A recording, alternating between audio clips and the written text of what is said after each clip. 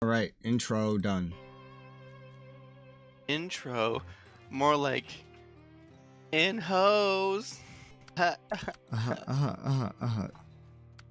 So funny. I think I've done every contest on this map. Yes. We have no tasks on this map. Global map is what we were doing. I think we had just finished up with a fuck ton of trailers from Drummond Island. Yeah, the trailers are all gone there. There are some trailers on Island Lake, and they're entirely semi-trailers. All right. Is there anything else? Mastodon it is. Island Lake, Drummond Island. Okay, there's also the 10 hut task. That's the only other task remaining. So there's some semi-trailers. Wait, what the hell? Didn't we do this already?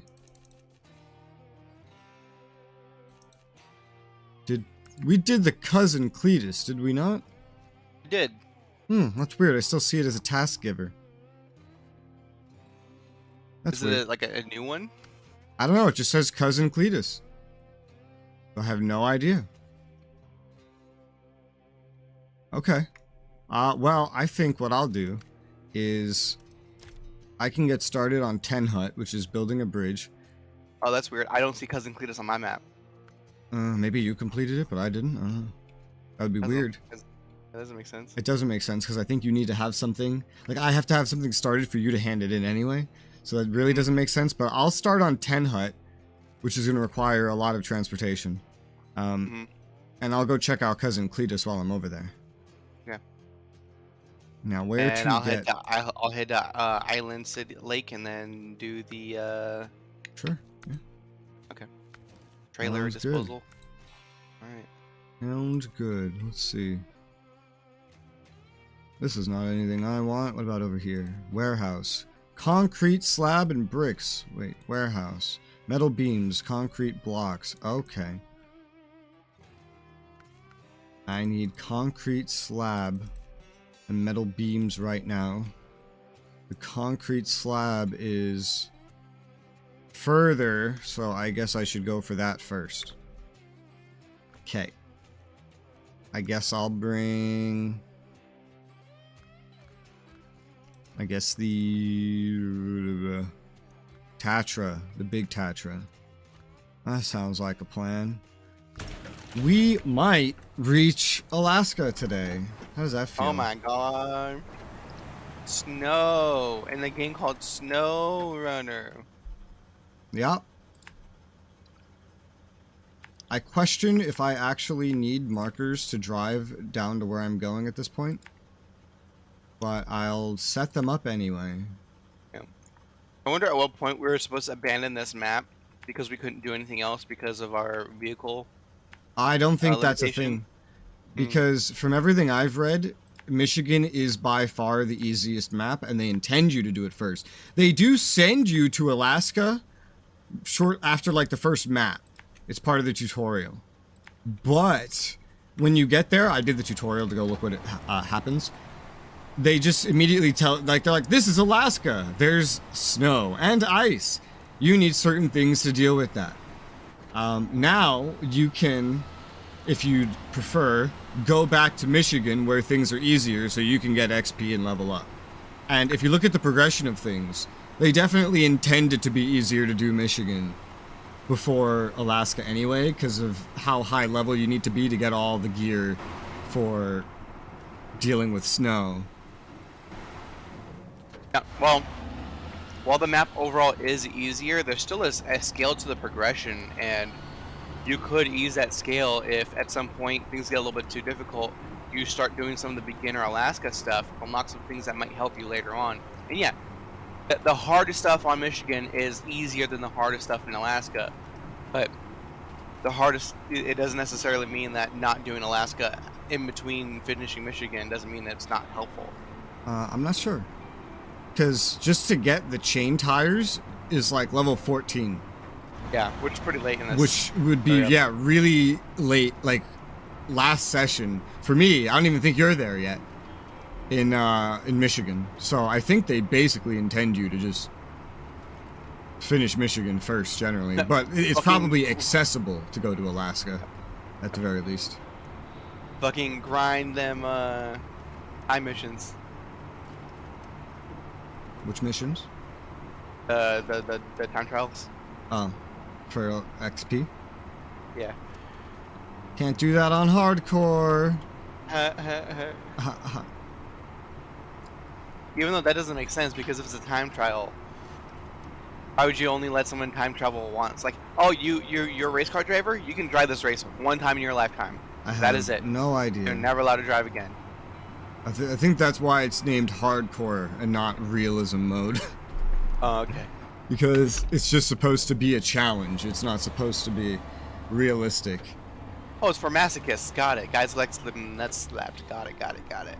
But you can, on New Game Plus, you can customize everything to your liking, all the settings. So you could probably make a realism mode. Always daytime. Yeah, you could do that. I think it doesn't necessarily... there's also a... I was looking at the Steam discussions for this game while I was just, like, passing time.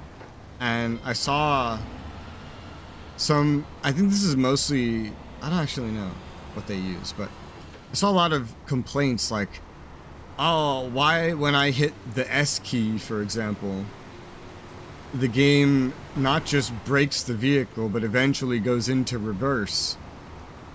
And I saw like 2 posts filled with complaints about that. And they're all complaining like, in real life, that's not how your brake works. I'm like, but it's not technically a brake, right? It's a speed control in a video game. Yeah. Every like truck game I've ever played that's popular, every single one, every vehicle game I've ever played that's popular, actually, has it so that if you do the lower the speedometer button, you will eventually reverse. Even mech games work like this. I don't know how this is surprising, but they all kept comparing it to real trucks. I just question if they think this video game is a real truck. In a real truck, if you went from any gear to reverse while still moving, you would shred your fucking transmission. What? Real trucks, Matt 9? Yeah, so in a But real truck, real trucks. if you press the S button, you break your truck. I don't think they would accept what you're saying. In my automatic slab. vehicle, that is not manual. If you fucking try to put it in reverse while you're driving, you will break my fucking car. In fact, the car won't let you do it.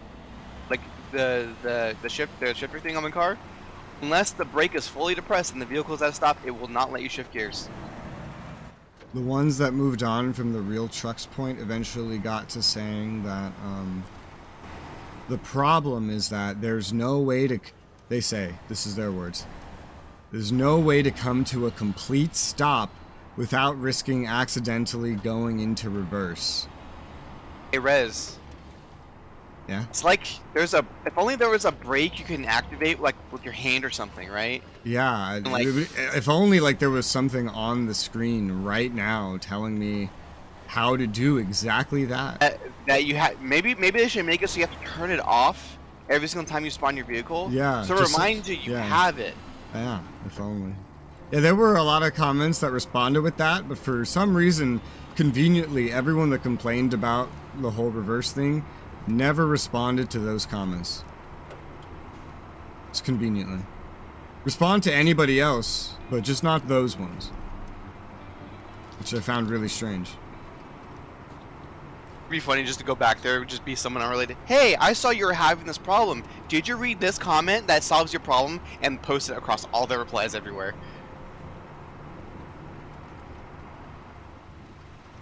I don't know, man. People are crazy. Stupid. People are stupid, yes. I feel like crazy is like a step beyond,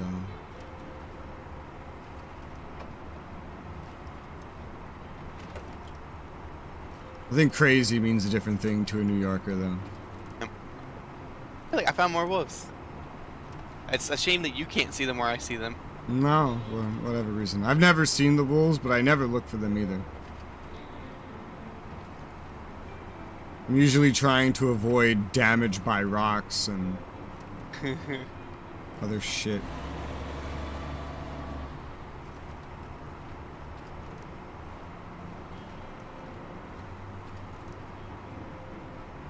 I can only imagine using the fucking like head tracking in this game where it turns your head while you're in first person.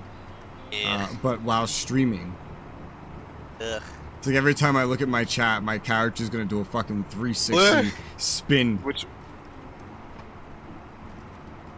Because those things are made for very minor head adjustments. Right, so that you can still look at the screen. Mm-hmm. But when you have to look at a chat on a different monitor, that's not a minor head adjustment. It's just like, huh, which would just spin your whole fucking head 360. I saw something that made me quite upset the other day. What's that? So two VTubers were hanging out on Facecam, and one of them had left a chest in the room with the other one, and one is from Texas, and she should fucking know better, but she opens the chest and finds a fucking revolver, and she's like, hey chat, look what I found, and she's like fucking holding the revolver. Ben. And at first she has proper finger discipline, but then she puts her fucking finger in the trigger well, and it looks like she's trying to squeeze it. And then the owner of the firearm is like, oh my god, what are you doing? What are you doing? She fucking tackles her. It brought great shame to... Is this on YouTube? Yeah, it's on YouTube. That's not allowed then. That's a bannable offense right there. What? You're... Under most circumstances, with current YouTube rules, you're not allowed to show firearms. What if you're a gun tuber and you're I don't know how they get around that, actually. Yeah. But under most circumstances on YouTube, it says very clearly that you cannot show them. Maybe if you make them non-functional or something, or it's for educational purposes or whatever. But just pulling out a gun randomly is technically not allowed on YouTube anymore. Hi, David. I'm doing all right, and yes, more SnowRunner. Without the snow. By the way, I'll remind you when we get to Alaska. I've been making note for many play sessions at this point. I have to inform you to stay away from the blue ice. There's different colored ice. And if you drive over it, it will collapse under you. Sick. I haven't seen it. I've read everywhere talking about it. Like, avoid this color ice. It's bad.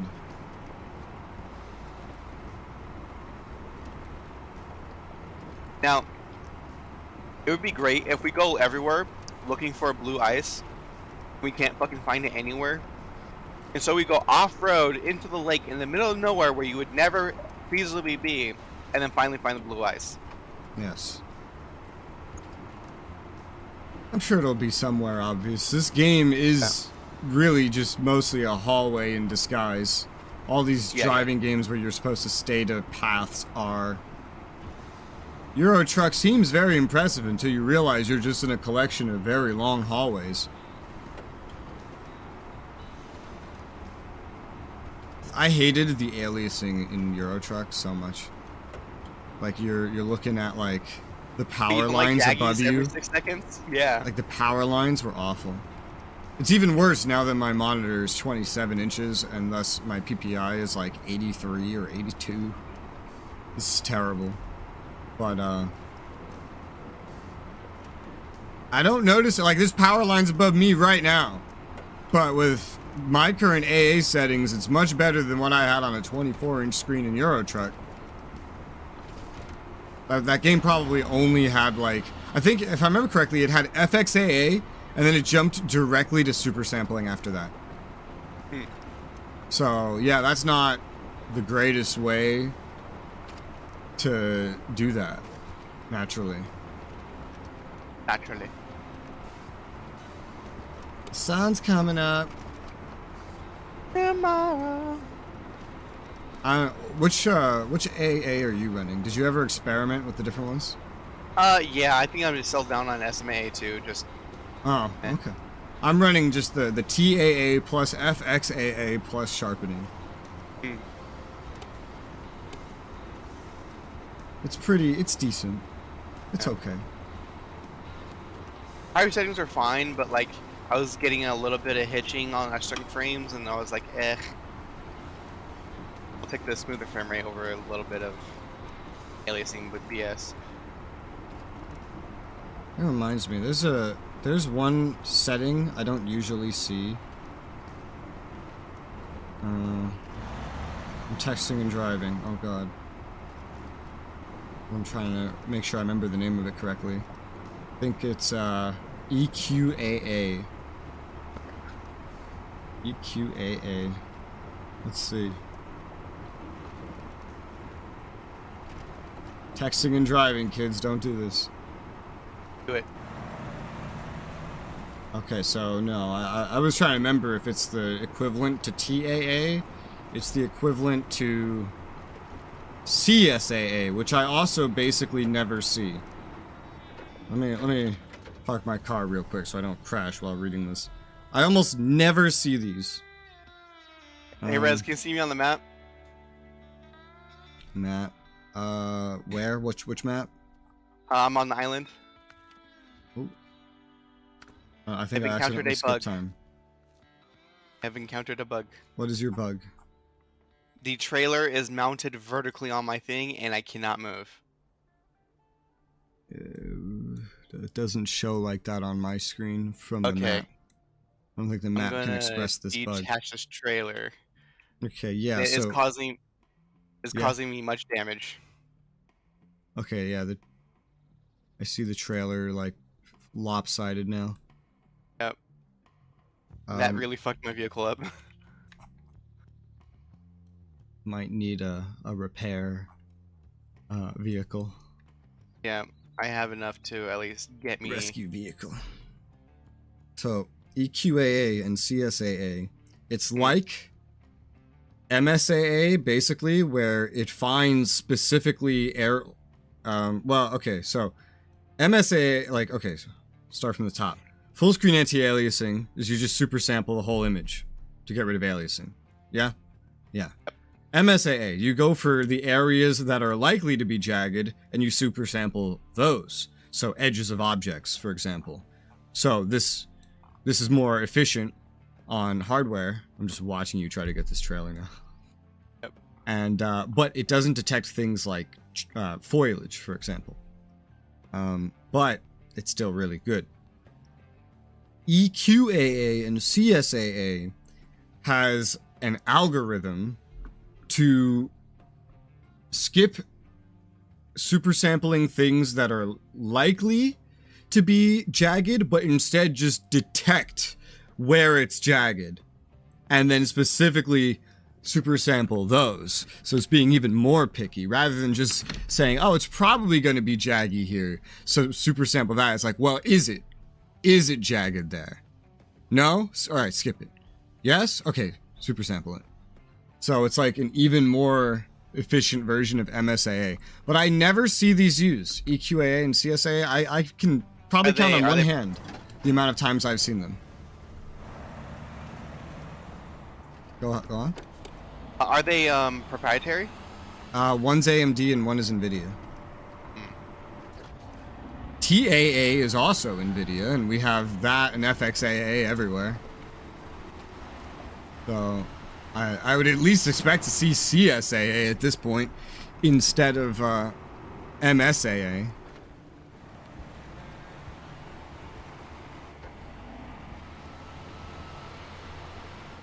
But I don't ever see them.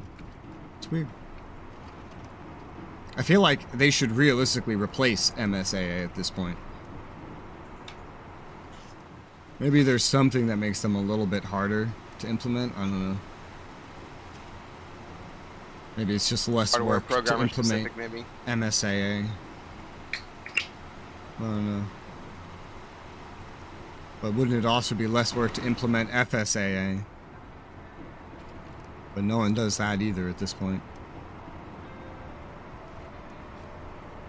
I don't know if AMD has an equivalent to TAA. I don't think it does.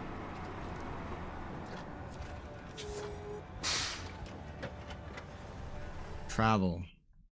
That's a good question. I don't think AMD has an equivalent to TAA. Does AMD have an equivalent to TAA?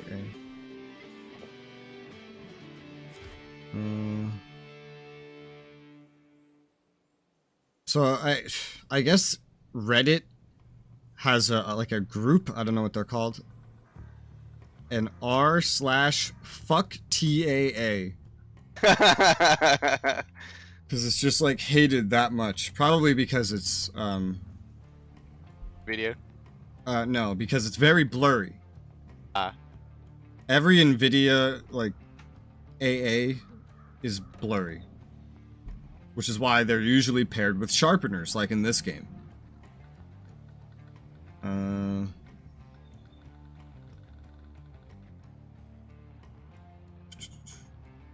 What the hell?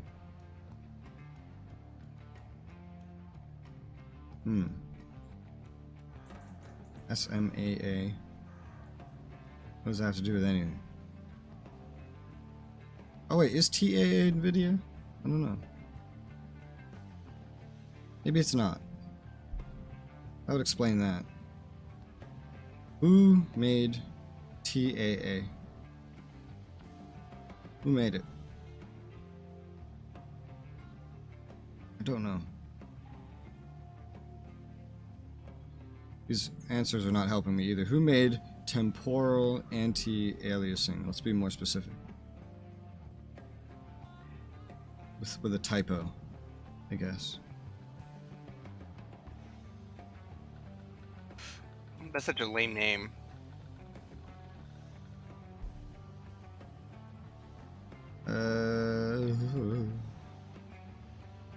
Maybe it's generic. I don't know.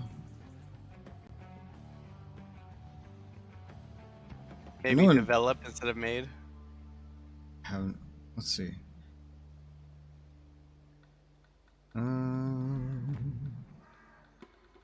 Okay, I guess TAA is generic. I was confusing TAA with TXAA. TXAA is NVIDIA, so TAA is generic, just like SMAA is. Which would mean that I think, aside from FXAA, this game only has generic options. MSAA, TAA.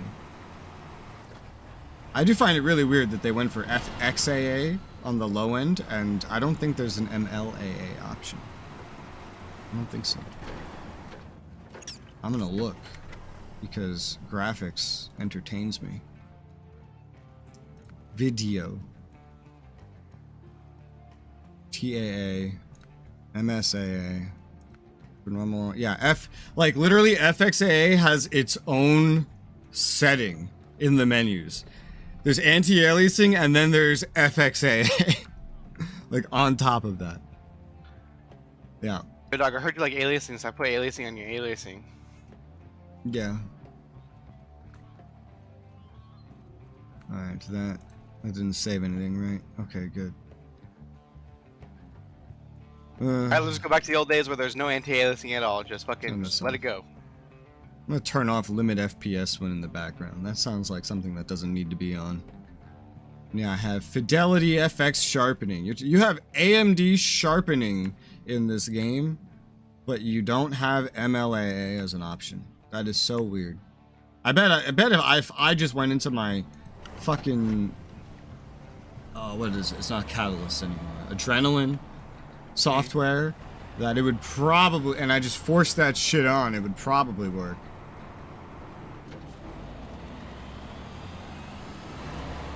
Although I don't usually like to try forcing things through there, because I feel like that's more likely to end up buggy. than something the devs have looked at. I don't know.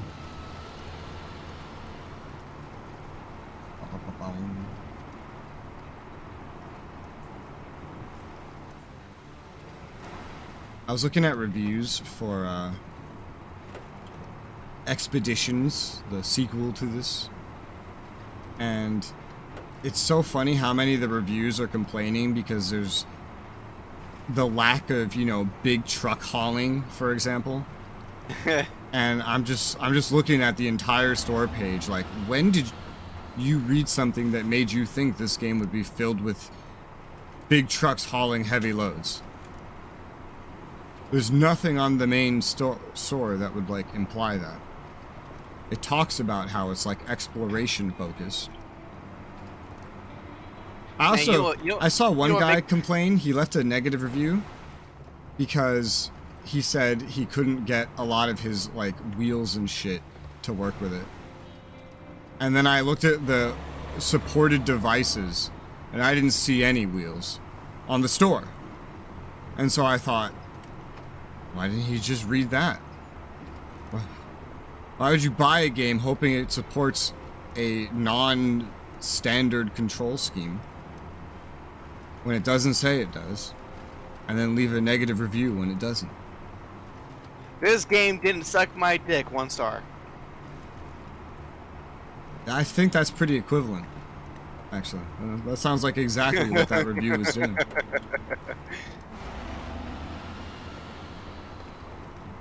Oh god, rocks.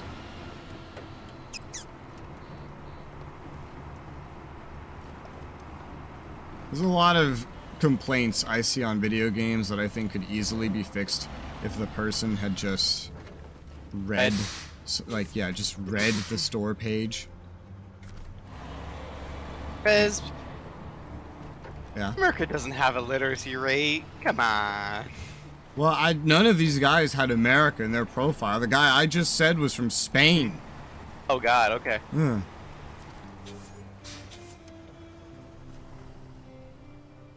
Concrete slab delivered. Those textures are glitching out over there. Alright, now that I'm over here, I can go investigate why Cousin Cletus is still on my map. Let's go, Cletus. Why are you still on my map? We already did your mission.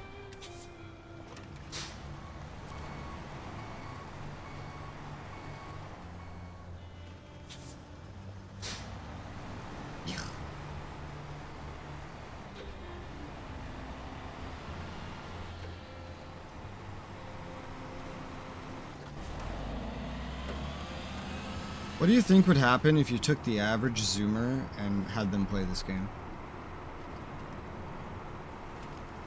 Where's the gotcha at? Where's the I mean, like, attention span wise, because like like they like things being fast and short from what I've seen in my own interactions. So when does the game actually start?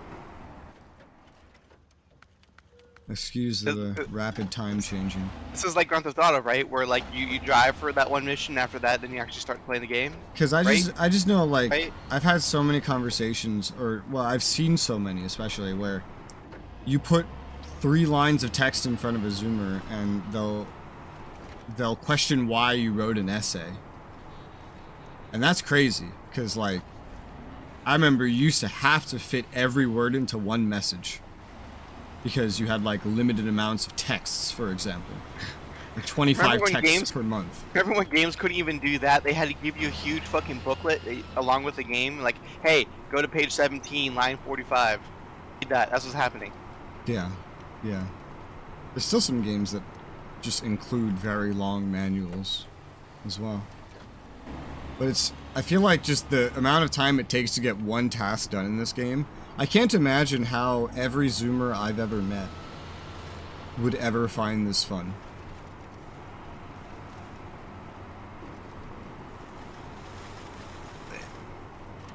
So I do wonder. Yeah. Oh, that's right. Ow! Oh, shit. I forgot I have bound all my keys to be different Your things. mouse? Yeah. Yeah. Oh, but some of these are actually fucked up because I had to change what these buttons do for SAO. Because two of them were set to function 23 and 24, but that game didn't detect function 23 and 24. So KB11, I think that's what these are.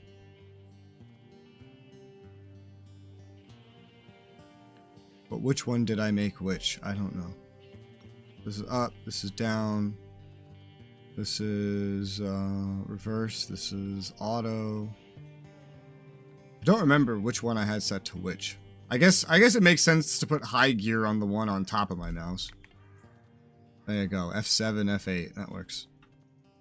That's why I had to rebind these, because these were like the lowest function keys I could bind to that didn't either change with how full screen the game was, if the game was in borderless, or didn't take a screenshot by default on Steam.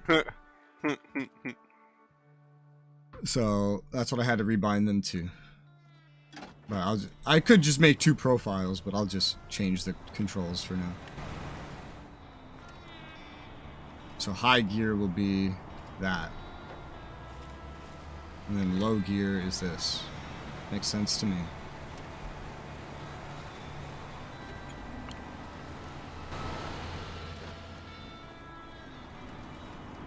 Boom, boom.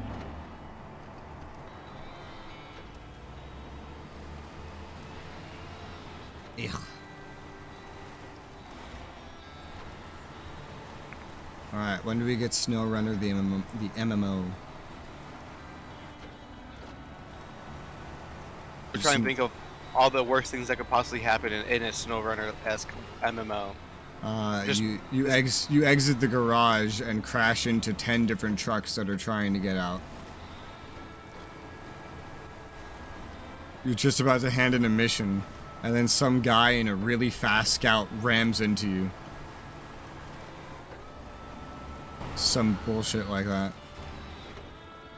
Whew. This is something that could use a low gear. Major roads blocked by trees being dragged by other players. Yeah.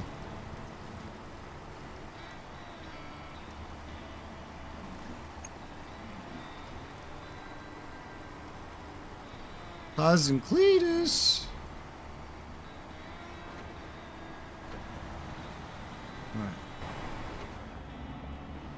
Alright.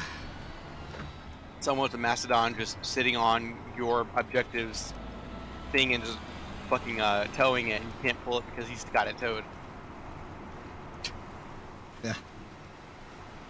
Alright, let's see, Cousin Cletus. Why is your task here again?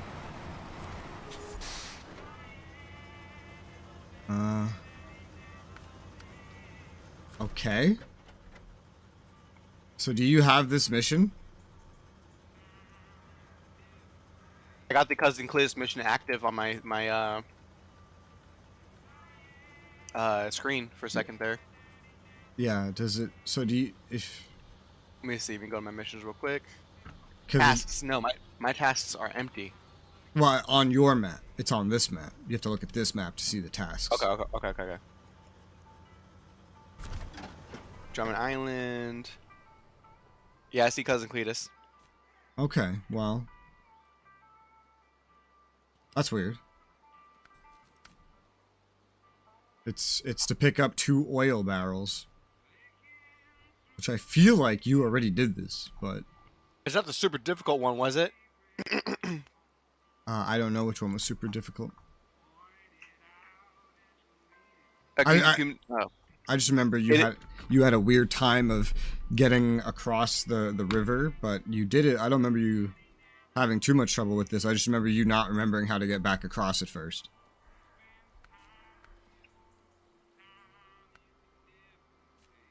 Let's see, 10 hut. I'll just go back to doing that. Getting the bridge built will make this easier anyway. Need metal beams. I can get that through the gate to Smithsville. Damn. Smithsville, damn.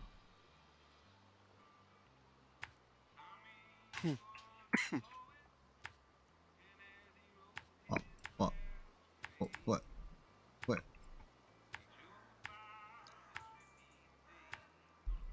Right. Let's see. What if I repair myself from my roof rack? There you go. Time to turn around.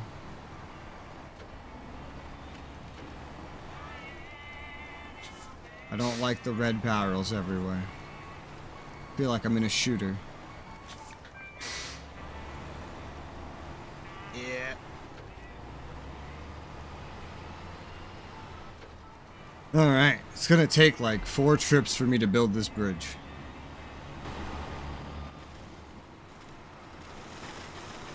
Ugh, mud. The mud clipped through my vehicle. It's always clipping through my vehicle. It's like, oh gosh. It's like coming off the fucking wheels, clipping through my vehicle.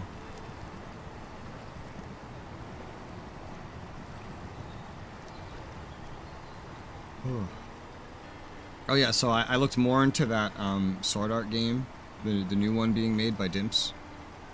It really is just Xenoverse 2 in Sword Art, like 100%. Fucking go. The 20-player raid fights, I realized, you know what that sounds suspiciously similar to? Like those giant raid fights that nobody did in Xenoverse 2. Yeah. It's exactly like that. So this literally is just Xenoverse 2 in Sword Art, is what they're making. Which means it's not part of the single-player storyline that's been going on for fucking 8 games. That, from what I read, could be over, potentially. Oh no. The last game was potentially the last one in that storyline. But I don't know that for a fact. I just know I read a lot of individuals saying that they read the developers saying that. But I did not actually see the developers saying that. But still. That's quite interesting.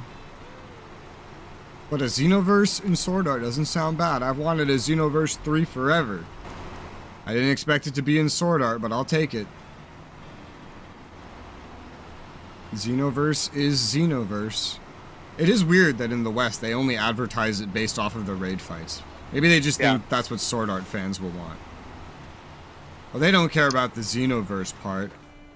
They're gonna care about big raid bosses. Even though in Xenoverse 2, I don't think anybody really cared about that. I don't think anybody really did that. Alright, I'm headed to the garage. You know what to do. In the, like, the trailer store? Okay. Are you already there? Okay, so you're not headed there, you are there. I am there. Okay.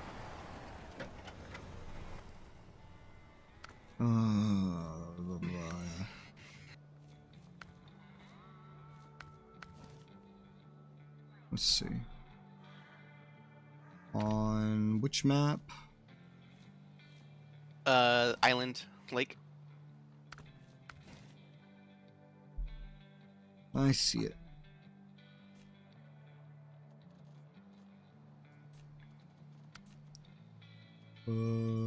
Enter.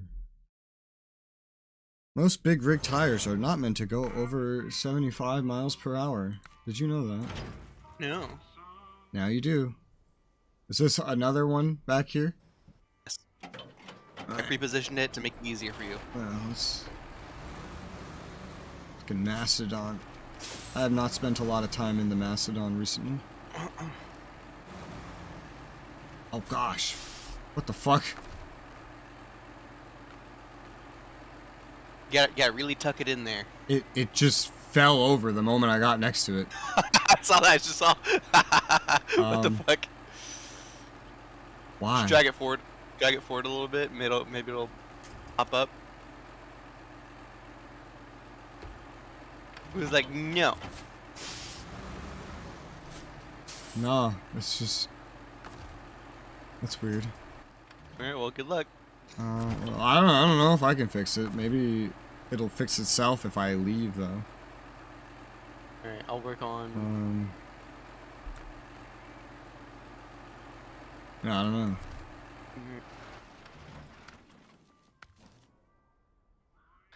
I'll fix it.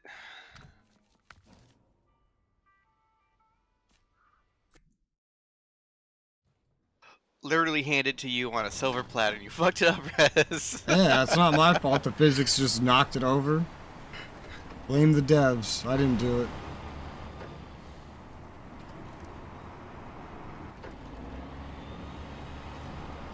Didn't even touch it. Ooh. Yeah, it's full clipped into the ground. The fuck?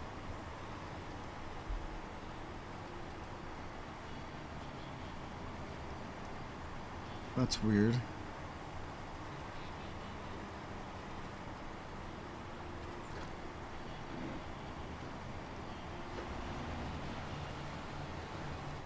Oof.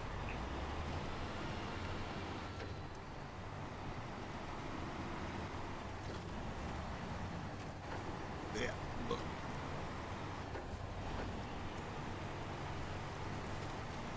Right.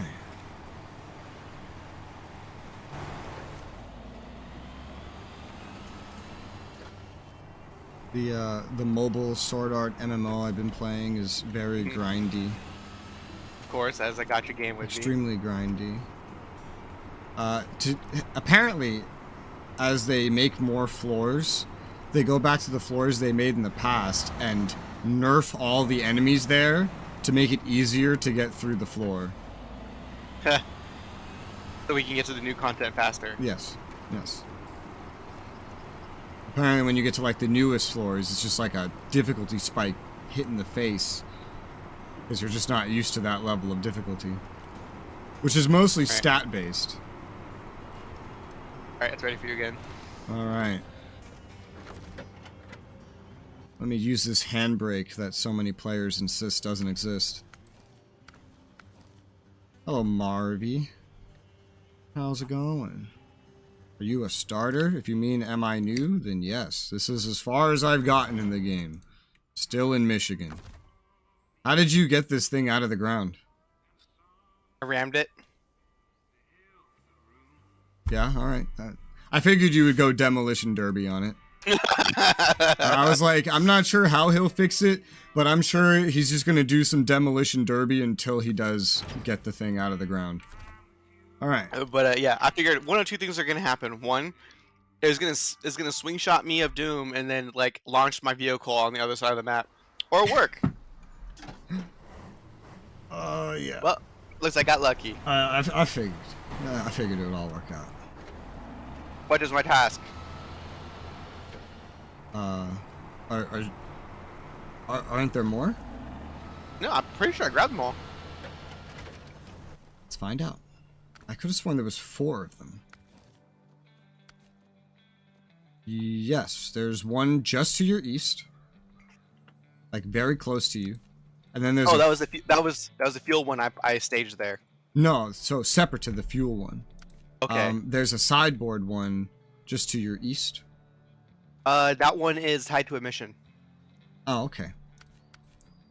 So, and that fuel one is knocked on its side. Okay.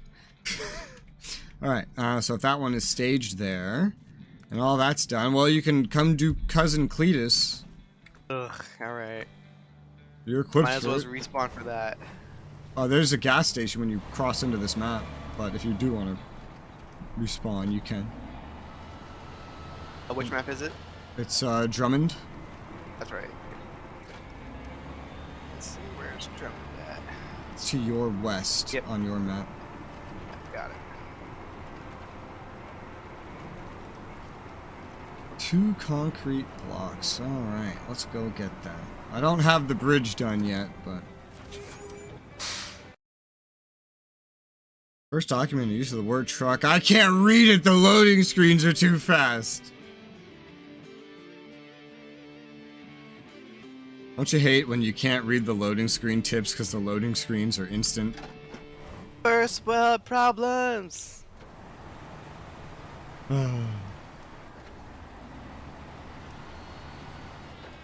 My favorite thing to repeat every time I hear first world problems is to remind that technically, by original definition, Brazil is a first world country.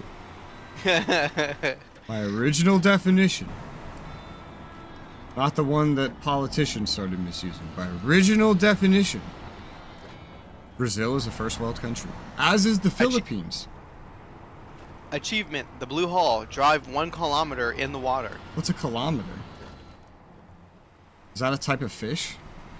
I think it's an alligator. It sounds like a fish.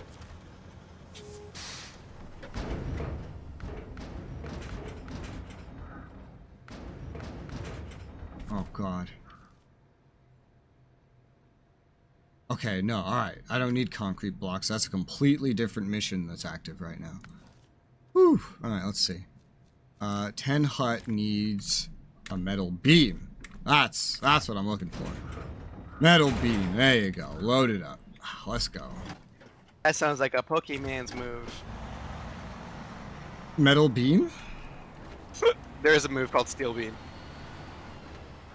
I was gonna say, yeah, it does kind of sound like a Pokemon move, yeah?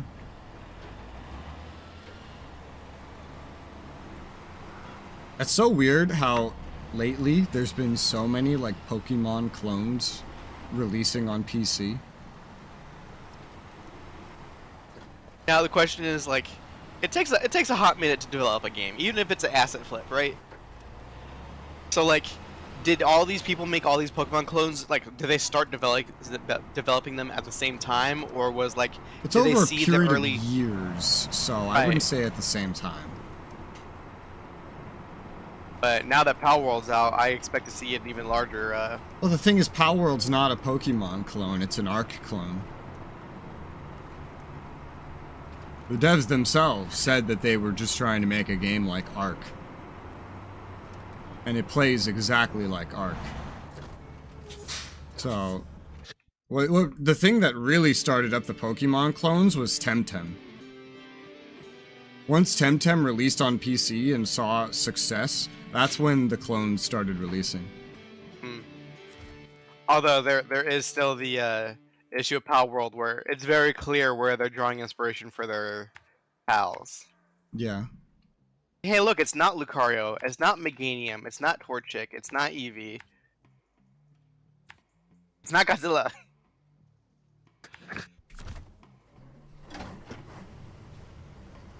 Let's go.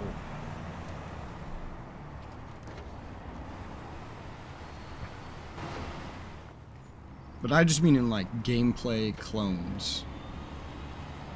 Like there's a lot of them. Yeah. And they're all, most of them are all like old Pokemon too, because the new ones are like, they're different. With their visuals and everything. It's like 2D graphics clones. When RPG Maker came out, I thought like, man, there's gonna be so many good Pokemon clones coming out for that. And like, I haven't really seen any. Yeah, no, none. All the Pokemon clones are unique engines. Yeah. What JRPG Maker led to was a lot of Final Fantasy style JRPGs. Horror JRPGs. What? Horror? Horror? Horror, scary, boo. Horror. Horror. Oh.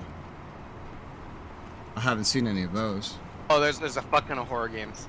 That's honestly what I know it most for these days, honestly. Oh, yeah, no, every time I see a RPG Maker JRPG, it just looks like Final Fantasy again. It's pretty much. Even the really old ones from like 13 years ago. Like Skyborn, which is a really popular one. It's just Final Fantasy in a different setting. Boom, boom, boom.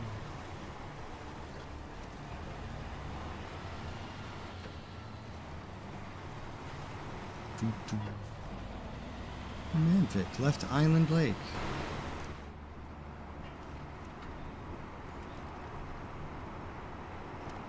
Alright, where's this gas station? There it is. If it was up your ass. Ain't got no gas in it.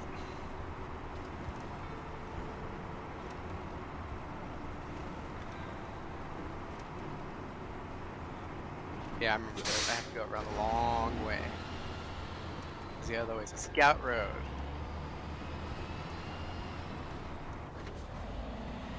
I think from where you spawned in, there's like a main road with a bridge that I built that leads to that gas station. Yeah. It's just to get to that main road, I have to hook around this mountain a little bit to get to that road. Hmm. I.e., staying on the main road the whole way through. Yes.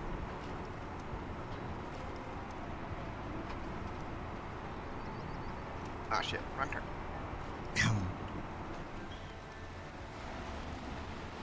Right, I'm on the same map as you now, right? Yeah. And I can fuel. But remember, it was only the first time you were able to fuel. Only the first time, yep. I had to refuel from my service kit and my repair supplies separately. And I was only allowed to do it once per. So now that I've done both of those, I can no longer refuel from either of them. Stupid. I built the frame of the bridge. Now I need metal beams and concrete blocks. I know where to get metal beams. Who the fuck do I get concrete blocks?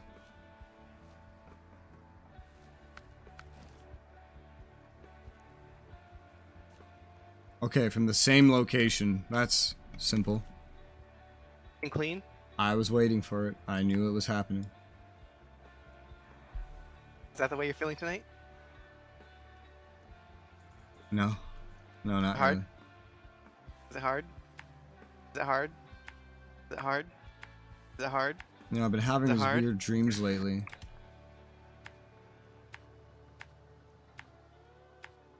Okay, Prince Noctis. What?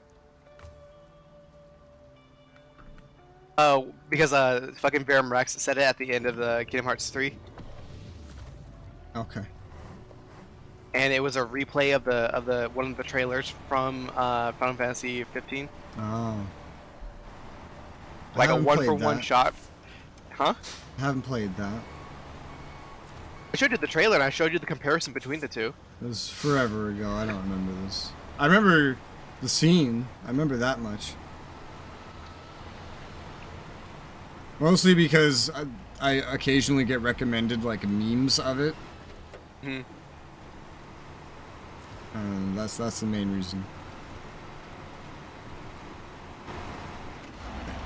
My personal theory is that Nomura is making it so Square Enix has to fund his versus game that he wanted to make, and if he has to go the Kingdom Hearts route or the Final Fantasy route, it doesn't matter as long as he gets it done. I don't know. Taking both franchises and holding them hostage. I don't know. I'm not invested into either of these series. Not invested has played all the games of Kingdom Hearts. Yeah, because somebody else is invested. Well, that someone is not me.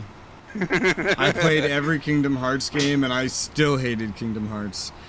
And I still think that Kingdom Hearts 2 was the best one. Sort of. I think it's mostly the best one.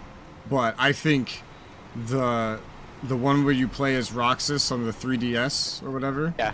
I think that one should be the best one.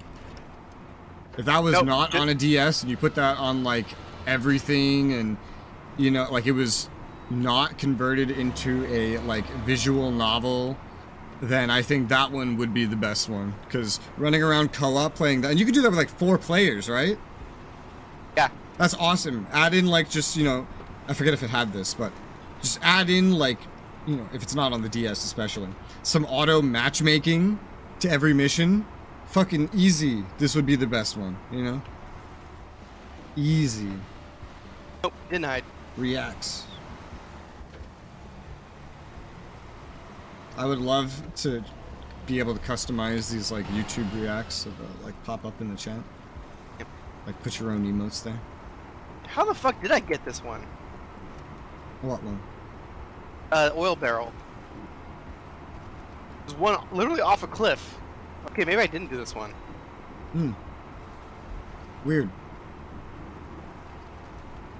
Shrug. Is this bridge just to the north of me completed? Where the hell are you? Yes. Southeast. Yes, it is. Yeah, cool. Okay. It draws in on the map if it's completed.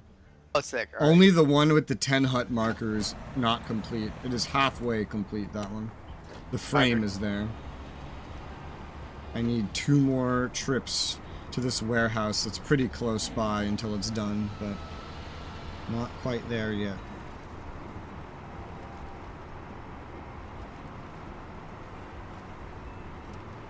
Bum, bum, bum.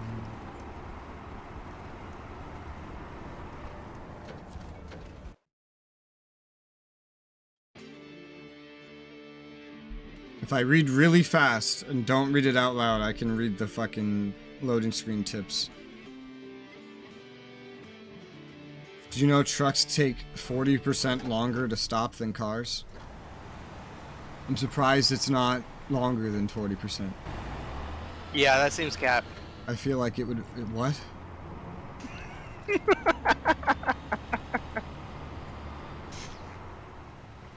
Can you extrapolate on that? That I believe that information portrays a falsehood. No, I mean the word. I want to know what is that short for? Yep. I actually don't know. Because I learned, at first I thought Riz was just some made up word that was retarded. Then I realized, oh shit, this is short for charisma. And then I double checked it and realized that this was in fact the case. In this case, I don't think there is a originating word. Let's see. So I'm curious if like all these Zoomer words are short for something.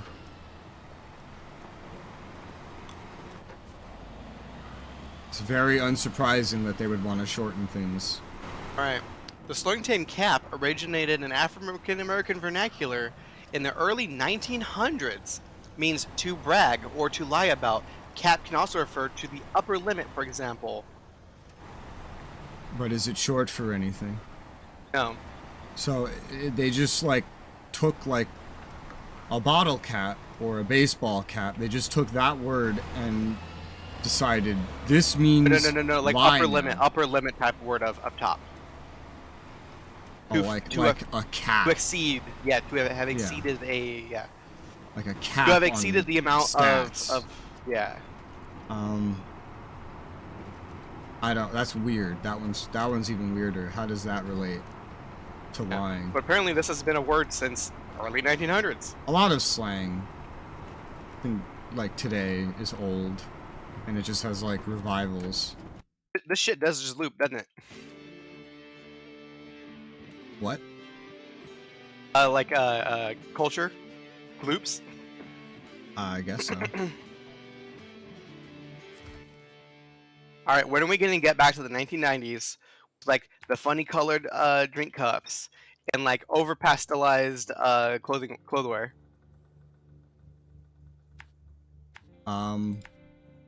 Right now, if you choose to. I guess pastel goths have become a thing. Have you heard about that? I don't research types of goths. Yes, there's a type of goth called a pastel goth, where instead of wearing dark emo colors, they wear these cutesy, like over-the-top, like clothing. No, I did not know that, and I feel like the chances of me encountering this without someone intervening is very low.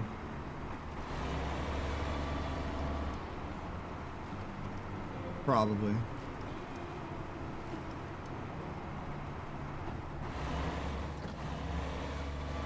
Just types of goths.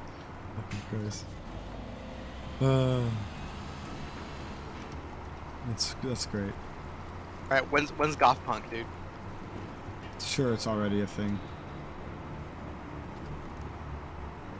So I'm still stuck on how a cap like a limiter can be turned into a word for lying. Still trying to wrap my head around that one. That's so like if I translate that literally, then someone saying that's cap means they're saying that's a limit, right? No, no, it's more like you've exceeded your limit. So that's past a cap. Yes, you have exceeded your cap.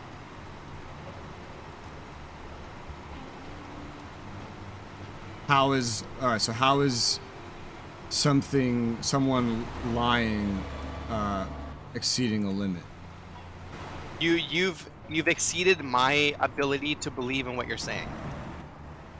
What you're saying has gone So over the limit of what I'm willing to accept. Person two's limit, it's the speaker's limit. Yes.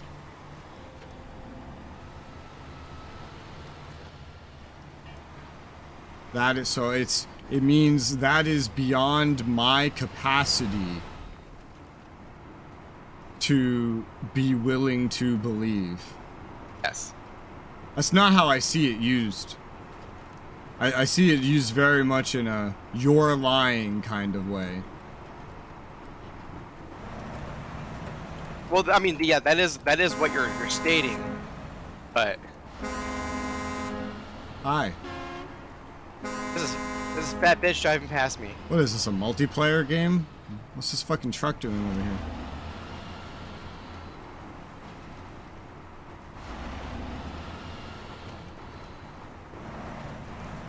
I miss, you know what I miss? I miss when, because this one's actually still pretty recent. I miss when people would just like, for the same exact meaning, I miss when they just said fake news. I mean, I still see that. I still see it. But I didn't realize that the word cap was like a replacing word. I didn't really understand what it meant.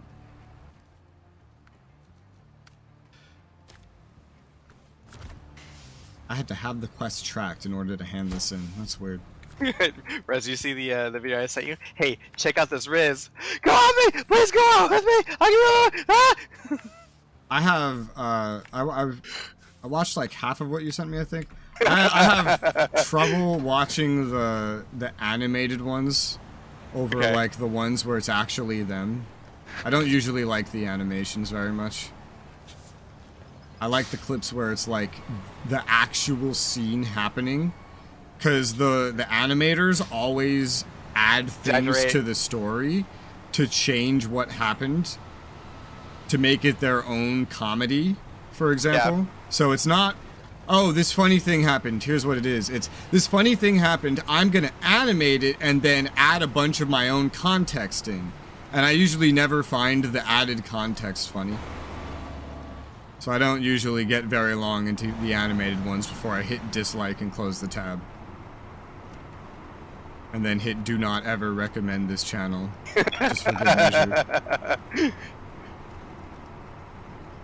And anytime, like, on my own recommended, there's never, despite how many times you send me animated things, there is never a pop-up that says, VTuber, recommend, or animated. Because anytime I see animation, I immediately hit do not recommend. Because I'm just confident I won't like it. I like the actual scenes. Why do I see so many goddamn wolves? I don't know. I haven't seen any. But again, I haven't been looking for them. Like, albeit it's just the eyes of the wolves, and they disappear relatively quickly, but like... Yeah, I have not noticed any. Blech. And I know that you know that I know that you believe me. I know that you know that I know that there is a time in every man's life. Why did you have to say it like this? This is ridiculous. This is completely unnecessary. I'm sure what you said is correct, but this is completely unnecessary. Hi, Jacob. Zeus can fight me. How dare he take away my stream yesterday? Anytime it is thundering outside, I clarify for stream that Zeus might smite me. And he did. Yeah, he did. It happens sometimes.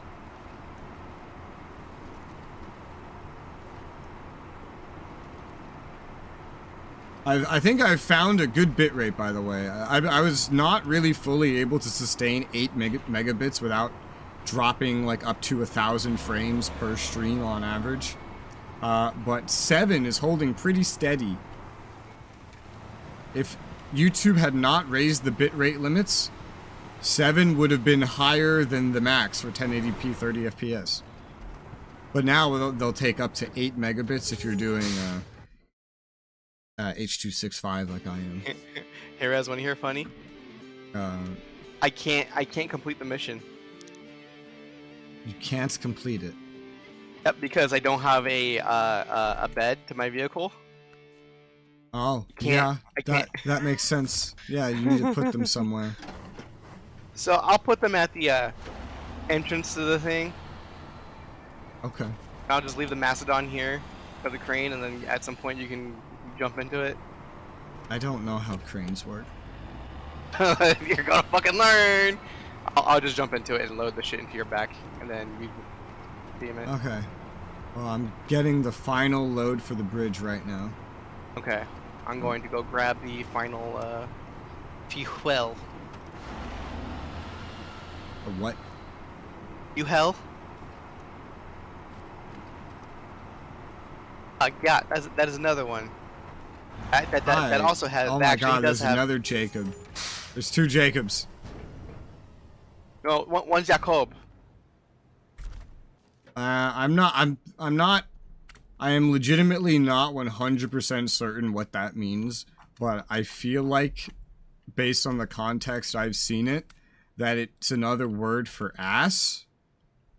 Ding ding ding ding ding ding. Okay. Would you like to know the etymology? Sure. Why not? Alright, it is short for the phrase goddamn, as in goddamn, that is a big ass. That's retarded. What? Oh, it's concrete blocks. One? Only one? Only one concrete block. Huh. And these are concrete blocks. I think. Yes. Okay. Well, shit. I'll just bring this. And then I'll head over to you. Ay, there's too many words.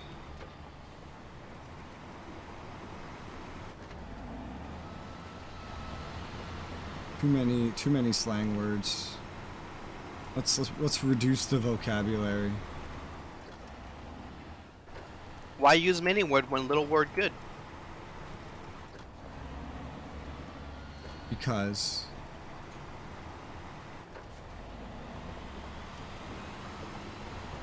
yeah. There's another word. Have you ever heard the term bougie? No, I've never heard of this in my life. Alright, well, number one, I don't know how to fucking spell bougie. Oh, but wait, like it is bougie? That? Yes. Yeah, yes. I know, I've heard that. It's yeah, like, yeah, it's like fancy, like pretentiously so. Yes, in a negative connotation. Yes. Well, I mean, the original word too, bourgeoisie, which is a French word, does mean that. But like, yes. I hate it because one, I don't know how to fucking spell bougie. And most of the time whenever I see it spelled out, no one ever spells it the same. This is why slang can be stupid. Fucking look at this knob. And then it's all like, I'll purposely, whenever I see the word bougie, I'd be like, oh, you mean bourgeoisie?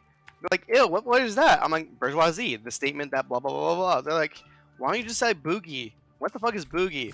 It's pronounced bougie. I don't know. Doesn't make sense. Use Jacob real word, has bourgeoisie. another word for you. Oh, skibbity? I mean, technically speaking, that doesn't actually have a fucking meaning because it's just a reference to Skibbity Toilet, which is a ripoff, well, not ripoff, but like a Start off as just a person using an old fucking like Swiss song. Did you say a toilet? Yeah, toilet. Skibidi toilet. It's a toilet. It's a brand of toilet? No. All right. It is an animation done in Source Filmmaker, whatever the fuck that's called. And it's a series of nonsensical animations, and people have pieced together like a plot after the fact of like these toilets are trying to fight this resistance fight against these like monitor people, and like it's just nonsensical. And it's all set to the same song that doesn't literally have lyrics. It's just fucking saying the same like couple phrases, but it's super catchy. What could this possibly mean? Yeah, so exactly that slang word literally has no meaning. So when someone says that, no meaning, so then why so would when you someone say use yeah, it? so like the best meaning you can give it when you say, because usually it's in the phrase of "that's so skibbity." You're saying, "Oh, that is so catchy. That's memorable. It's viral," in the literal sense. So it means viral. Can be, yeah. This is ridiculous. Why would anyone need a word that doesn't mean anything? Isn't that against the point of words? Don't we need them to mean things? So that we can say things?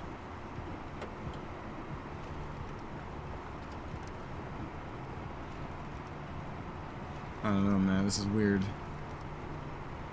I don't understand. Mino, porque, lel, esto.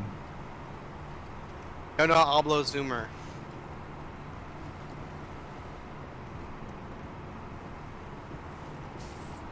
No hablo zoomer. Mino, porque. I also don't speak Spanish. In case that wasn't abundantly clear.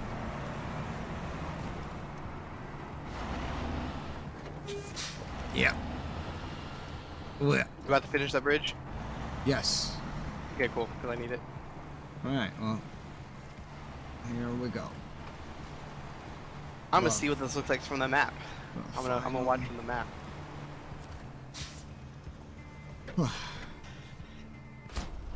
Hey, it just pops in. Animation. Alright, your bridge is there. Yay. You have the thanks of a grateful nation. Yay. Alright, so... I'm not thankful. The bridge should have been repaired months ago by the US government. The fact that some random yokel with a truck had to do it themselves. I think we're hired to do this, though.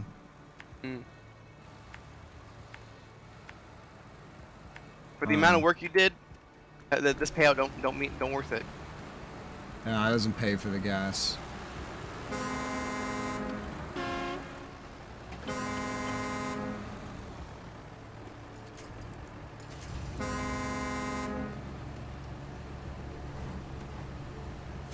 That's me flipping you off. Mastodon.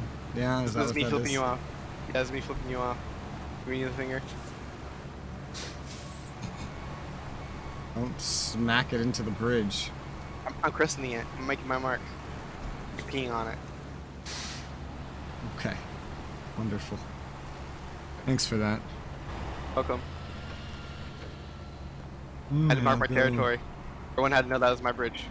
I'll go bring this over to where the other oil barrel is, so there's something to put it into.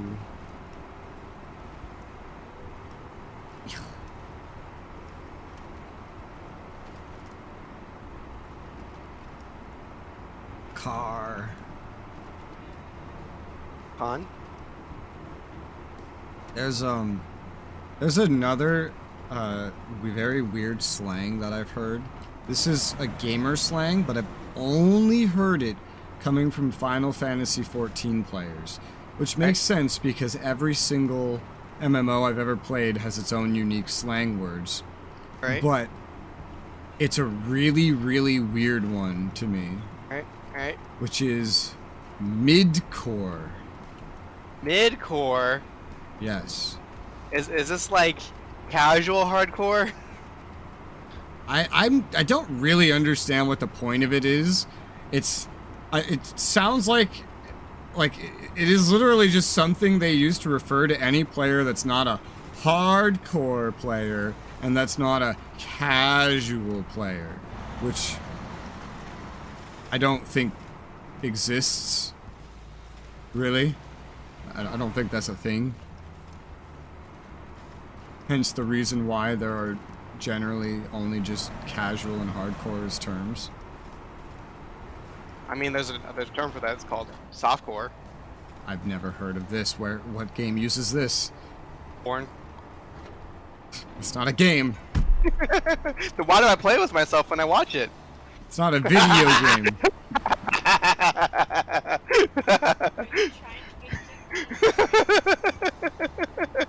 Demonetized. Hey, my wife has come to brush me. She's Brush? tired of looking at my caveman hair. Brush, as in to use Yes. a... Yes, I know what a brush is. Ow, ow, ow. Oh, she's hurting me.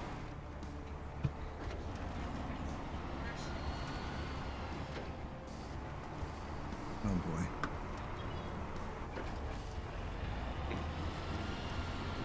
Blech.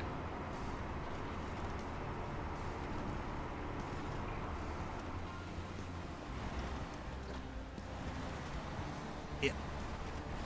Blech. Turn. Difficult. I did it.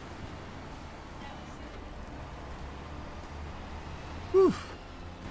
I did this all on 1 tank of gas. Gotta love the Tatra. I still have 62 gallons left.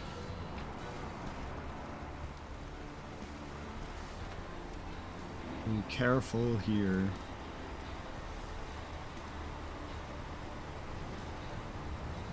Ugh.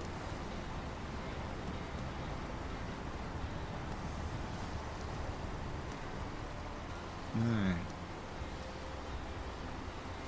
Getting to Cletus is a trip through challenging mud.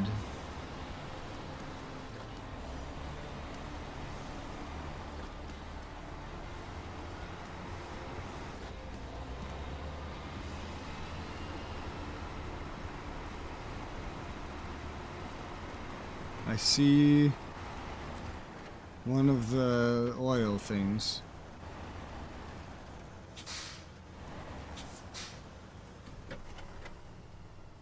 Alright. If you had a crane, you could pick it up. I don't have a crane. Do you have a crane? I do. Get it? You crane?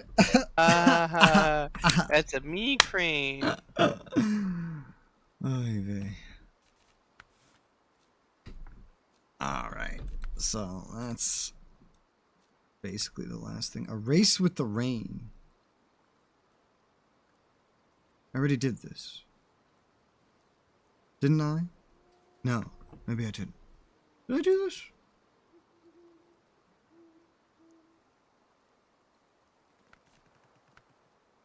It shows a task over here. That's a race with the rain. It's a task. I remember looking at this task last time. But I don't remember if I did it. To reach the farm. I feel like I've done this. So I don't know why it's marked. But whatever. Maybe Is it a time trial? Yeah. I remember the time trials all, for whatever reason, reset whenever you leave the game. I don't know, it's weird. Did you know I've only played 1 session of multiplayer? What? Yeah, according to the game, I've played 1 session of multiplayer and completed 2 missions. Maybe because... Oh, what? Yeah, that's what the game says. Which remember, is we figured out not that the case. Exiting the game properly gave us shit. Okay, no, I haven't done that. I can see, if I go to contests, there's a separate tab. I can see every single one that I've done and what my score is on it. Okay, cool. So, I have not done that one.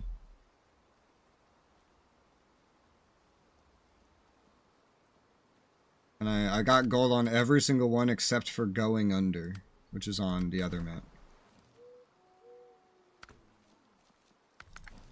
Damn. Gouage.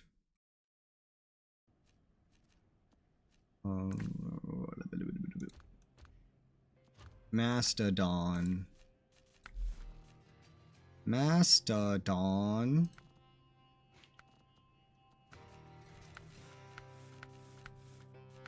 I think there's really any upgrades to do to this.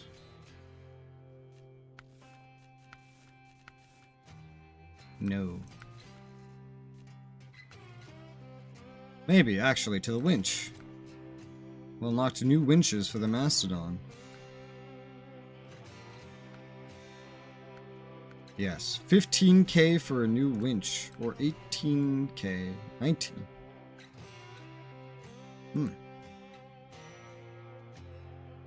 Advanced twin motor, extended rope, level 20. I'll use extended heavy.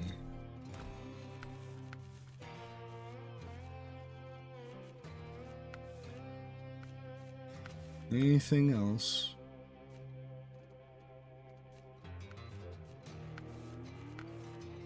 What are these? Stock head fog lights. Does this override anything?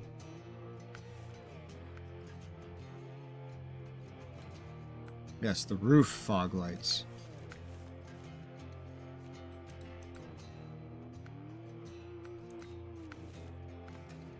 Mastodon's confusing. Some things are listed where, like, the stock thing is on the bottom instead of on the top.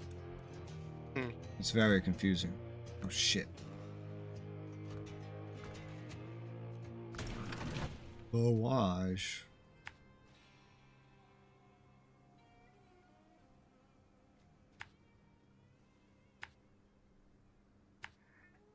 Can you make it daytime? I'm stuck and I can't fucking figure out why.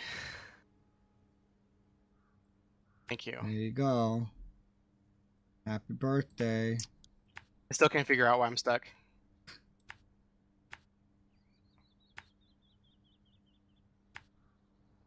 Can you winch yourself?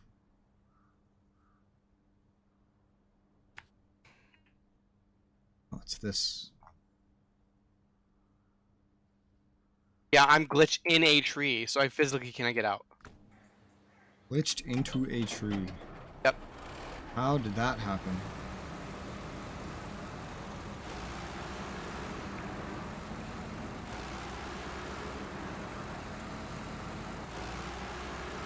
Alright, I see how it is. I just gotta wiggle my ass a little bit. And I can get out. Ah yes, the first person of a Mastodon. It's absolutely atrocious. Mastodon engine is so loud!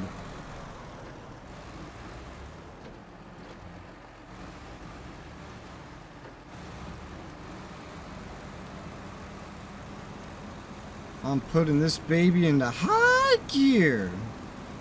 It's a terrible thing to do. I didn't want to run over a rock and hurt my suspension, so it's very useful in this case. Yeah. And I'm also going down a hill, which sounds like a terrible idea.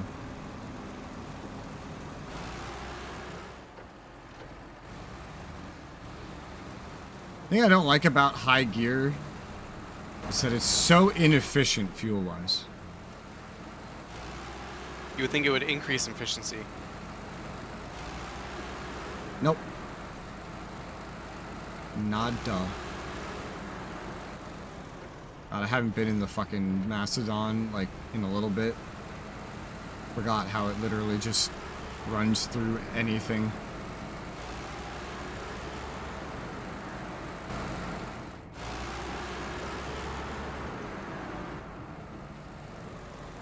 There's mud under me, I don't even feel it. Was that a boulder? Pebble. Jacob has another phrase this time. Phantom tax. They spelled it wrong though. What is this? By wrong, I mean they used appropriate words. Alright, phantom tax. It means a few things, but like the main one is like whenever you go to a friend's house and like food disappears. Your friend ate it. Okay. That's phantom tax. I don't get it. You wish for your friend's company, and so you must accept the loss that food in your home may be disappearing because, you know, phantom tax. Is that referring to specifically this situation, or Yeah. is that generalized, like applying to all things that come with a cost? I think in that specific situation. Oh. Okay. Well, okay, that's... Why, is there like a specific thing that happened that made someone decide to give that a name?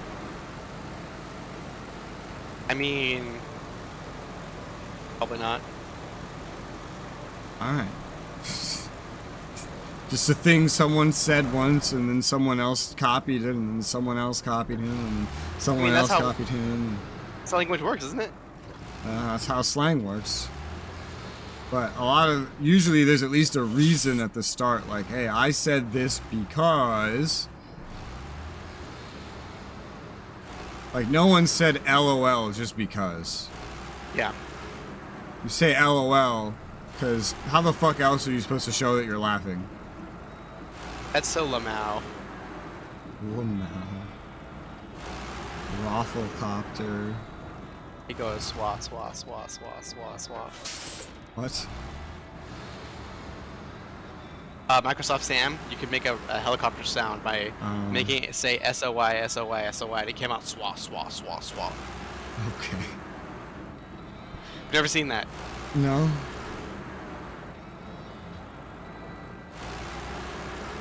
I play video games. If it doesn't have anything to do with the video game in some way, then good chance I've never seen it.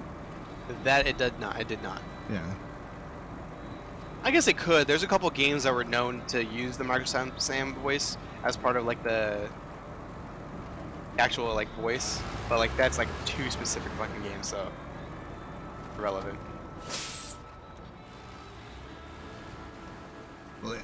Rocks. All right. After much pain and suffering, I finally got the fucking fuel, Yay.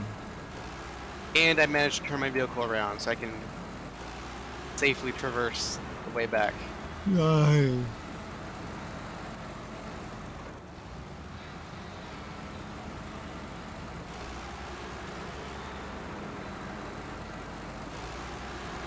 More weird gamer slang that these ones are even weirder to me than hearing a Final Fantasy XIV player say midcore. Is when someone says, this is probably the newest one I've heard, triple I. The fuck?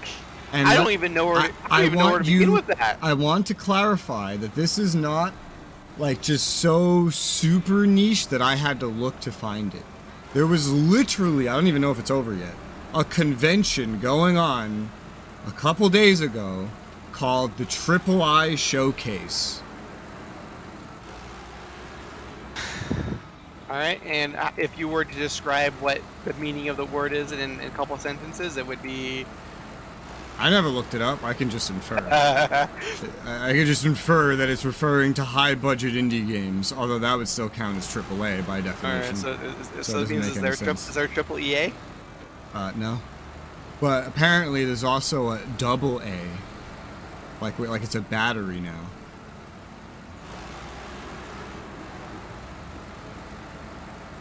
I think double A, triple I, and midcore are probably the cringiest things I've ever heard a gamer say.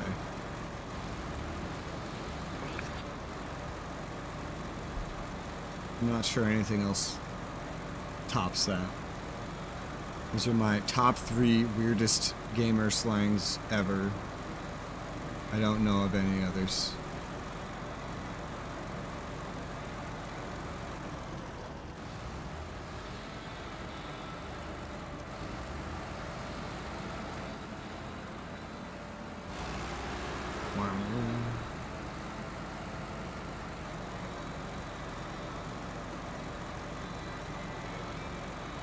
This one's not really slang, I think.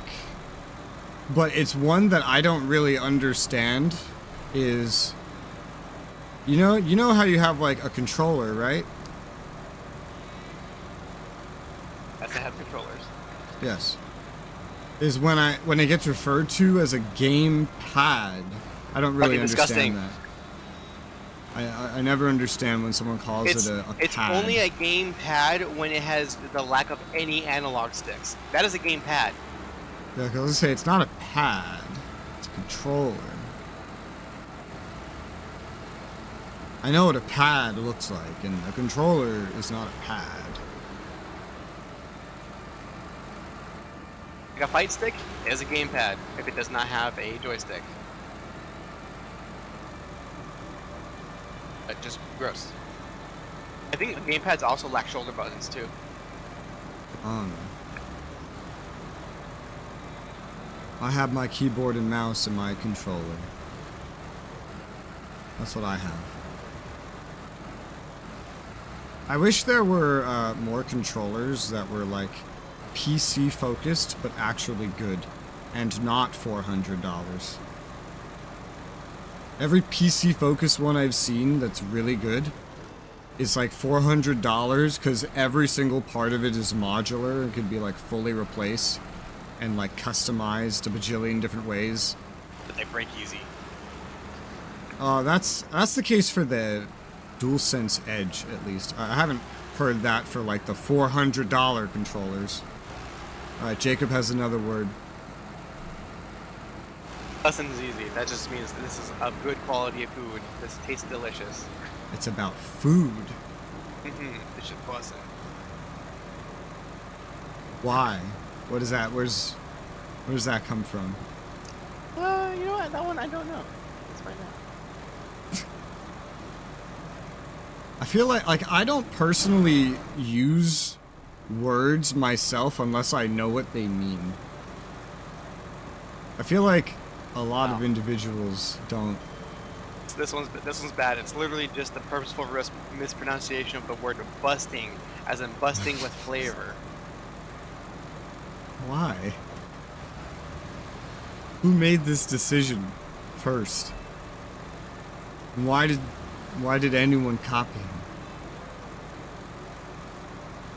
All these decisions come down to one person. I know, because I've accidentally been that one person once. on Roblox, actually. When I was like, I don't know, roughly 14. I made an RP thread of a sort of unique style, but not really, that nobody else did. And I gave it a name. To be honest, I don't remember the name anymore, because it meant nothing to me. But I go back 10 years later before the forums shut down, and they're still posting RP threads with the name I gave to the style that I did.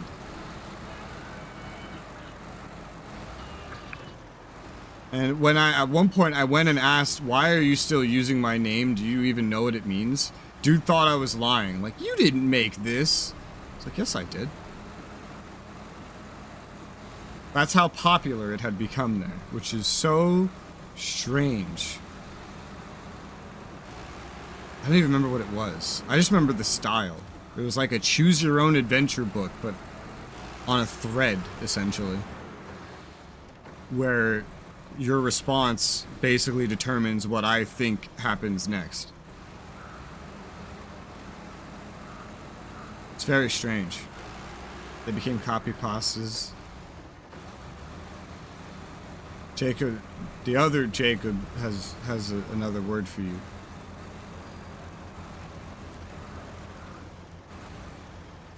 Let's see. Let's maybe try this one again. Although I don't remember what this one is. Let me take it and then see what it is. It's to get down there. Yeah, sure. Why not?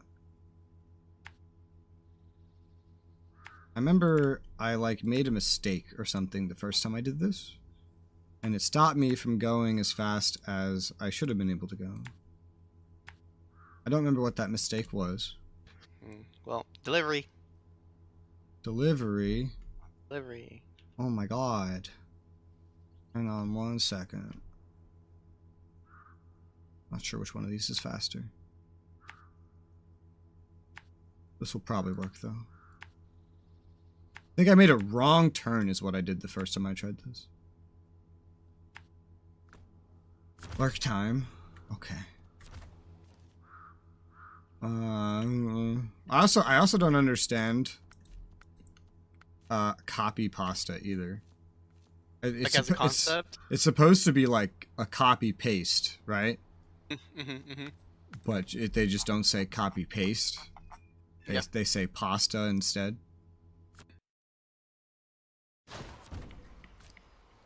Just literally for the sake of just saying Pasta. yeah. Oh gosh. Because the words sound similar. Pack cargo.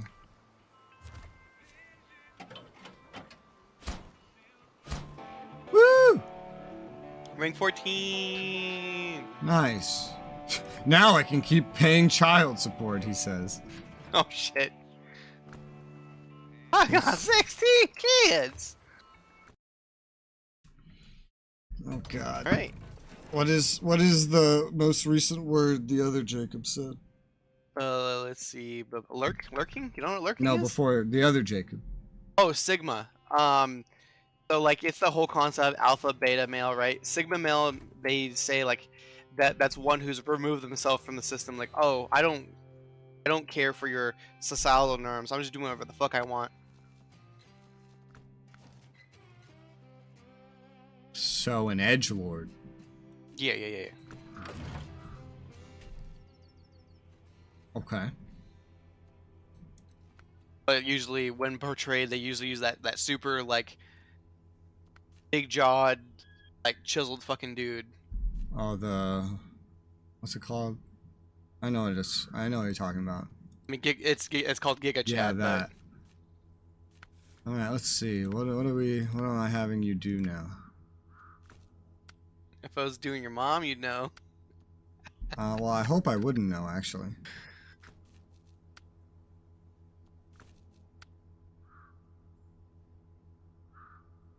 I think we started that one.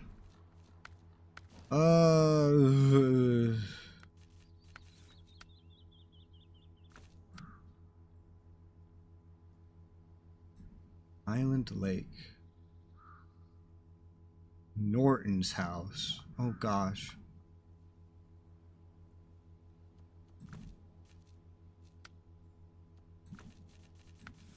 Okay. Well, you wanna pull some long logs? Ew. Because there's 3 long logs that need pulling as part of timber at arm's reach.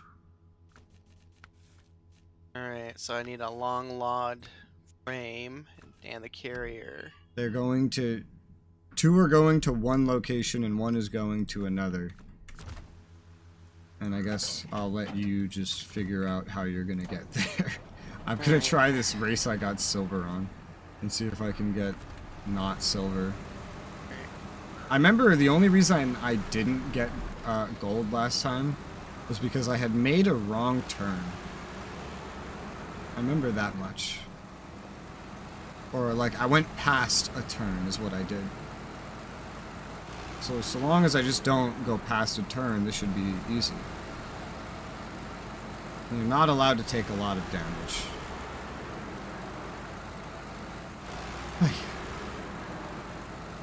You know, my favorite thing about every slang word that Jacob types is that I literally didn't know what any of them meant. Not one. Not a single one. You do now. Honest, I'll forget most of these because I don't speak to anybody that speaks like this. So I will forget them. Unless I'm exposed to this regularly, my brain will not see a reason to retain this information. Retain it. But I will probably remember that I had learned what it meant once. I just won't remember what it meant. Yeah.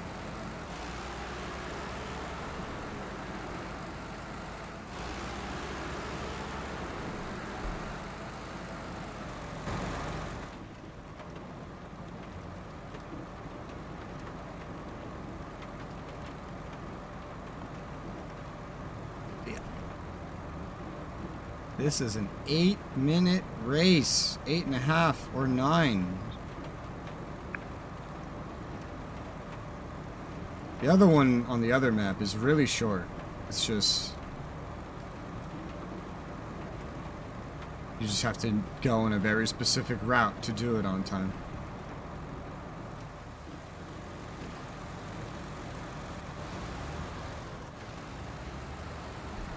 Yeah. Ugh. This fucking truck's so fat. I hate driving a Macedon across a wooden bridge, especially if I'm in a rush. I feel like it's just gonna fall off. Yeah.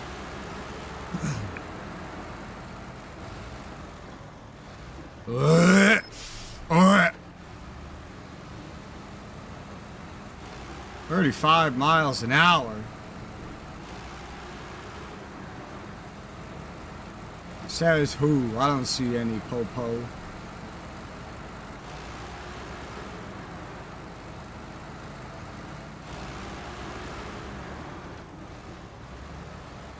Yeah! Woo! Almost crashed directly into a guardrail. I did that in real life.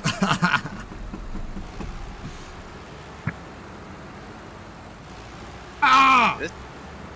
Oh, there you go. Oh, that's a hill. The suspension, like, got stuck on a hill. But that's just because of how big the Macedon is. The Macedon wasn't designed for Michigan, boy. Which was the one I was doing? Timber at Arms Reach is Steel River Township. There's 3 long logs that need to go somewhere. Gotcha.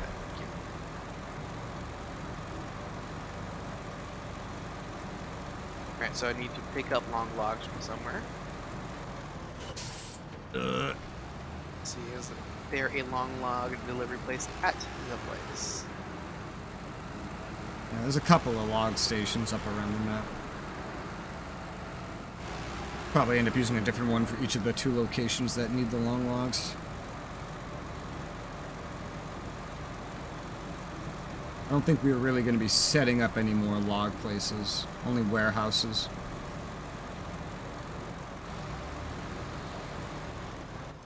This is the turn. This is the turn that I went past the first time on accident. That's a very steep fucking hill. Holy shit. Damn, I'm this far already? Ow, my engine. That was way too steep.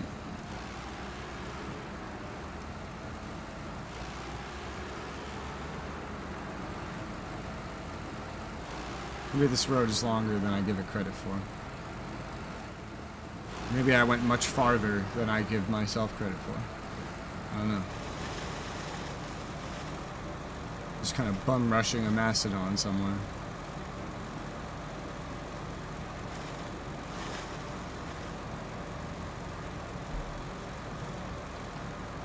Woo! What? Ugh! 5 minutes. Okay, so just kind of like a straight road that way, right there.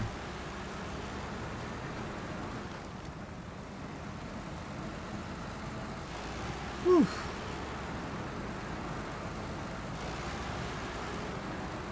I guess the only place to get long logs is Drummond Island, so that's what I'm going with. There's a lot of long log places there. Yeah, I'm just saying, like, there's no other place that has them other Yeah. than Black River, but...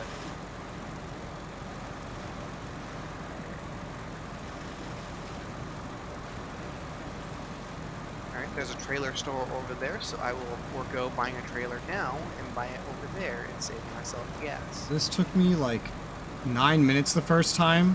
I'm at 6 minutes and I'm about to arrive. I don't know how I fucked this up so bad the first time. Have you crashed?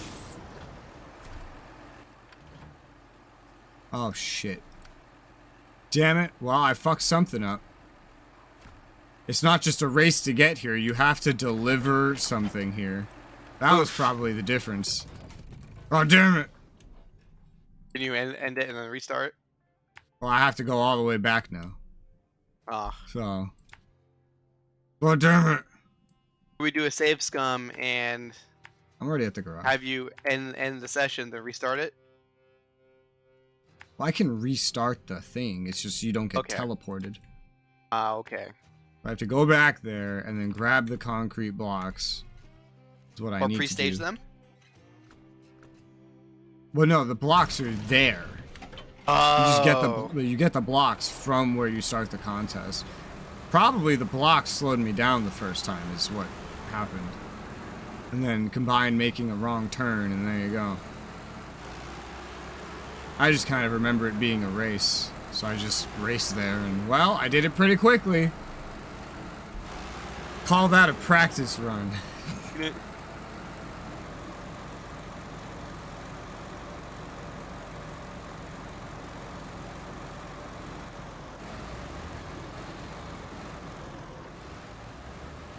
What?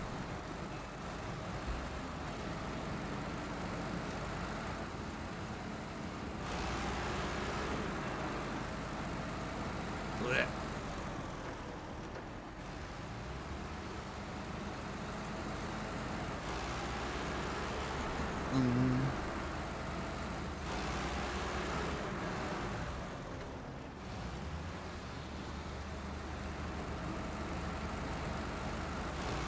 So I also looked at this morning. I looked at the Steam discussions for Final Fantasy XIV, just out of curiosity, and I saw someone say the game was pay to win. And naturally, there are a lot of replies saying, no, it's not. Which I expected, fully, both of these things to be said. And now as clarity, I would just point out that in Final Fantasy XIV, you could pay something like $40 to get to max level immediately and skip the entire main story. Does that sound like winning to you? No, not really. Because you beat the main story, and now you're max level. Yeah, but like, there's So, nothing. you win. There's no winning though. I would say that's pretty pay to win. I mean, like, Because If- you if literally you- beat the game. is, wait, what game is this? 14. MMO. Yeah. Well, like that. No, pay to win would be more like you can buy this item as a microtransaction, and you can one man solo a fucking raid by yourself. That would be pay to win. That's an idea of pay to win specifically, but That sounds like more of that's a getting pay to like skip. philosophical over pay to That's- win, which is pretty that's- normal now. It's more like pay to skip then. So you wouldn't say that beating a game for money is paying to win? I mean, If you're if you beating win one the entire section of the game. No, not one One section, sec- the entire thing. This is a story-based MMO. The whole I mean, you could- thing is like about it is the storyline. That's all the players usually care about. I haven't played. This 14 isn't like enough Path to of know. Exile. I haven't played enough to know like how that game progresses, but like even then, post your individual story, because like you could say that it's pay to win in Guild Wars where you can max level your character because your character has its own individual story, does it not? But like the individual story thing is just that. It's not supposed to be like the hardest thing you can do. That's just meant to skip over some shit. So you're saying that difficulty is inherently in the definition of pay to win?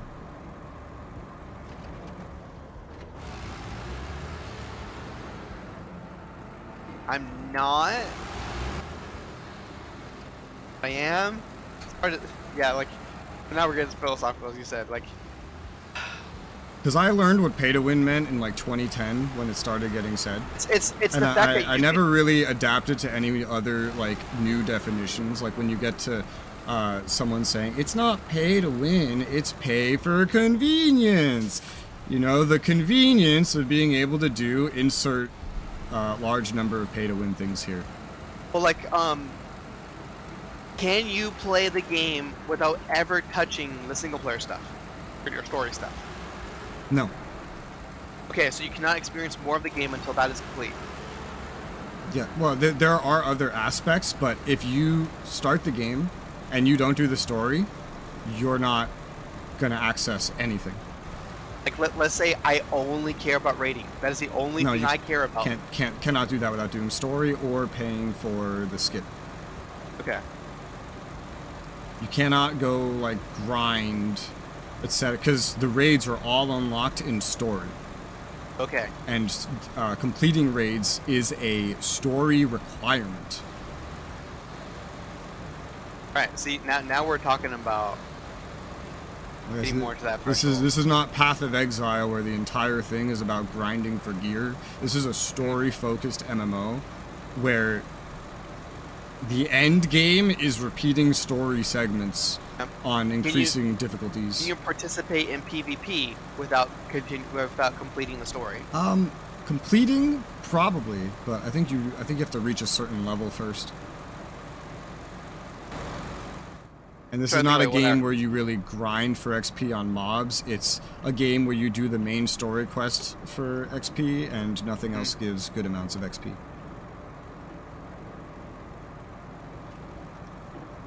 Now, I'm trying to think of like all the basic things you play in MMO for.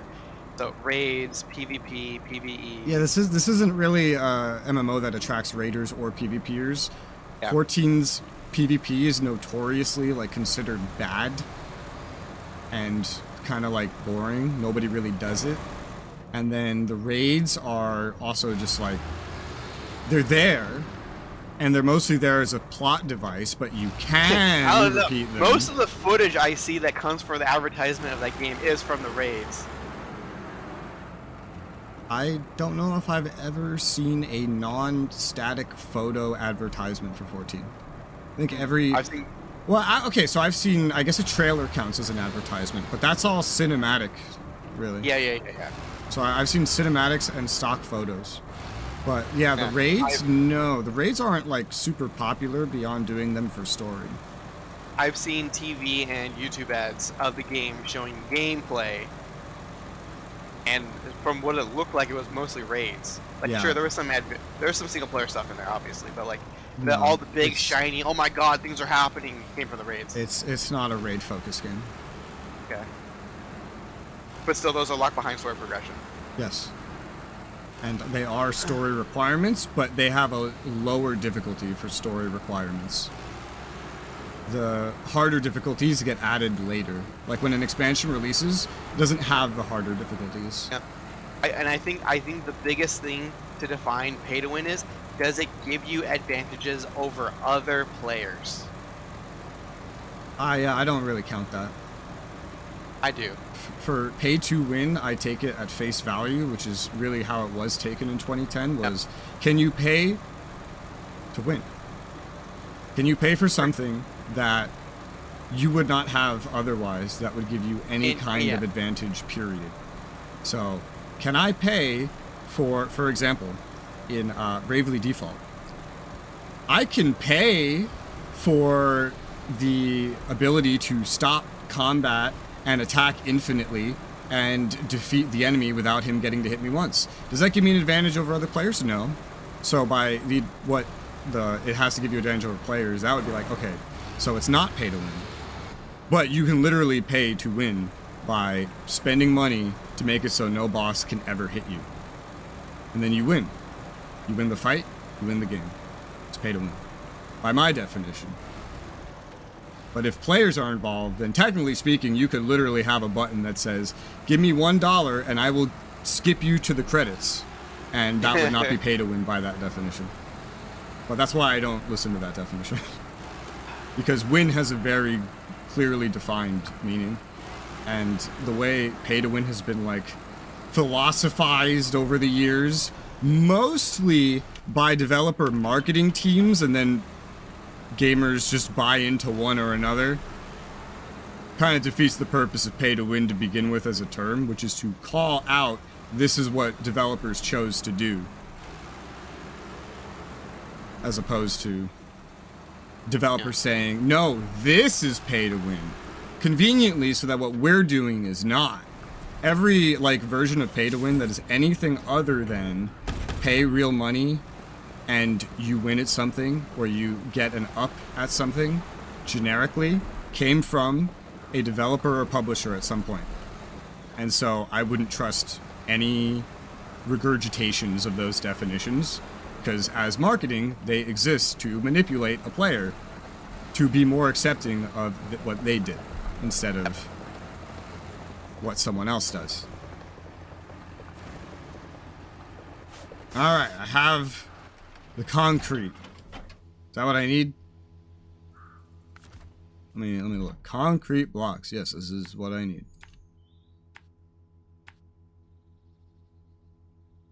So personally, I would consider getting to pay to beat the story of a story-based game. Pay to win.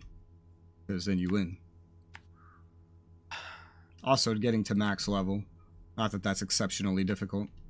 From everything I've heard, the game keeps you over-leveled for basically the entire time. Yeah. Like, I think the inherent of giving the player an advantage over others, and I don't necessarily think beating the game gives you an advantage. It just speeds you through and it gives you accessibility options. Now, let's say like part of the pay-to-win package was, oh, you get this thing that lets you do more damage to other people than they can do to you. That's pay-to-win. For example, Guild Wars 2, you can buy legendary weapons, and those do have increased stats over other weapons. Only a marginal amount, but you know, a measurable amount. Now you can earn those in game, sure, but that takes time and resources, yada yada yada. So I think you purchasing legendary weapon to gear yourself out is potentially pay to win, but if you're not skilled enough to use them in the first place, you're still going to lose. But I really do think the inherent need for it to be pay to win was you need to be advantaged over other players that they cannot reconcile. That's actually exactly the marketing that was created for the term pay for convenience. It was to convince players of exactly what you just said. It was so what you're saying is legitimately it's actually the most popular of every marketing attempt to circumvent the perception of pay to win. That is the most popular one. So what you're saying is exactly a marketing scheme. So what we could argue is it is a subsection of pay to win, called pay to convenience. Pay to convenience is just a name that a publisher made up. Yeah. I was just for lack of a better term. Pay to get fucked over twice. I feel like there's a lot of ways to do pay to win, but yeah. I feel like, and you could probably narrow it down with different terms. Yeah, although the whole argument that the publishers make is that if it's pay for convenience, it's not pay to win. That was their idea. Yeah. Regardless, but I would call anything this is something that is easily remedied by just, oh, you haven't beaten the game? Yeah, you can play everything. Like, you don't have to do very much in Guild Wars to unlock World versus World, to unlock PvP, to unlock the raids and all that stuff. You can skip the story completely. Just go straight to that shit. That Guild should Wars be a 2 non-issue. isn't story-based to begin with. However, if Guild Wars 2 does have a button that says, give me X amount of money and you'll beat the entire main story, I would call it pay to win, because I have literally beaten the game. And I paid to do it. So I paid and I won. Pay to win.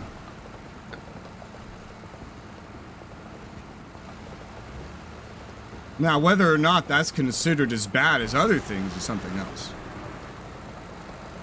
But by definition, I paid, I won.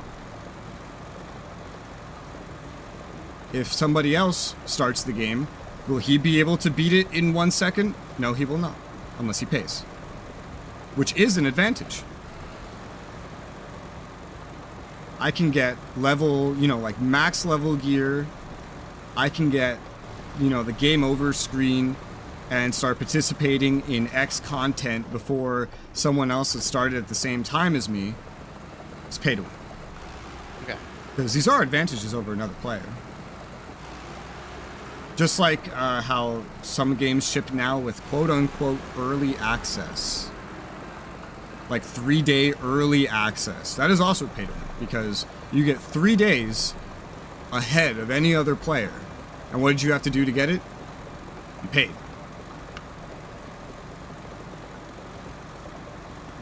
So you get access to gear, you get access to just progression in general, and a lot of things that come with that. In some games, this includes housing, for example. You get access to housing at a certain point. I require fuel. I'm on a timed mission. Oh, that's right. Okay, I wait.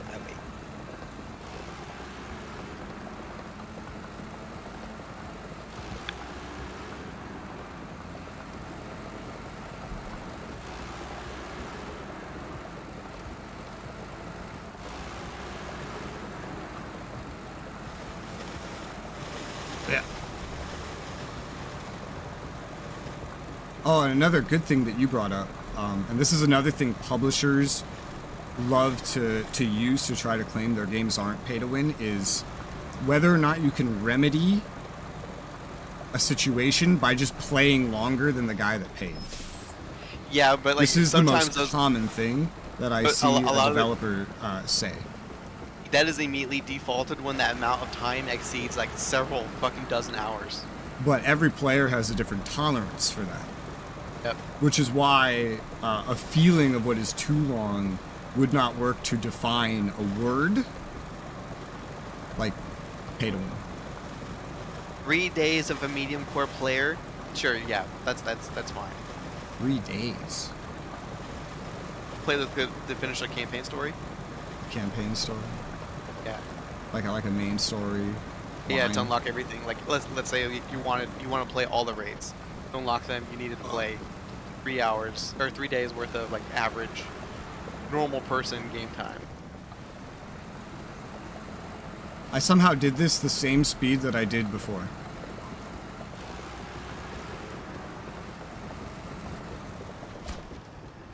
Yep. I somehow did this in 6 minutes and 10 seconds or 8 seconds. There you go. Gold. Okay. Alright, recover. Now where the fuck are you? I'm at gas station in Drummond, I think. Oh, in Drummond. I'm in Drummond. Yeah, I think so. Okay. That's right. It's where your vehicle is, not where you are. Yeah. Yeah. Because I can't be in my vehicle. Vehicle. We fool. This is not what I'm looking for. I'm looking for this. Alright, it says you're full. Is that what it says? It says you're full. Is that what it says? It says it. Damn right. Alright. Alright, now let's do the other one. One thing I've noticed a lot, the more you and me talk about terms and things like that, is you think a lot about connotation of words and terms. I remember the one that I found most surprising in recent history, and I spoke to DK about this a little to get his thoughts, was your perception on the word clone. Clone, okay. Clone. Like, wow, clone. Yes. Because we had a conversation about it where the whole thing was essentially out of sync because I had absolutely no idea that you thought this was a negative term. Yeah. And this was very confusing to me. I asked DK what he thought. He was even more confused than me about the idea that it was negative. Because that was the default way in like 2000 era to refer to a new game that looked familiar. That's a Diablo clone. That's a WoW clone. That's a this clone. That's a that clone. For like browser games as well. And I think it's probably the same thing with pay to win. Because for you, you have the it's about like the connotation of it's gotta affect someone else. Yeah. The term for you appears to be bad no matter what. And so resultingly, it has to be something that is agreeably bad, like fucking over somebody else. Like, I get a stronger sword than that guy would have right now, and I can kick his ass now as a result. Has to be negative to somebody. That's what I've noticed. Okay, yeah, that's true. That's fair. And I wonder how many more terms there are like that we have not spoken for about example, yet. locking behind, all the PvP stuff and the raid stuff behind story progression, I think is scummy because that's just an artificial fucking lengthening of time for the game, you know? Oh, well, no, because well, first off, the PvP is not really where their attention went. Yeah. It's pretty normal for PvP modes to be locked behind a certain level. Yeah, of just course. about every game. Of course. It's just that the main way of earning XP in 14 is story, just like SOTOR. One big difference, well, SOTOR does this too, because they're both very story-centric, is that the raid, it's not just a boss rush, like in Terra, for example, where you get good gear. The raid is an element of the story. They take the concept of a raid, of getting all these players together to fight this big boss, and they use it as a part of the main story. Shocking. It's like, you get to this point in the story, this is the big bad, and it's time to fight him. And how do they represent that? Well, not in an instance boss fight, like, would be probably more common, but an actual developed, like, raid boss, for example. Or an entire, like, raid scenario in SOTOR, for example. So, they don't use it to lengthen the time, because... It's included. It's just...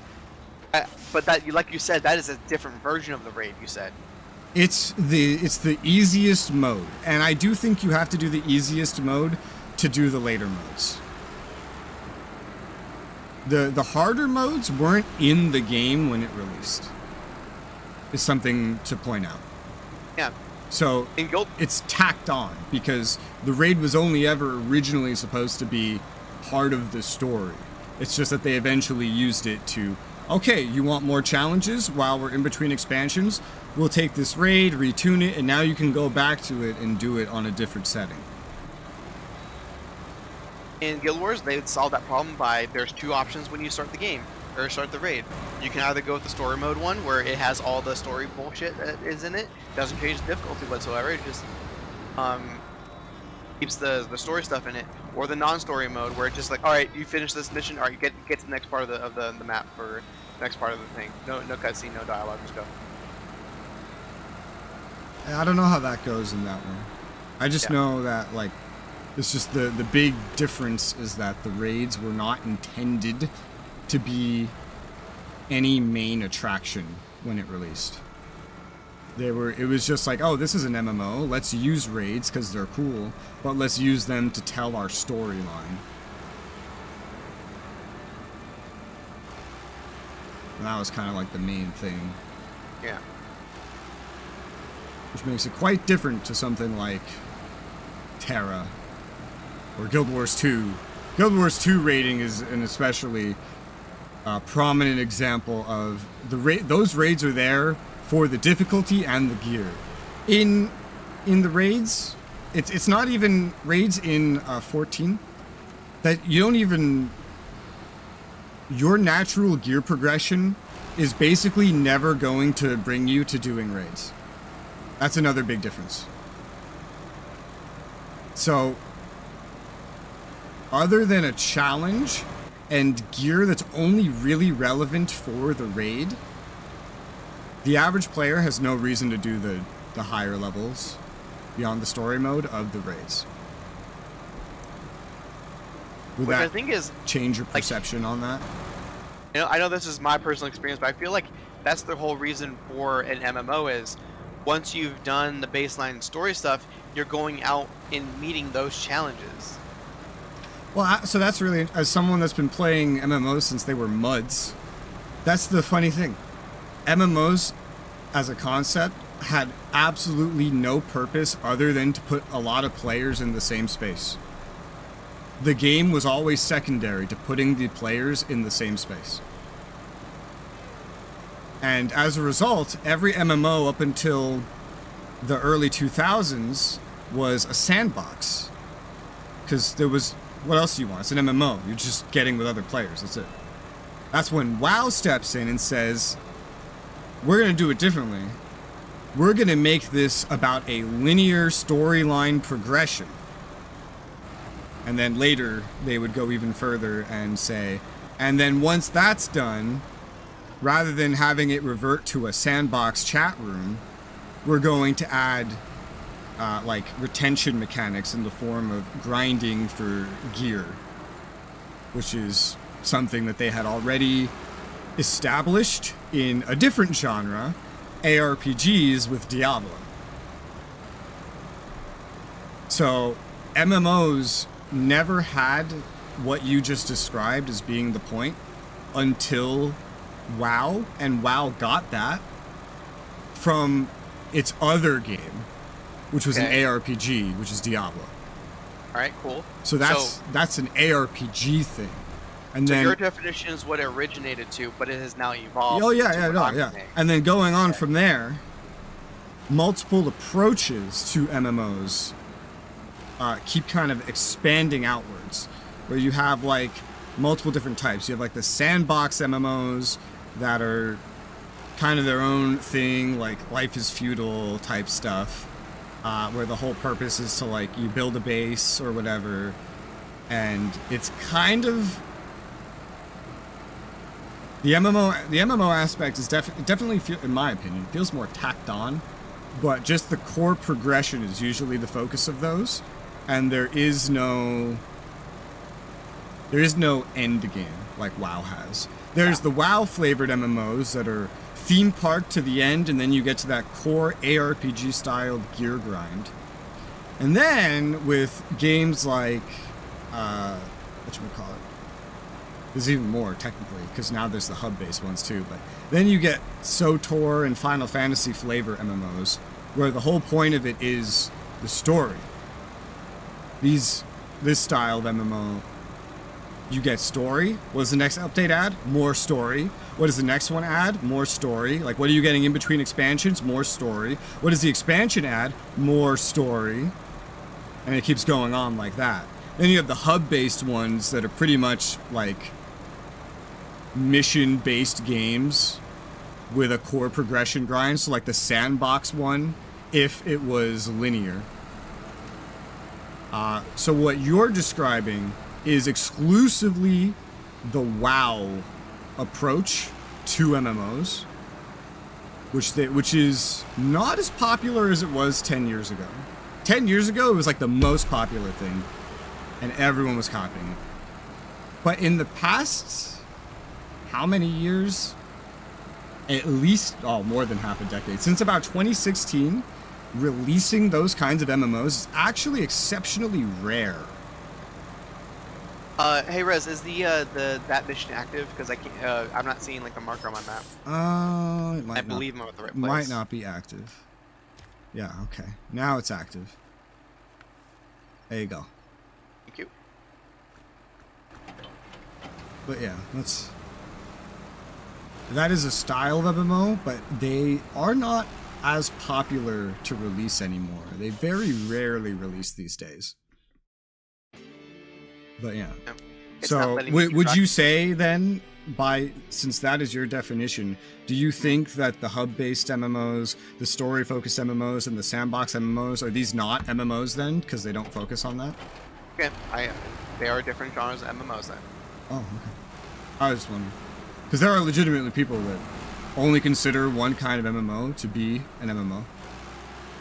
That's a big point of contention between players that play things like WoW and things like EVE. Is if it's sandbox, then they don't like WoW ones, for example.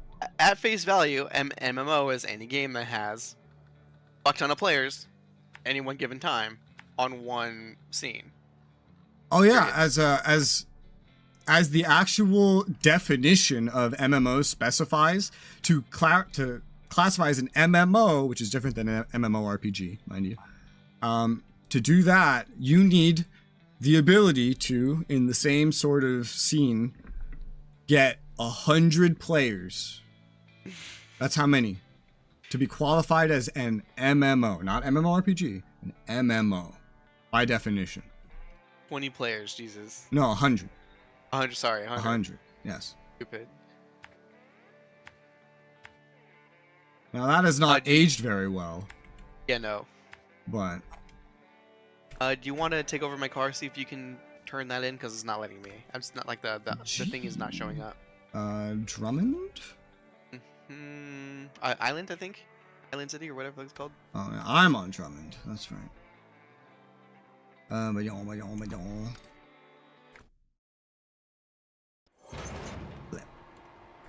Where am I? Oh, wait. What the fuck did I accept? Okay, no, I accepted the wrong thing.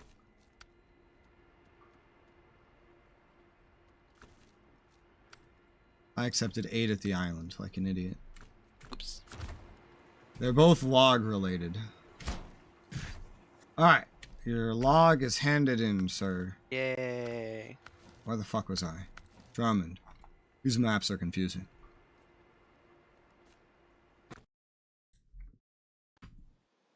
Yeah. Alright, there you go. Only there's a platform that can handle all the maps at one time. One of my favorite MMOs, which I don't know if you would ever consider an MMO by your definitions, is Puzzle Pirates. Oh god. Yes, that is an MMO. I love Puzzle Pirates. And the great part is it's not really a sandbox, because everything you can do is basically preset. And there's no like grind for skills, because you are as skilled as you are at doing puzzles. But it's one of my favorite. But this is the era when an MMO was a chat room with gameplay tacked on. And you can really see it shine through in something like Puzzle Pirates, where you just take some fucking puzzle games and tack it onto a chat room. I love Puzzle Pirates. I hate puzzles though. But I love Puzzle Pirates. It's still, to this date, the most in-depth pirate game I've ever played. I've never played a pirate game that has more depth. There's a game called Sea of Thieves. Obviously, you've never played that. That's the best pirate game ever. The best pirate game ever, where a full galleon takes 4 players to man. As opposed to Puzzle Pirates, where I can put over 100 players. Actually, I think the biggest ships are over 200 players onto one ship. And all of them have a role to keep it operating effectively. Now that's an MMO. And that's a pirate game.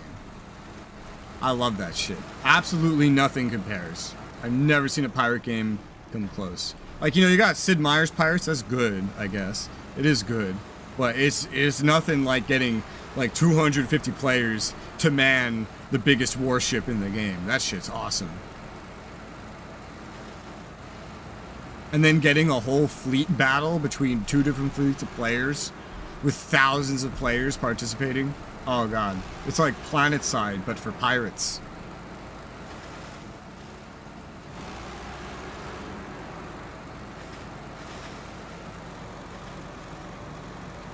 Oh, you know what makes this conversation so funny is, it was about a couple weeks ago, a channel I watched posted a video essay where they did interviews on what an MMORPG is. We kind of went around to creators for MMORPGs and started asking them, how would you, what does an MMORPG have to have for you to decide it's an MMORPG? It is an MMO. And it has RPG elements. They all gave completely conflicting answers. Every single one of them. It is an MMO that involves roleplay. The end. And he did it to tackle the fact that a common slogan after one creator said it for 14 is saying that that game is more of an RPG MMO and not an MMORPG, which makes no sense, which the video creator said, and I agree with that. That makes no sense. So then he's like, so I wonder what everyone considers an MMO to be. Let me go interview a bunch of different 14 creators and ask them what they think this is. And it was hilarious because he'd go from one person to the next and they would immediately completely contradict the person before them.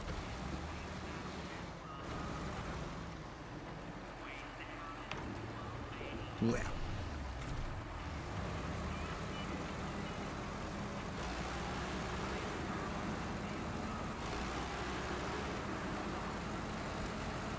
I got gas. Diesel. Anything flammable in the case of Abrams.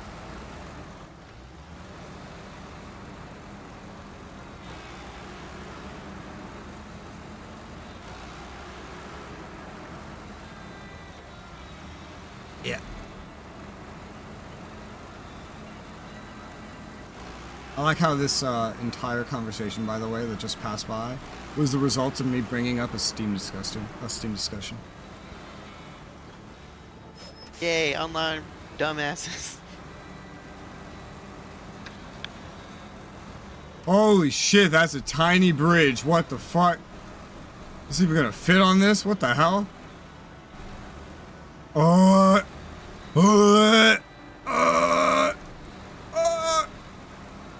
god. This is awful.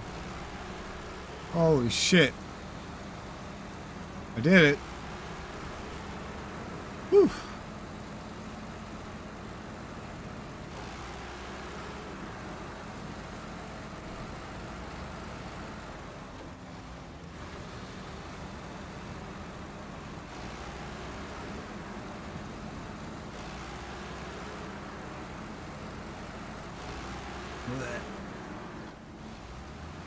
Blech. Blech.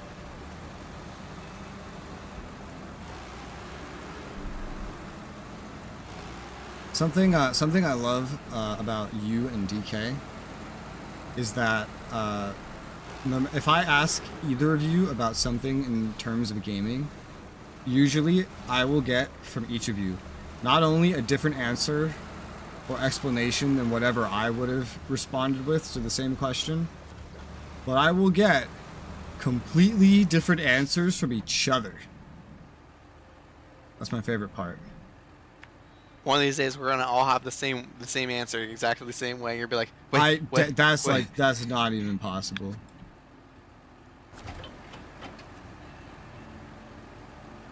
I don't know how well this is gonna go, but let's do it.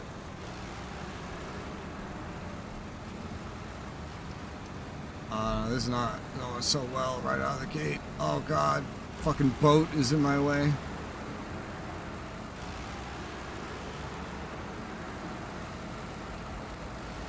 Yeah, this looks safe, sure. Oh god, it's a very narrow path. I don't like this. What? This truck is too wide for this path. Jesus Christ. Come on, brute force. I paid $4, brute force it. Pay to win. Would you say the Mastodon is pay to win? Percent. Yeah. And I did it. Easy.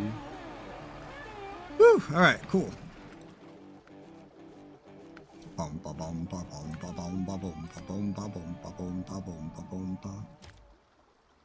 Concrete blocks and metal beams.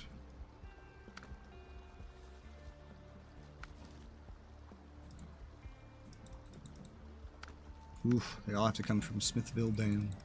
Well, damn. Oh god.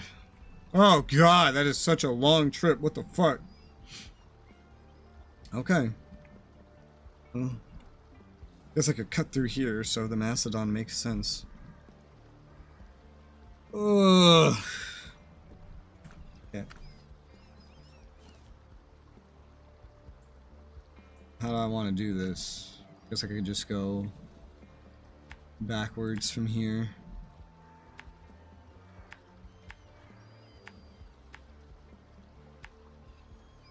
There you go. There is a back path on this island over here that we haven't gone through. Probably investigate at some point. The scout. Okay. It's over by the sawmill.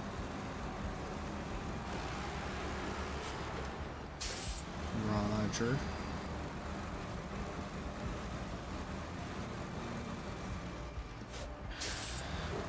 One thing that I know used to, I don't see it doing this much anymore, but I'm sure it still can. Create as much like disagreement over like what a term is, like pay to win, is free to play.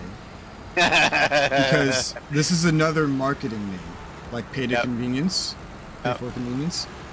And free to play does not mean the game is free. It means it's free to play. You can play it. That part's free. Doesn't mean you can beat the game. Doesn't mean you can get past the first room. Just means that you can launch it and play it. That's what it means. It is the full release of the game. It's not a demo. It's a full release of the game. But literally nothing else is promised. You can boot and get into the game. A newer thing that I hate, and remember, this is a publisher thing I'm talking about, not a Steam thing, is now that games have early access on their releases so commonly, like for AAA games. These are not early accesses. The game's done. That's the full release. It's just that if you don't pay extra, you don't get into it until a couple days later. It's a very manipulative word, just like saying pay for convenience. Try to make you think the game's not pay to win. Early access is to make you think you're paying for a benefit that you don't need, so nobody can get upset about it. But that's not what it is. It's not like the game's gonna have more development in the 3 to 7 days that you might get in advance. The game's released, it's done. That's the release version. And it is now available to play. If you do not pay extra, you do not get to play on day one. A more accurate phrase would be delayed release. Or staggered release, I guess, depending on how you're looking at it. Yep. If you're a player that buys the normal edition, you do not get to play it when it releases. You get to play a delayed release. The person that played more is not playing early access. You're playing a delayed release because you paid less, so you are inferior. That agree is completely true. And then you could look at it as a staggered release, which is how they probably actually pitch it. Like, here's what we should do for the marketing of this game, a staggered release. Where if you pay for this edition, you get in now, and if you pay for this edition, you wait. Okay, but what do we tell the retards? Early access, they know what that means. That won't upset them. But that's not what it is. It's a delayed release. It's a you paid less, so we treat you worse. That's what it is. You know, they pay millions of dollars to other companies to come up with these kinds of terms for them. That's the best part. Yes. Like pay for convenience.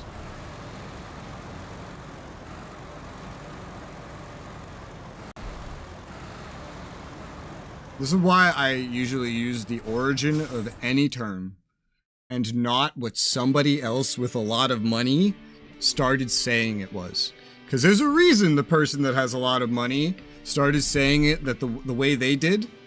And usually, someone that has a lot of money changing something is usually not the best for those that don't have a lot of money. So copying them usually isn't the greatest idea.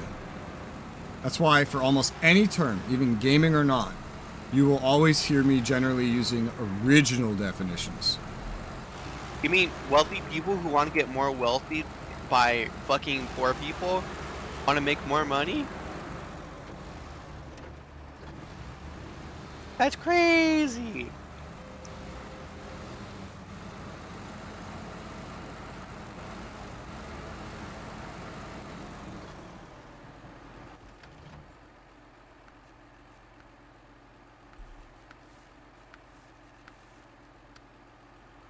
Oh, we already did the metal beams. Oh, okay, that's great. So this is all that's left, and then this one's done. Oh, okay, cool. That makes things easier.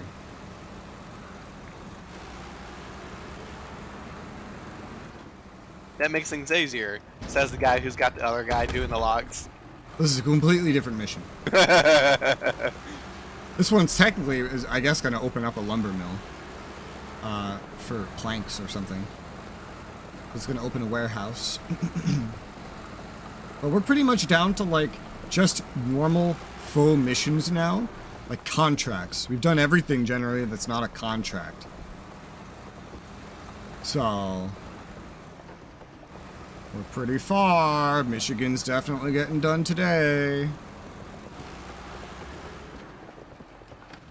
Alright, let's see. I hate this road. I've come down this road so many times now. So sick and tired of this road.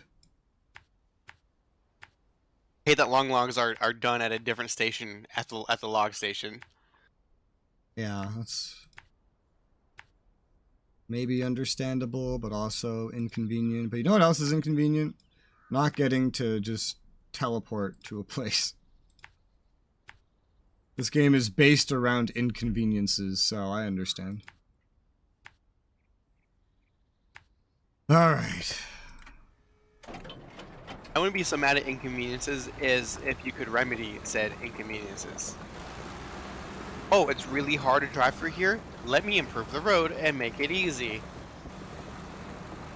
No? Yeah, it depends what the inconvenience is. Like, it's really contextual. You know what game you can make your life easier by just improving the roads? That's Stranding. Yeah. There's a lot of inconveniences. It's just which ones are actually contextually worth quote-unquote fixing.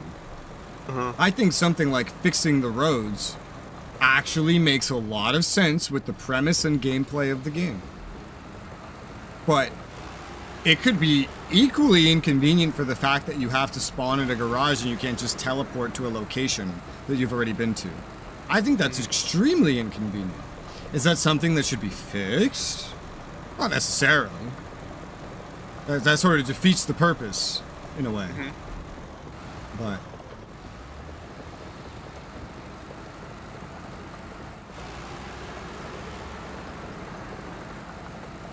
and that's where you can have pay for convenience. Hey! Pay real money, and now you can teleport. Happy birthday.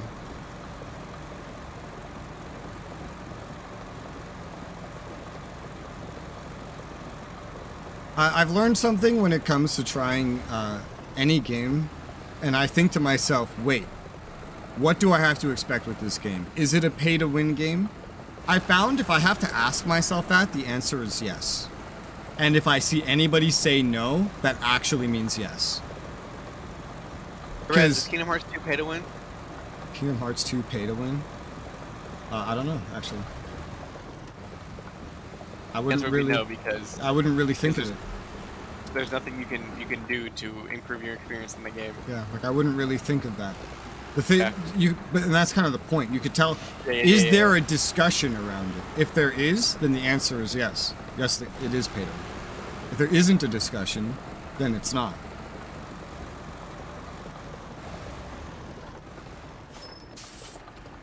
Whew.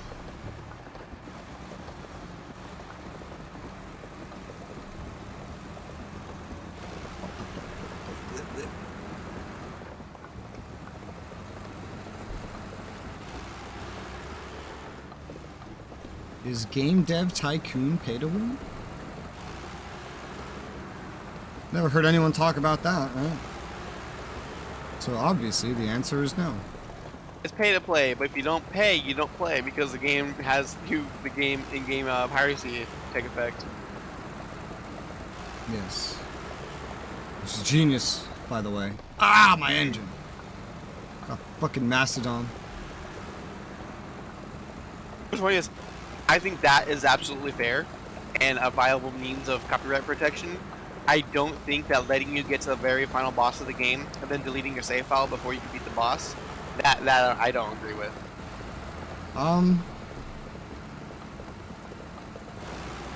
I don't think I could disagree. Because you didn't buy the game. I think the whole concept of pirating a game is you know you're gonna have to deal with some bullshit in some manner to play this game. Whether that be you don't get the updates, you have to wait forever until it's cracked.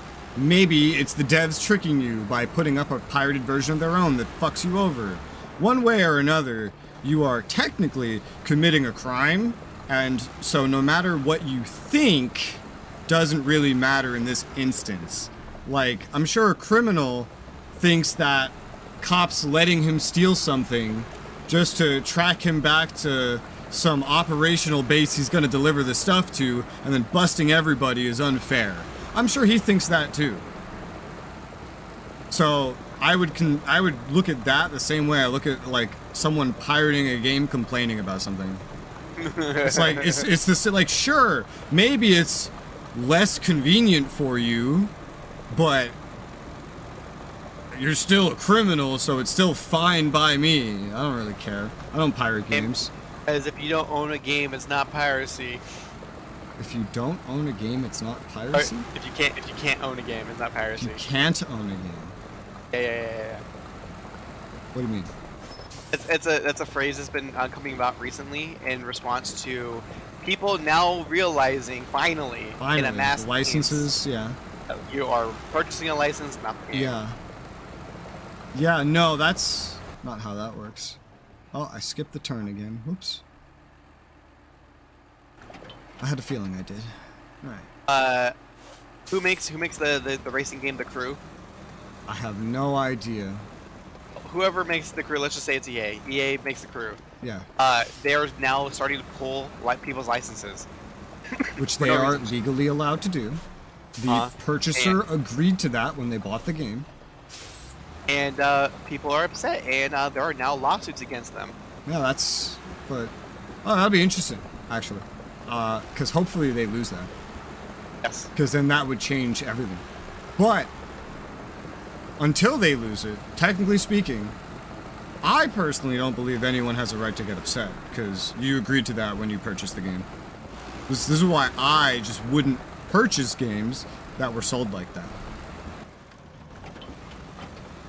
I always looked at it like, take anything in a game that anyone debates over, and now apply it to something that's not a game. So, would you purchase a vacuum if that vacuum's manufacturer, or not even manufacturer, the seller, either one of them really, could just randomly show up at your house and take it away from you whenever they wanted? Fucking no. Of course not. And you can't even like you can't how do I like translate this one? What before you say that, Tesla can do that right now. Yeah, there you go. You can't basically take the vacuum and copy it, right? Like you could do with a game anyway. That's not a thing. What you can do is figure out a way to install open source software onto it.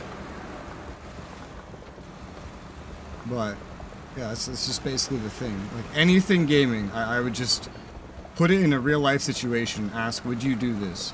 Would you buy a game that is actually just a license to use it for an indefinite, like unspecified period of time that can be revoked at any period of time for no compensation, even if it's 1 second after you buy it?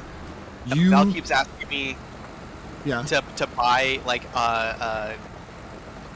thermostats that are Wi-Fi connected, and I keep telling her no. For that fucking reason, I do not want someone to be able to remotely disable my fucking shit just because I didn't pay for a subscription. I didn't fucking they don't no longer support this device. Yeah. But the difference with the gaming is that this has become the norm now, and it has been so for so long. People don't even know the difference. Not that like that matters, no. No, I don't think that matters. I don't think the norm ever matters. I think just things It only when you make a decision, it only matters what applies to you.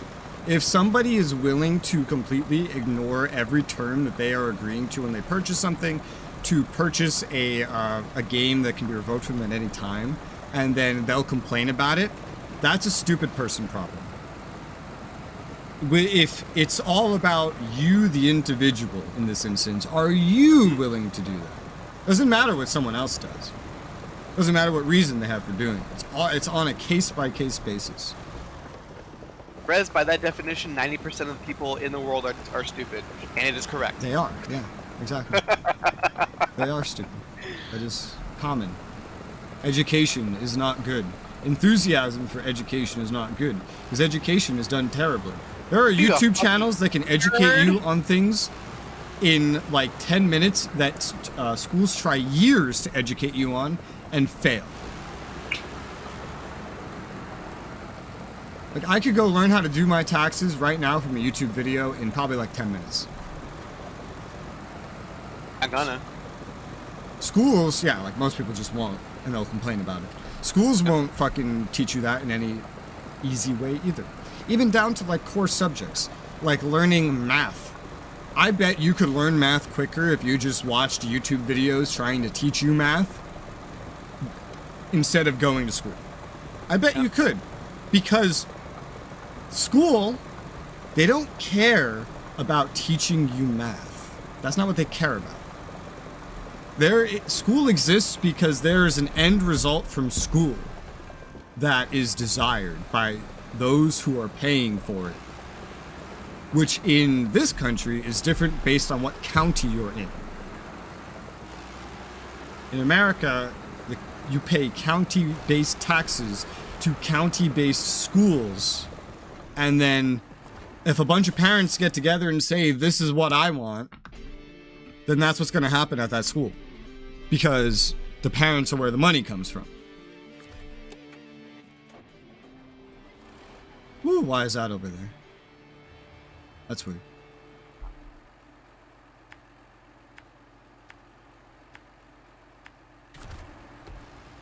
But a YouTube video, a YouTube video wants your engagement. It doesn't just want your engagement, it wants you to click on the next thing too.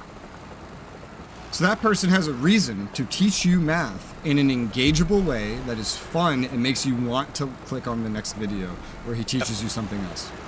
There's direct incentive. Yes. Schools don't have that. Schools just have an incentive to stay funded. That's it. Yep. So, and if they need to cheat their shit to make that happen, they do it. yeah. That's how I avoided getting expelled from school once. Yeah. Long story short, there was a bully. Uh-huh. Bully was annoying me by shooting spitballs at me in class. Uh-huh. I asked him to stop. He did not. Beat his ass. I threatened to kill him. I would have just beat his ass. His little bitch ass went to the principal, told on me. Uh-huh. Bully. Yes. And she's like, why did you threaten to kill him? I said, because of this, this, and this. Why did you alert the teacher? Why would I? We've had this discussion before. I have gone and told the teacher, I've gone to tell you about this kid, and nothing has changed. I'm now resolving, I wanted the situation to be resolved. And you know what? Bully never bothered me a single fucking time again. But the teacher's like, okay, well, this school has a zero tolerance program. And by rules, I should expel you right now. I'm like, cool. Oh, by the way, did you see my test scores? I'm currently have this in 6 AP classes. Yeah, I bring a lot of good numbers to the school. She's like, give me all of the sharp items in your backpack right now, and then we'll call it a day. I hate zero tolerance. Uh-huh. It doesn't help anybody except a bully. It's a stupid idea. And I love how bullies don't actually know that. They don't know that. But in whatever fucking sense it is, they understand it subconsciously and abuse it. I don't know why it benefits them. It just does. I think they just happen... I think their natural behavior causes it to benefit them. Because I think it was you that told me a story. Yeah, the guy hitting the mailbox. Yeah. It's like that. I don't think he, like if there was a system in place, if he legitimately could have gotten that guy arrested, I don't think he even thought about if the system would like benefit him in that way, in the way that like a bully would have to think about it. I don't think it goes that far. I think these are the normal actions. He does something bad, you know, a bad thing happens to him because of it. What does he do? He tells on the person in charge because he believes he's in the right, subjectively. Yeah. And I think a school bully does that too. It's just the natural behavior allows them to benefit from it. I don't think they really think about it very much. You know what's the sad thing? Is that if I could go back in time to tell myself, I would have told myself, give less of a fuck. Care less. Do what you want to do. Because back then, what I did was I wanted to do what I needed to do, right? Because like I was fucking tired of living with my grandparents. I was tired of seeing other kids fucking taking debt to fucking go to school and like that, right? And I saw what people had to do to get a full ride to college to not put themselves into debt. And just the amount of effort was not worth it. And the outcome of it was also not worth it. And that's why I joined the Air Force to begin with. But like, the way I got to that point was I put a lot more work than I really needed to do that I could have put into more enjoyment in my life. Like, I never went out and like fucking hung out with my fucking friends like on a school night. I never ditched class. I never fucking drank. I only fucked half the amount of girls I could have fucked. I don't think this sideboard semi-trailer is part of a quest. No? Why is it marked then? It's marked. Only the ones that are marked are not part of quests. Which is why when my mouse hovers over it, it says it. Or I guess it just lists the items that are on it. But like, yeah. Like if it's part of a quest, you can never detect it except for like in the UI. It's not visible in the UI until you get to the quest that uses it. So the fact that it's there would mean that it's not part of a quest. Alright, I'll come grab it in a minute. Hey, I saw an actual like physical wolf. Oh, nice. Actually, it was a coyote. Coyote? Yeah. You a southerner now?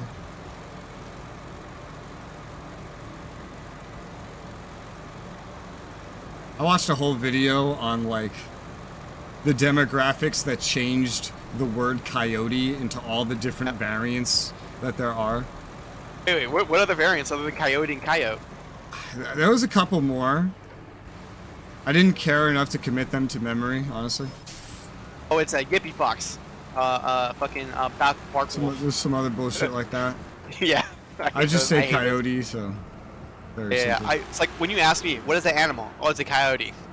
But when I'm like, oh, there's a fucking coyote in the way. It's more like I'm using the more abbreviated word just for the sake of convenience. Not because I actually call it that. You just can't handle this Riz, dude. You abbreviate a lot.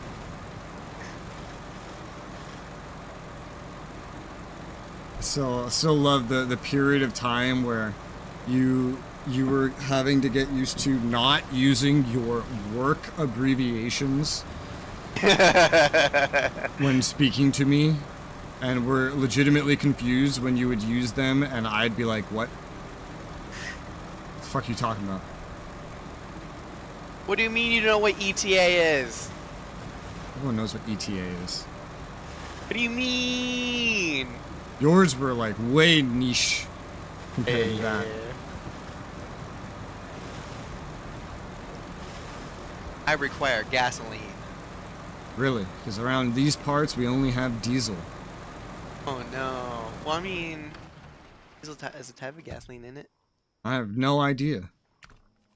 honestly. I literally, I don't know what diesel is. I just know it goes in trucks.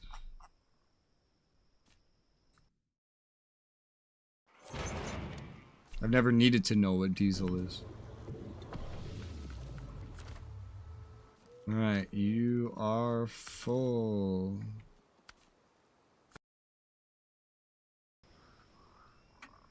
At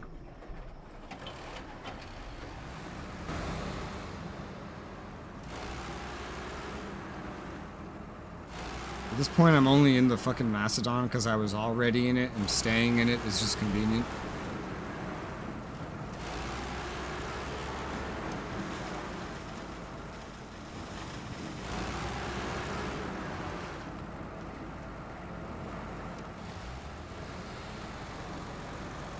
Okay, so technically speaking, they are all hydrocarbons derived from crude oil, and then they're just different chemicals altogether.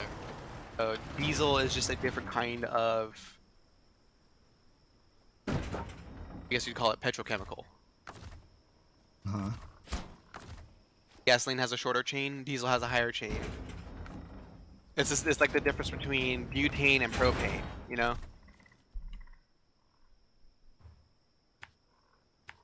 Alright. Where was my truck? If it was up your ass, you'd know No, it's where too it loose, dude. was. It's too loose. I couldn't feel it.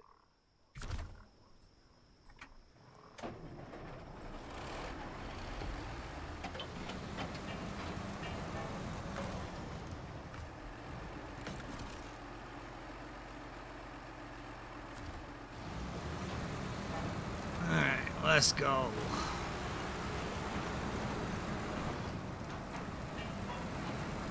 Blech.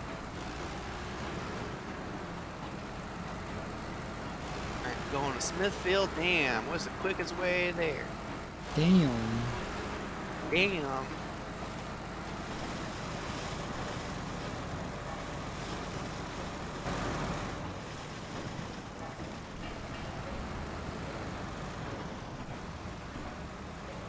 Ah.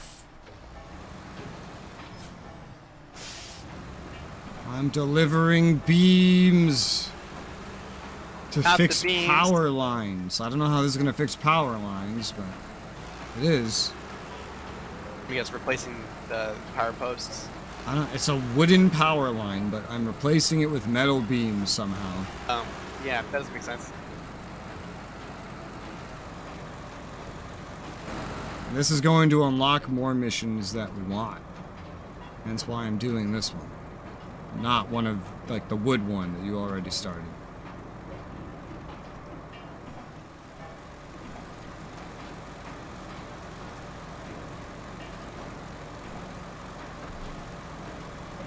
So the Sword Art game I've been playing, the mobile MMO. Apparently at release, they were releasing, like, new floors once every 2 months or something. Which more recently I've looked and they only release new floors like once every 6 months. You know how long it takes me to get through one floor?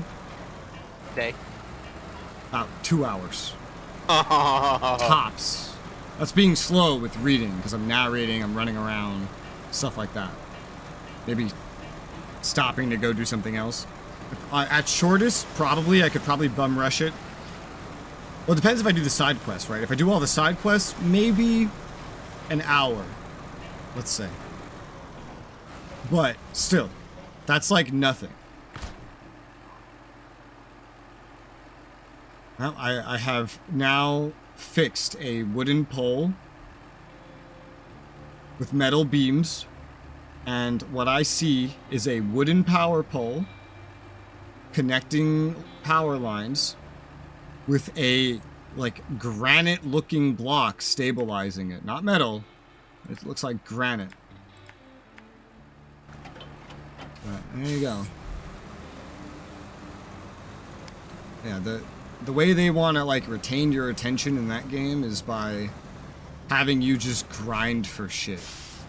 So every floor comes with, like, a dungeon and another dungeon, a labyrinth, and some other shit to try to keep you busy. But even that's not enough. How's the fan service? There's a lot of cosmetic items you can get in the gacha. Ugh. That you can dress up your female companion with, or your character. Banike comes with ass and boob jiggling for free. But it doesn't come with a sword art story, and that's all I care about. I really do miss playing it though. There's a ReZero crossover happening right now. And I'm FOMO'd as fuck. This game has its timed events to FOMO you, not to mention the banners, which are timed as well. That's the only way to get skills, like good skills, is the banners. Yeah. And that is the reason why I quit in the first place. I just don't want to deal with it. I really like the game. I really like the story. I really liked everything. It's just I fucking couldn't do it anymore. Just gotcha mechanics and the whole FOMO as a concept as a whole fucking ruins it. They ever released a version of Nanike where everything's unlocked and I can just pretend gotcha roll and pretend? Cool. For the sword art one, I just intentionally don't invest myself beyond stuff that I'm capable of doing. And if the game is ever unplayable with that perspective, then I would just not play it, because that wouldn't be fun. You know what I don't get is how people can host their own servers of World of Warcraft, but no one can host their own servers of like the most generic fucking gacha game. Is it for lack of want? Like, I don't know.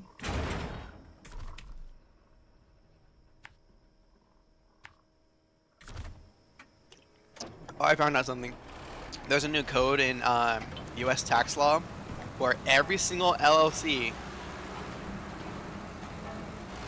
you have to file this specific form to the Treasury Department stating, I am the owner of this business. So that way, like, something happens, they're like, hey, this person is the one claiming responsibility for this business, so any illegal actions are tied to this person, right?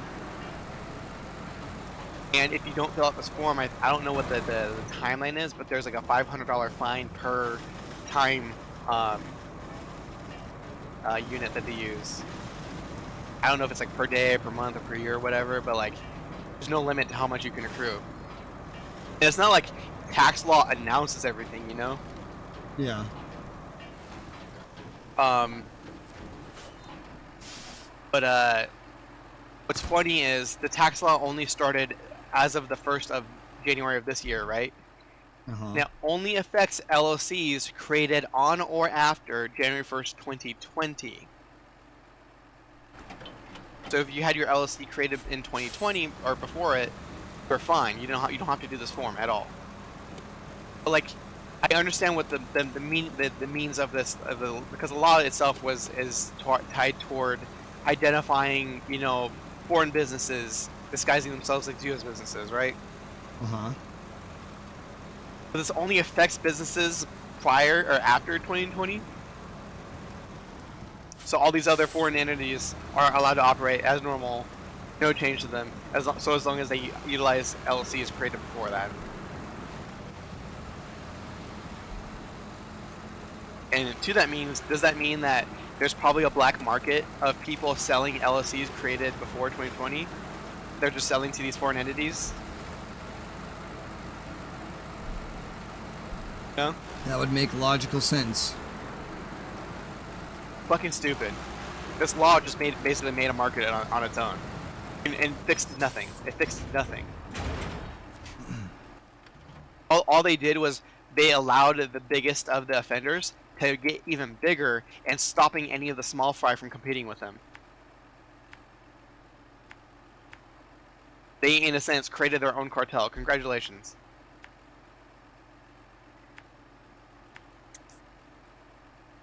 Sounds unsurprising to me. Rolling a cargo on the sideboard or flapping this game will help lessen the time. It's covered by a heart. There's one virtual pretty much get a small crane installed as well. I don't want to use a crane. I like just doing the normal sideboard for my runs. It's very simple. It's very relaxing. Feels like playing like American Truck Sim or something. Gives me an excuse to drive around. Don't come to one do on these long logs. I don't like that one. Come grab one of these empty trailers. I could bring like a single, like, I could bring like bigger carry things as well. But I don't really try to play this game for time efficiency. I just try to play it in the way that's fun for me. 100% at your own rate. I don't know about 100%, but I know, man. I just do whatever. All the time trials. You've gotten all the upgrades. We're doing all the missions and side missions. Well, there's also like the actual challenges, and I don't know if I'll ever bother with those. Yeah. Fuck that. I like the RPG progression. The stuff I don't like, I'm just having you do. There's some stuff that I would probably skip if I didn't have a co-op partner. I could just say, hey, go do that for me. Yep. Even RuneScape, there's the effective way everybody else plays, and then there's the way I play. Like, leveling agility in RuneScape. The most effective way is to do X, Y, Z mini games as you unlock them. What I did instead is I would just run the fucking agility courses endlessly because I find them fun. I can usually chat with the others that are like doing it as well. And I like the music that plays when I do them. And I get a financial reward for doing them. And so that makes it enjoyable to me. What'd you say? And your GF? No.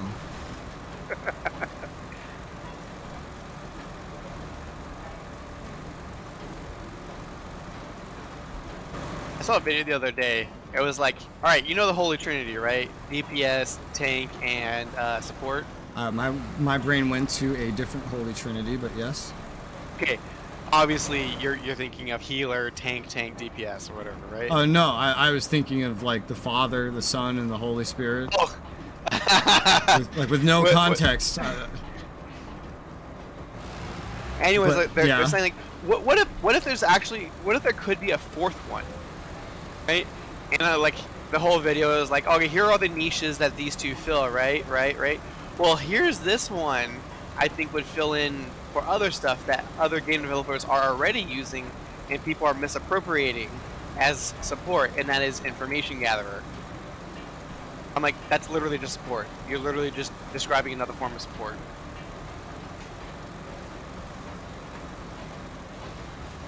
This whole video was a 20-minute long video of, here's why this is not support, but it is. One thing to note is that in some games, support can be different from healer. Yeah. I mean, like one part of the video, he's like, hey, this isn't a DPS, it's a mage. It's not a mage, it's a warrior. It's not a warrior, it's a fucking bow archer or bow rogue, whatever. Like different words, same shit. Yeah, it's separated out in this game, but they're still support. A healer and a buffer and a debuffer, those are all still support. Doesn't matter if you're using a giant hammer or a bow to do or magic. If you're a glass cannon doing damage, there you go. There's your fucking DPS.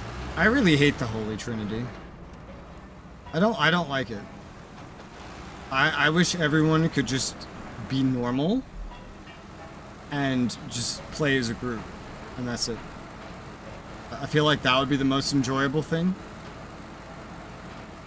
Which is why I enjoyed Guild Wars, because there was no healer, there was no DPS. Well, Guild Wars I still think was terrible because in my opinion, it suffered from the lack of a Holy Trinity. It didn't let you just do anything you wanted and that's it. It gave you like the worst parts of missing everything. You are squishy as fuck to the fact where normal level 1 enemies, no matter what level you are, can 3-shot you. And now you have no tank to take it off of you, to take that aggro off of you, and you have no healer to restore your health once you get 2 hits in and now you're 1 shot from dead. That's it. You're fucked. That's it.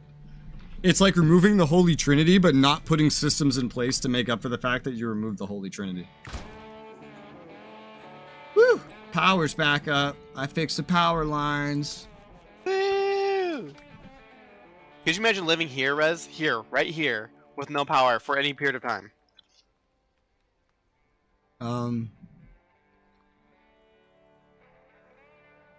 Here in game or in real life? In this house. Yeah. Yeah, I could. Okay, not, rather, could you imagine? Could you imagine, like, how awful would it be to be in that situation? I don't feel like it would be that bad. No, like, what if it was the middle of summer with no air conditioning? Well, I wouldn't really be able to be in this room, but like, I'm from New York City. We had blackouts, and this doesn't seem too weird to me. And you could say, yeah, but in New York City, you could go to X, Y, but I didn't. I just stayed in the house and suffered, and that was normal. And so I'm used to it. So it doesn't sound that bad to me.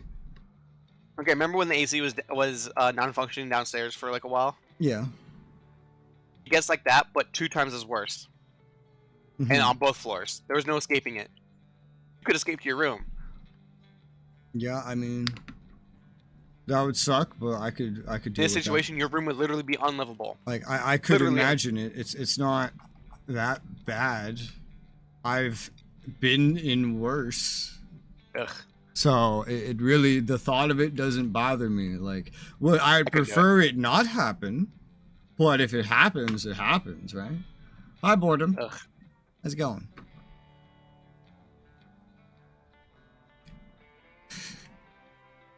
But and also one thing you have to remember is, in New York City, utilities were expensive, so adults would always try to not have them running. So I'm used to it being 100 degrees inside. I'm used to it being super freezing inside. Here, I'm used to it being super freezing all the time because one of the adults in this house wants to live in a snowy wonderland where I can't step outside my room without shivering. So I have no shirt. I have no shirt, no socks on. The inverse to that doesn't sound so bad. Like what you're describing, I live through the inverse every day when I leave this room. To you, it's cold. Normal. To me, it's uninhabitable maybe not in this room, but in every other part of the house, it's uninhabitable. I have to literally, when I take a shower, I have to put the heat on the fucking water to max and blast a heater in the room on max, and I still shiver because the fucking AC, one singular vent, which is like rusted stuck so I can't close it, overpowers both of those things. I live the opposite of what you're saying every day. So it really doesn't sound bad to have the opposite. It's just a different poison. That's it. I think being hot is worse than being cold because there's only so much you can do to relieve. I agree with that. Yeah, I agree with that. But I'd rather be hot while taking a shower than be cold while taking a shower. That is, I hate that. I hate that shower when the fucking cold's on.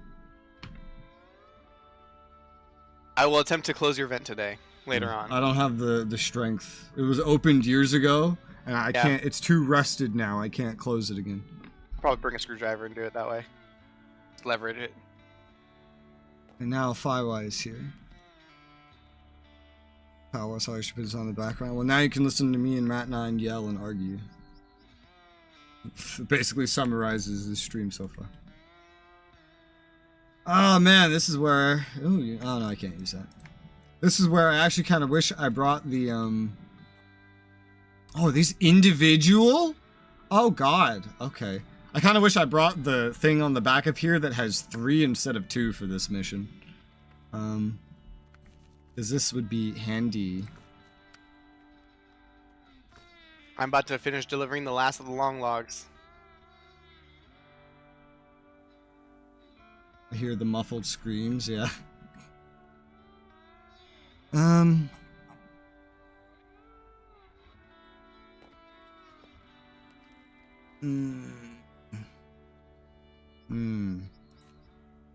Well, maybe I could have you do this mission when you pick up this sideboard semi-trailer. I don't know.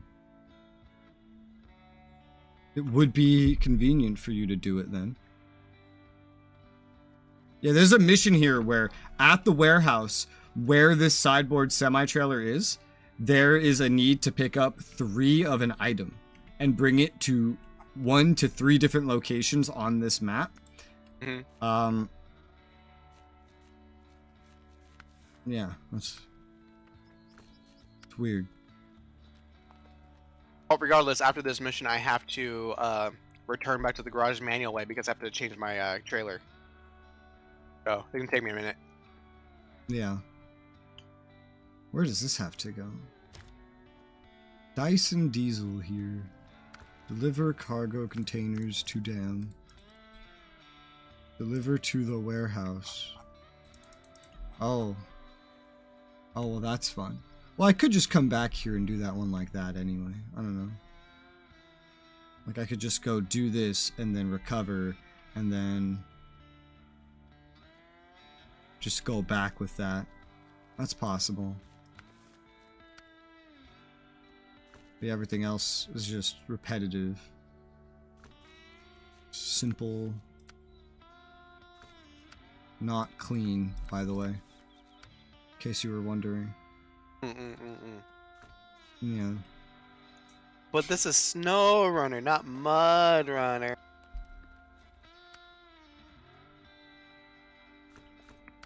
I forget if a cargo container is like one and done or multiple. I think it's multiple. Yeah, I think it's multiple. Guess I'll just do a little one of these. Yeah.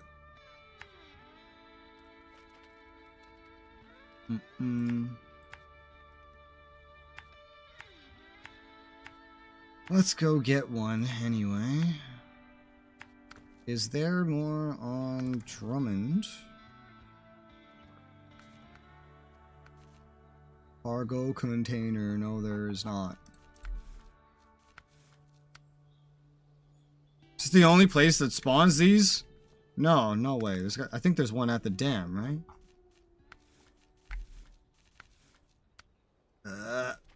Fucking UI. It's not showing me, but this one does have it, yeah. That would be hard to get to with a Mastodon, but not impossible. Yeah. Well, we'll see. I have my task for right now.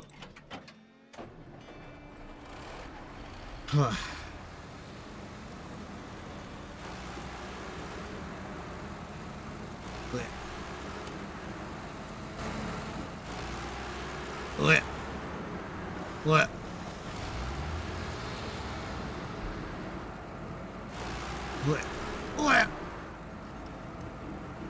Here's the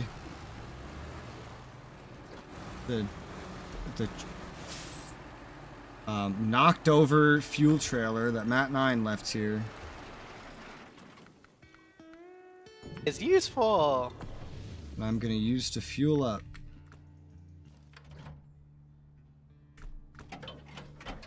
I'll just take this slightly longer path to my destination.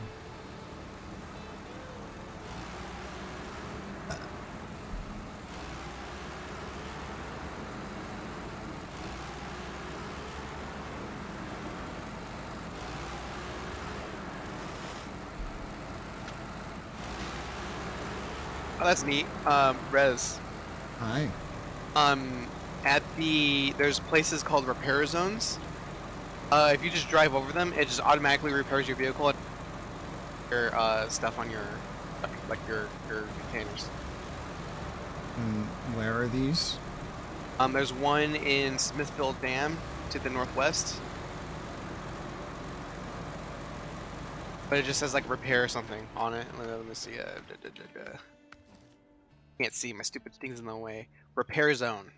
Oh, I see that. Yeah, I had to build that. I was not there. Yes, that's unique to a logistics base. Good to know.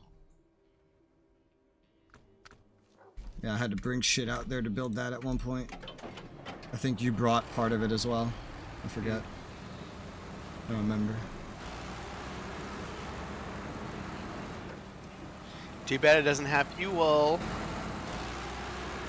Too bad what doesn't? Oh, the zone? Yeah. Yeah. That would be nice. But I mean, you could always put a trailer there for that purpose, I guess. Or a truck. But for a co-op player, it's just easier to put a truck filled with fuel. Unless I crash and then... And then you might lose the trailer. I don't know. But you can't lose the truck. Anything I stage will disappear, so any time spent staging is wasted. Well, assuming you don't crash too often. Not really that big a deal. I wouldn't say crashing is too common in the game itself. And I think in my case, it was just like the cable was seated improperly. Mm-hmm. Oh, so it's fixed now for you. Yeah. Okay. I still don't understand why I'm able to stream it stably 2 megabits higher than I was able to stream at on my other PC. All that changed is the PC. I can't get any further than those 2 megabits without dropping frames reliably throughout the day, but I could get 2 extra megabits out of nowhere. Doesn't make any sense. Maybe somehow certain network cards are just better at squeezing speed out of things.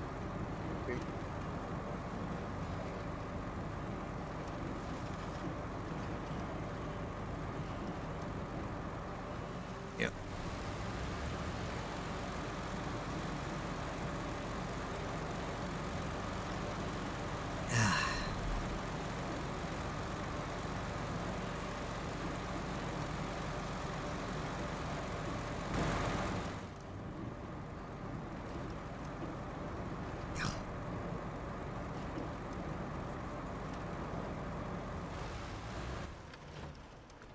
It's a turn.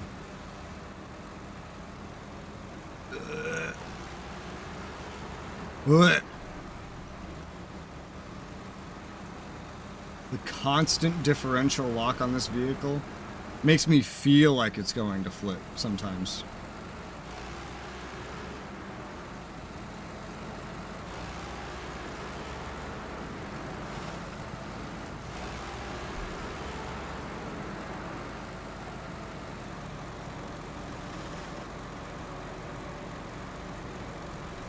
That's weird, because, like, with the constant differential lock, right? Uh-huh. On a vehicle where you can turn it on and off, if you drive too fast with it on, it damages your vehicle. Or if you're driving on a flat terrain, yeah. I don't know. I don't ask questions. I don't ask. It's a video game. I don't know, man.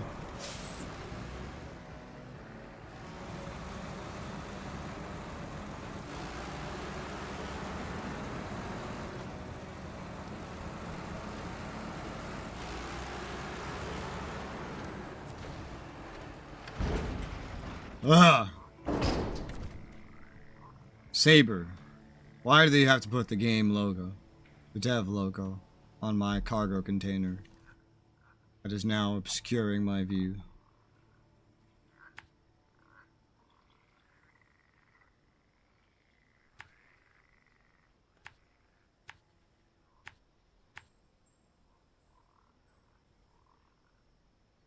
Oy vey.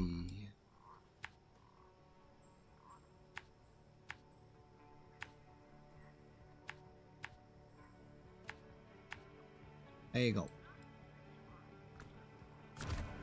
I drew a path.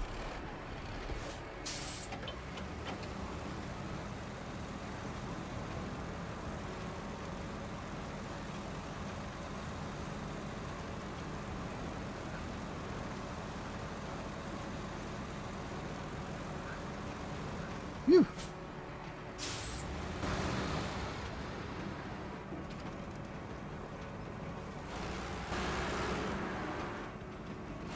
Alright, let's go.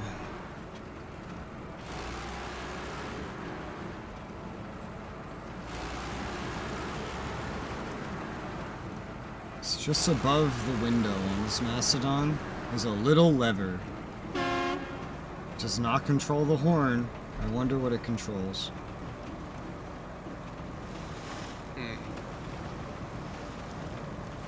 It's like 3D. It's coming right at me. I want to push windshield wiper. it. I think that's a windshield wiper. I feel like it's gonna poke me in the head based on where it is.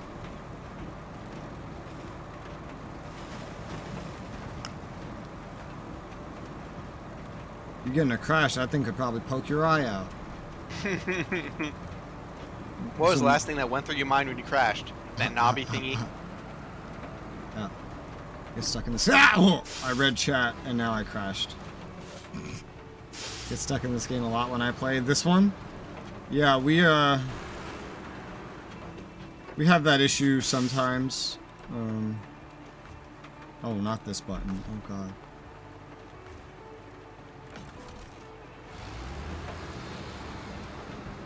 Good job, yes.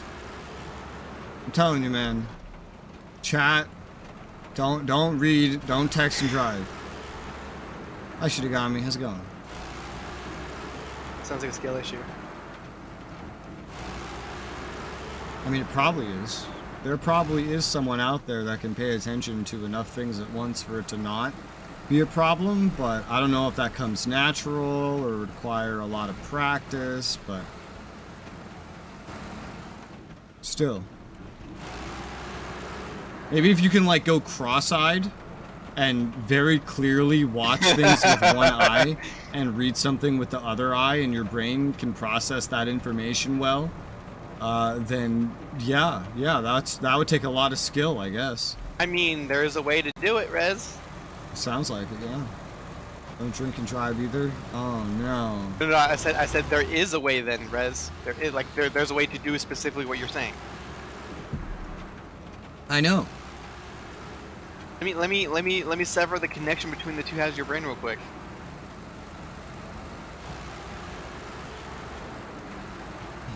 It won't even hurt. You won't even feel it. Well, get into inside your skull. That'll hurt a lot. Non-stop. Go bad. When I touch your brain meat, it won't hurt. There's no nerve endings.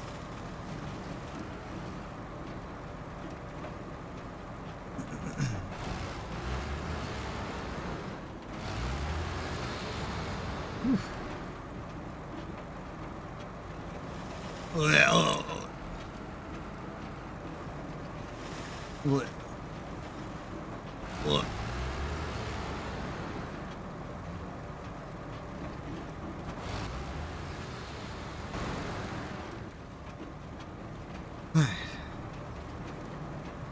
The more I play this game, the more first-person driving I'm doing, because I'm so sick of my truck being in the center of my screen, blocking the road in front of me. Because that's usually where I try to look the whole time, is just the road in front of me. To make sure I'm not going to run into a rock or crash into anything.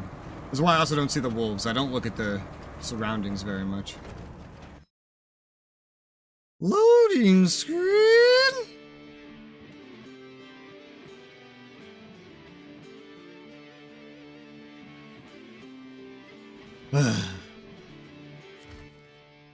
Bet if this game didn't have to release on the fucking Xbox One, it wouldn't have loading screens.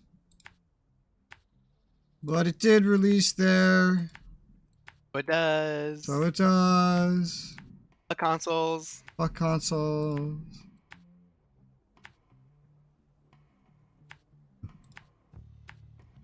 Alright.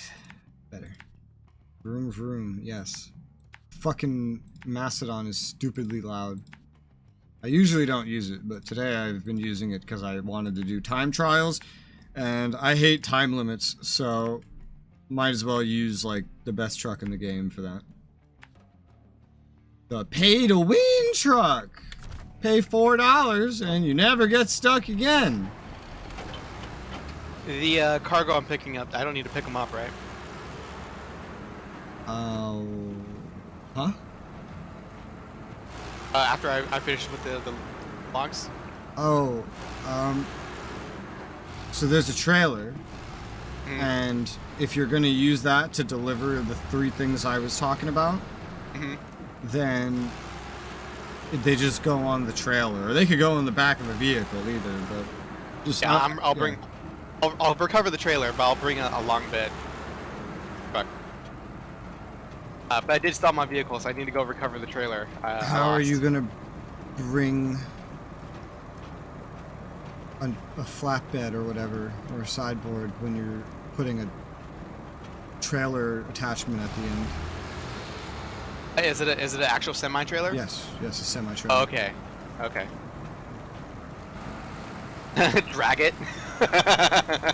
It's right next to the place where it has to be sold too. You were right next to it earlier. Yeah, I could drag it then. It would still have to be attached to be sold. That's right. So. Alright, I'll go get the thingy. That's why I tried to point your direction at it before, but... I will, when I recover this trailer, because like I said, I flipped over, so I need to go grab this, Actually, do I even need to? Because once I leave the game, it'll just disappear, right? What will? I crashed a trailer. It is... Look at some trees. It's your trailer? My trailer. If you purged the trailer and you crashed it, I don't think it will remain here. Okay. The moment you leave the game. I'll grab it anyways. Alright. It's not like I have a whole bunch going on right now.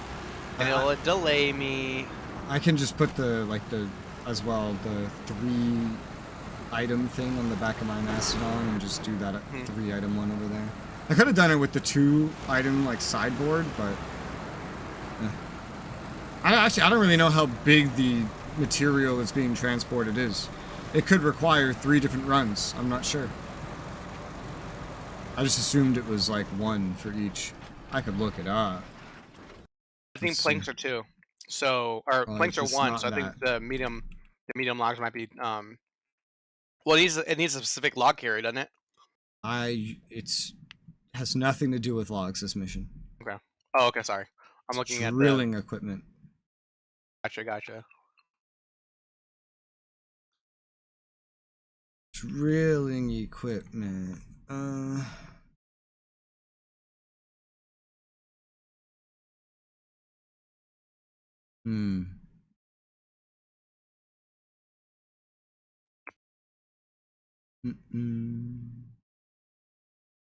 The hell?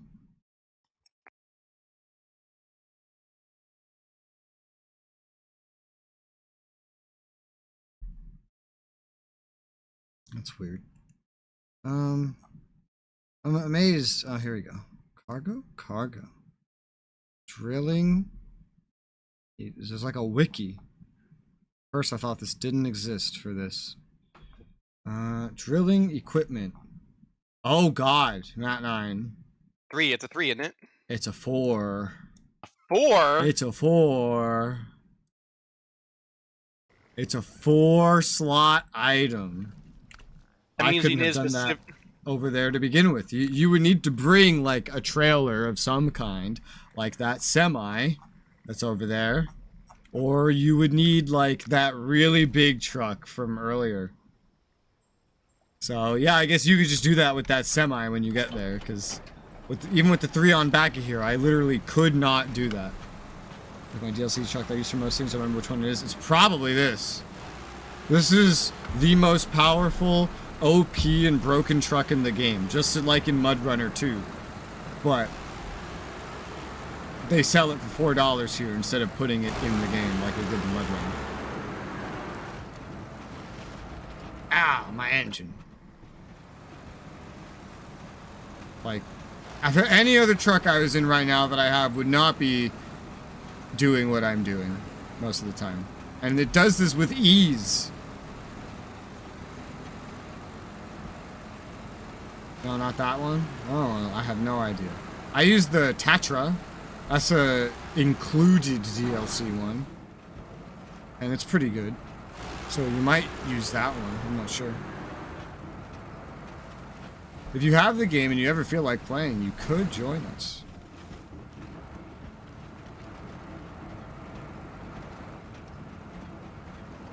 It is 4-player multiplayer. You just have to let me micromanage you. Blech. Shorter than that. It might be the Tatra. I use the Tatra a lot. It's very useful, very fuel efficient in comparison. And there weren't really any other good DLC trucks that could do these kinds of loads, I'd say.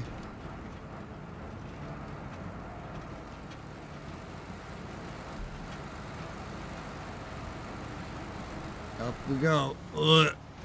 Ugh. Ugh.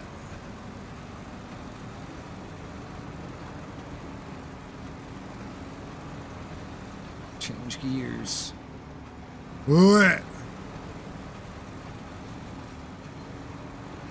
My truck is almost completely vertical. Oh, yeah, that fucking I hate that. I know where you are. Whew. My first time going up in that direction. Mission power, only for like an hour or two. That's something to do for today. Well, just in general. It's a very long game. Base game alone's 100 hours. Every single DLC season adds another like 100+ hours. In general, if you ever see us playing, you could join.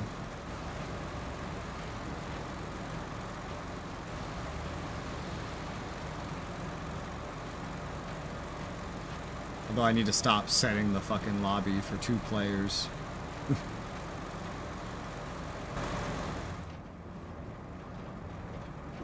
I don't even know why I do that, considering you can just invite, and no one can join randomly anyway. That's what you think. That's what I assume. I'm just used to playing it safe. Can't be doing that in Grand Theft Auto. Yeah. I think we're finally getting off Michigan today, though. So next time we play should definitely be Alaska. We didn't bother to finish no game. I just gonna play for a bit. Well, we're about to be done with Michigan, which means we are about to be 1/3 of the way through the base game. Incredible, right, Matt 9? Base game. Base game. And how much of this game have I played? Why doesn't Steam tell me in the overlay anymore? 1/3 of the way through the base game. I've currently had the game launched for 32.5 hours total. Makes sense, yeah. It's slightly over 100-hour base game. Makes complete sense with the pace at which we're going. And Man, this is with co-op speeding us up. Yeah. Yeah, this is with co-op speeding us up quite a bit. With 2 players. It would be longer. Who the fuck is playing this at that speed with only 1 player? I don't know, but it would definitely be over 100 hours. So...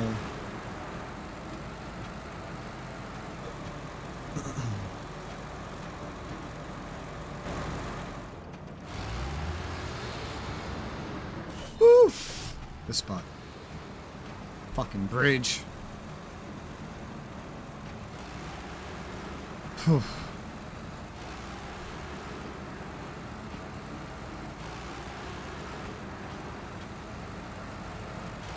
Yeah.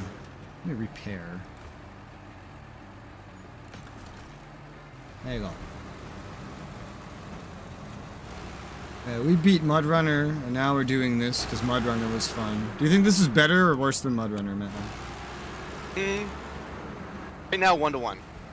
I would say this is better, in my opinion, because it's longer and it has RPG mechanics. And I could just use whatever trucks I want. Okay, marginally better. It feels like an actual... It feels like what you would expect out of a sequel. Out of that. I feel like it's a much bigger improvement than a sequel, just because it's like, you know, we're going from like a 10-hour base game to like a 100+ hour base game with all these different trucks and progression mechanics and a variety of like cargo and things you transport, so it's not just transporting logs everywhere. Is it really only 10 hours for the base game for Mudrunner? Yeah, we beat that shit in like 2 short sessions, I believe. Jesus. It was very short. And you didn't really get to choose your vehicles, and you just had to make do with what was on the map. There was no progression whatsoever aside from the levels themselves. This one has progress. It has like a whole progression system. It's got like a quote-unquote narrative. It's got a storyline in a way. And it's got all this shit the first game had. This doesn't feel like a sequel to me. This feels like the game 10 times in budget is what it feels like. I would say this is a massive improvement from like a 10-hour quirky game. So like the first game is like the Flash version before the actual release when it became a full game. Basically, it's kind of... The maps are also much larger. There's more maps. I'd say, yeah, I would rate it just as a huge improvement. Mom's a huge improvement. Good? Question mark?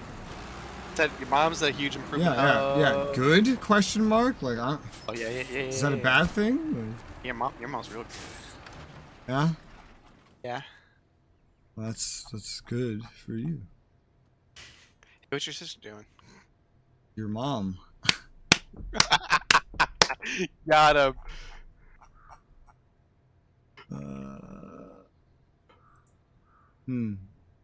I don't want to go into that quarry loading zone with a Mastodon.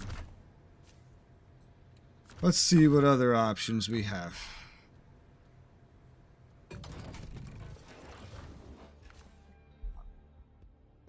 Because I know I have other options. I have the Tatra. Is this the one you used, Boredom? This one right here?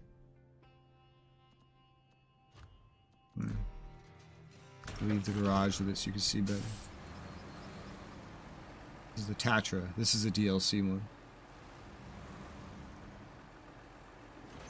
Because I use this one a lot. Bandit? Oh, you use the Bandit? Yeah, we use the Bandit sometimes, but we mostly use it as a utility vehicle because it flips over too easily. I have the Bandit. There it is. I have the utility shit on the back of it. Matt Nine's used it way more than me, and he's used it basically exclusively as a utility vehicle. I think this one would be capable of what I need to do right now. Although I don't know if I want to use the Bandit for that place. This would definitely flip over trying to go to that quarry. I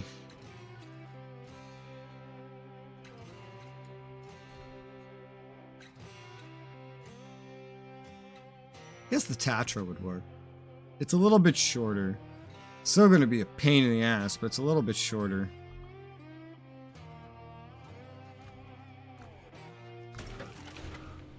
Bandit is my favorite for a utility, like refuel repair vehicle. That's what I use it for. Alright, what am I doing? You need a saddle. Huh? And then you go back to Island Lake to that trailer. Okay. You could grab it. You could do...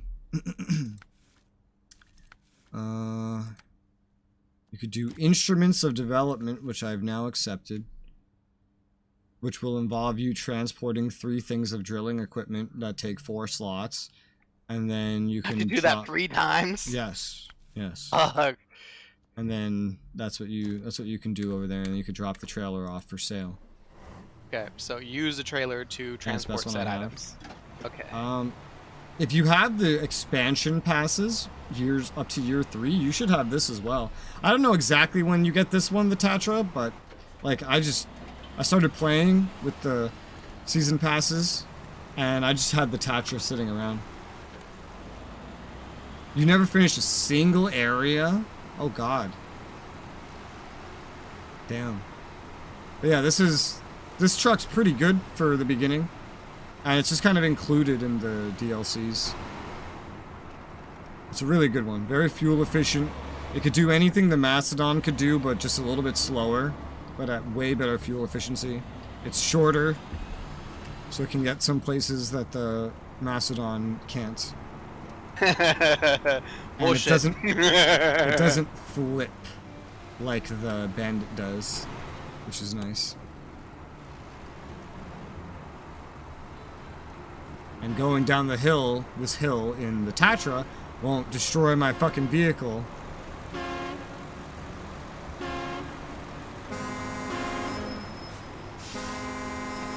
Ow!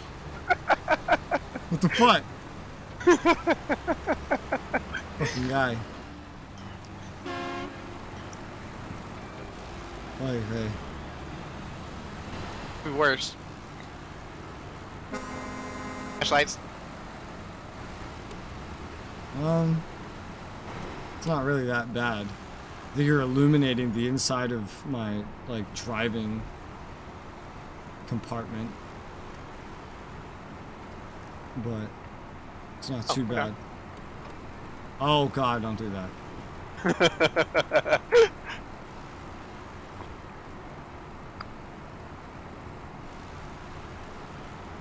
I can literally feel from the inside of this compartment that I am not the one pushing this vehicle. What do you mean?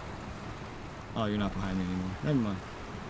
Yeah, I was, after It was that just one thing shaking so much. I was like, wow. Is he still pushing me? It Nope, says nope. season 4? Well, then you definitely have the Tatra. It would start in your inventory. There's 2 Tatras, in fact. A small one and a bigger one. Because I don't even have season 4. But I just start with both Tatras included. Assuming you're on normal mode. Ow! My whole vehicle just, like, shook. Oh my god! What?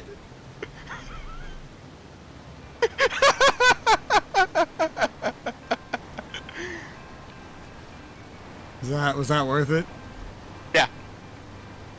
How fucked up is your vehicle? It stalled.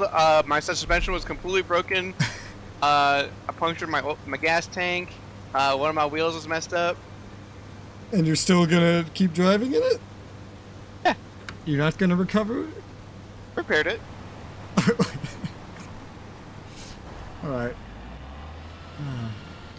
I bet it's time to see that, yep. I knew you wouldn't be able to turn in time, because I've done this turn in the Mastodon, but I guess you were just gonna take the damage, and then you went flying. And that was the part I did not expect. Oh, God. Cool though. That's something.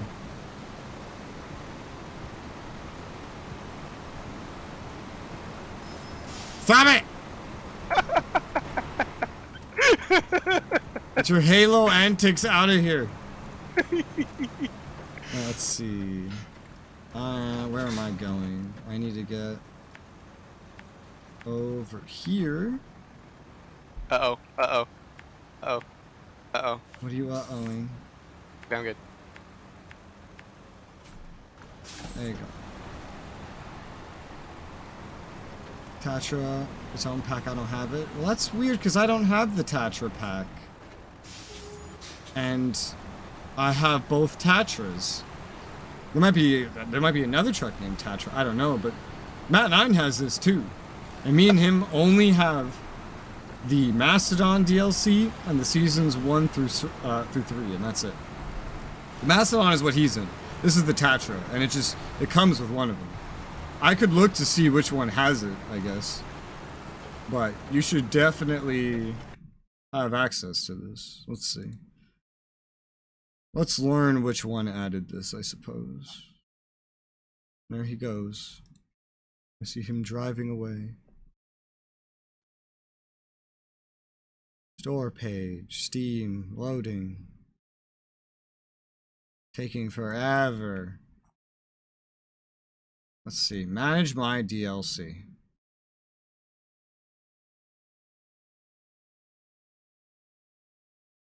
Let's see. Okay, yeah, the Tatra dual pack is in the year 2 DLC. So if you had those, then you should theoretically have this. Can you buy your DLC without buying the previous years? You have year 2. I have the year 3 is what I have. I have year 1, 2, and 3. What'd you say? Maybe he only has a year 4 pass. He does not have 1, 2, and 3. He only has. He said he has 4. up to season 4. Oh, okay. And I don't know. So that would imply that he has 1, 2, and 3 as well. And I just purchased year 1, 2, and 3 together. Which doesn't distinguish the Tatras as, like, separate.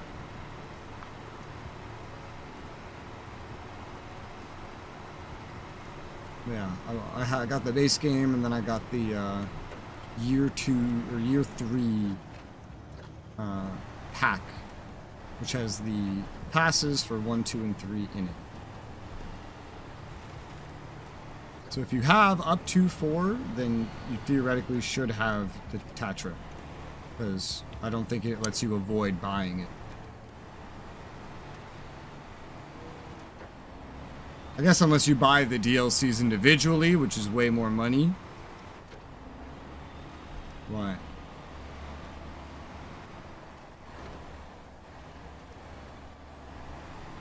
Ugh.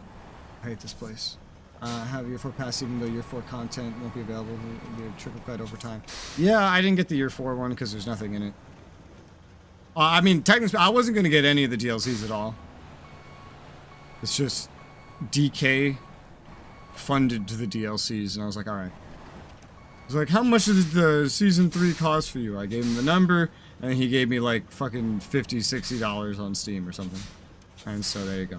I don't actually ever buy DLCs for myself. I didn't even buy the game. Matt and I bought me the game. I paid for literally none of this. Matt and I bought the game, and then DK bought me seasons 1 through 3, and there was money left over, so I used that on the Mastodon. That's how I got here. That's how I met your mother. Sleeping with all the other women. Yep. Smoking sandwiches with them. Yep. Let me give you excruciating detail on how I fucking rear-ended her. Your aunt, by the way. Yeah. Yeah. You know the one that kisses you on the mouth? I've been in there. It's been on my parts.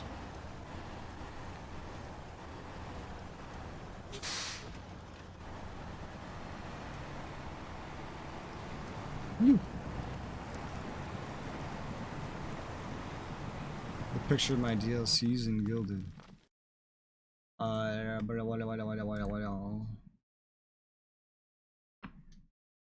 That is a screenshot.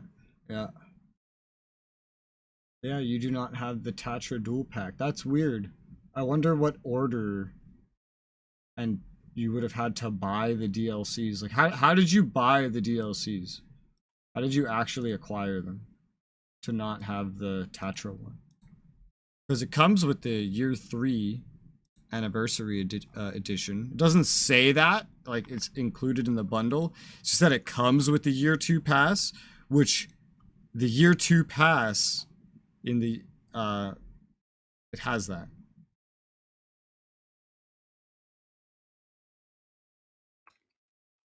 Season. Yeah, so you have individual. You might. Did you get these DLCs individually? Oh, I see. He doesn't have the years. I see the situation now. Matt 9. He doesn't have the years. He has seasons 1 through 4, as in the first 4 DLCs. He only has year 1. I see what happened. Okay. That makes sense. That makes sense. That would explain it. Well, I'm thinking the word season pass. Yep. Hi, officer. I sound like I came into talks of incest. No, that's just the How I Met Your Mother plot. It's a TV show. If it sounds weird to you, then, you know, maybe it is weird. Or maybe it's normal and you're the weird one. Have you considered that? Yeah. Incest is mainstream. Come on, let's go. Sepsis, what are you doing? Well, that wouldn't be incest, because of the word step being there.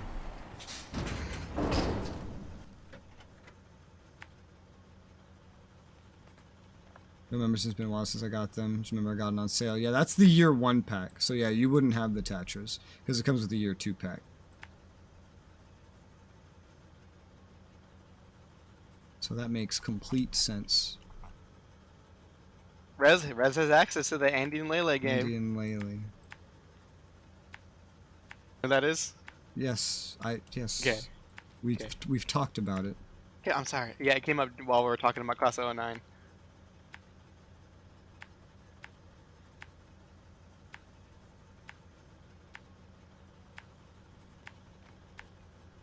That game is long as fuck. I was like looking at like just general gameplay videos of it, and that shit is hours long. Which one? Class 09. One playthrough can literally be pretty quickly, honestly. It's just that it has a lot of options. Hmm. You probably just thanks for calling me out, no problem. You're welcome. I'm glad you can open about yourself. Yeah. And learn about glad yourself. you're willing to It's learn always a good about thing. yourself, yeah.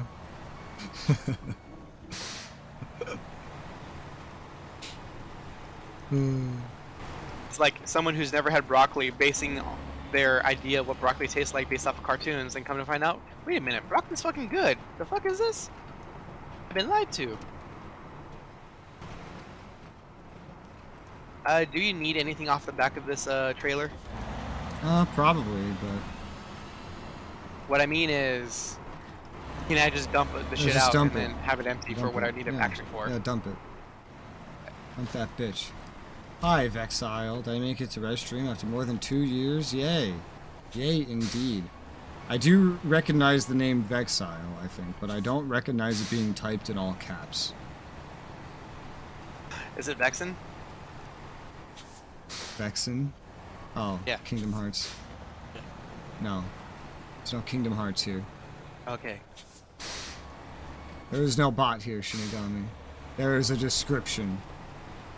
There's somebody named is Levy. Eh? Their human name is Levy. Oh, Take out the X. yeah. And unscramble it. Yeah.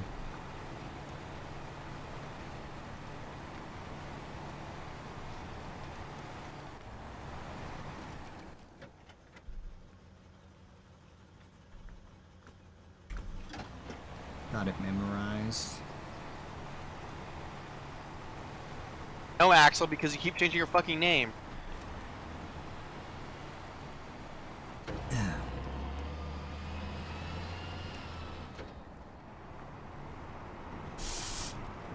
Yeah. Ugh.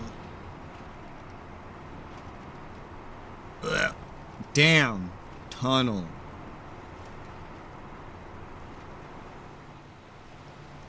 Because I think this might be a high mount. I don't know. I don't know how the mounts work.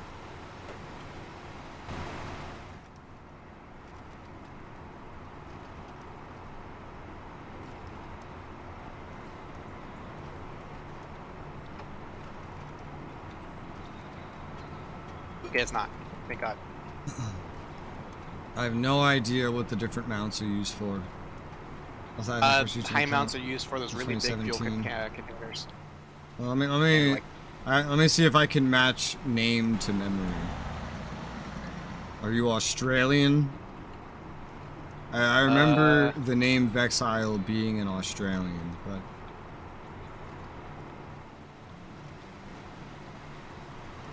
I'm much better at remembering a person than a name, but I'm pretty sure the name Vexile was an Australian. Pretty confident. Pretty confident at this thing that I just said I'm not good at.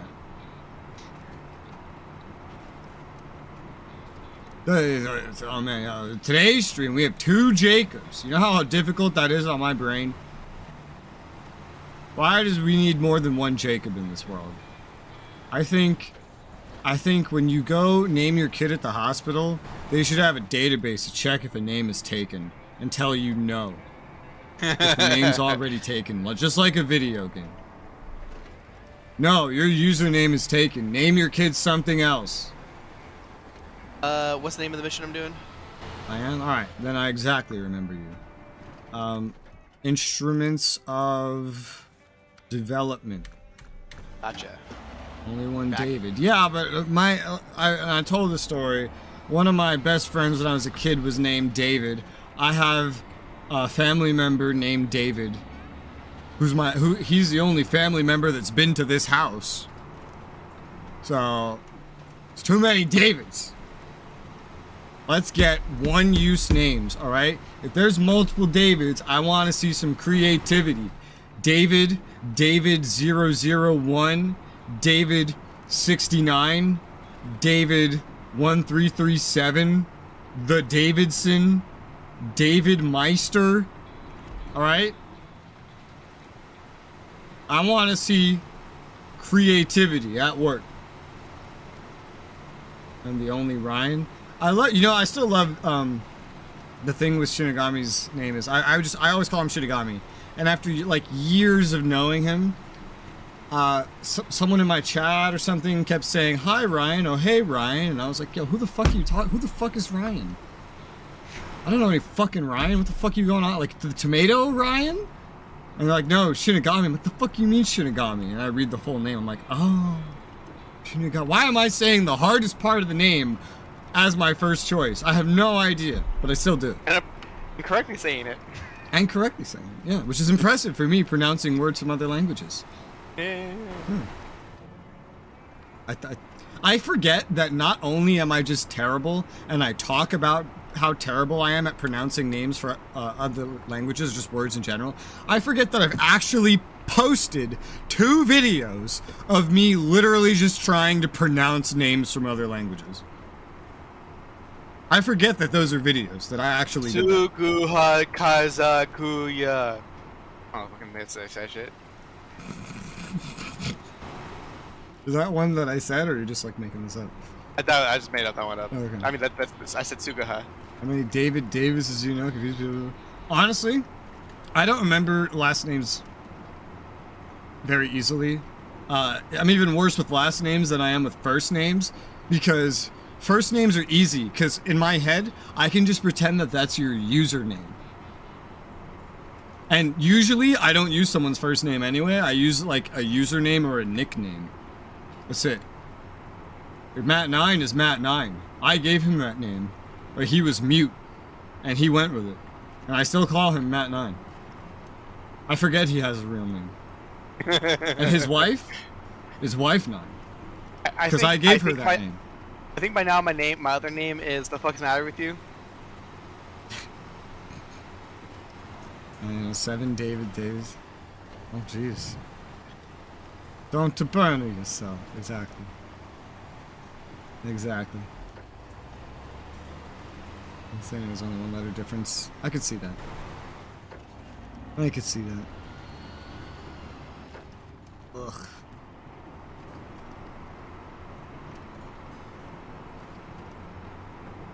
But yeah. I don't, dude, if I could, you know something I hate about this country? You cannot legally name yourself with only 1 name. You need a first name and a last name. That doesn't sound very free to me. Don't we have like a constitution for this? Freedom, right? Speech, guns, and names.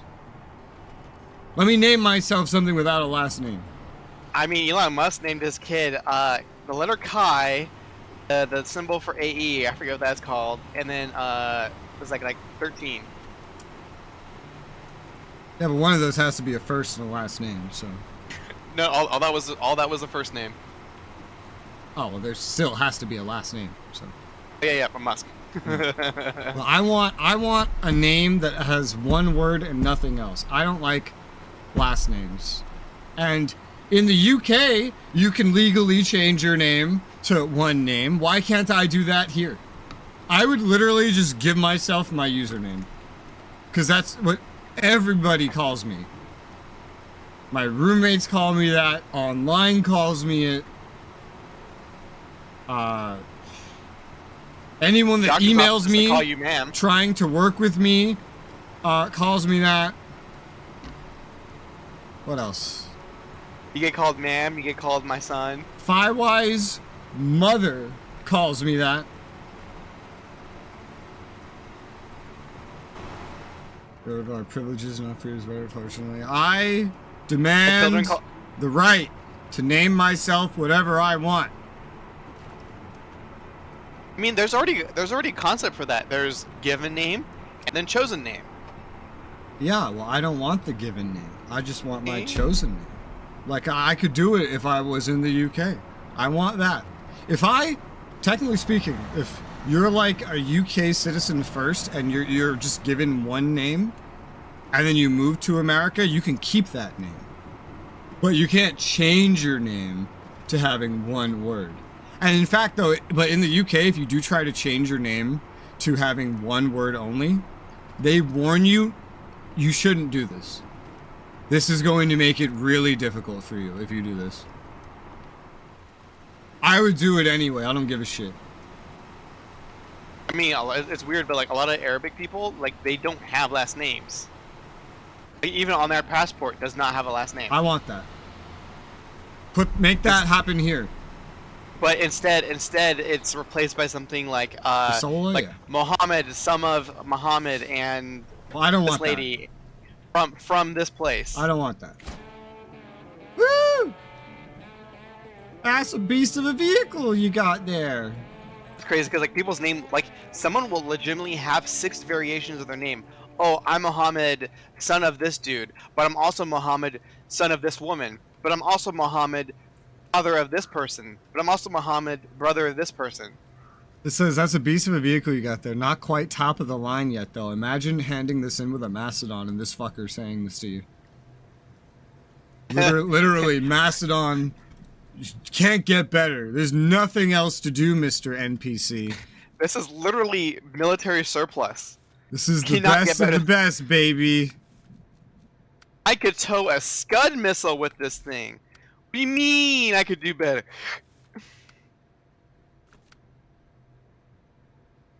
Delivered at the farm. 2 bricks, 2 wooden planks. 2 fuel. Do I get any of that from here? Alright, that's it. Everyone just gets a Yes. number. You get a serial number. That's all you get. I mean, we kind of already have that. Technically. What? Okay, there. Except, let me just deliver this from here. Why not? The essentials. What are the essentials? What is this? Local farm in dire shape. Need basic materials for repairs, fuel, power for the generators. The road leading up's completely destroyed. Yeah, I figured that out early. Thank you. Cool. Might as well just bring something back from here. Going in for trying to distinguish you from others. This mission actually isn't all that hard. I just don't like dealing with semis or trailers in general. Yeah, they should just give me a number then. I'll take a number and you give me my name. Does that sound like a fair trade? Because I already have a number. So why can't I have my name? Let me just put my online username as my real name. I use it in place of my real name 99.95% of the time. I forget that I have a real name, and then I go to a doctor and they call me my real name and I'm like, who? What? Who's that? Mr. What? Never heard of him. I'm Rez. Say it with me. Rez. So easy a baby could do it. Facts. I don't know who this My other babies guy do you're do talking it. about. Yeah, babies do that. Matt Nine's child calls me Rez. It's easy. Rez. And flashbacks to VR chat, text to speech. Rez. There's a cute little animation when I pick these up that it shows the drilling site being dismantled. Yeah. Makes sense.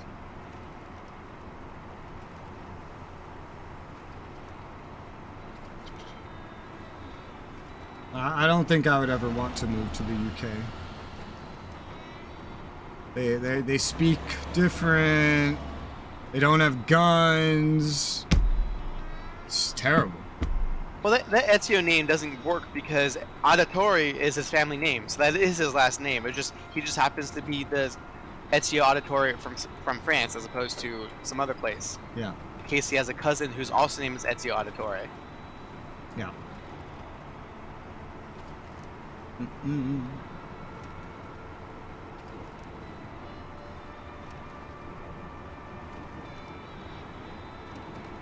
You can get arrested if you have a dog. Do a salute. Huh, see, that sounds terrible. I guess in Germany, because of the paw's flat, so the dog salutes, it's a natural. Oh, he said the UK. Oh, UK? What the fuck? Well, I mean, it's the UK. They don't even technically have freedom of speech. And no guns, most importantly. Why would I want to live somewhere that doesn't have guns? What if I have to shoot someone? Says the guy that doesn't own a gun. But you never know. It's good to be prepared. Even then, like, regular people don't have guns. Criminals have guns. Yes. So now you're the dude in a gunfight without a gun. You're the only one. I should be prepared wherever I go. I want my one name. I want a gun that I don't actually have. And I want pizza. These are the three things I want. Last time I heard Joe Biden, he said that in order for you to defend yourself against a tyrannical nation, you need jet fighters. So, by that definition, I should have jet fighters. Sounds right to me. Give me my F-35. Alright? Everyone got a gun during the Revolutionary War. Everyone gets a gun in Ukraine. I deserve my F-35 if that's what I need. He gave the Taliban night vision goggles. Yeah, where's my night vision? Where's my night vision? Exactly. Well, Rez, you have no vision, so that doesn't count. Well, then I deserve a robotic eye and night vision. I deserve all this. Also pizza. Also pizza. Also pizza. Listen, where is my thing where I put this little tiny disc in the microwave and a whole ass fresh pizza comes out? Seconds. That sounds pretty good. I don't want flying cars. I don't trust people with flying cars. I don't even trust people with regular cars. I don't trust anyone with regular cars. But like that way, I don't see the difference with flying cars anyway. I always joke that, technically speaking, it is not statistically impossible that in the next, like, 5 seconds, a car could come flying through that wall and kill me. It can happen, and cars don't need to fly to pull it off. So I don't really care if they're flying or not. At the end of the day. And some Scottish group, and then here's when it's opposing thoughts on origami. I mean, probably. Canada does stuff like that, I think.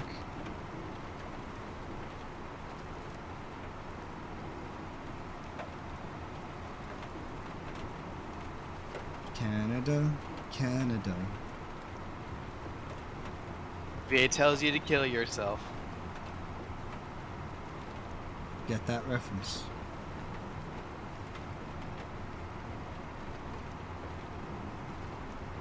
My favorite piece of historical knowledge on Canada is that they had a plan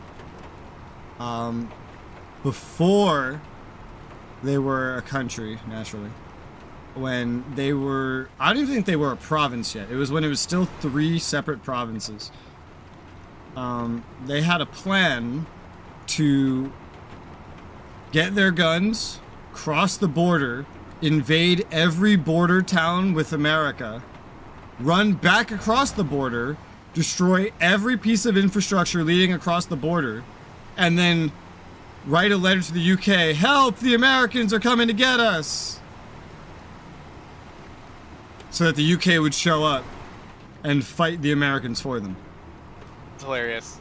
That was a real plan that was accepted as a plan that was considered to be performed in Canada.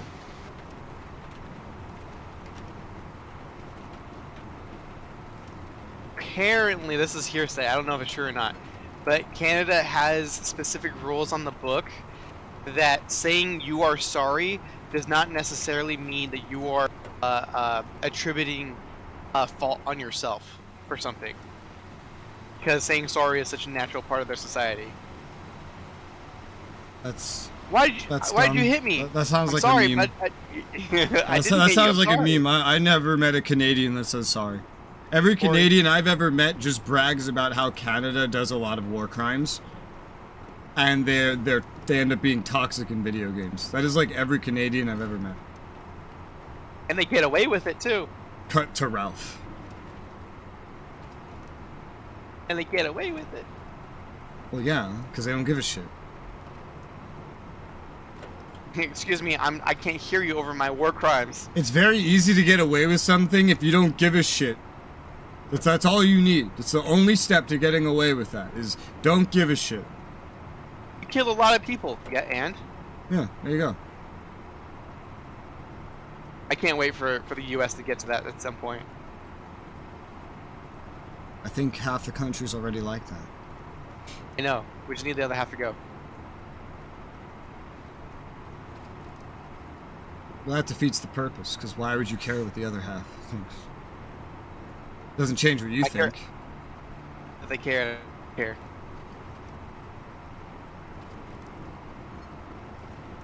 That way, when most people don't care, then I'm going to fight about how people should care.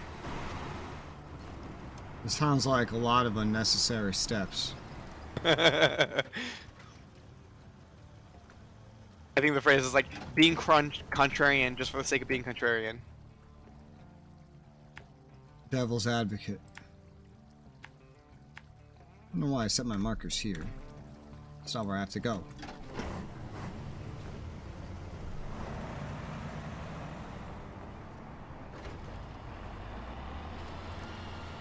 I feel like the only way you could ever actually care what someone else does is that you just stumble upon is if you live in a village with the guy. Like, yeah, like a so small village. There's no escaping them. Or something like that. But like, if it's just some guy somewhere around, like on the other side of the country, it doesn't really matter what he does. It doesn't change anything.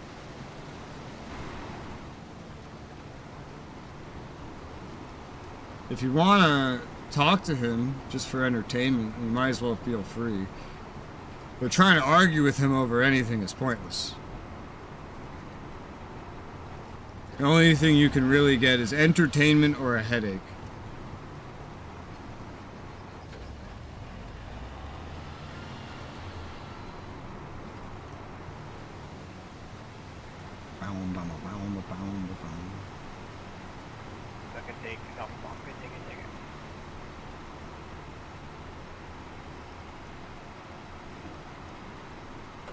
AWD. I find myself just managing all-wheel drive more and more to just keep fuel efficiency for like when I'm actually on a normal road or not. Min-maxi. Min-maxing. Oh no. Cut to Matt 9 just flying around, literally flying in a Mastodon. Mastodon space program. Let's go. Oh god.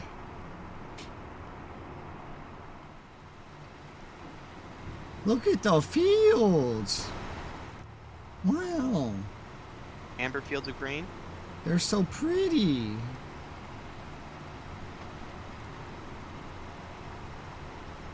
Those planks are medium logs in your back. Thanks. I was at a place that handed them out and I just found a mission that would need them and I just went ahead like, alright, let's just go bring those over there then.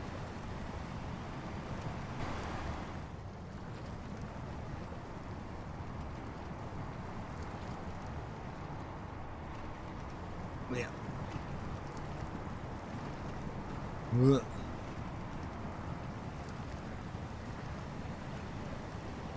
Had to shift into low gear for this.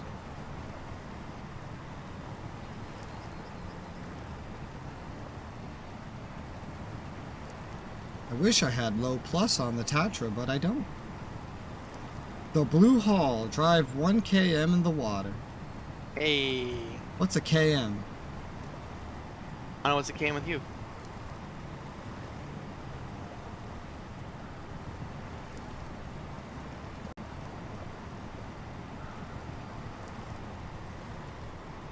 There you go.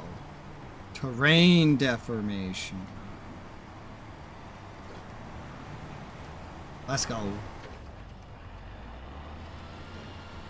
I arrive with thine planks. It's doing missions all out of order, based on what's convenient.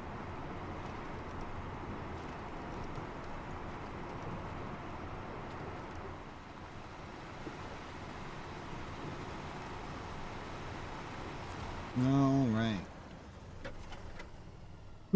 Drop off the planks. Done. This thing's half out of fuel. Let's just recover because I'm right next to the garage anyway. And then let's see.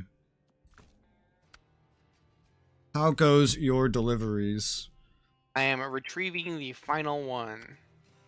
Nice. After you do that, there's actually one more that needs to be delivered in the next mission. It has to be delivered to the port in Drummond Island. Ugh. So you might as well Where's just it picked up at? it's wherever, I guess. Like, what am I picking up? Drilling equipment, Okay. like you're doing right now, and has to be brought to the port in Drummond Island. So when you're done with that, I'll accept the mission. It's called Harbor Delivery, and you can bring drilling equipment over there. Key. Yeah. I do desperately need a refuel though. Do you need me to swap to you right now? No. I will when I finish this though. We'll go to the stage fuel thing. If I have enough fuel for that.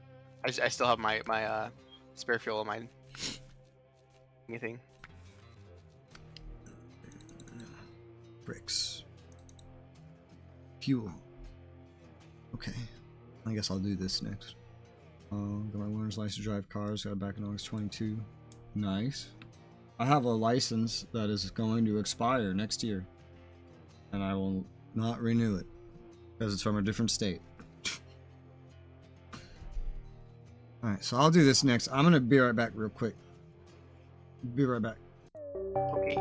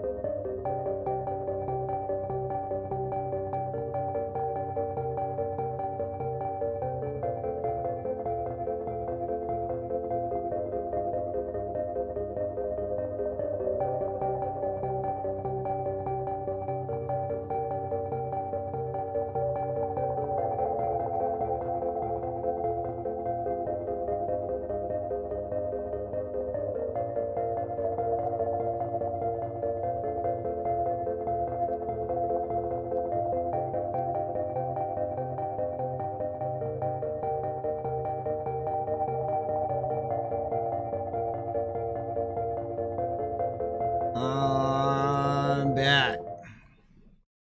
Uh-uh. Uh-huh. Uh-uh. Uh-huh. Uh-uh. Uh-huh. Uh-uh. Nuh-uh, your mom. Bitch.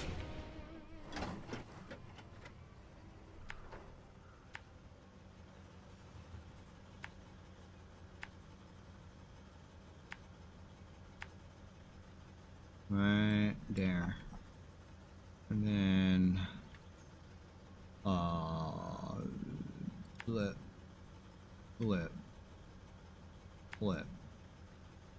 Oh gosh.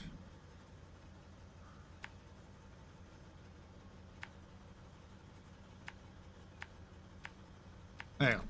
Good enough. Lights. Camera. Action.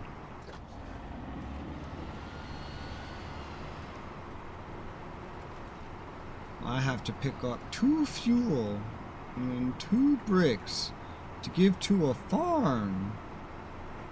What's the story of what you're doing? I didn't really look. Me neither. Let's see. Did some digging out the old swamp. There could be oil out there and we want to start drilling. We need you to get rid of some old equipment that's in the way. Okay.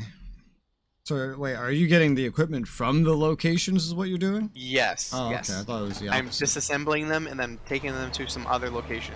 Okay. I thought you were bringing the stuff. No. Well, damn.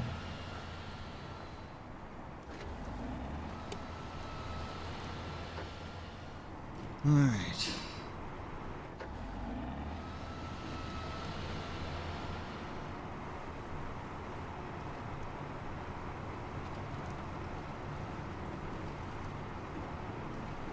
I can feel it. We are... How long have we been going? 4.5 hours. We're definitely getting to Alaska today. Wonder at what time. Because what's remaining is really nothing too difficult. There's the oil rigs, and then after the oil rigs there's like 1 construction semi, and then everything else is just stuff that goes into like a sideboard. So that's not particularly difficult. But swerving everywhere. It's just time consuming, depending on how efficiently you do it. But even if we did it in the slowest way possible, I believe that even 1 person could complete these contracts by the end of today.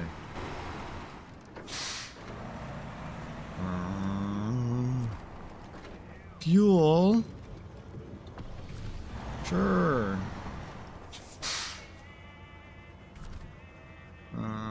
Hold. Cargo. Give me fuel. I have fuel. I guess I could go out that way. Give me fuel or give me...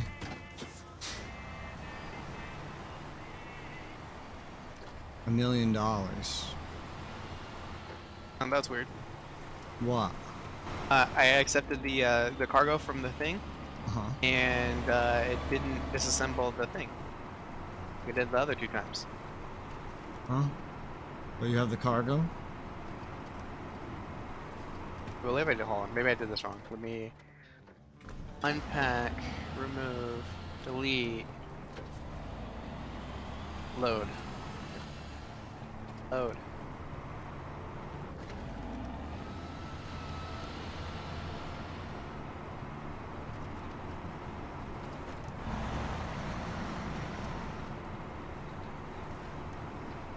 Hello? Hi.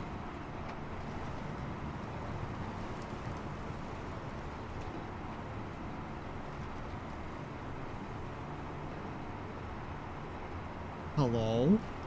Hello? Hi. Hi. I saw your Steam pop up several times saying your library was Yeah. available. What There's happened to you? going on my end. Yeah.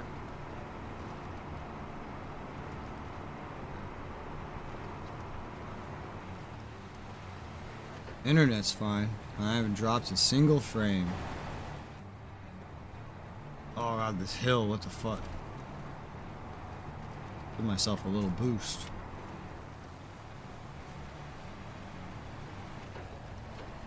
Why is this hill so difficult?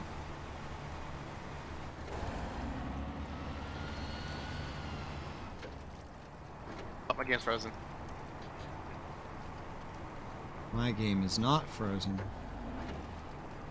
Okay, I guess this one is in 2 pieces. That sucks. So your game is unfrozen? Yeah, I guess. Yeah, it froze. It's just drilling equipment. It's on the floor. Why is it on the floor?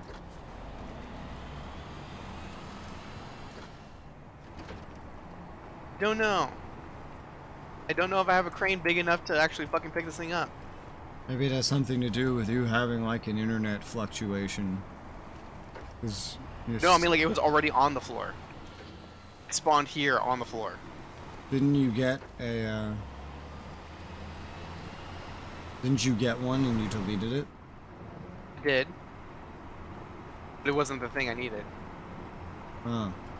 Well, I don't know. But I picked what I picked up was a platform, not the actual drilling equipment. Huh. And look on the ground here, there's drilling equipment on the ground right here. Oh, that's strange.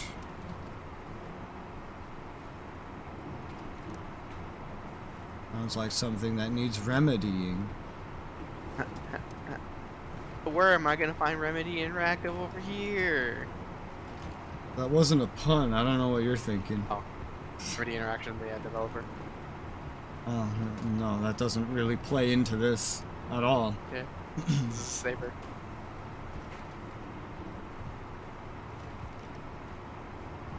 I'm going to need a bigger crane. I don't have a crane big enough to on this thing to do it. Time to bring something over. I gotta go pee first. And we never saw him again. Rip. Well, that gives me time to transport more random crap. Back in my Tatra and not in my Mastodon for right now. But let's go into low gear here. There you go. Because this part's fun. This part's easy in a Mastodon, but it's fun in a Tatra.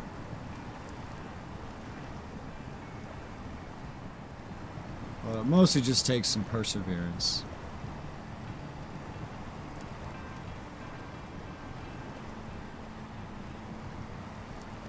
And placement.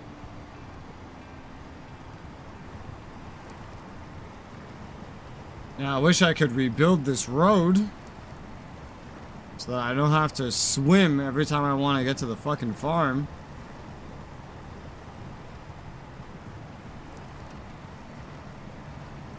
I'm kind of surprised these ripples don't go further out from the truck, considering this water's probably pretty stationary otherwise.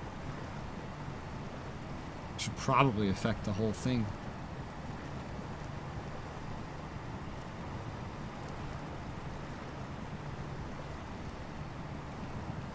Whew.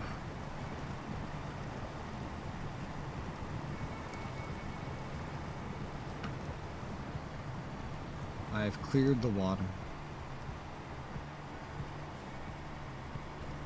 Why am I drifting to the right?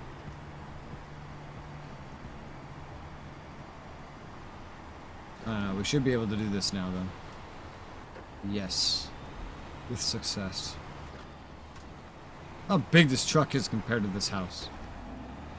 Trucks are very large. Oh, those windows are 2D. With the lights on them and everything. I don't know what else I was expecting. Fuel! Delivered. Now it needs bricks. Where can I get bricks from? Right there. Oh god. Just like, would it be faster to turn around and go through all that water or just to come from... It'd probably be faster to just come from down here. Yeah. honestly. Which is silly, but considering all the mud around me, yeah, it would just be faster to just go back from the top. Let's go from the top. I have driven down there so many times that I feel like I do not need more precise markers than the 2 that I placed. Watch this be the one time I mess up going down here, but I believe I can get down there pretty easily.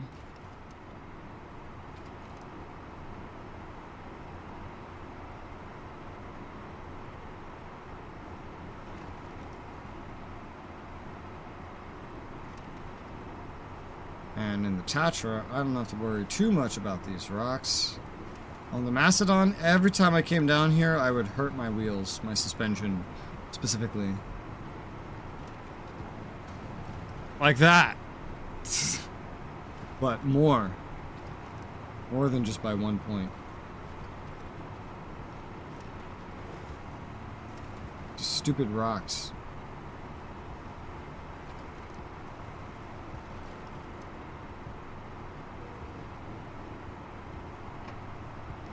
And here comes the mud. Into the dirt. I would love to use the off-road wheels, but there's never really a good time to use them.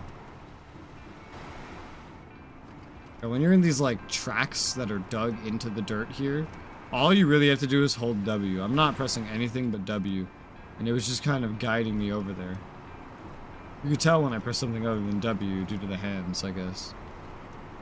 But it was just like guiding me in a straight line. Does not do that with the Macedon, because the Macedon's too large that it just glides directly over the fucking tracks.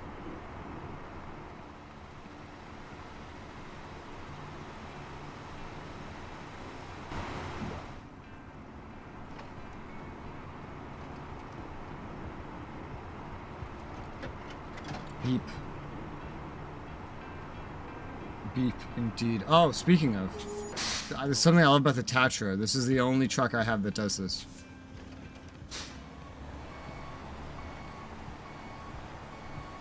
Beep, beep, beep, beep.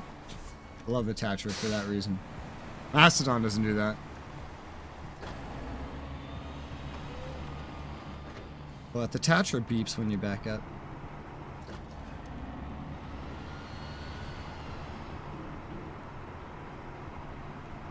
Beep, beep, beep. Yep. I love that. That's great.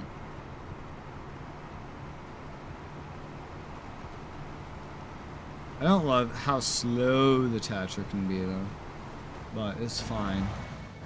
At least I don't go flying on this turn. It might get better with an upgraded gearbox, but the upgraded gearboxes are for this truck are in Russia. And I haven't been there. That's the 3rd area in the base game.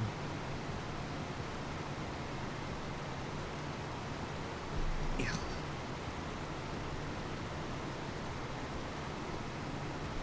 Damn is loud.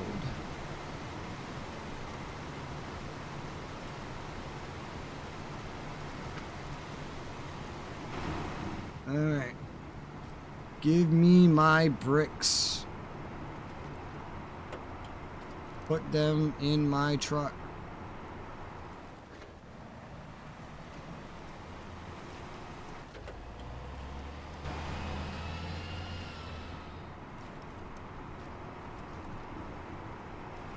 What's that over there? That's a challenge.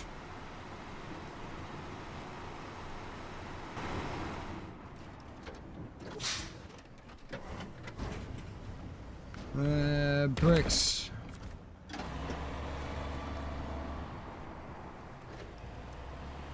Alright, now I have to bring this back up to the farm. Which I generally know the way. Let me just kind of mark the turn. Should be basically pretty obvious, but I don't go in that direction very much.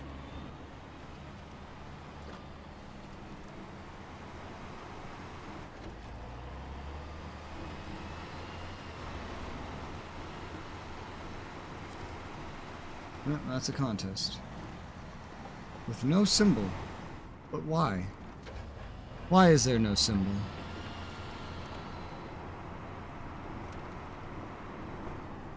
I can no longer, because of a clip I saw, I could no longer say the words "but why" without thinking of a clip.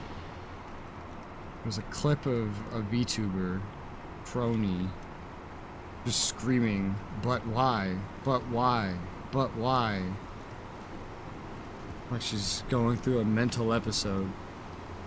Now every time I say "but why," which turns out I say a lot, I think of that. Tuesday. It's Saturday, sir. Jacob, it is Saturday. It is not Tuesday.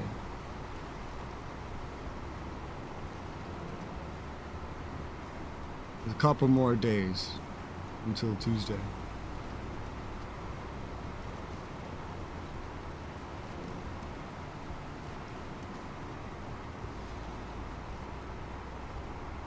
I like how my left hand is right here, so you could tell that I am somehow driving this without having this hand on WASD.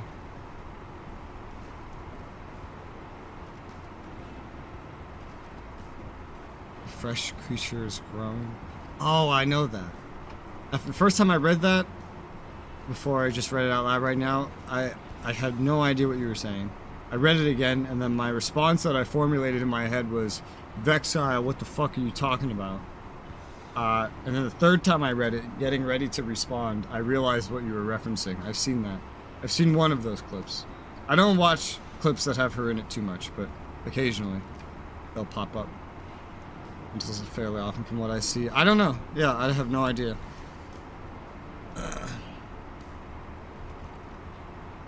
Like a year ago, I watched plenty of clips that had her in it, and then for many months, I just stopped watching anything with VTubers, like, entirely. And then after Matt9 sent me enough, like, hundreds of clips, they started popping up in my recommended again. You're welcome. Occasionally, Crony pops up. Rarely.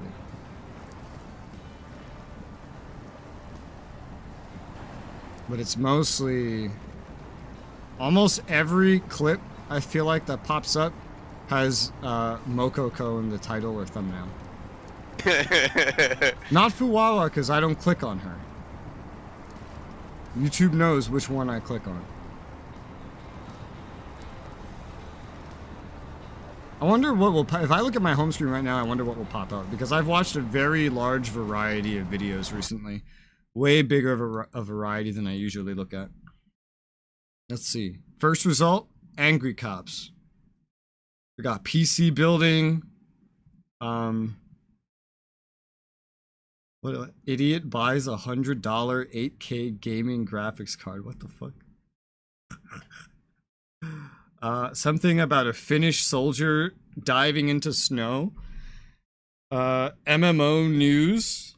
Dawn Trail benchmark trailer. What else? The first VTuber that popped up is one that I don't even watch, so I have no idea why this one's here. Coroni? Not Crony. Coroni. Oh, Corone. Yeah, Corone. And then Narissa, Yeah. who I also don't click on, so I don't know why she's there. And then another one that I just don't know at all. A song about April Fools. Another one that I don't know. Doki Bird. Something called This Rifle Fires Plastic Ammo. The US Army almost adopted it. Okay. Mokoko. Pippa. Ryzen CPUs. Well, I'm scrolling. There's a lot of ones I don't know popping up, and I don't know why. Mint. It's a huge variety. You some mint. It's a huge variety for some reason.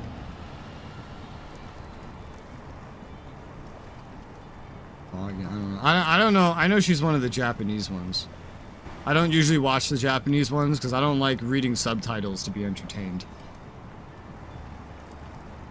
I am out of fuel in my vehicle. I require you to jump in it. Alright. Are you out of it? Yes. Where is it? The islands to the northwest. There are 2 locations called Island. Fucking Drummond or Lake? Island Lake. You literally hit 0. What does this look like? Holy shit, look at this thing. Alright. Refuel.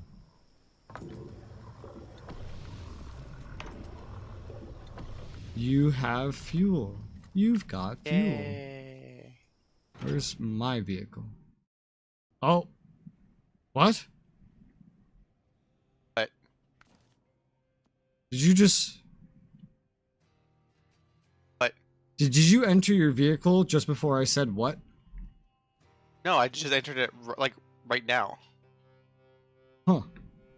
So Fine. you didn't click to enter your vehicle just before I said what? No, I had done it after you said what. Oh, that's so weird. I clicked What? on this location on the dam and it immediately put me in the garage. Oh, I see. There's a shortcut to go to the garage on the global menu. Holy shit. Never knew that was a thing. That confused the fuck out of me. I was like, how did that happen? Alright.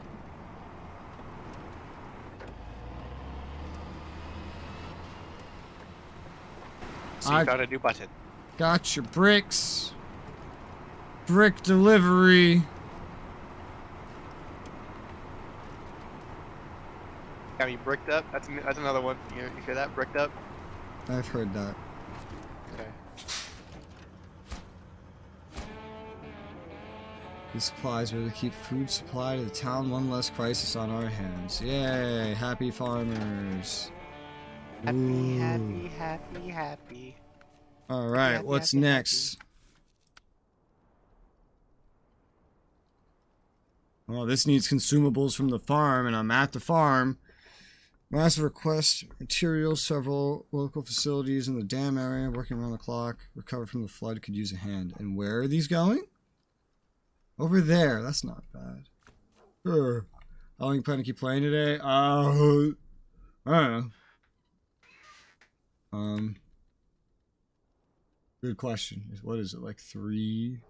Maybe like 5 more hours? 6? I don't know. Depending on the time. I have work tomorrow. Depending on the time, I feel like we might just beat Michigan by the time we'd probably call it anyway. Maybe. Perhaps.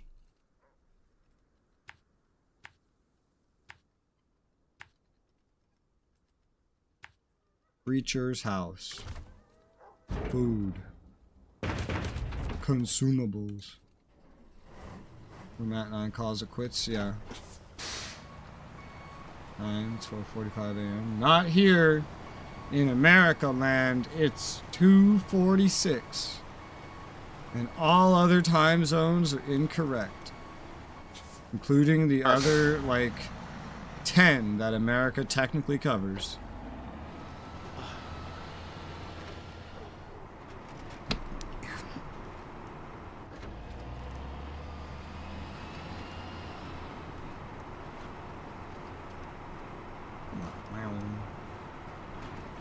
Metal beams. My vision was out of focus, and I thought it said I had to deliver metal beans to the quarry.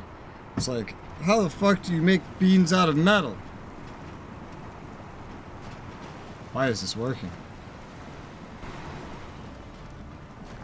Take care of stuff I needed to. Okay. Good luck with that. Bring back pizza. Checking you guys again once done. Gotcha.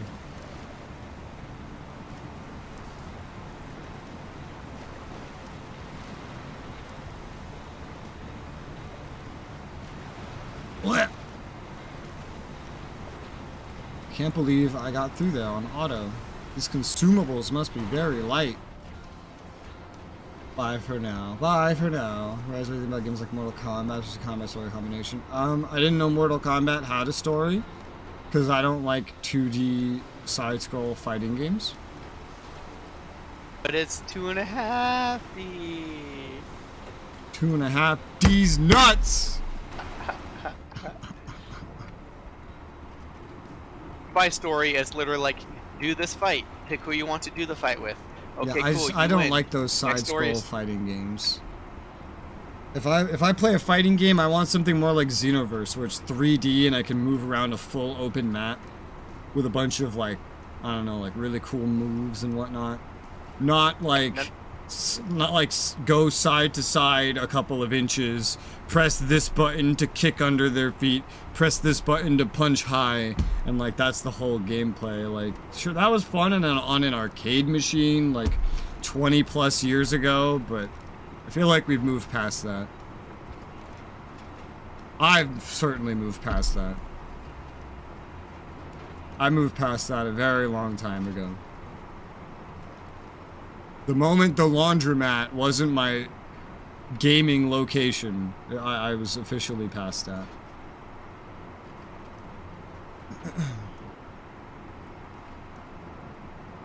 So yeah, that's what I think.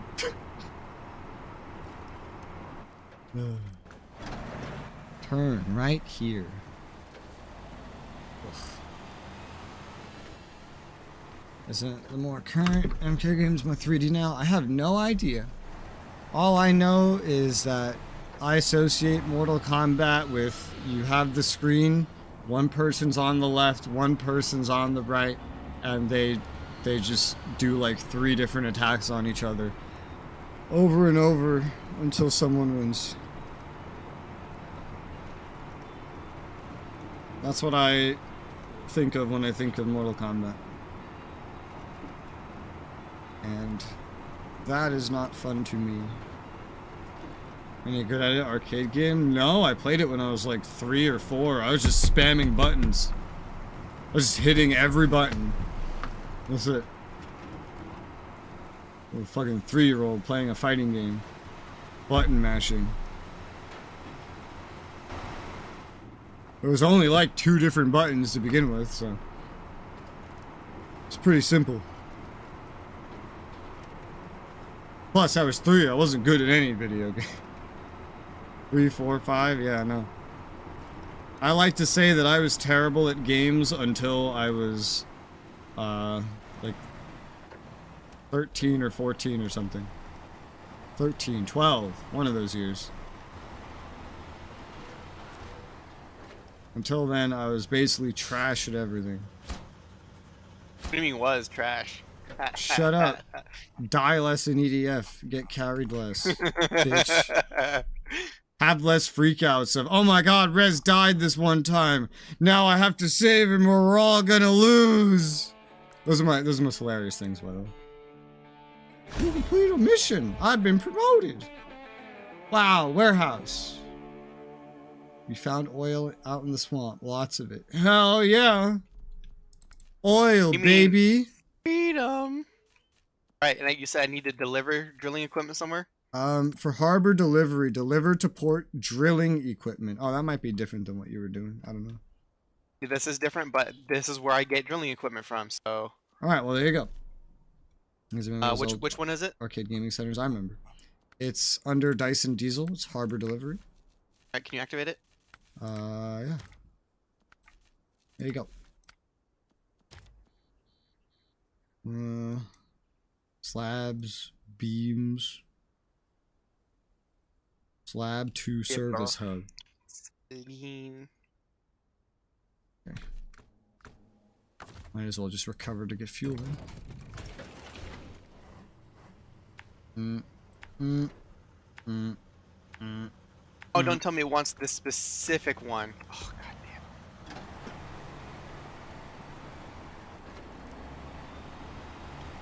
damn. I got one, but it spawned one right next to me, so I need to grab this one with my fucking crane. That shit was hard to do. But you did it. I used to love like actual arcades.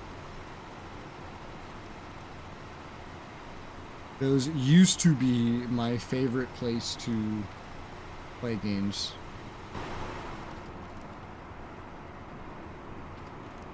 One of my favorite games as a kid was literally just a game that's supposed to teach you math, but it has you run an arcade in it. And I just liked the part about running the arcade.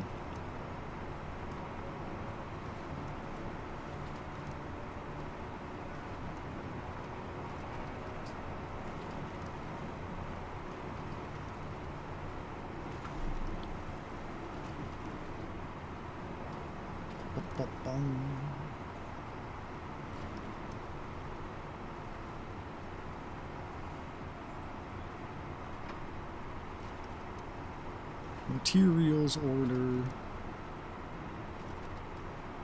What's the deal with this one? Materials order. Massive material quest. Recover from the flood. Got it.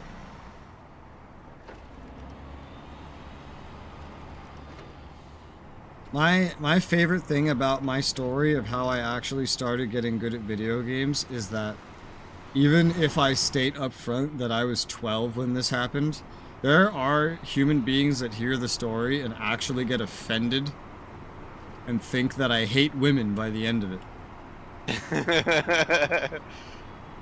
Because the story in short is a girl beat me in a game and I said, as a 12-year-old boy, no, that can't be, and then I got better until I could beat the shit out of her in the game. I've literally had, like, chat viewers once or twice hear that and think, wow, you're a really immature, sexist, terrible person, aren't you? I'm like, I was 12. As 12-year-old me was. What 12-year-old boy have you met that would not act that way? 12-year-olds are immature. They think 12-year-old boys certainly think boys are better than girls. What do you expect? What the fuck are you expecting? Do you not know any 12-year-olds? Were you not 12?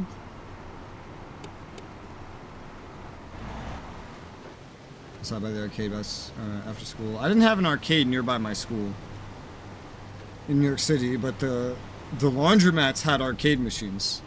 So I would just go into a laundromat and play one of the arcade machines. Priorities, yeah.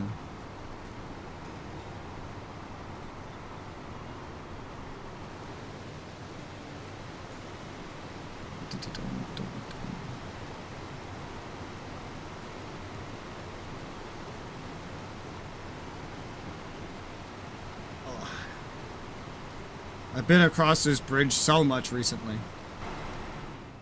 Good thing you built it. This was already here, it's a dam. Oh.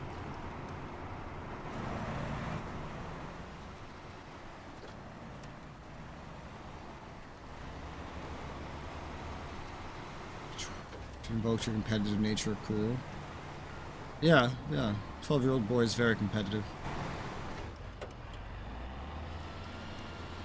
I don't know for like a fact that it was a girl either. It's just, it was a girl character named Jackie. And we asked, are you actually a girl? And the person said yes. Could easily be a lie, it's the internet. But to my 12-year-old brain, that's what I needed to get good. Oh, fuck. Concrete slabs are two. Beat a woman. The will to beat a woman, that's right. That's how we improve as men. We find the woman that actually makes us want to beat her. At video games.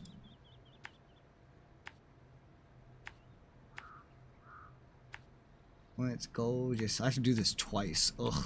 Okay. Let's go.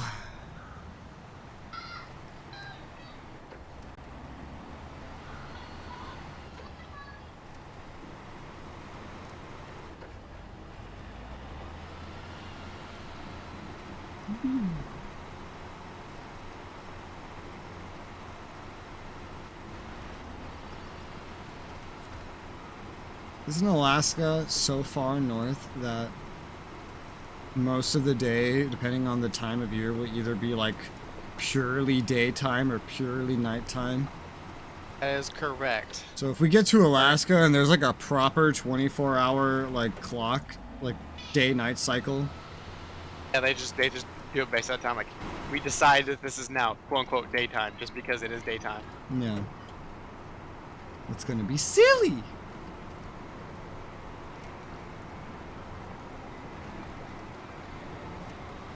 Finally, fucking hell.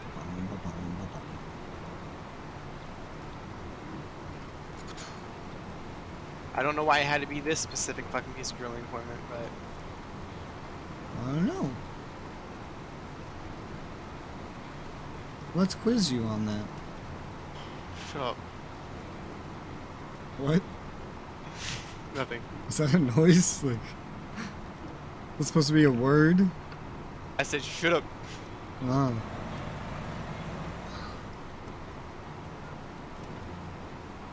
Yeah.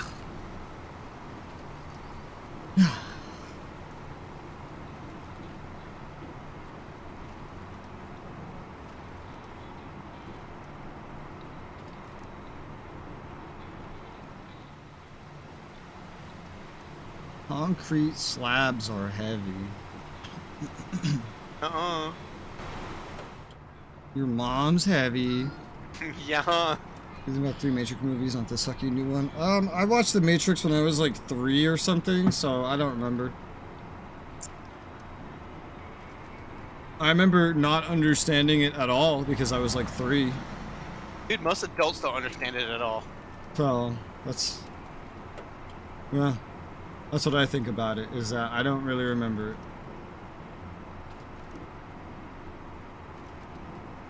There's bullets, there's a guy who stops bullets, he kills things, the end. That's more than I knew. I just knew that the Matrix is like the internet, and they go into it. Sounds better than the internet. I don't know anything other than that it's like the internet, so... Shrug. It's very shrug to me. Prequel is an anime. The prequel is an anime? Yeah. That's strange. That's a half-truth. So, when The Matrix came out, they released something called the Animatrix, which was a series of anime short films that take place in the universe. Oh, Some of them take place before the events of the things, some take place afterward. I see. Terminator VR kinda... I never watched Terminator. I don't even know how many movies Matrix has. I just know Matrix is a thing, and I watched it when I was 3. I didn't understand it, but the music's good. There's like, one of the movies has like the word "new" in it or something, and the theme song for that, I used to just listen to that by itself because it's so good, and because it was used in a video, like a... yeah, just like a video that's sort of... It was like a compilation, I think. But it was kind of in the styles of one of my parody trailers. The ones that pretend to be serious. And they used that song. That one? I don't recognize it by that, no. Okay. I can, real quick, just like mute my stream audio and then actually look it up. Matrix new soundtrack. Just Matrix new... that's just gonna find like a new movie or something.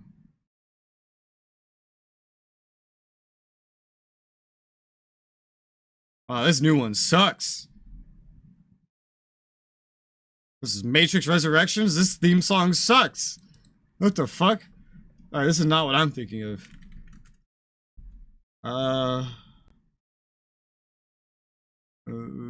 Something like this.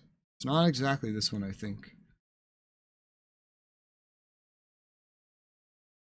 Or maybe it was this one.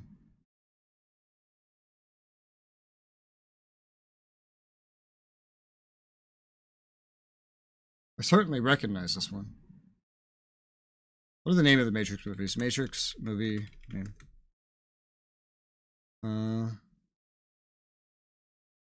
This one is definitely familiar though. Clubbed to Death. Matrix soundtrack. Yeah. This might be what I'm thinking of. Let me find a different one.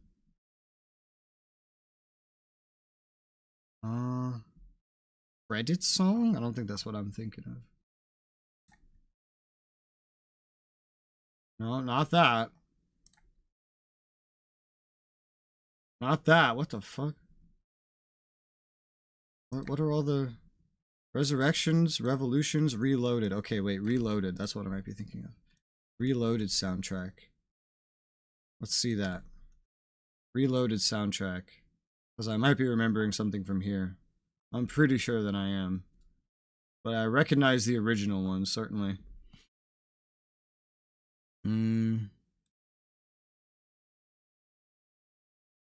Ah, yes. This is exactly what I'm thinking of, I think.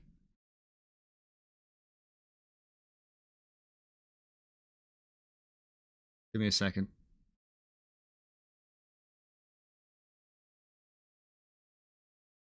Maybe they use both of these. Yes, but Matrix 2. Well, okay. So Matrix 1, Club to Death.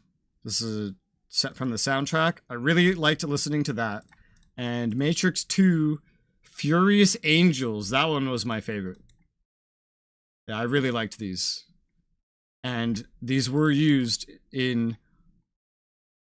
Maybe both of these were used. Maybe just the Furious Angel one was used. I don't remember. But it was used in like a War Rock, which is a shooter video game. Like a compilation of that. I'm sure I could find it again if I tried. But I watched a lot of videos on War Rock as a kid. I played a lot of War Rock as a kid. And someone made a video that was a compilation using Furious Angels from Matrix Reloaded. And I loved that song. It's very in the style of the trailer videos that I've made. But really cool. I'm sure I could find that video again if I tried. Yeah. Don't know anything about the movies really, but I love the Furious Angels soundtrack. So good. Very nice.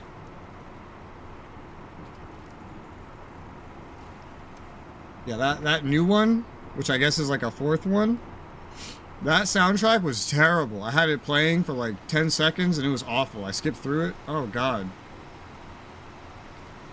It seems like the old ones have way better music.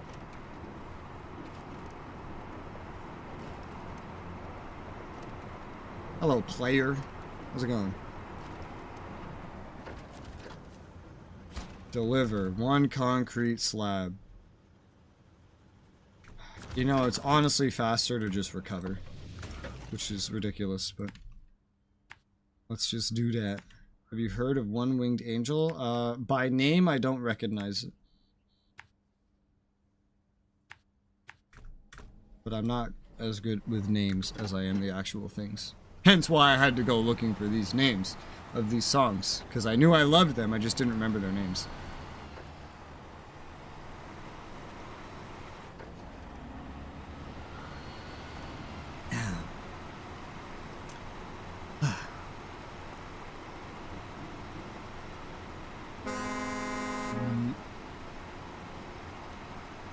Another concrete slab from the service hub, or to the service hub. And I need a metal beam. Bring that somewhere. Sephiroth theme. Well, I've seen that fight in Kingdom Hearts, and Matt9 showed me some, like, animation that had Sephiroth in it or something. So, I'm sure I've heard it. But, like, I never played the final... I think he's from 7, right? I've never played that one. So I wouldn't have heard it from its original game.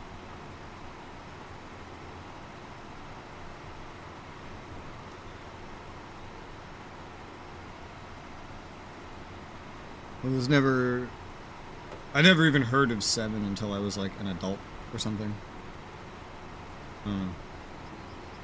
When did I first hear of Final Fantasy, actually? Ever.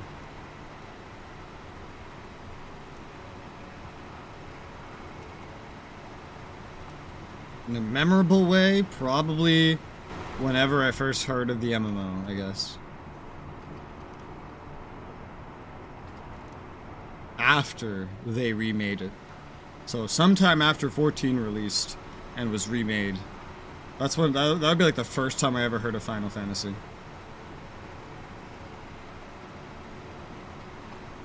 Oh no. No, because I played one of the played the second and third, I think, Final Fantasy Tactics game when I was a kid, that's right. But beyond that, I didn't know they had anything other than Tactics.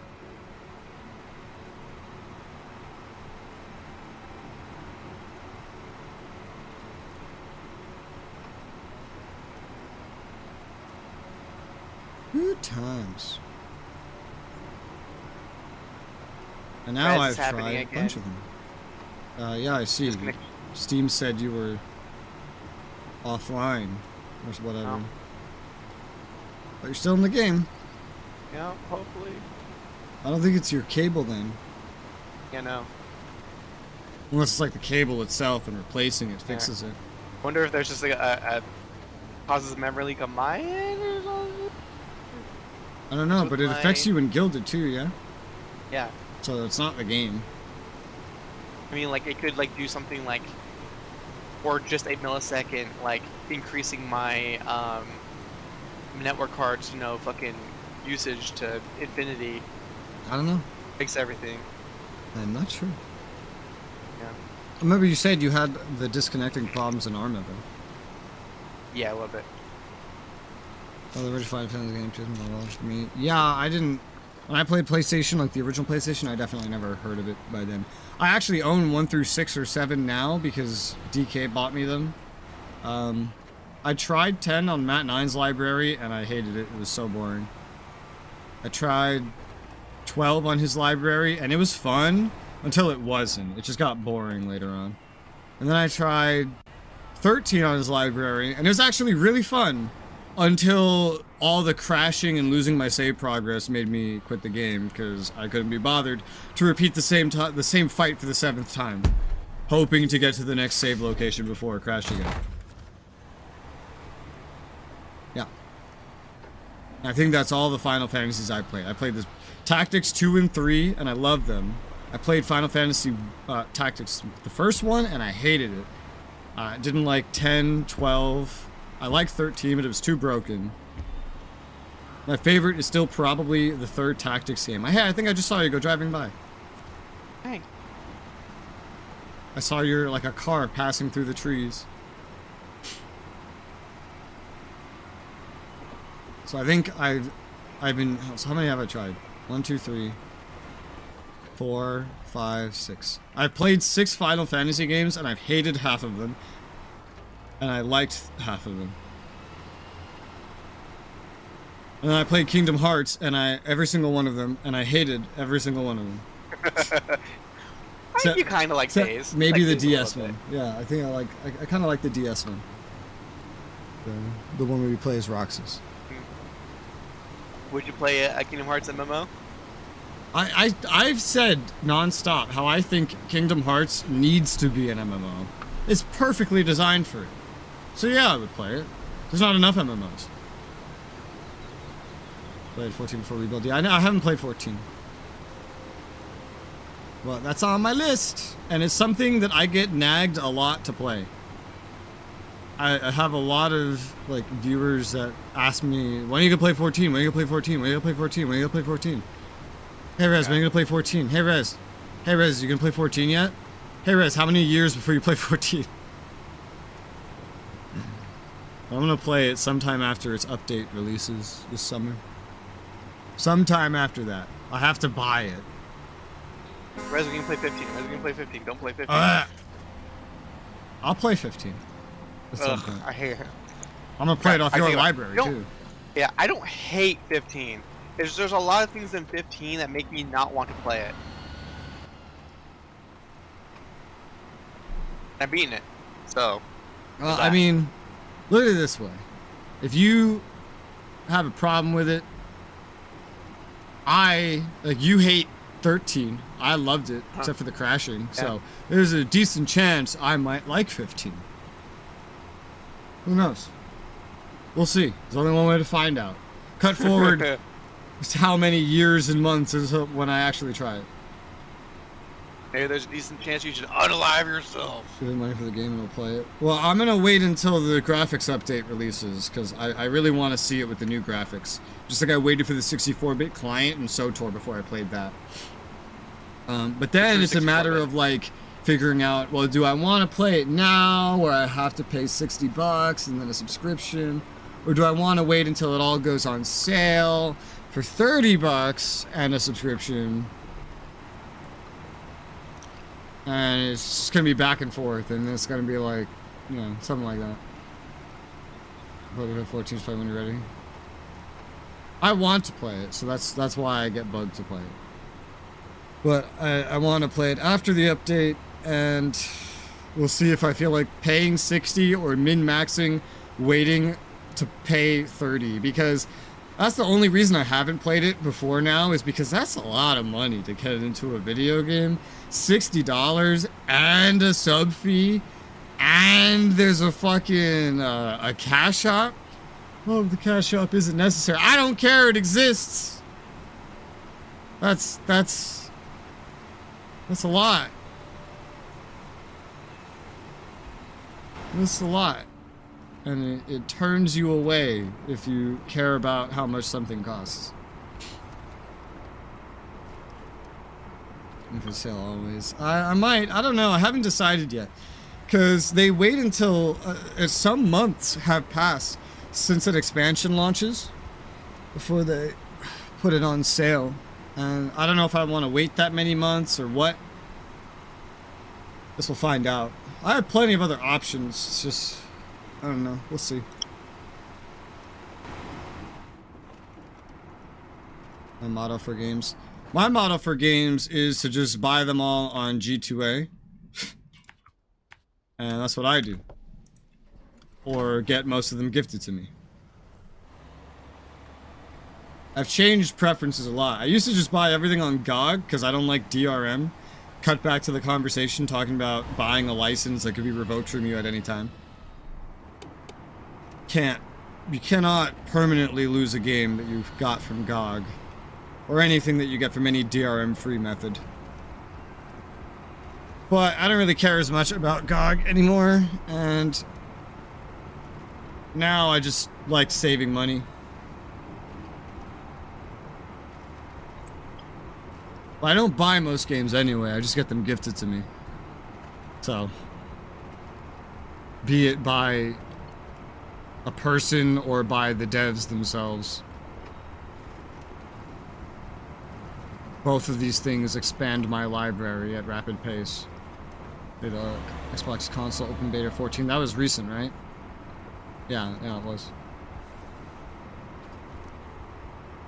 I'll play it one day. I'm looking forward to playing it. It's like the final big traditional MMO that I haven't played. Like any others that have released since then have died or I played them. After I play that one, there are literally no more traditional, like, WoW clone MMOs out there. I would have played all of them. Bro, why the fuck did I come here? This is not where I had to go. I got confused. That's why I should set markers in advance. Okay, well. Number games 2018. I have, mostly for content, like make videos on. Like I got CK3, I got that from Gamivo for $10. Got Galactic Ruler, I think for $4 on Gamivo. I don't remember.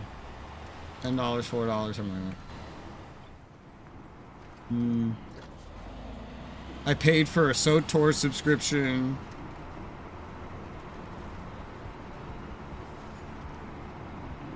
I don't buy things too often.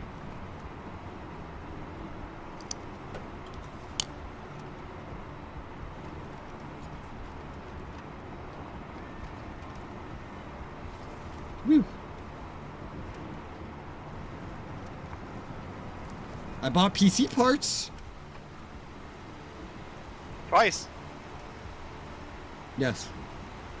Amazon stole my fucking money and tried to fuck me over. So I had to get PayPal involved, and PayPal made them give me my money back. And then I went and bought them on Newegg instead, like you should do, and like I've done every time before, and now I've learned to never not do again. Fuck Amazon. $45 a quarter to play a large library of games. Oh, dude, I don't even pay that much. The most I spend on games in a year is probably double digit. Most of the time. I brought this up before, but it's so sad seeing people like taking pictures with their game collections from a console. They like got like 20 games. Yeah. Yes. And they're like, I've been saving this over the entire console generation. It's like, damn, dude. I got gifted that many games last month. Just gifted by like the same person.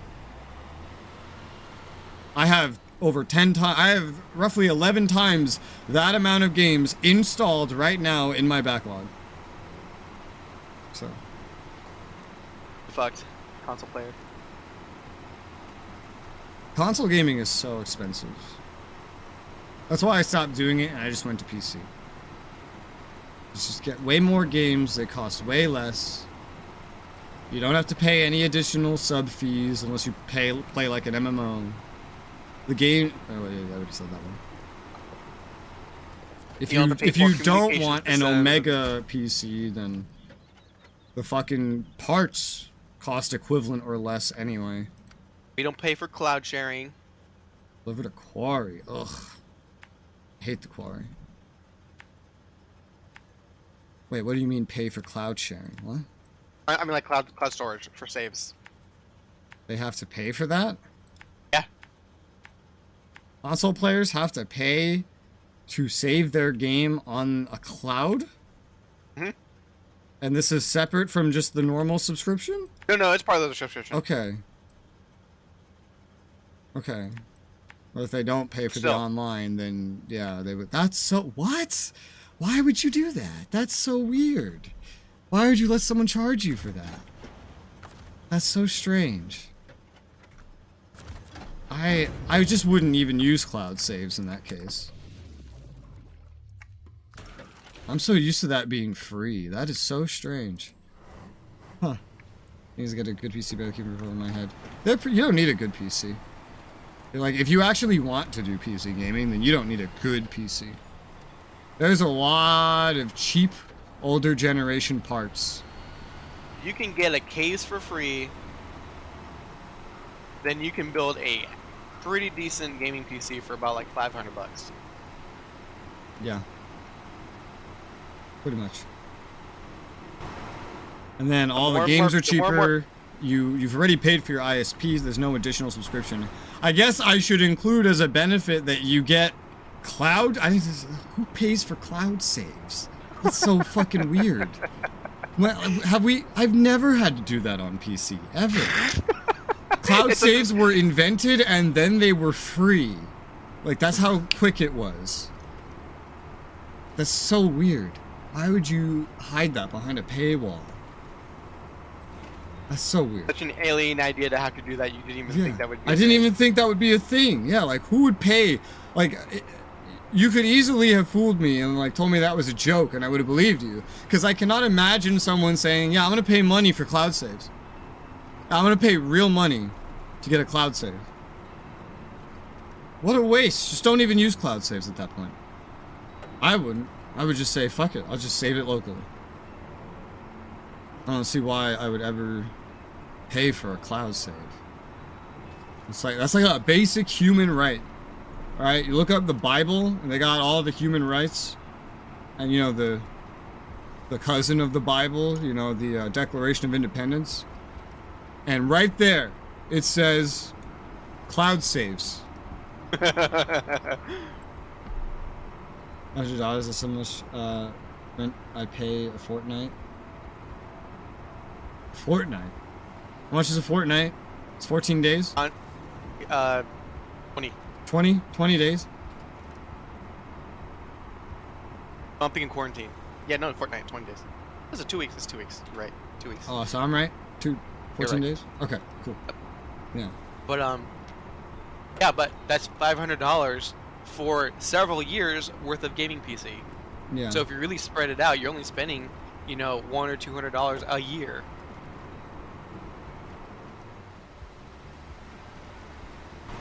$14 days, yeah. I remember playing a game called Fortnite. High player, again. We're playing a game named Fortnite, one of the most popular fucking games out there. PS4.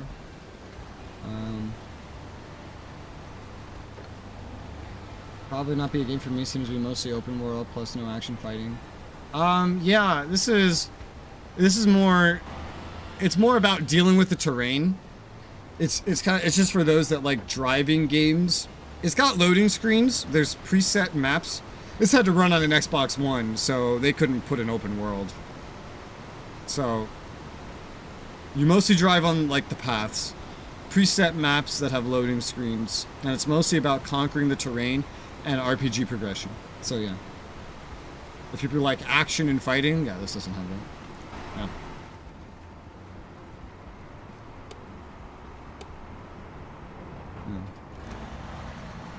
One thing when it comes to consoles is I would never judge someone for getting a console.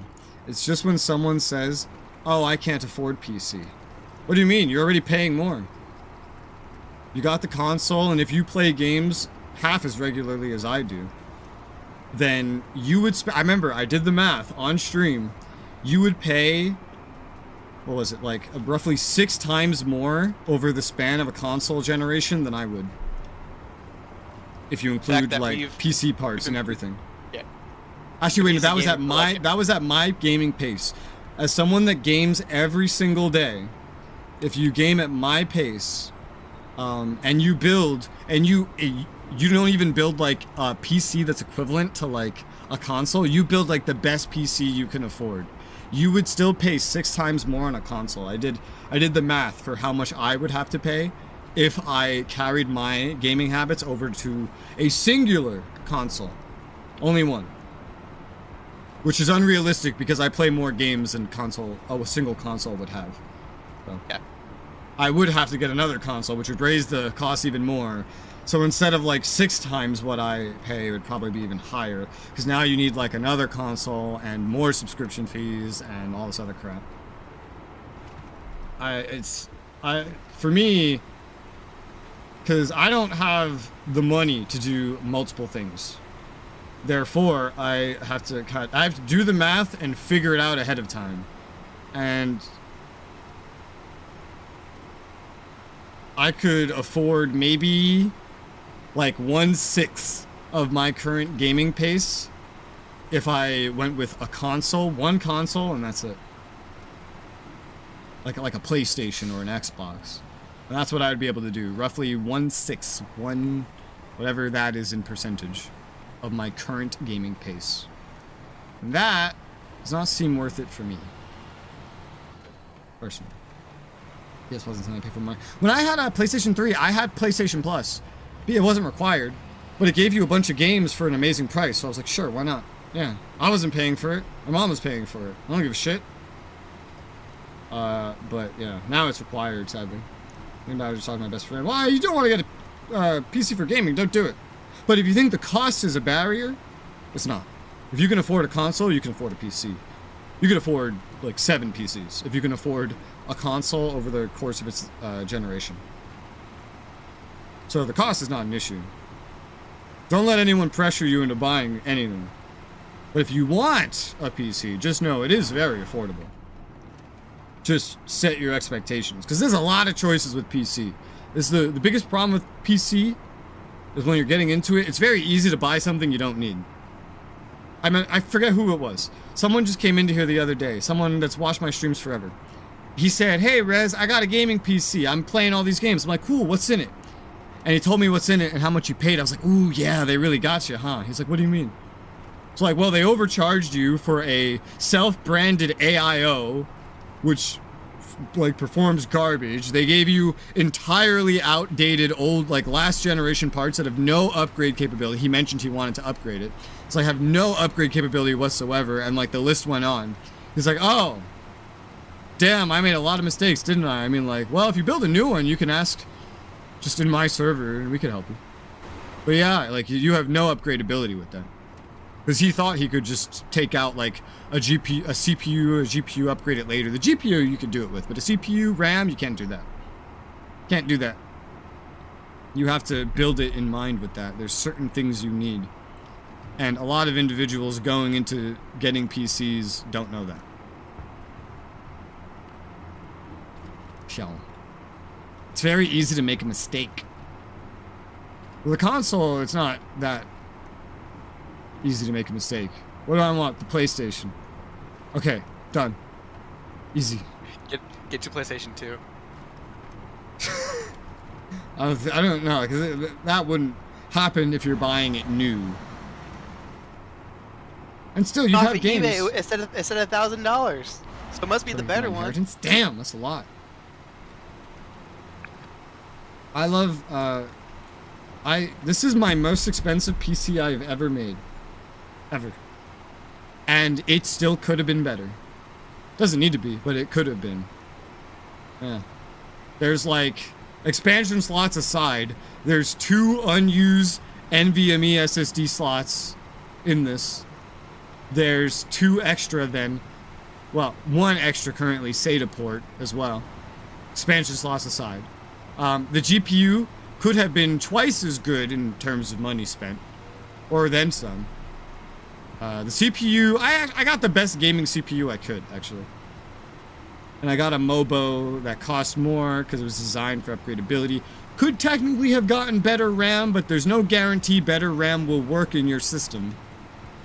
That's a big thing. Even individuals I know that build their own PCs, they don't think a lot about RAM. It's just like, oh, let me just get one that looks good. There you go. RAM is very confusing and very easy to fuck up on what RAM you get.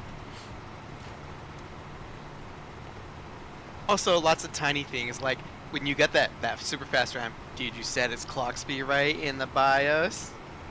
That's just like flipping on a setting, but yeah, that's like a very basic mistake.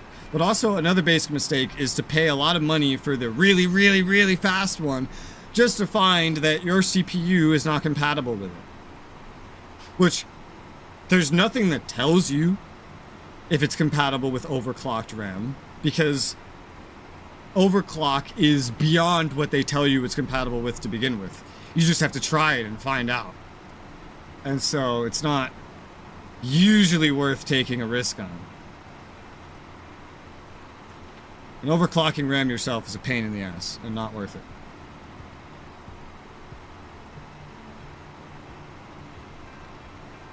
Also, buying the wrong motherboard is easy as well, because there's no common sense knowledge to what motherboard is better than another.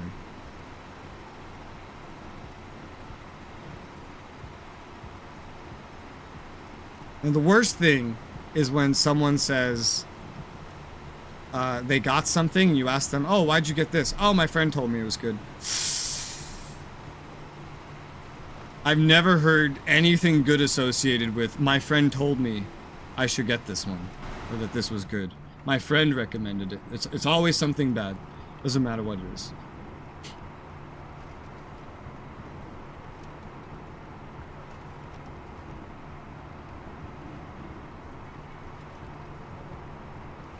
It's always something, like, it's something ridiculous, too. Like 5 years ago when NVMe SSDs were super expensive. Oh, why did you get a 1 terabyte NVMe? Oh, my friend told me it was good. Yeah, it was expensive, but I fit it into my like $800 budget. It's like you had an $800 budget and you got an NVMe SSD 5 years ago. That's such a waste. Even today, that would actually be kind of crazy, depending on what generation it is. But they're technically cheaper than SATAs now. Which is crazy. I'm still like having to adjust to that. NVMEs now are actually cheaper than SATAs. That's what I think is crazy is that it had only just become the case that SATA SSDs were cheaper or at parity with hard drive prices. They were never. So at now parity. that cross-hold has been passed by that too, like at the same time, it's kind of. They have never been at parity with hard drives because hard drives keep getting cheaper. SATAs have been stagnant for a couple years now. Have they? I could swear the hard drive SATA drives are like $60 for a terabyte. That's about what you get for a terabyte of SSD. I mean, the prices might have gone up recently. Okay. No, that is SATA SSDs and hard drives have never been 1-to-1 for the amount of storage space. Okay. That has, if it did happen, I would have gotten a SATA a long time ago. And I price watch like a hawk because I'm always looking for the best deal. They are still ridiculously expensive compared to hard drives. NVMEs got cheaper than them though, but NVMEs are still ridiculously expensive. The most cost-effective size for every kind of SSD right now is 4 terabytes. That is the sweet spot for pricing on every kind of SSD for some reason. And if you look at a 4 terabyte hard drive and a 4 terabyte SSD, it's very different. Like the cheapest 4 terabyte SSD right now is slightly over $200. Cheapest 4 terabyte hard drives will be double digits. So it's not even a contest. Unless you need the speed, in which case, I mean, you're just gonna have to accept a lack of parity. If SSDs ever actually got price parity with hard drives, I think hard drives would stop existing. Pretty much. Like, consumer hard drives would completely vanish. Because there would be no point to getting them. They would be irrelevant. Only, like, servers would ever need a hard drive. And that's just for endurance. Because you can write to a hard drive a lot more than you can write to an SSD before it dies. With an SSD, you have to track it in, like, how much have you written to it total. And for a hard drive, it's like, oh yeah, I've just been writing constantly on my server for 10 years and it's still going. Non-stop writing, 24/7, 365 days a year. Every year for the past decade, it's still writing. So our servers would probably still use them. It would be nice if SSDs got cheap to the point that they replaced hard drives. That would be great. I wonder if they ever will. In my lifetime.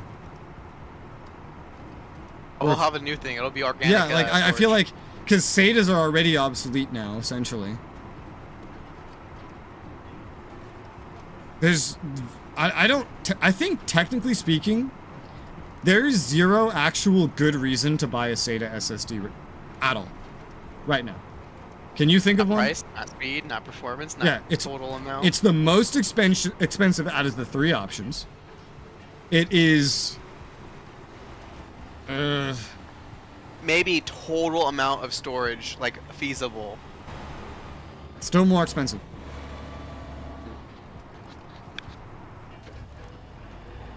I think maybe the only range it competes is at the 8 terabyte size. That's probably the only range it competes with NVMEs. Yeah, that's what I mean. Like fucking getting a 16 gig SATA SSD is easier than getting a 16 gig NVMe. Period. That would be like a really special use case, though. Just like using a hard drive for a server. Well, same thing with saying being hot swappable, right? So obviously you can't do that with NVMe. What do you mean? Being able to pull out a drive and put it somewhere else really quickly. Yeah. I mean, NVMEs come in, what's the word for this? I guess form factors, but that's not exactly the right word to use here. That you can literally just swap by plugging it in as a USB. You don't get an external NVMe, you just get a little case for it with a USB thing and a slot, and then plug that into your USB. Easier than going in your case. You can do that with a SATA too, but the prices don't compete. Not on any price point.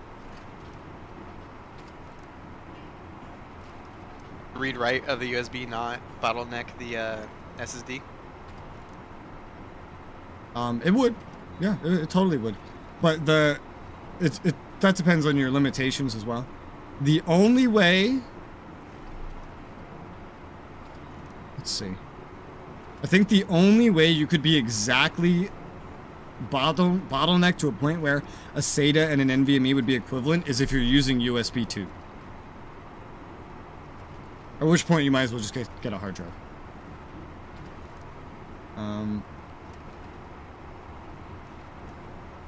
Yeah.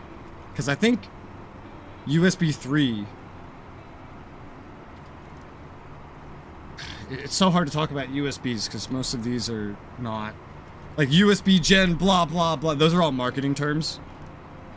And not the terms that the creators of USBs actually want the teams using. But to use the understandable marketing terms, USB 3s, whether they be 3.0 or 3.1 Gen 1 or 3.2 Gen 1, I think that's slightly over the speed at which a SATA can do. I can check right now. I just have to do really quick math.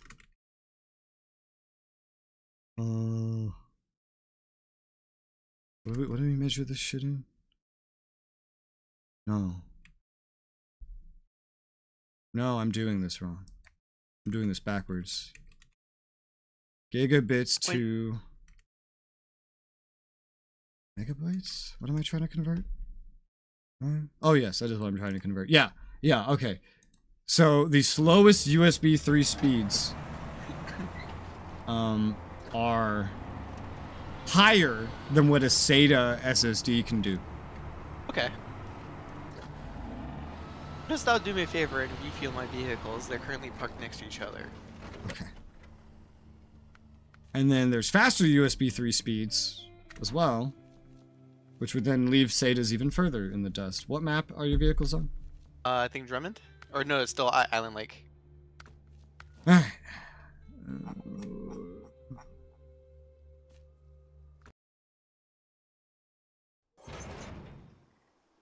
If you can, also refuel the spare fuel things in the Macedon.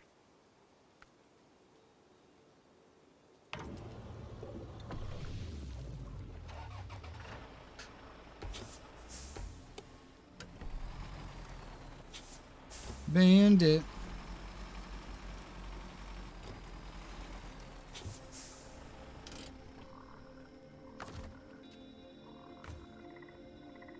Let's see.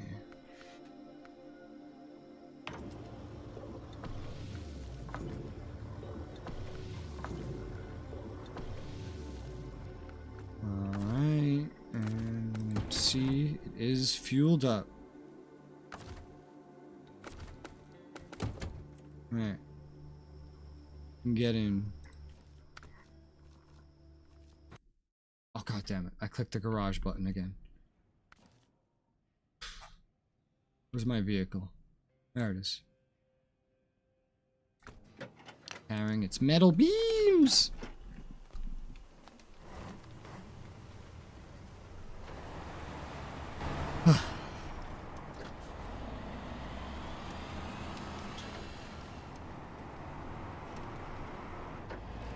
What is, one thing I don't know, and I would love you to tell me if you know. What the fuck is a Gen 1 and 2 NVMe? I don't know. I've literally never see these come up ever. Do they exist? How outdated are they? Why don't we see them? Like, Gen 3 is technically outdated, but Gen 3 is like the best price that you can get on an SSD right now. And it runs super cool as well. What about Gen 1 and 2? Where are those? What speeds do those run? I'd love someone to tell me.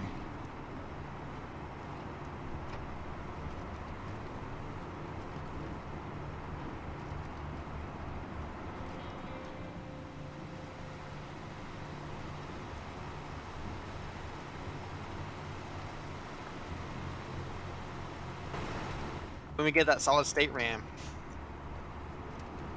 Yeah. Wouldn't work. It literally would not work. Yeah.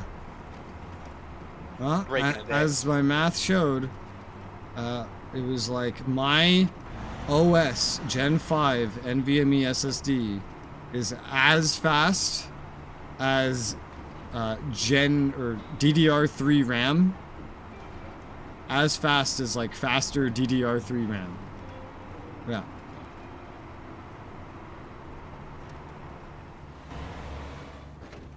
I remember the first part I ever custom put into a computer was RAM.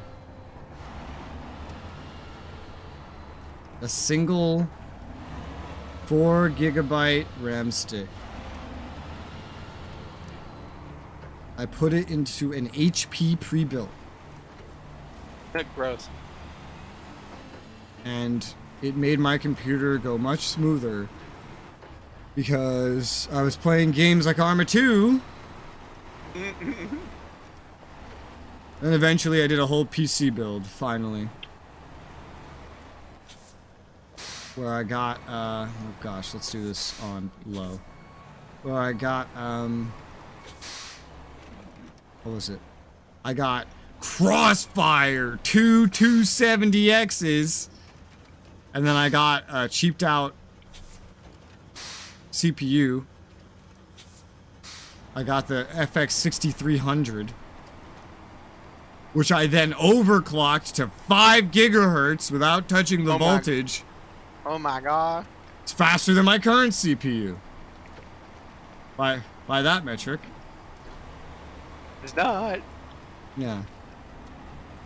And I got, what was in it? I think 8 gigs of RAM. DDR3. I think so. And I have no idea what motherboard I had. No idea anything else, really. Those are the main things I remember. And then I eventually realized dual GPUs are stupid and hardly work with anything.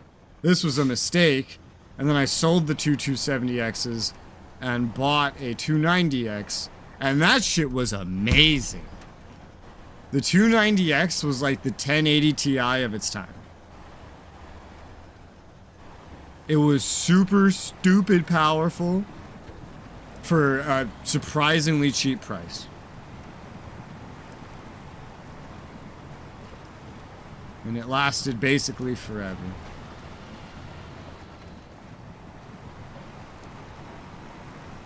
Then I got my 1070 Intel rig, and that sucked. Because the Intel was slow as fuck. And the 1070 started going wonky. Then I had to upgrade to the 5700 XT and the 3700X. And now I have this PC. My long journey. Oh, this is the wrong spot.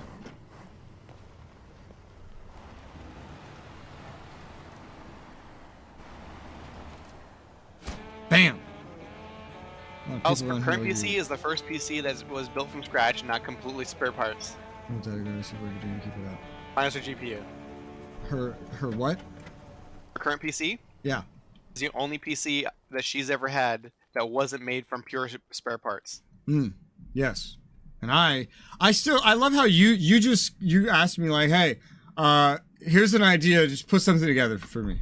I was like, I'm surprised you don't want to do this. I'm still surprised you didn't want to do that. I've been less like eyes on, like monitoring like the market and how parts are like spec wise and what works together. And I knew that you were. Yeah. And it's funny because you asked for me to figure that out for you. Literally just after all these results were coming out of the 7800 XT and it like destroying the 4070 and rasterized for like, it was like $150 less at that point, et cetera, et cetera. And I was like, well, here's this, here's that. I was like, what do you want? And you're like, I don't know, just something cheap, something. Oh wait, that was for your computer. But you did these at like the same time, roughly. Yeah. You did your computer and hers at the same time. What? And Dante's. What GPU went in there? I forget. Val has my Vegas. Oh 64. yeah. That's right. She didn't get a GPU. You got a GPU. Yeah. The CPU is what was new. Is the 7600X or something. And the motherboard, and the RAM, and the storage. Yeah. So I find that so funny that she has DDR5 RAM and you don't.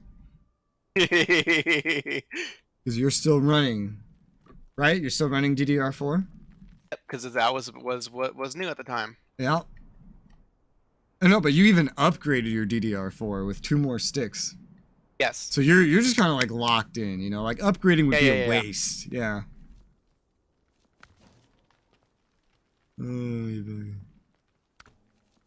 Timber at arm's reach. Let's see. Forester's house. Who the fuck is Bill?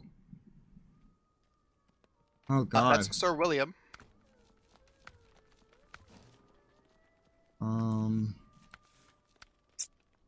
So that's there.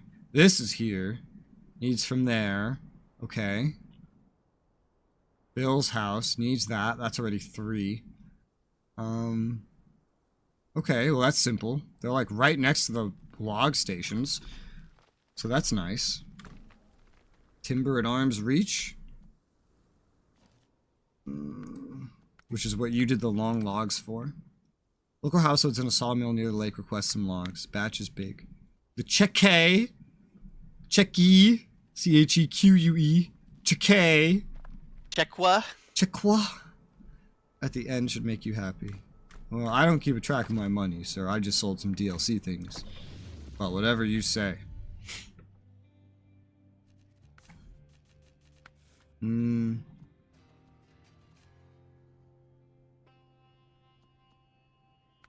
I don't think the Tatra does logs. Yeah, no, it doesn't. Okay, well, I guess I'll have to bring out the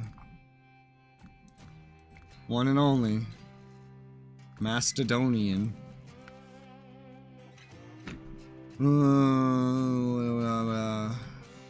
Medium logging frame. The fuck? Short logs. When have we ever had to use short logs? Tutorial. I don't think... Did we even have to do that then? No, we didn't. No. Because it took us a very long time to ever have to move logs. Alright, well. Let's be really easy in this, I guess.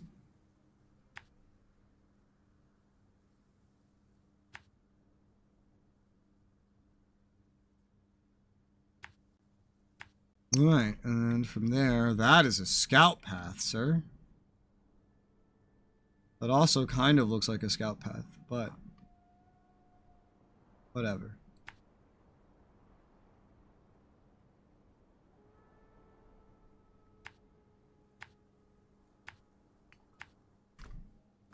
Ugh.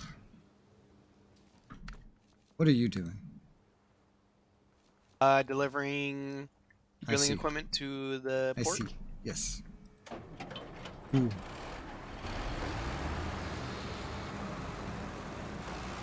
Ugh.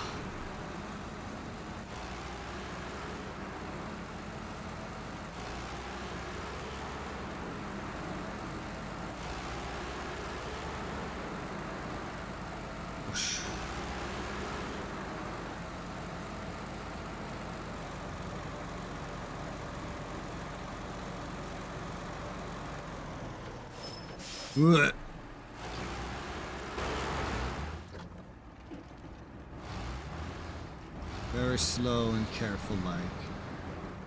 Better yet, just put it in high gear. What? Do a flip? Okay. High gear, so I don't destroy my vehicle on this hill. Covered in rocks.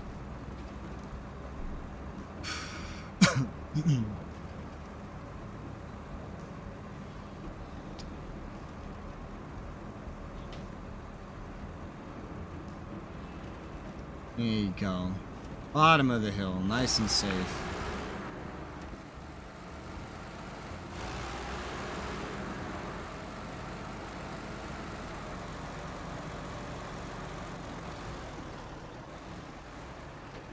I can't imagine you when you're not going to be able to use the Mastodon because it doesn't have snow tires. What are you going to drive? I'm gonna drive the Mastodon anyway and see what happens. Oh god.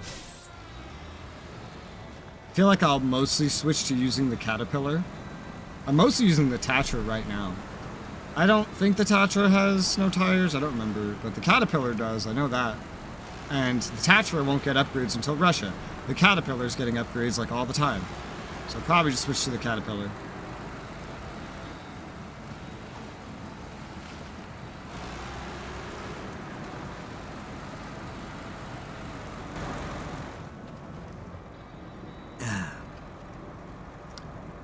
Whew.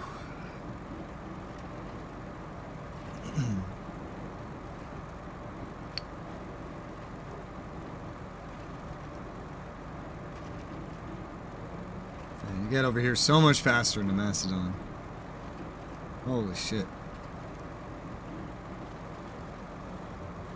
What? What? What? What? Oh god.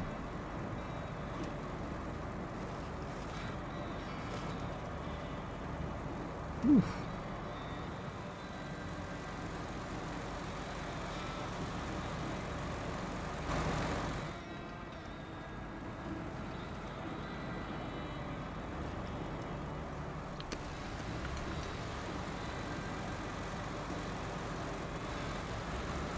Wait a minute. Wait, you said you work tomorrow? Is tomorrow Sunday? Oh, I didn't know you work Sundays. Yeah. I just associate Sunday with being the day you play Arma. It is. Yeah.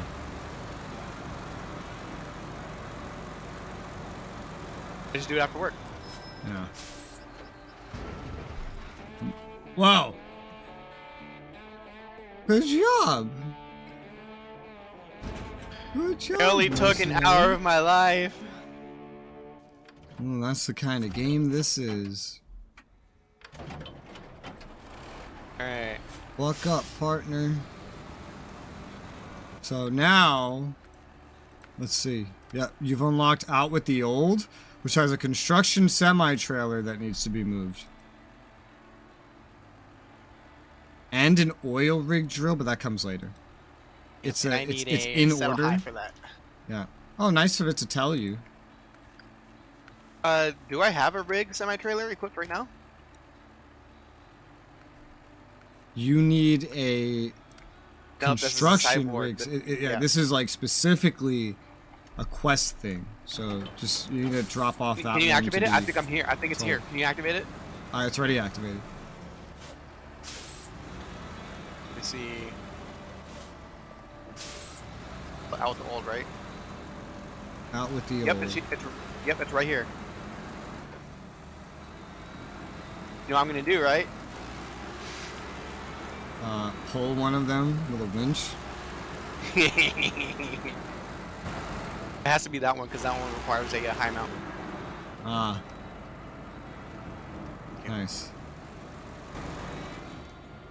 This fucking log just put this giant chunk of logs in my face when I'm trying to fucking drive. That's why I'm getting more and more into driving in first person.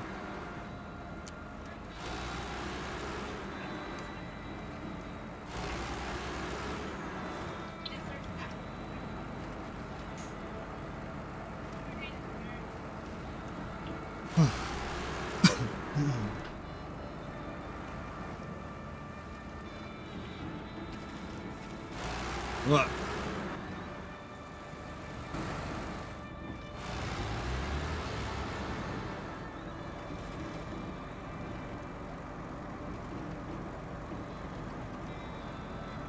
Whew. Imagine how much longer Michigan would take too if you did it when the game was new and there were no DLC trucks at all. Like no Tatra even. No Caterpillar. Just flat out what you find. This would be so difficult. Yep, not dragging that. That's not happening. It would be so... I mean, I would still do it, but it would be so difficult. compared to now, even just with the Tatra. Alright, where's the nearest stupid selling of the fucking trailer? If it was up your ass, you'd know where it was. Alright. There you go, Mr. Forrester. You got your logs. Make sure to leave a good review and a large tip. I'm gonna run over your mailbox. I'm gonna give your wife a nice tip. My penis.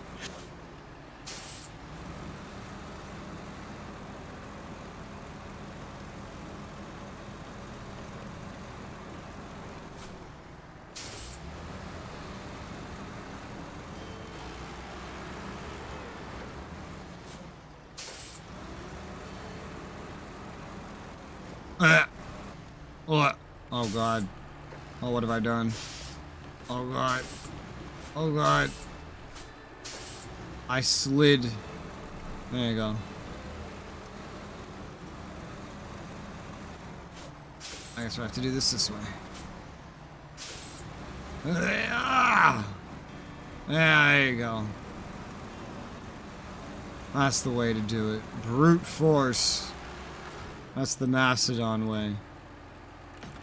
Plenty of repair things on the Mastodon. It's alright.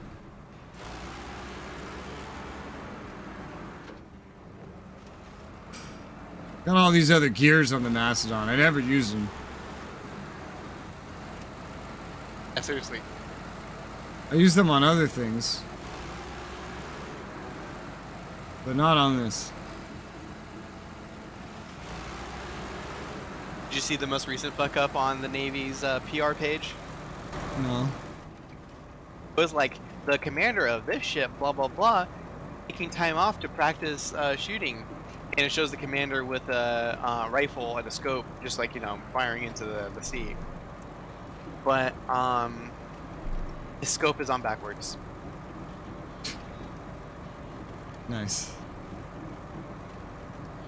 And, the Army, on their PR page, is like, hey, our dudes over here are shooting too, but with an accurate sight picture. It's the same scope. Correct round. Yeah. What is going on with the military's PR pages, dude? They're underfunded. Real. I mean, any department that think Emma's two moms is gonna recruit anybody is not receiving funding enough to hire actual marketers. Advertising teams for game companies are getting more money than the... Exactly. They come up with shit like pay for convenience, and people buy it. Get that shit right on up. Nobody buys Like- Emma's mom. Or her other one either. I look at all their like new advertisements too, and it's all still just making fun of them because of Emma's two moms. To this day. Like I go to their official page and it's all just like, oh, where'd What's Emma Emma's doing? two moms go? Hey, where's Emma? You guys stop using Emma? What's her two moms up to? Emma wants a couple siblings? Can help. It reminds me of Friday by Rebecca Black. Like I feel like Emma, poor Emma, like the actual Emma, if she's a real person. She got such a short end of the stick.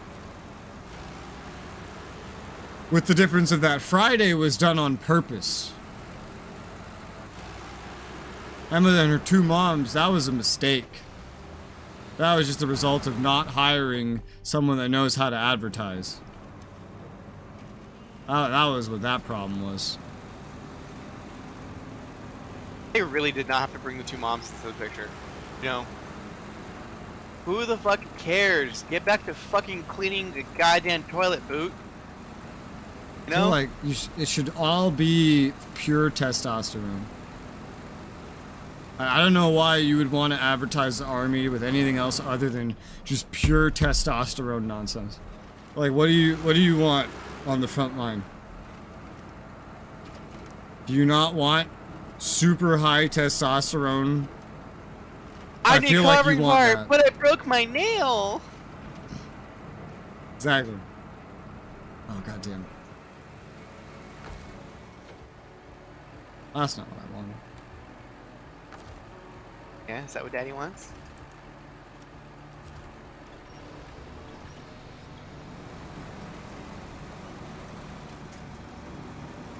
That reminds me of a video I saw.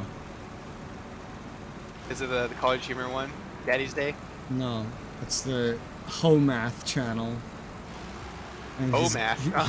he's going over how lions fight in the animal kingdom. He's comparing like modern women to that. He's like, so you see the two males fight and the lionesses, they just sit over here watching.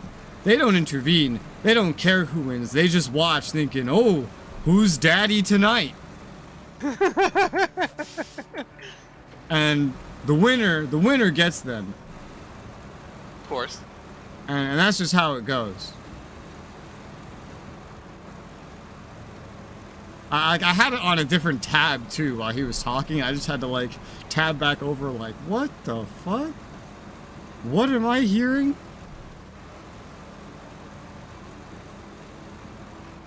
Oh, fuck. You put this house here. Sir, your house is in the way of my mastodon, Bill. It's going to be hard to deliver your logs with your house in the way. Do you mind if I move it? Oh. Sir, Bill, I'm going to bring you all these logs, of which you just desired 2 orders, but I'm going to have to take out your fence. But thankfully, you should be able to rebuild it with all this lumber. Logs. Yeah. Hope you got some extras. Yeah. Here at Mastodon Towing Incorporated. Hey, fuck you. We don't do any pussy deliveries, alright? Either get a bigger yard, or order more wood to fix what we break. Alright, time to figure out how to get more logs over here. First, could you hop in my Mastodon and sell the trailer? It's in, Smithville Dam. It's in Smithville Dam. Smithville Dam. Yeah.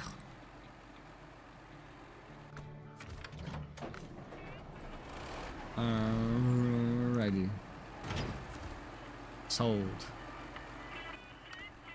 You're gonna have to go get a high saddle now? Yup. You wanna reboot the game real quick? Cause I'm getting lots of stuttering. Okay. Alright. Hey, can you end it properly so we get the bonus XP? Oh yeah, that's right. Return to main menu gives you bonuses. Oh, I just figured, yeah. 46,500, or is this, wait, is this a bonus or is this just showing what I earned actually? I think it's just what you earned. Oh, dude. okay. Well, me at like, 10 p.m. thought I was getting given free shit. Okay. Well, there you go. The more you know. Let me reboot this game because it's stuttery. Play.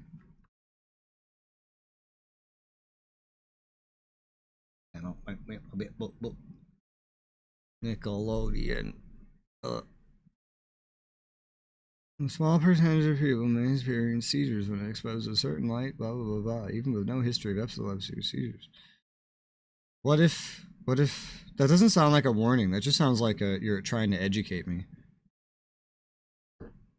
Are you saying that this game has flashing lights? I haven't seen any yet, except for Mat 9. Start co-op. Create game. Private. So Mat 9 can't get in. Yeah. Bow, bow.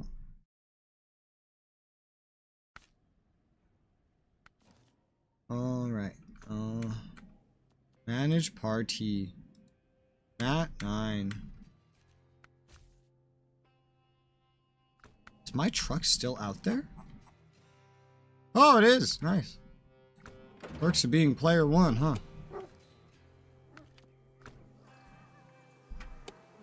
Now I can see. I am now Sea Sola. Surprisingly, I've never made that pun.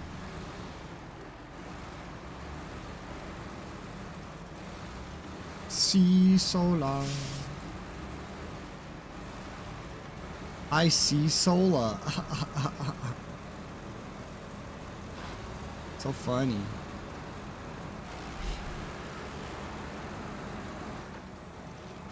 Oh, I realize I'm forgetting something. 1 second.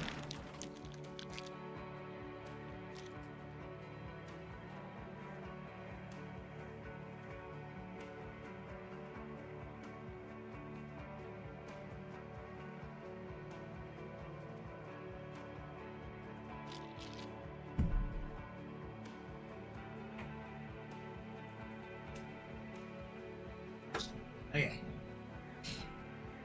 Ah. Blech. Ew.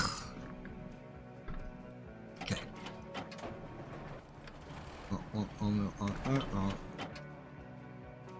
Are you, do you have the invite?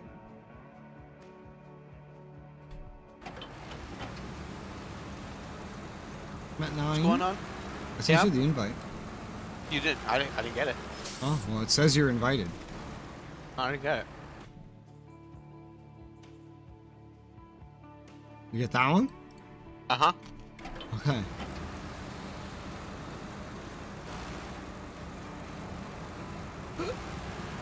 Ugh.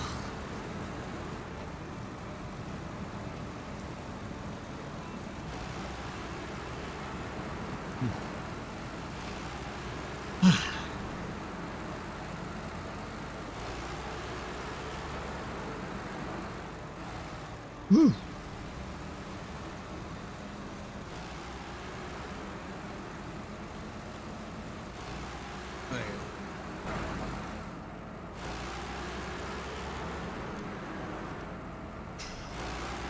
Over the hill.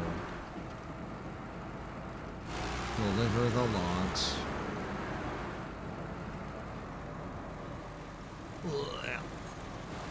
I wonder how long do you think I'm gonna be able to stand playing this SAO gacha game before I quit? Do you think I'm gonna beat Probably it, or you think I'm gonna get sick of it? I think you'll get to maybe another 2 weeks, week and a half. Really, that's If it. if you can beat it by then yeah, I think you'll beat it by then. I'm intentionally not rushing it as fast as I can. Like I'm actually, like I'm doing the grinding to get materials, so that I can use lesser grade materials rather than the higher quality ones that are actually limited technically. With the exception of the fact that, well, they'll run events that will let you get more of them later, but they have to run the events and you have to be strong enough to get them. Any resource I've gotten that has a limit, I've just refused to use as a result. And I just use it as an excuse to do some of the grinding that they expect me to do. But some of the grinding that they expect you to do, like on launch, is grinding for your gear, like just to craft it. But later, to speed you up, they not only let you start buying gear from every floor, but the highest level stuff they give you is technically like the worst stuff from the next floor. Ugh. Now, there is some downside to buying instead of crafting, but in my opinion, those downsides are made up for from the fact that you get all this additional attack from the next floor level gear. So I just like buy all the newest shit and then I upgrade that. It just doesn't have extra stats, which you can get by crafting. You can kind of like import it from another crafted armor. I don't know how limited that is because I've never done it because I've never had to. And so I've avoided do any crafting? material grinds. And what? In SAO, do you ever see Kirito ever do any crafting, or are we to assume he got all his gear just by drops? The show specifies where he gets his weapons from. Which was It depends which one, but certain SAO. ones were tied to as like certain unique boss drops. But then I think Lizbeth crafted one for him as well. okay. I think Lizbeth crafted him one, and the two... Or, well, no, he only Sword, had that's really one before then. And that was tied to a boss drop. Yeah, the other one, you actually... They go on the whole quest together, the whole episode, where she gets the materials to craft him the sword, and that one becomes his second sword. Yeah. So one is from a boss drop, and one is crafted by Hey, Rez, Lisbeth. read the flavor text. It's dragon poop. Hi, Boredom. How you doing? I can invite you to join if you want.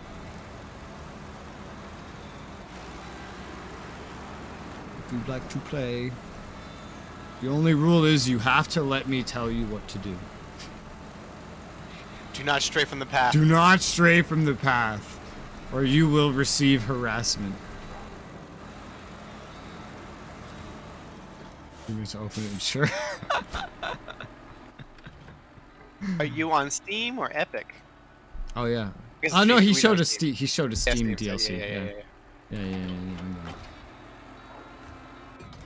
He only has up to the bandit. He doesn't have the mastodons or the tatras like we do. Oh man. So I have to be careful what I assign him to do. I have to actually be careful because he may not be able to do certain things. Let me look at what he said. His best one is literally just the bandit. Let me look at what the bandit can even do without tipping over. He can pull trailers, surprisingly. It's got the sideboard beds, the normal ones. Naturally, the frame add-ons we use it for. Short logs only.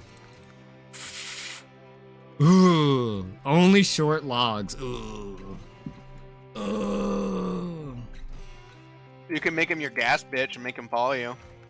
I don't need that. No, I got plenty of tasks we need him. He can perform.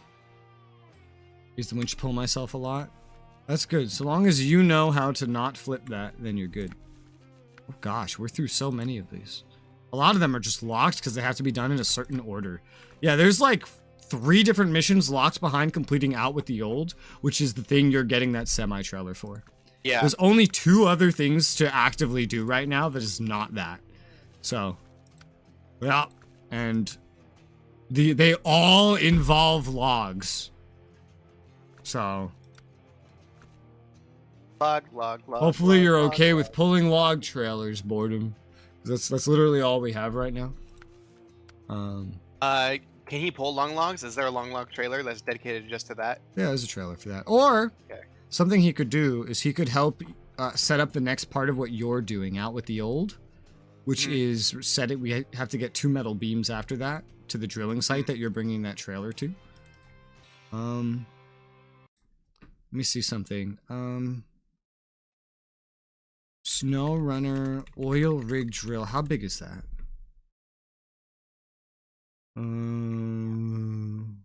Where's that thing I had of here? Cargo. Well, rig thing is 4 Oil slots. Rig drill is 5 slots. 5 slots. Oh my god. 5 slots. Holy shit. Got the game open. Okay. You've been in voice chat, right? You want to be in voice chat? I have to bring you back in here. How does assigning roles work? I haven't assigned roles in forever. Stream friendly. Okay, you can join us in voice now if you'd like.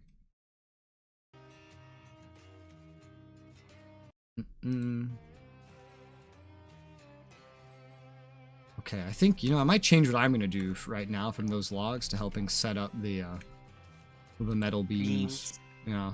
The sooner we get this one done, the better. And so progressing the other ones right now is like stupid. I think I'll use a Tatra for that. And metal beams. Oh, but I have to go all the way over here for that. Well, that's fine. That's fine. It's okay. Oh, wait. Did I also set it up so you could get in the voice? But did I actually send you an invite? I did not. Boredom. Boredom? Have we ever played a game on Steam? Have we never played a game on Steam? I don't have you on my friends list.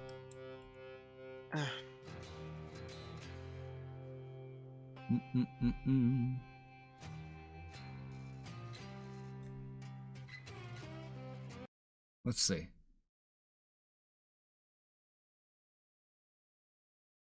How does this work? There you go. Take this friend code. Add this. Used to be. Yeah, I do occasional friendless purges. I just look at who have I played a game with in the past year.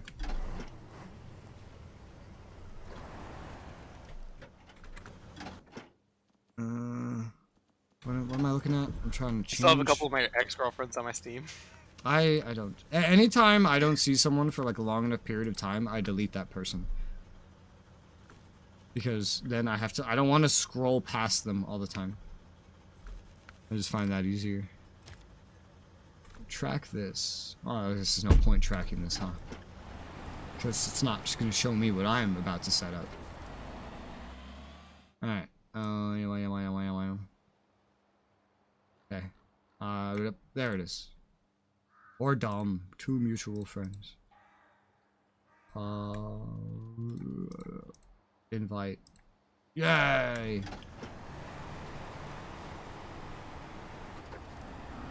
Alright, you got your invite.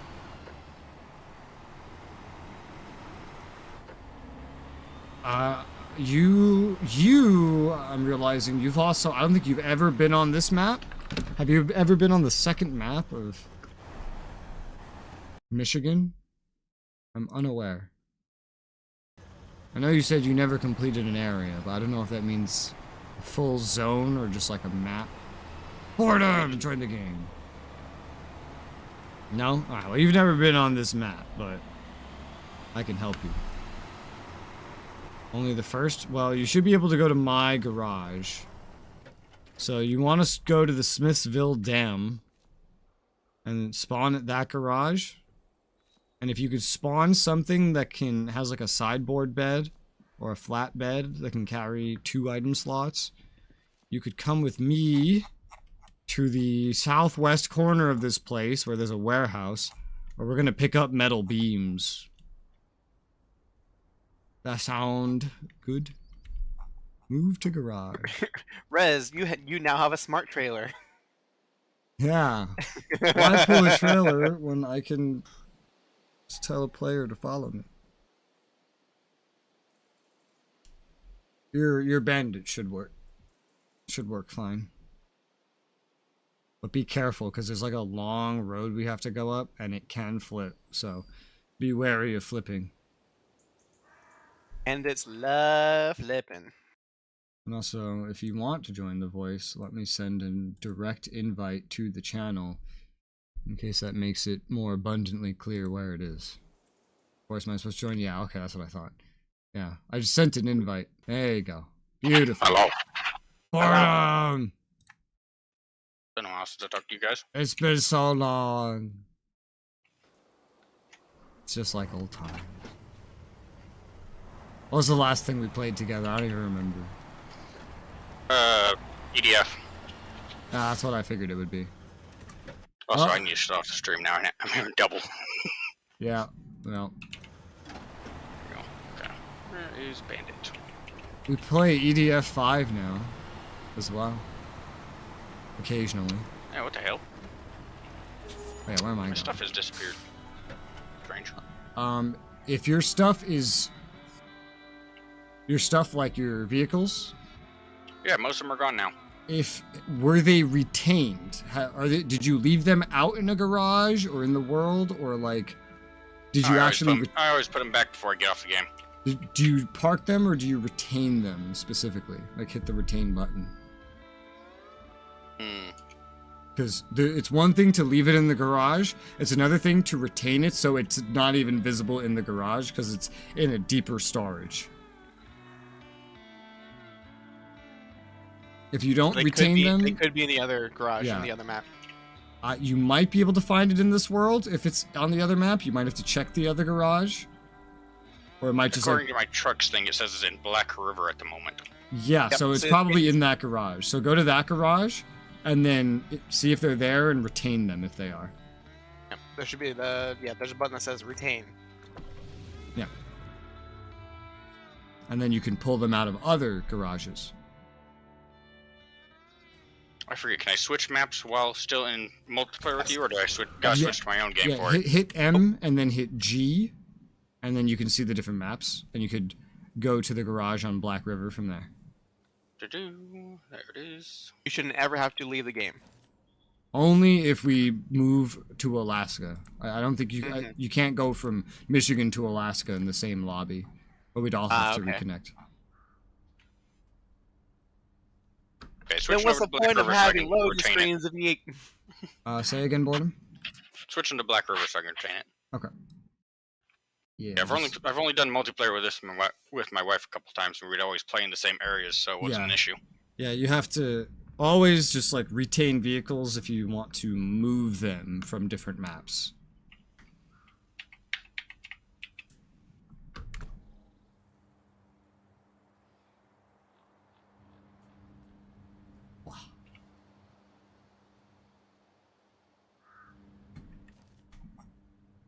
And Matt 9, after you deliver that trailer, I guess you could go grab the third part of that mission, which is the oil rig drill, because we'll handle the metal beams.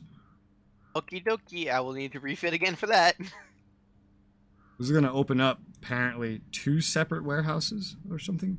It says 2 of them, which is weird. It's going to be a long mission. Really,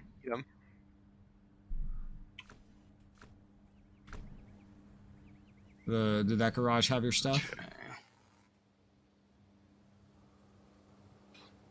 Oh, that's cute. If I sit parked for long enough, my guy just falls asleep in his chair.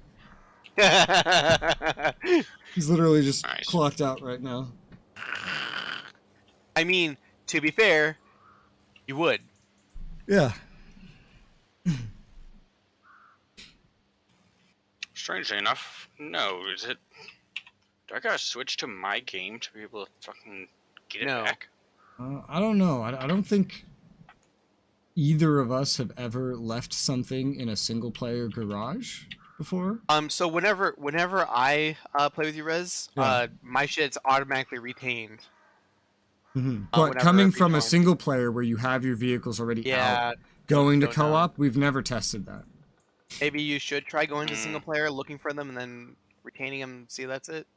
Yeah, maybe. Alright, let me go back to menu real quick.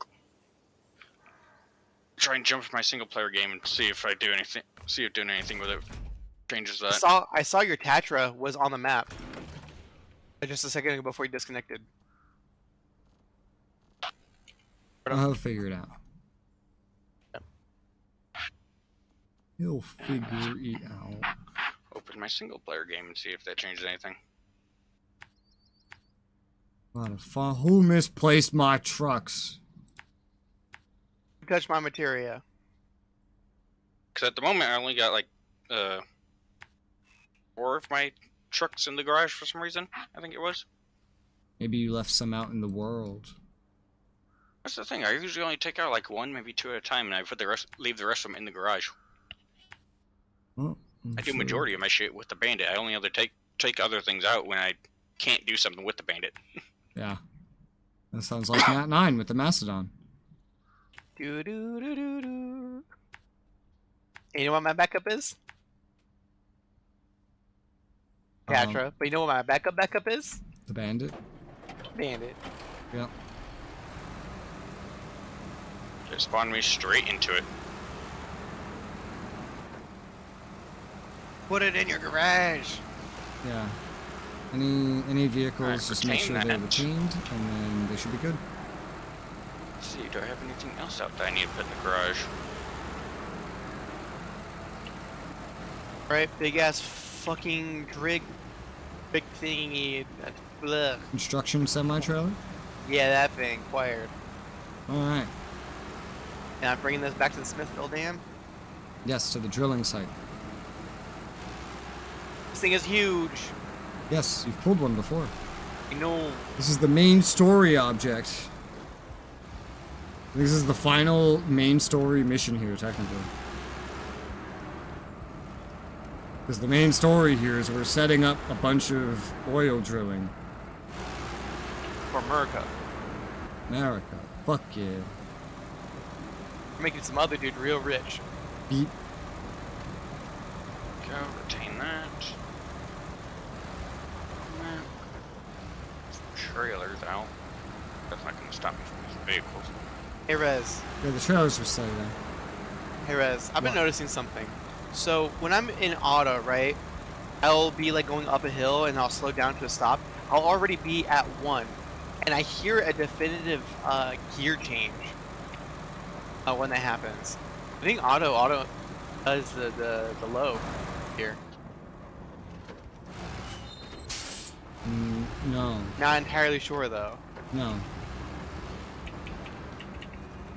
Because then once I get up over the hill and start gaining some speed, I hear a gear shift, and then I hear a second gear shift. Yeah, so second. the auto, I mean, that's just what auto is.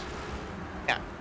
But you can't use auto to get into low gear to go through mud. Yeah, for like, especially like when it comes to the. Because it's constantly going to be trying to speed up. Oh, fucking Christ. Auto just wants to go weird past. That I hear.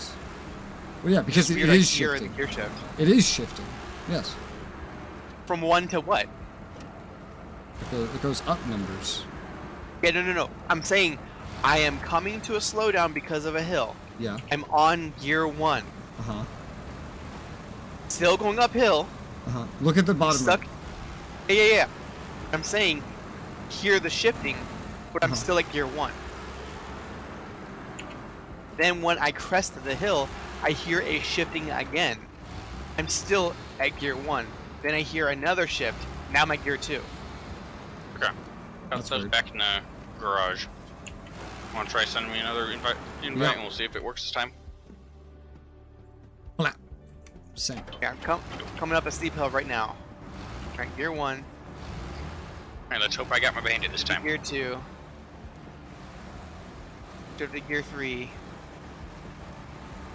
This is not steep enough to trigger it.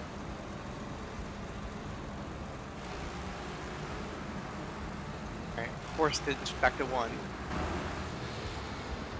No, went to gear 2. Yeah, didn't do it that time.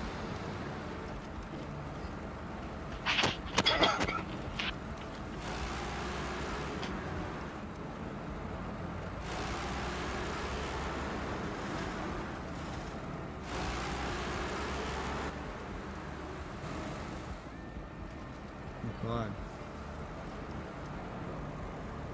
Blech.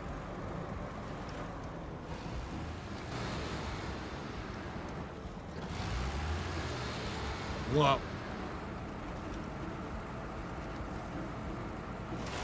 Ah. Come on, game. Load faster. Oh, what the hell? Action failed. I'll send That's it in. annoying. Denied. Pretty much. Alright, work this time. Come on. Technology. It's always so fun.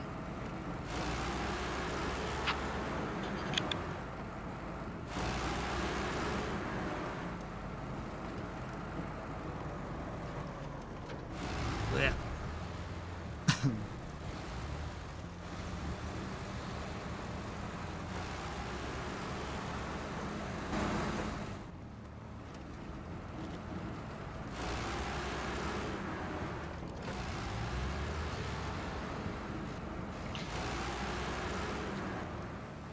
Woo. Trying to play the Snowrunner. Snowrunner.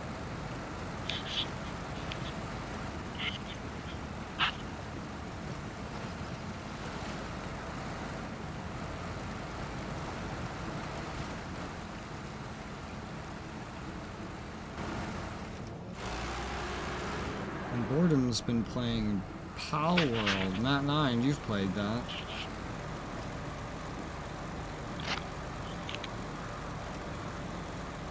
Right, Matt 9? Eh? You've played Power World. Sorry, one more time. You've played Pow World. Power World. I have not played Power World yet. Oh, you bought it a while ago. I'm surprised you haven't played Yeah, I know. I've been busy Very doing fun. other shit. Okay. Trying to restart my game, see if that works. Damn, Steam not, then oh well. servers. It's being picky. I know. It let me join when I didn't have my have my bandit, and then while I have my bandit, don't want to let me join. Enough tries, I'm sure it'll work. I remember one time Matt and I had to, like... First time we ever did this, Matt and I had trouble joining, and his way to fix it was just to keep the game closed and accept the invite from a full close. Yep. But I'll send you another one. Yep, game's open right now, so... If that doesn't work, then just try what Matt and I And I'll did. try Matt 9's version. Matt 9's way of going in. We haven't had the to first do time that after the first You gave session. him a friend but- code the first time, right? What's that? Did you have him do the code the first time? Did that work? Oh, he gave me his Steam friend code, Okay. so he can put me back on his friends list. Yeah. Okay, okay. Gotcha.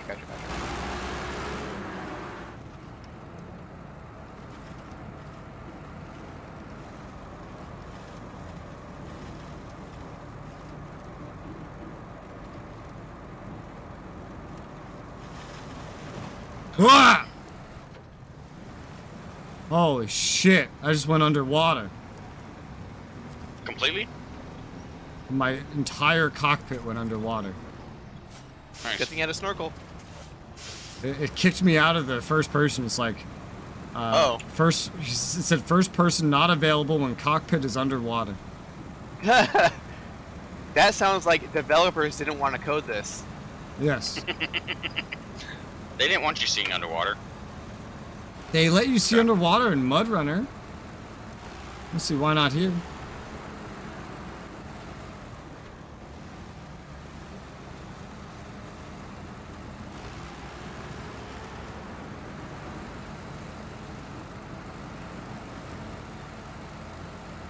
Okay. That didn't work either. We'll try from full close. And if it don't Alright. work, I'll just give up. I'll go back to just running the stream in the background while I play Power World. Okay. Let's see. Fully closed out. Fully closed. Alright, let's try that.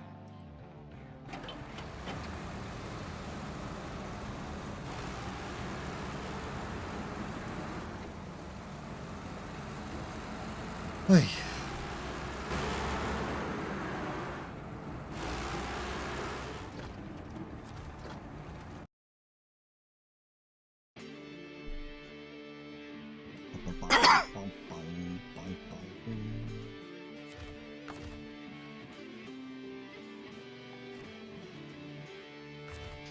Repair. Yep.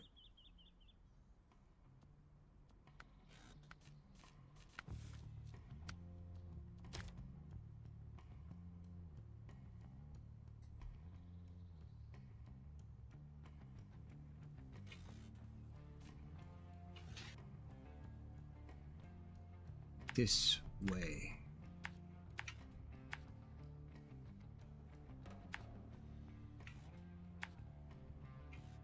Alright, that works.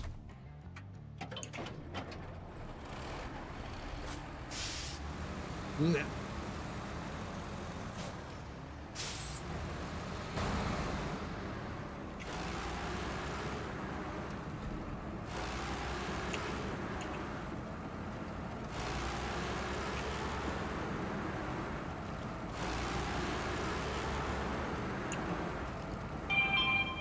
Come on, game, let me join. I don't know why it's not letting me. No, it just stopped. It stopped at the main menu. It stopped. Oh, it didn't actually boot you into it with that invite? Yeah, it opened up the game again, but didn't go past the main menu. Just click on a different slot. Yeah, that does anything. Last attempt, we'll see how it goes.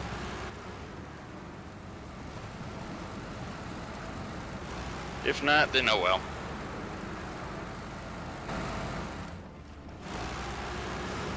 Yeah.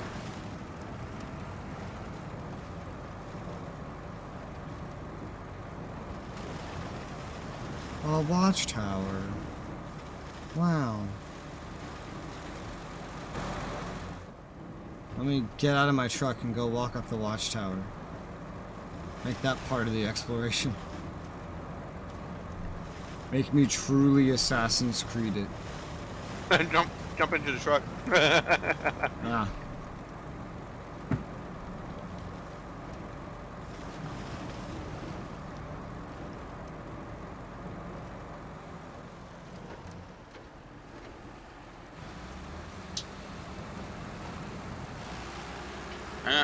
This new Assassin's luck. Creed game, I'm actually interested in finally. Assassin's Creed Mirage.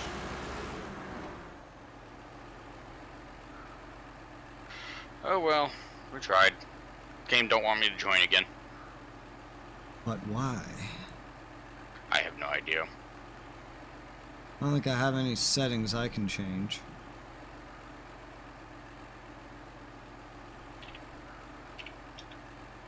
It's very strange.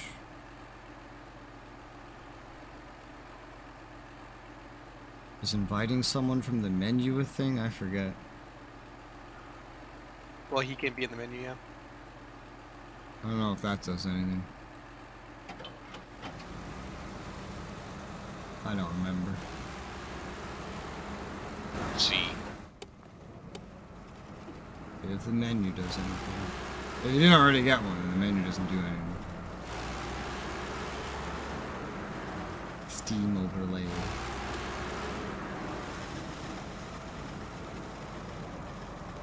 Your internet says no.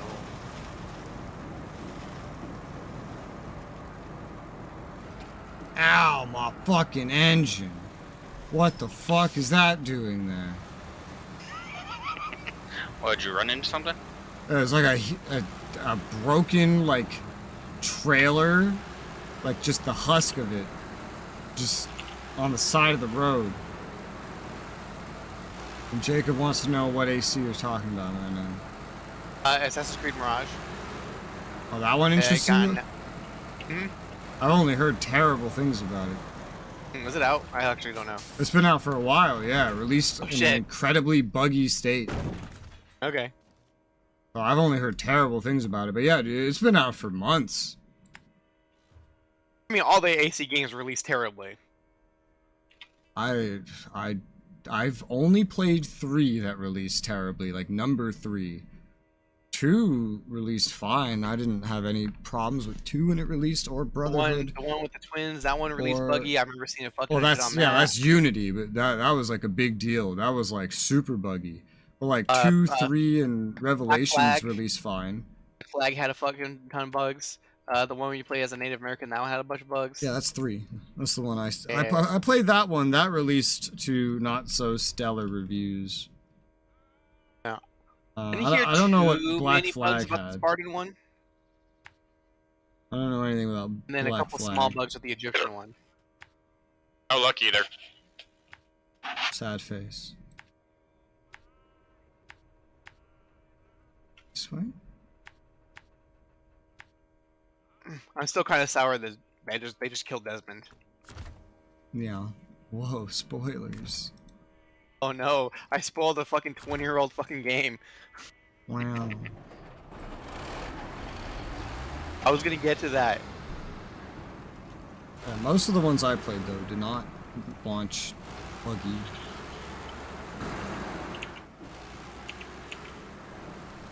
And any bugs 3 launched with was nothing compared to Unity. Unity was, like, insanely buggy, ridiculously. 4 didn't just launch buggy. The problem is also in, like, just the way the game plays, or Mirage. Like, there's a bunch of videos out there comparing just, like, the free running from the older games. They use Unity as the example, too, which is hilarious. Ubisoft's buggiest, quote-unquote, worst release of an AC game, and then they compare it in every single way to Mirage, and you just see that Unity is better in every single way. Yeah, not a high fucking hurdle to fucking... No, Unity is better in every single way. The really buggy one. Yes, Mirage loses in every single comparison. Yes.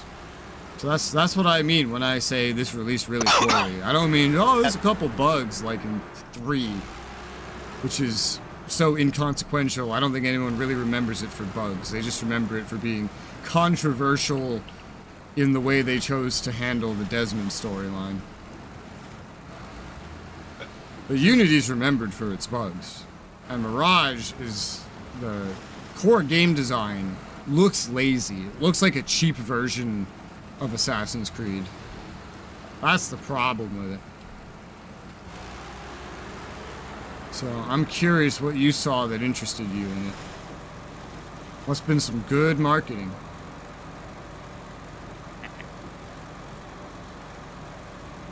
Was it a trailer? What? Was it a trailer? What? That you saw that interested you in the game? I saw a trailer for Mirage. Yeah, I was like, whatever it was, it must be some good marketing for how bad that game was. It wasn't a trailer. It was a video describing a movement in games, and it was specifically talking in this part of the video about how the movement from Assassin's Creed game changed. How the most recent Assassin's Creed games didn't actually have movement in the same way. Like, yeah, you climbed up buildings, but not in the same way. It wasn't as immersive as the other games were. Like, you didn't really think about where you were climbing the more recent Assassin's Creed games. You just kind of just did it. There's a lot of things you can't climb up in the new ones that you could in the old ones. Yeah. Like trees. In Mirage, you cannot climb up a tree. That's one of the things they compared. It's like showing off climbing trees in Mirage versus Unity. And then you see the Unity like climbing up 3 steps up a tree, jumping to another tree. And then in Mirage, it's like the dude just running into the tree, running up a couple steps, and then falling down because you're not allowed to climb. Just repeatedly. It's like, damn. That's for you to play next year, eventually Syndicate? Yeah, you have to play Syndicate eventually. That's the one with the twins, actually. Twins? The ones in the UK. Is that what multiplayer online co-op? Only Unity is. Fuck. I already played that one. And it was buggy as fuck.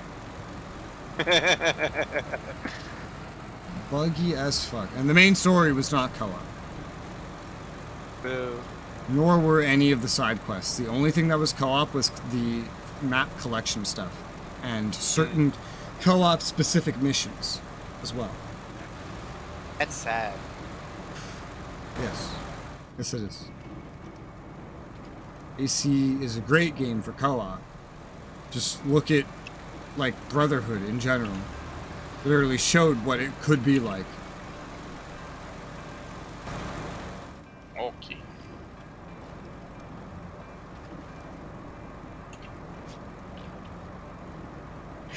Tried something. Do you want to try and send me one last invite? And if it works, then awesome. If not, then I'm giving up. Okay. There's your invite. Fingers crossed.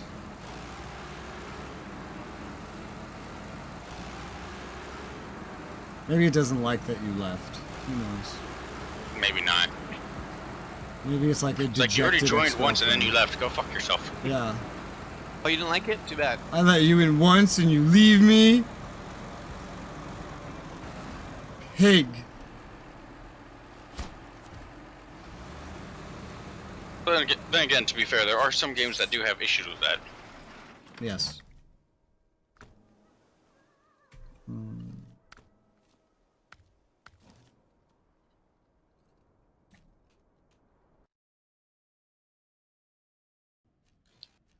Small business truck companies compose 90% of the industry.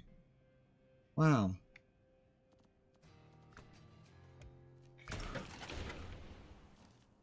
Now, in what metric? In number of drivers, in total profits exchanged, in total volume? Like, what's the metric here? Probably total drivers, I'd assume. Yep, no luck. Sad face. Oh well. Probably for whatever reason, tomorrow? just doesn't specifically like that you had to rejoin, and no. Probably not. Whenever Matt 9's next available day is, probably. Ah. Okie dokie. Well, I happen to catch you playing a game I have at some point. Alright. At some point, and maybe I'll try and join you then. There'll be plenty more Snowrunner, and more EDF. We're gonna play EDF 5 is what we're playing. I've made it through about 20 missions of that so far. EDF 5? Yeah. I've beaten it from beginning to end, I think 5 times now. Fucking Christ. Yeah. I'll have to play some catch up if I join you on that. Well, but 4 of those are on easy mode, and 1 is on normal mode. So, just kind of doing what I did in EDF 4, of going through the difficulties. Just getting more armor and weapons built up.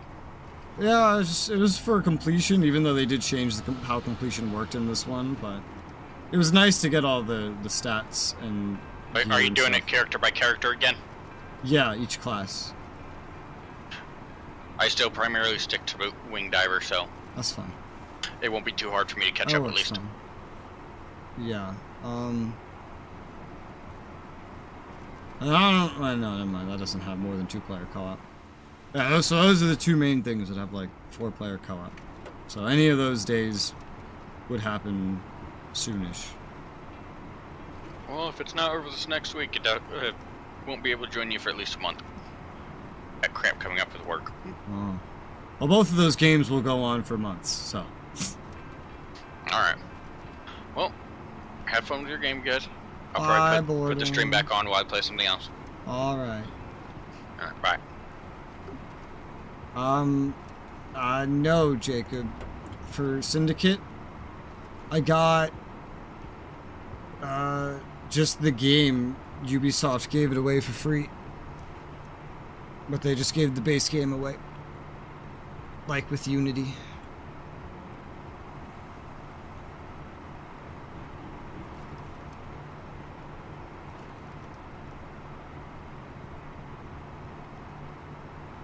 So any paid DLCs are not owned. Fortunately, I didn't want to play. Yeah, that is sad. I don't know why it's being so picky.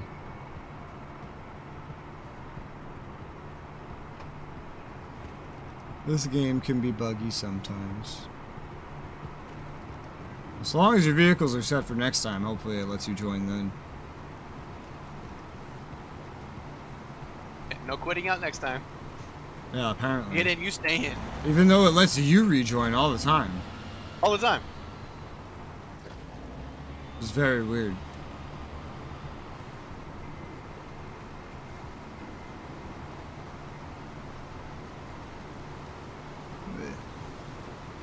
I have a question, Matt 9. Uh-huh. I'm putting 2 things you said together. Okay. Separate to anything we've discussed about Palworld, when you bought Palworld,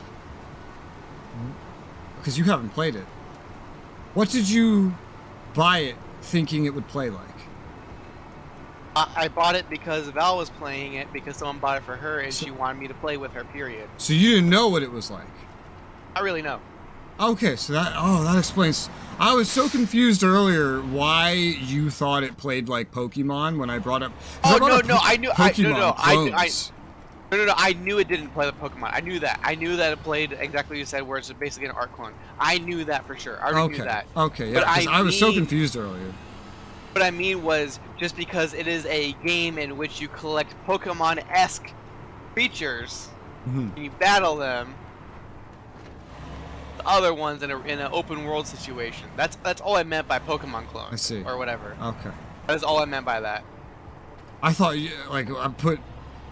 didn't play it, and coming up after Pokemon clone, I was like, wait, maybe he really thinks it plays like Pokemon. No. Because that's a common belief that I've seen. Because it was advertised as Pokemon with guns.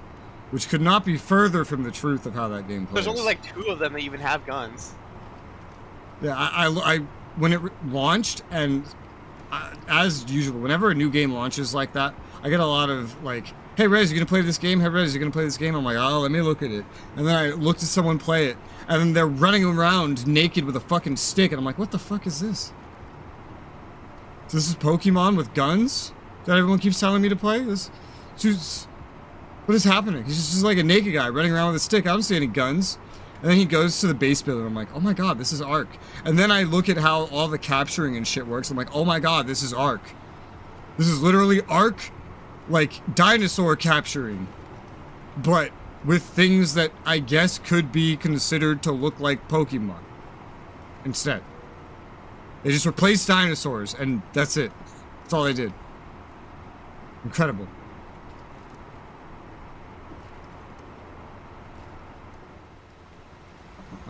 I need daytime. I can't see. I'm stuck somewhere. If you can't see, get some glasses. Become a sea solar.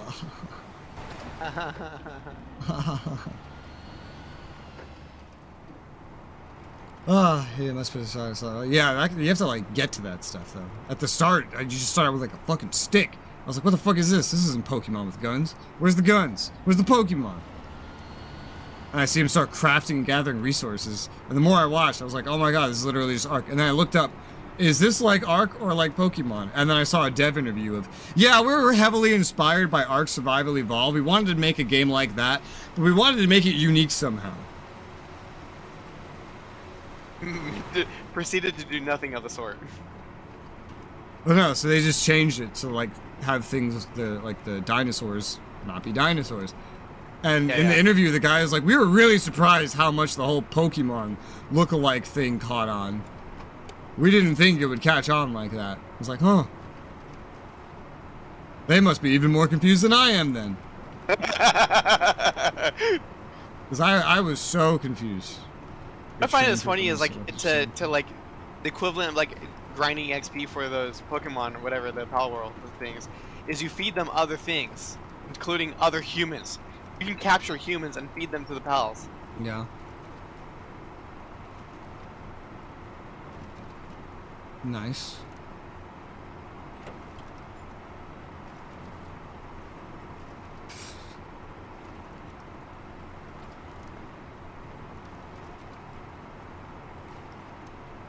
I've been up this fucking hill so many times. How many times are you gonna learn this? Teach this lesson? How many times to drive up this fucking hill? Another 6 more times.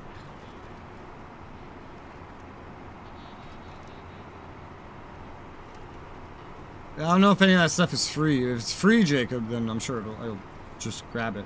If it's paid, then I probably won't.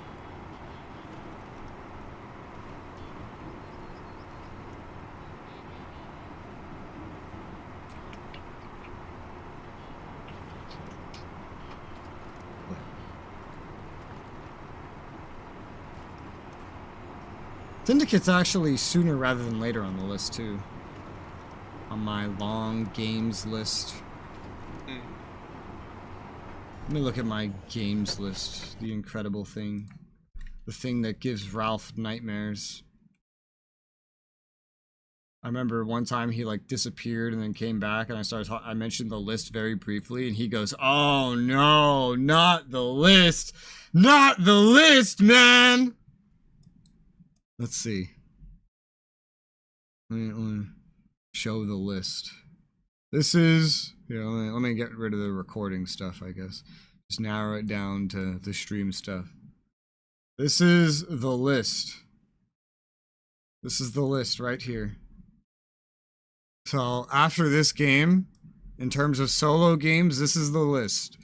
Starlink Battle for Ass. Sometimes I move things around. A Victory at Sea campaign. Starpoint Gemini Warlords, Rage 2, Avedon 1, Blood and Gold, Control, Lawn Mowing Simulator, Trails in the Sky, Homefront, Creeper World, Wartech, AC Syndicate, another Victory at Sea campaign, Dauntless. I made a little marker to tell me what's actually installed on my NVMe up to a certain point. Yeah. Somewhere around this is where I expect the new expansion roughly to be released for Final Fantasy 14 though, so that might change the list when that comes out. I really like playing Control. And I like the story the whole way through, but I stopped liking playing it at a specific point in the game, and that is the point where you unlock the ability to throw things. Isn't that extremely early? I saw someone play it, and you get that like right at the beginning. Because toward the mid and later part of the game, that becomes the only way you can damage anything. Yeah. You can use wet. Yeah. That's what I saw. The dude just started the game. You basically immediately get the ability to throw. And immediately from that point, I saw that throwing was the only worthwhile thing. Yeah. I watched like 20 minutes of gameplay, and it was just that evident. It was that quick. And I thought that looked lame as well. I wasn't even going to play it because, well, I got it for free, and I was going to try it, but then I played Quantum Break, which is by the same devs, and I thought, wow, Quantum Break, this game fucking sucks. I hate this game. And I thought, well, Control is probably going to be the same shit as this. And then DK was like, no, it's not. I promise you. Here, take like $50. This is your bribe. Play Control. I was like, all right. I'll try. Why not? I'll reinstall it. And so I'll try it, but I'm still expecting it to be just like Quantum Break, and I'm expecting myself to not like it. I just love with Control how big of a ripoff it is from the SCP Foundation. I don't know what that is.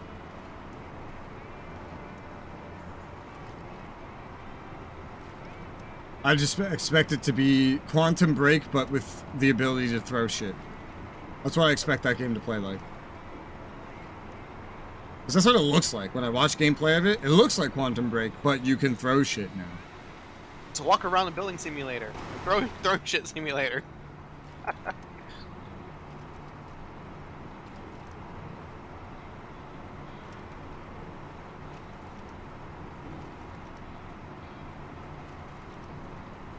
Doesn't look like my kind of game, but I will try it. I'll try a lot of things. There's a couple cutscenes that I find funny in that, because like during the events of the story, you become the director, right? And because of that, you're everyone's boss. Just automatically, you're their boss. It's like the movie The Santa Claus, where just everyone's like, "Yep, that's the boss right there. Yep, that's our boss. Yep." Like, no, there's no like, "Wait, you're our boss? Man, we're fucked." It was like, "Oh, you're the boss? Cool. So here's what's up." And there's one specific scene where they're like, "Yeah, so we don't have a name for this thing. We're just calling it this for now, but like we need like a permanent name later." She's like, "Oh yeah, it's this." Okay, cool. That's what it's called now. Hey, everyone's called this thing now. Taken for fact. All right. Just even she's taken back. Like, wait, aren't we gonna discuss this? Why? You've already decided. Why do we need to talk about it? You already made a name. You know, it's so funny. Because you said she, I thought you were talking about a side character. Oh. Because I don't know what games I play that have you play a woman. In a lot of games I play, you make your own character, and I don't play a woman. Because unlike, apparently, many men, I don't like staring at asses when I play video games. I like playing video games. I do. That is, I always thought that was such such a weird response to like, hey, why do you play a girl? I feel like there's so many normal responses that can follow. Not, oh, I don't like staring at a man's ass. Like, my next question is, why are you staring at someone's ass while you're playing a video game? How do you see any of the UI elements or the enemies? I mean, that's what you're all about, fighting, just staring at girls' or asses. literally anything? How do you play the game while all you're doing is staring at someone's ass? That's what I never understood. You could give any other response that's just like normal, but they had to pick. Just stare. I don't like staring at a guy's ass. Why are you staring at anyone's ass? I don't understand. I don't think this game advertises itself with, hey, come stare at this character's ass. Pretty sure it doesn't do that. Finally.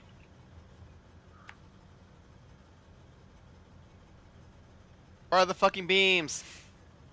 Well, while I was waiting for boredom, I started just moving the Macedon. I delivered one load of logs, so I still need to deliver the beams.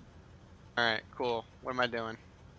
Well, there is an oil rig drill to acquire. Was that a... Is that it? 5 slaughter. Alright, so I need a 5-slot trailer. Yes. Alright, cool. So that's going to require a low saddle. It's going to be some kind of a semi.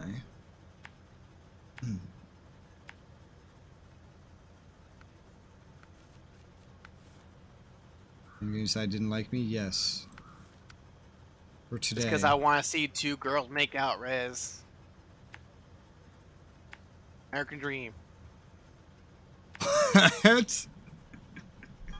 How is that the American dream? I'm gonna play as a girl from Sarah the Couch Assassins. Yeah, isn't that so weird? Just the idea that someone starts up a game and you see them playing the game, but apparently, according to them, they're not looking at the UI elements or the environment or anything. No, they're just staring directly at the character's ass the entire time. According to this, which is the #1 most common reason I've been given when I ask a guy or hear a guy ask, why do you play a girl in a video game?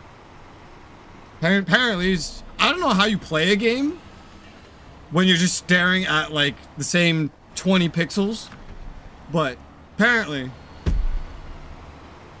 that's how some do it. Wait, am I using a trailer to pick something up, or am I picking up a trailer? Using a trailer to pick something up. Okay, what mission is it? Out with the old. Out with the old. It's that just says, oh, deliver. Okay, I see. It's not. It's not. Okay, I'm skipping. After the skipping a metal step. beams, Okay. yeah. All right, I need an oil rig drill, which is located at Black River. Ew, I'm going over there. Ew, the first fucking zone? What the hell? I don't want to go there. That's noob land. Ugh. So it's just full of noobs. Fucking knobs, Lamau, Raffle, XD, Lel. Remember Lel? L-E-L? Lel. Lel. Lols, lol. I smell food.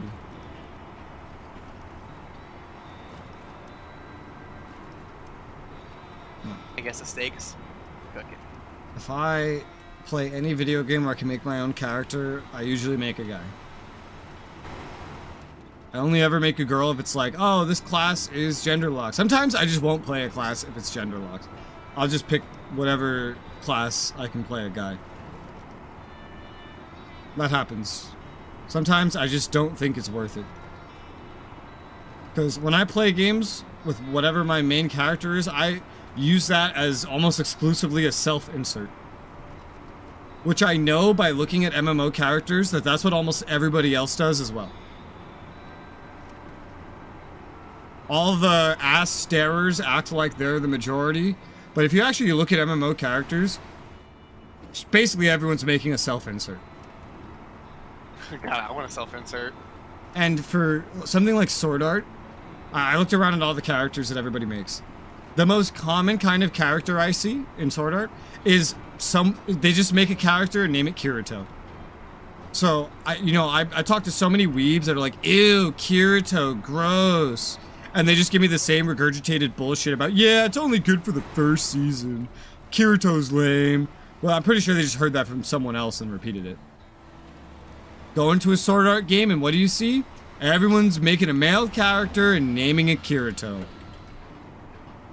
The majority is never what you hear. And now the real Kirito has to do Kiru_0 to... No, this game lets you just use a name even if it's unique or not. Yeah, you could use any name. Your ID is what has to be unique. Kirito? This is Kirito. Hi, Kirito. So I just see so many Kiritos while playing that game. And every time, I just saw so many of them and eventually I went, see? Everyone loves Kirito. Everyone. Any time, look, here's what I've learned. Any quote-unquote community that comes to a consensus on something is immediately the minority. Because most players, watchers, you name it, they're not in a community of fucking shit. They don't know who you are, and they don't care who you are or what you think. In the case of SAO, they're gonna make a character named Kirito. If they can make a character, they're gonna self-insert themselves into the game. That's what they're gonna do. Because the average person isn't talking, they're playing or watching. And anything I've ever seen called the so-and-so community I found is immediately like a red flag. Oh yeah, it's the so-and-so community, and then it's full of just like this niche clique that's only really perceptible in one form of social media and is known for its toxicity. And then what do you find the average person that would fit into that community? And what a surprise. They don't care about it, and they don't like it, and they don't want to be associated with it. It's like every time. Anyone that talks is immediately the minority. The average person doesn't talk about anything. They just do stuff very quietly. A lot of people saying so. They're just trying to say the popular opinion. Yes, exactly. You could tell. Just listen to what the person says and count how many times you've heard it. Human beings are too diverse. They don't think the same thing. Anyone that's regurgitating information you've heard like a dozen times before did not come to that conclusion by themselves. They did not. Absolutely not. They heard it from someone else, believed it, and repeated it. That's it. Rez, people would lie on the internet? Of course. My favorite thing about the internet, I find this so amusing, is finding someone that still doesn't know how to deal with trolls.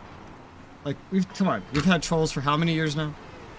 And they'll see someone troll and go, oh my god, you're such a terrible person. I can't believe you are like insert adjectives that this person is just imagining and has I just see a gif like of no someone literally actual feeding proof a troll. of. Just And feeding then a troll. yeah, and then this is what the troll wants. Anyone that knows how trolls work, no, this is what they want. They want you to react so dramatically, because that means they could get more reactions out of you. You don't even have to react dramatically. You just react, and that could be enough. But if you react this dramatically, you are troll bait. You are, whether you like it or not. And it's so amusing to see this, because anyone that's that bad at dealing with trolls that they would just have an emotional like meltdown talking about how the troll's a terrible person. Whack! That was big damage. Anyone that does that is like, they're not gonna learn anytime soon. Like, if they're that far away from understanding how to deal with trolls, it's not gonna fix anytime soon. It's gonna be a while before they can fix that.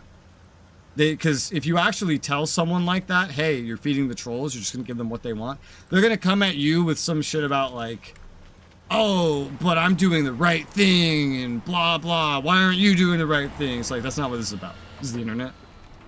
Troll doesn't care about the right thing. They care about getting a reaction out of you. Do the right thing all you want.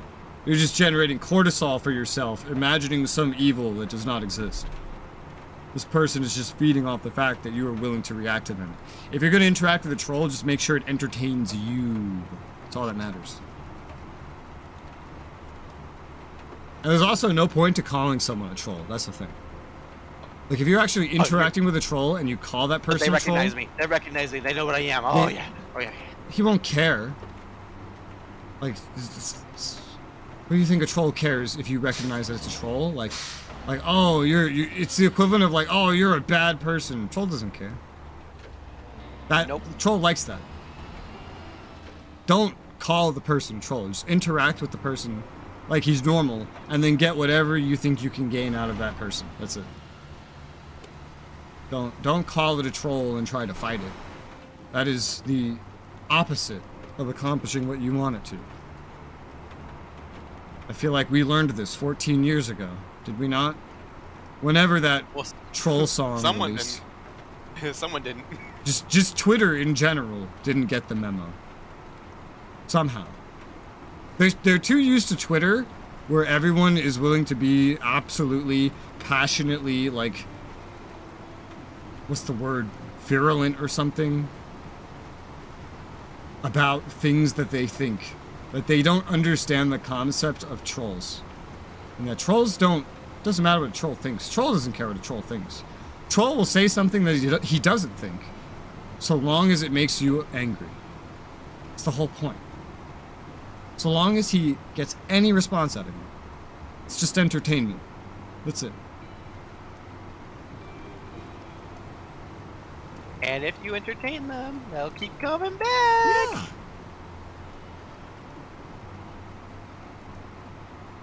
I find it fun to reply to individuals that are such obvious, like, troll bait and they don't know it.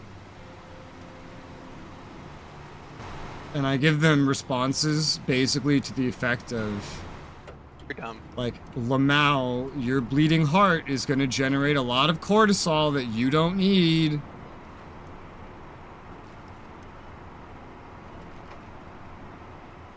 That's my entertainment. Is because I know anyone like that as well, they're going to read that and respond to it in the, like, no, I'm doing the right thing, blah, blah. But the thing is, when I leave a comment, I never, like on YouTube, I never go back and read the response ever. So I know that I got to laugh at this thing, this ancient thing, like a museum. It's like a museum. Like, put someone that doesn't know how to deal with trolls. It's like a museum exhibit. Like, wow, this is from the past. And I got to leave a message that will effectively troll them, I guess, because they're gonna get all uppity and leave a response at some point about how they're doing the right thing or something. Excuse me, are you from the past? Or how, or probably, or maybe, I don't know, because again, I don't read, so I'm assuming. Probably something of like how, oh, it's not actually a troll, it's just legitimately a bad person because they don't understand.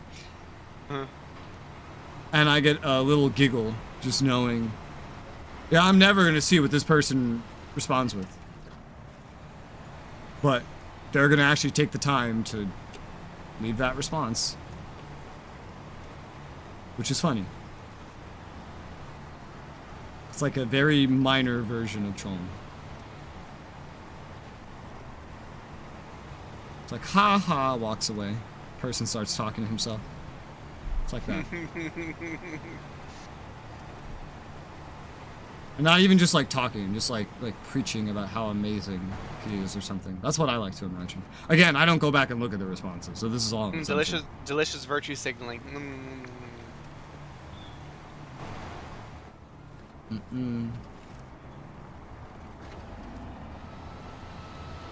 Wait, tell me. Beep. There's a beep.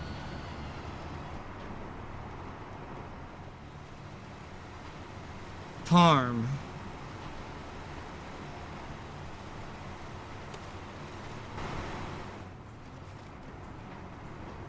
Blech. Blech. Oh god, it's a scout. It's a scout path thing. You can do it. You can do it, Rez. I knew this was a scout path when I came this way, but I decided to take the risk. There you go. This one wasn't too bad. Especially considering I'm not... The Mastodon's wheels would just start running over those rocks because they're so large. Oh, yeah, dude. I just winch a little bit onto one of the trees there, and then I just get right on over it. I don't get to go down this path a lot, though, and I'm tired of the fucking flooded farm path. So I decided to take this, because my actual... the Mastodon, it's on another map right now, doing log deliveries that I just paused, pretty much.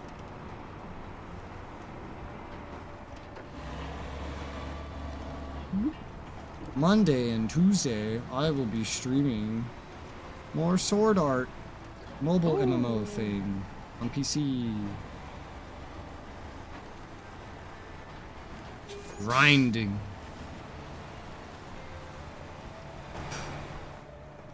Oh god, look at this.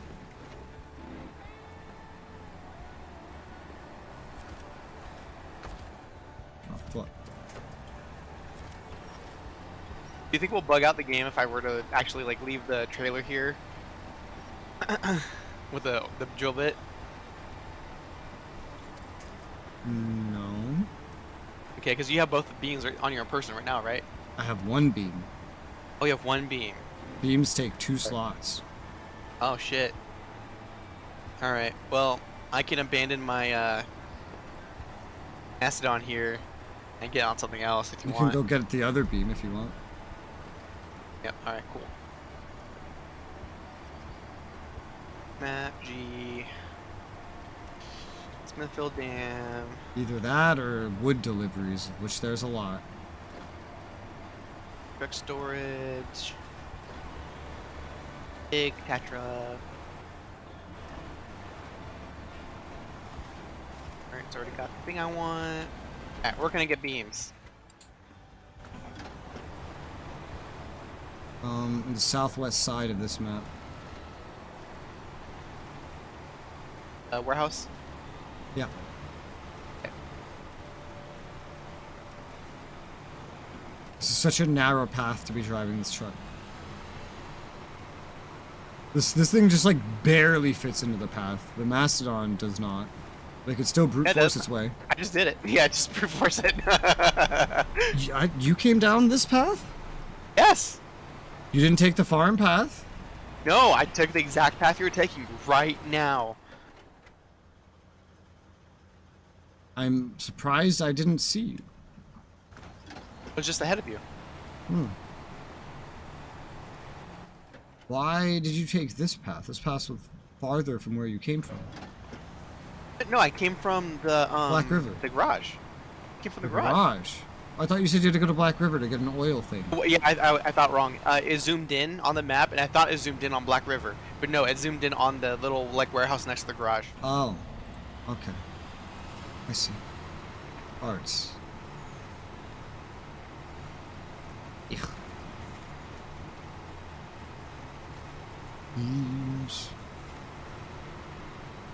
Ugh. This autumny forest area.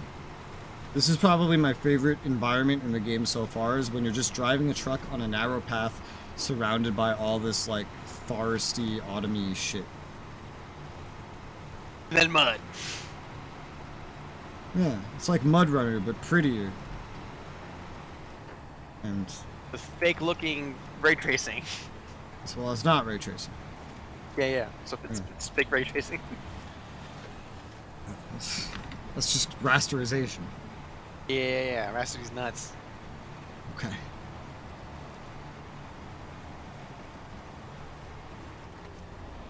Had to work on an Xbox One. Juan? And it's still one of the best looking games I've ever played. Because I don't usually play new games. Is anyone still developing games for the Xbox like 360? Oh, almost certainly not. Can't even, they don't even make them anymore. Because I know like they only just recently stopped making games for the PlayStation 2 like 8 years ago. If not even that, like fucking 6 years ago. I'm gonna park my Tatra here so I can see the thing go up once you deliver the stuff. I mean, yeah. Yeah. I'm gonna go to my Mastodon and deliver wood.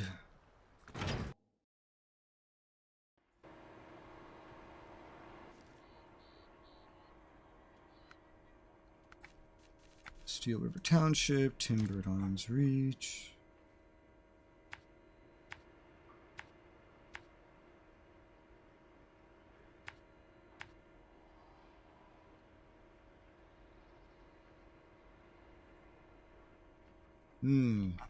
That's a scout path, but it'd probably work. That's what we're gonna do.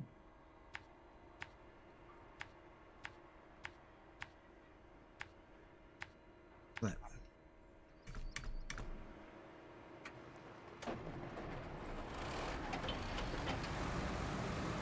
I saw a Reddit post that had the most like downvoted comments I've ever seen in my entire life. The OP was ranting, complaining that he wanted better graphics in Final Fantasy XIV. And someone's like, well, they're having an update, but it's not going to be at the level you want, because he wanted it to be like brand new AAA game release sort of thing. He's like, it can't be like what you want because it's an MMO, and so There's just too much shit to do that. Yeah, to. it's too CPU heavy, calculating all the different players and whatnot to make the graphics any better. Like beyond the update that's coming with current hardware.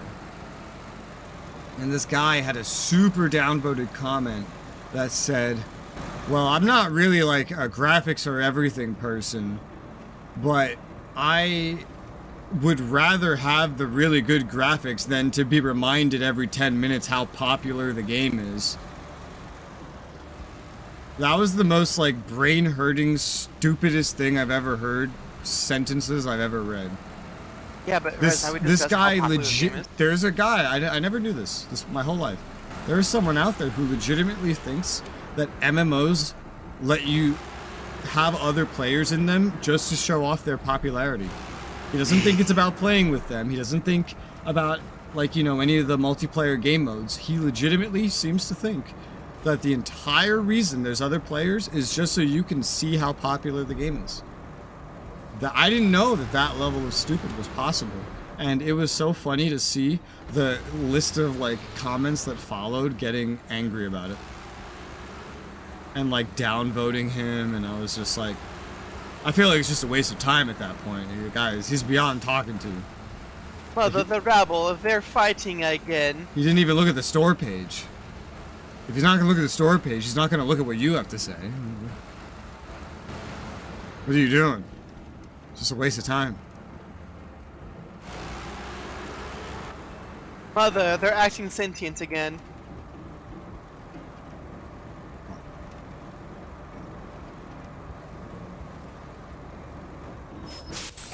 Oh, son of a bitch. I specifically left a mark for my path to bring me past the fuel tank that you set up, and I just drove right past it. Oh, shit. I still have plenty of gas. I just thought that would have been a convenient time. You think if it was right side up, you'd notice it versus being fallen over? No, because again, I don't really look at the environment too much in this game. I look at the road. Because I'm trying to see where I'm driving. That's the guy saying, I love this view of the country road and the trees and the autumn mist. Yeah, that's when I look at it. But I stopped looking at it because I'm trying to look at where I'm driving. I have tunnel vision. I see out of one eye. I have to be picky at what I look at. Well, it's a good thing that most night vision goggles only use one eye. So,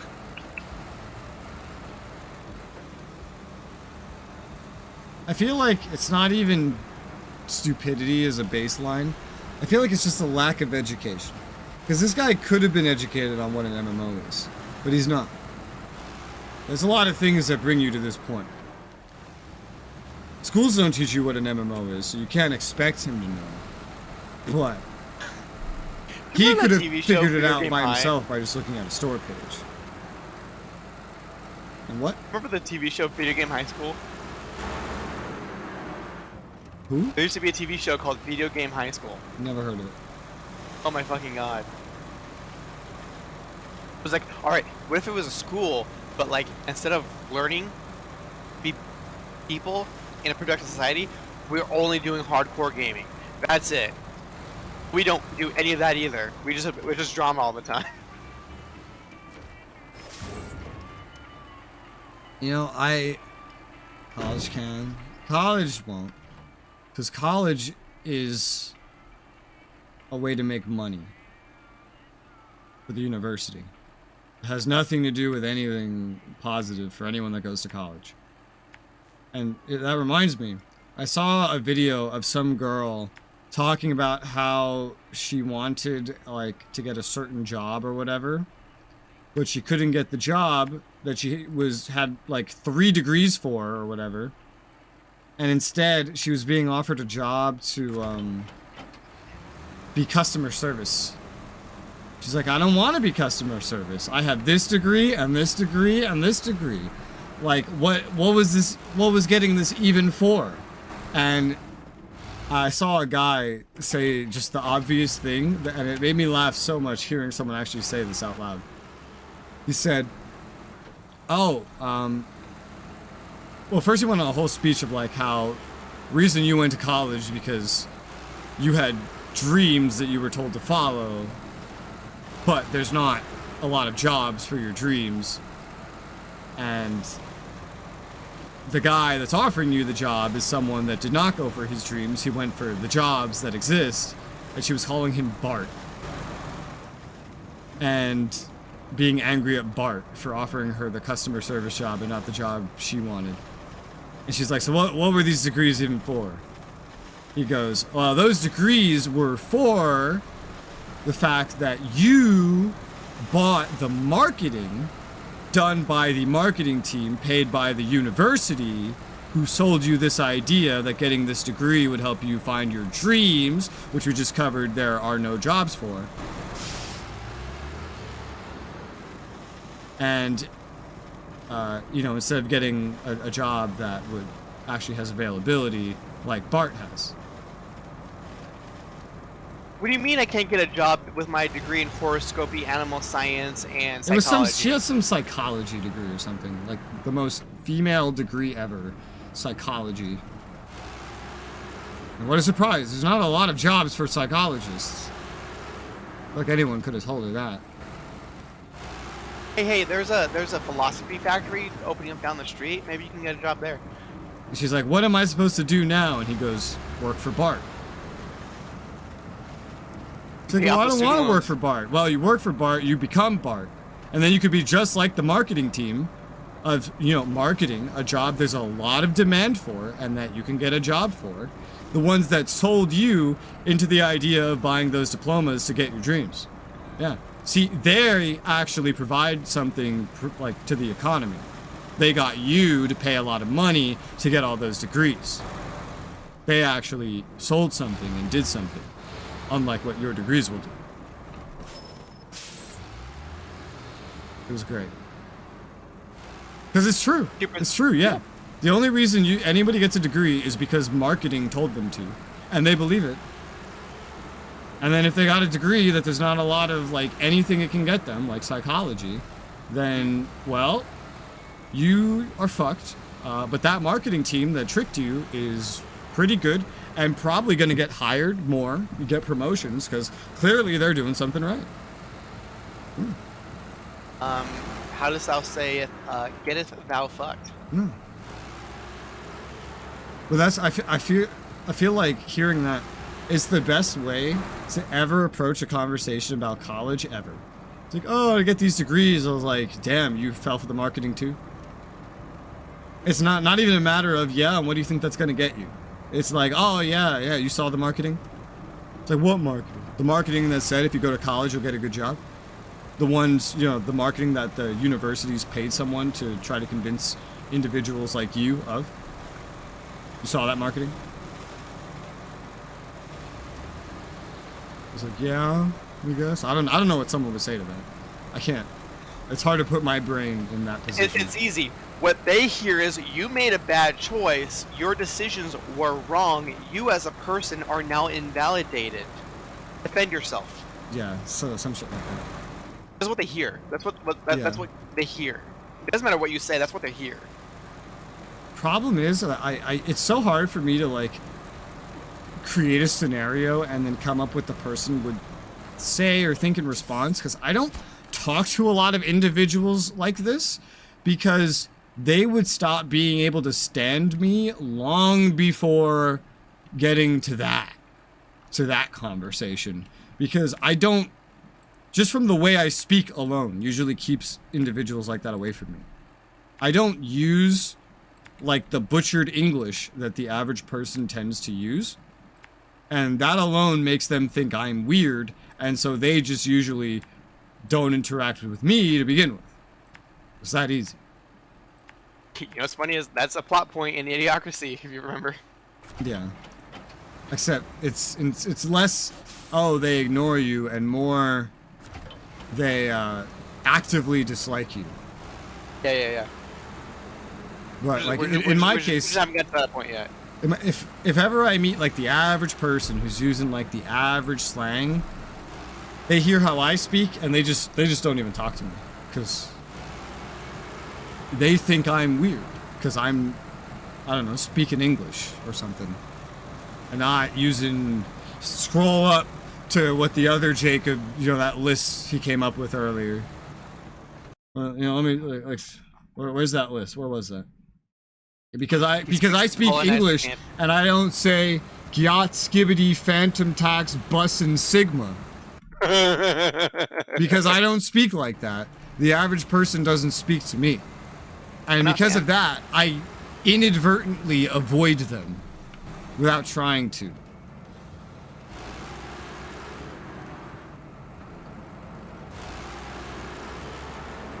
Don't be dissing.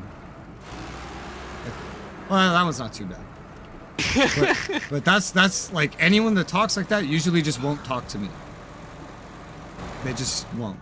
I don't know why. I legitimately don't know why either. Like the biggest answer I've gotten is it's just the way I speak is weird to them. That's it. But I don't know how, like, weird in what way? Is it hard to understand? I am unsure. You clearly announce your intentions and purpose of conversation. This disturbs me. Yeah. I gotta like wait till I like meet another one and then ask them, what about the way I speak makes you not want to speak to me? Do you not like kind of my vocabulary, or do you find it hard to understand, or do you think it's uncool and like I'm a nerd, like I'm like a geek or something, and so you only want to talk to someone who speaks cool? Is that what it is? Because I would actually, like, I don't know. I don't see any memes on the internet explaining this. They're afraid you're the kind of person who you asked to go to the grocery store to grab them something, you hand them a $5 bill, but because you didn't tell them to give you the change afterward, they keep the change and spend it on something. What? Otherwise, it says freezer night. Okay. Weird how to words. I don't know. I have no idea. One day, maybe I will find out. I will just wait until I, like, meet someone like that again.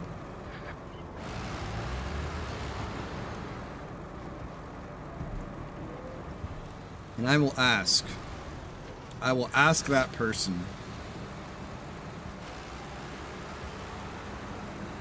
And I will see what that person says.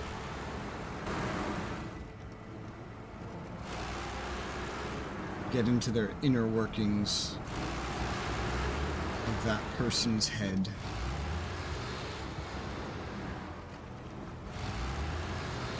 I remember in high school, someone wouldn't speak to me because I didn't say finna. You're not finna go. I didn't even know what it meant at the time either. But I didn't say it. And the person refused to communicate without saying that word. And so she just wouldn't talk to me.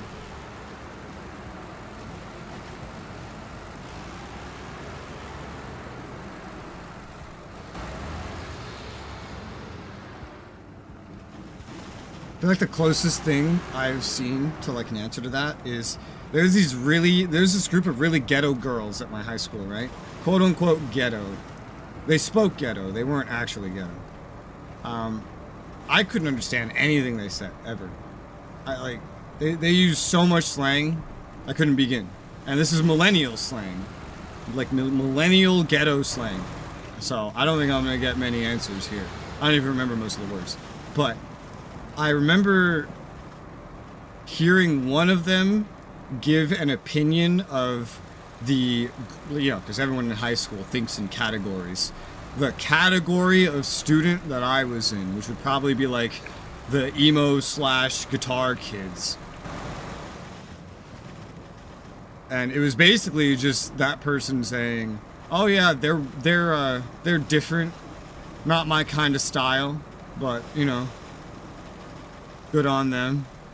Is basically what that person said. So that's what I imagine it to be. But I don't know. I think it might just be a lack of understanding that like scares someone away. Like, oh god, this thing's not me. Hide. Hide. Echo box. It's been invaded. Run. What is? I go back to my safe spot where everyone talks like me.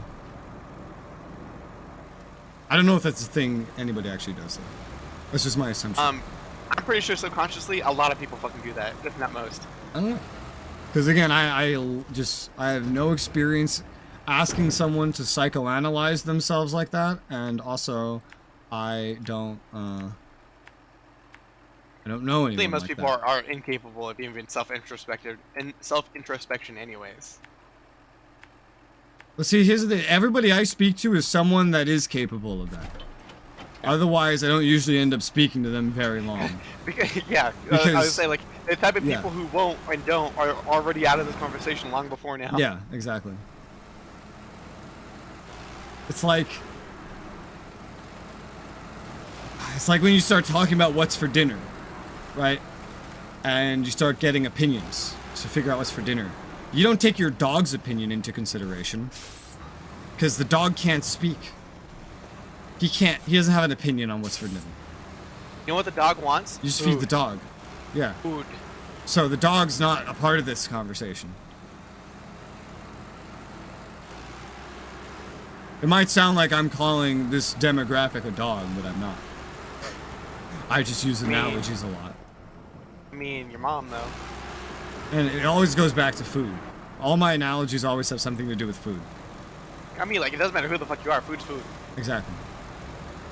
I have had, you know, it's so funny, I've had individuals get offended that I use foods. Like, oh, you think this is as simple as food? I'm like, no, I just really like food.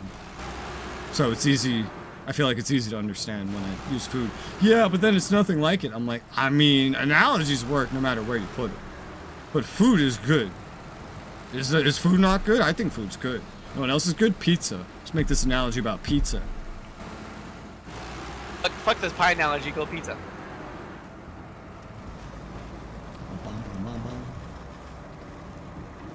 I am halfway to the return trip of the steel beams. Cool. Go challenge. I don't actually like debate or discussion. I don't.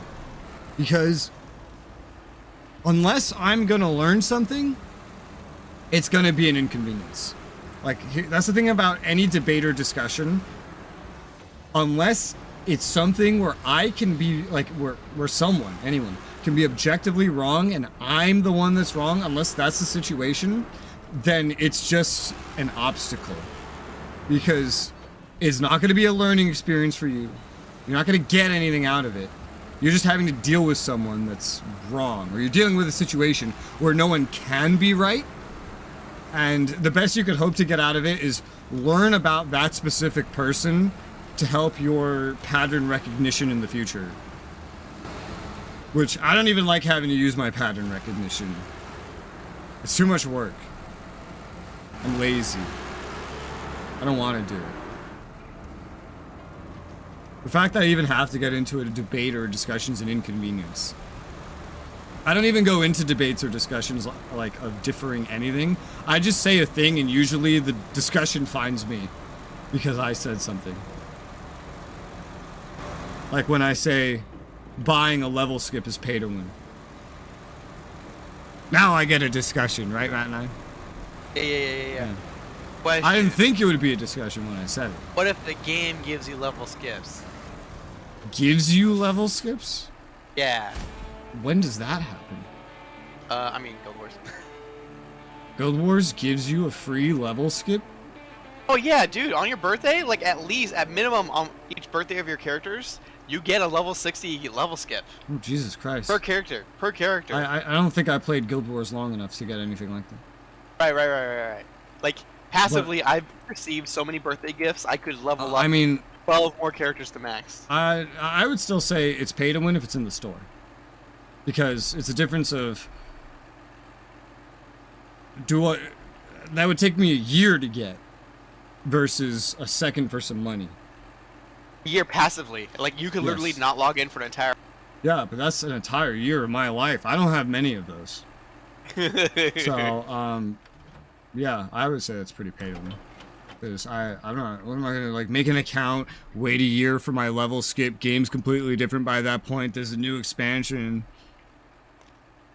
But even if, whether they did, or even if they gave it to me 1 minute after I started, I would still think it's pay to win, because it still lets me pay to win. I can still pay to win it if the moment I start, the moment I can access the store. Other players won't have it the moment they access the store, and they'll actually have to level by themselves. Or wait till they get to the point where they get given a level skip.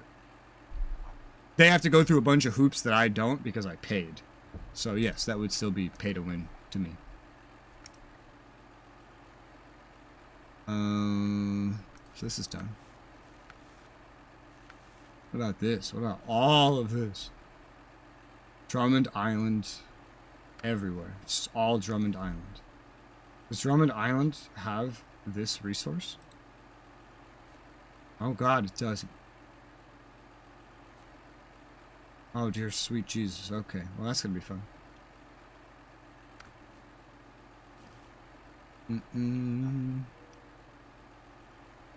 Oh man.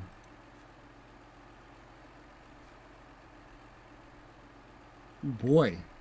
Maybe we're not reaching Alaska today. This mission is gonna take longer than I thought. Yep. Well, goddamn! Well, Raz, I guess that was Cap. Shut the fuck up, you 30-plus-year-old boomer, as they say.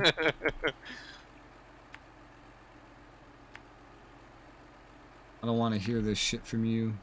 If I want to hear kid speak, let me speak to a kid. That's it. I'm gonna teach Dante to should go walk up to. Sup, fam? He's Gen Alpha. He's gonna have different slang when he grows up. Oh no. We can't even imagine it today. Like At some point, it's literally just gonna be sounds. It's just gonna be sounds. I mean, isn't that already what it is? Isn't that already what it feels Listen. like? I never imagined Yacht, Skibbity, Phantom, Tax, Bus, and Sigma when I was a kid. So, just think of whatever Gen Alpha is going to be saying. It's going to be completely different. It's actually not Phantom Tax. It's a Phantom Tax. Phantom? Yep. I don't care. It's just noises. It's not even PH. It's F. Still. Whatever it is. Gen Alpha's not going to be saying it. They're going to be saying their own version. Yeah. And we can't even imagine it.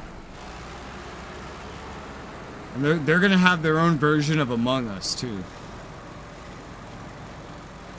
I'm not entirely sure why Zoomers like Among Us so much. Or if they even like it. But I do know that was like a big thing with them or something, right? Us, dude. Did they like playing it, or was it like, what was it? Do you know? It has a lot of things. It was easily memeable because it was so simple in design. Literally anyone and their mom could animate a quick fucking video on TikTok for it. That's primarily probably the reason.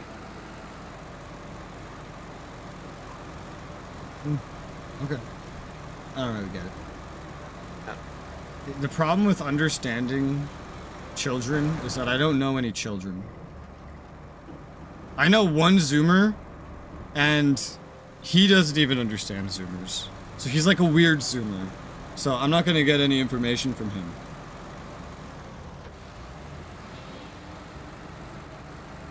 Do I know any others? I don't think so.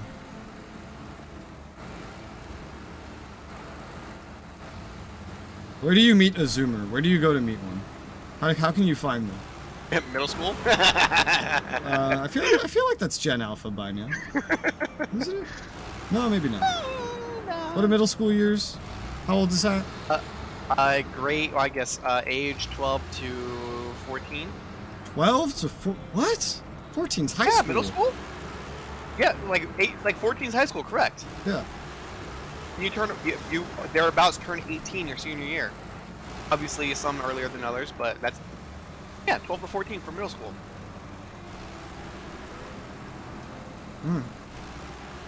12, 14, You could argue years. 11 to 15 if you want to be fucking real, like, pedantic about it. 12, 14, 15 years. The youngest Gen Zs right now would be 11, I believe. So, yes. There you go. Either 11 or 12. They're one of those. They're in that range. The youngest Zoomers right now. Anyone younger than 11 right now, though, is Gen Alpha. Alright, there you go. I wonder what we're gonna call Gen Alpha. Like, I wonder, like, what name they're gonna get. Because they're not just gonna say Gen Z's not Gen Z anymore, they're Zoomers. So what's Gen Alpha gonna become?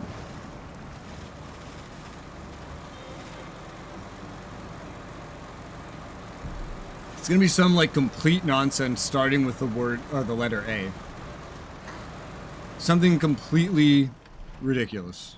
That's what it's gonna be. I don't know what, but it's gonna be something completely ridiculous. Beta testers! Great, we do have a Gen Beta that will come after Alpha. Fucking beaters, dude. Oh, I can't wait for that. Gen Beta? Oh, that's gonna be great. Beta testers! They're the whole reason we're in this mess! Alright, I'm 6 seconds away from getting to the next place. Alright. You wanna just hop in my I have my Tatra over there. Yeah, that's right, okay.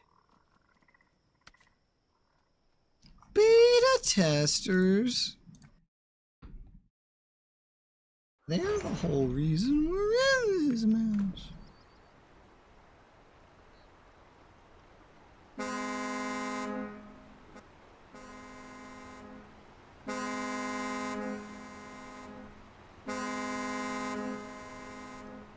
He's here, the wild Tetra and its mating call. Let's get your beacons on. Alrighty. I'm pulling up. Here it goes. I'll swap into your Zix. Yeah. Delivered. Whew. Got a frame now. Dyson Diesel.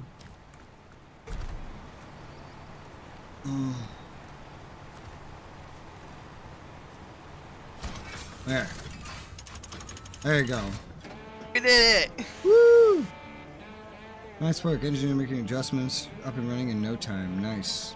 11,000 money, 1,180 XP. And now there are warehouses available, apparently. Which just means, like, right here.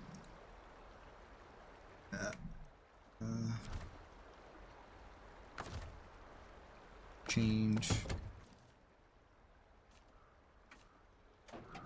I assume it's this drilling site. This gives fuel now. I'm not sure what this second one is. Yeah, I don't know. But this gives fuel now. So, that's fun.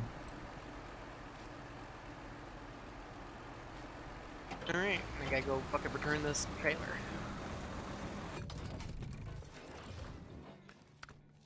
And then, what comes after that? Arrive. This menu.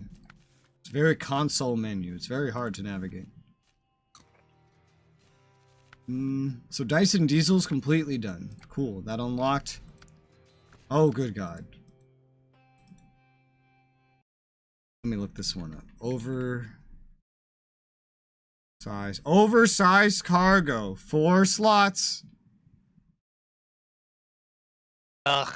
If you bought that trailer, you might want to go put it to use. Alright, where Cargo from the ship. Oversized cargo. 4 slots, and you need to get 2 of them. And they're in Drummond Island? Looks like it. Alright, cool. I'm gonna need a refuel. Yeah, this is gonna take definitely more than today. These are actually pretty long. No. More content. Where the fuck was I? Then we will be done. This is a For sure this time. This is a very long game, even with 2 players. Yeah. That's a good thing, because this isn't a game that really gets too old, I think. This is a game that's all about the gameplay. The more unique content it has, the better. I feel. That means the less it has, the worse. Yeah. Like EDF. Oh, God damn it. I tried to avoid this thing and I still hit it.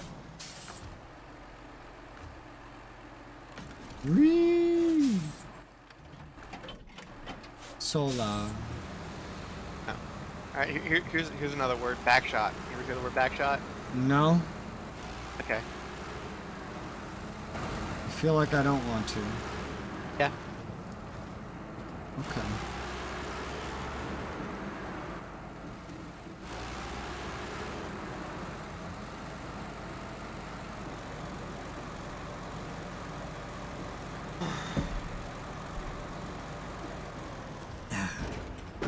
Yeah, it's pretty guaranteed. Like, if it's not something for gaming, probably don't know it.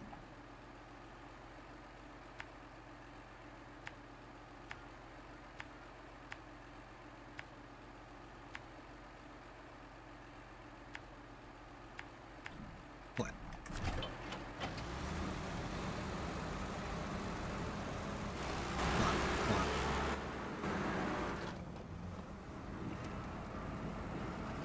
These are some tall fucking reeds in this swamp.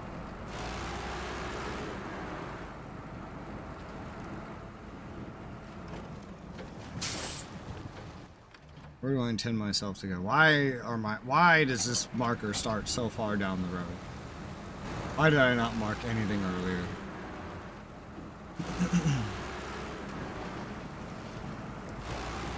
Do you know if the things I need to pick up are on the ground, or do I pick them up from a thing? I think you picked them up from a thing. Then I might, instead of bring a trailer, bring the body. That'd be easier. 4 slots. Mm-hmm. So you would need a trailer. Oh, the Mastodon has a 5-slot bed. What the hell are you talking about? Mastodon has a bed that has 5 slots. At the very least, there's definitely one with a 4-slot. Mastodon has a bed that has 3 slots, and that's the biggest one it has. I think you're thinking of the bigger truck that I got. What? The one that that looked like it couldn't turn worth shit. Hmm? Yeah, that one can carry like 4 or 5 slots. The Mastodon caps out at 3. We shall see shortly, because I need to refill there anyways. All right. Yeah. Okay. I never have to come through here again. 5. Hate it. If it was 5, I would just be doing this shit by myself. It'd be easy. The fact that the problem is that the truck that has like 5 is not the Mastodon, and driving it would be a pain in the ass, even compared to the Tatra. And I don't feel like doing that because I don't think it has mud tires. So, yeah.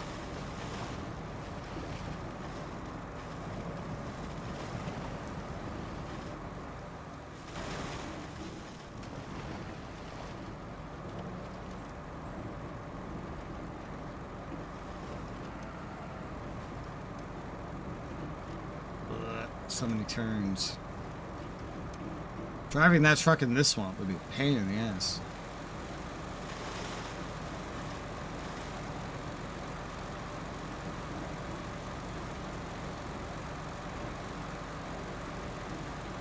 What?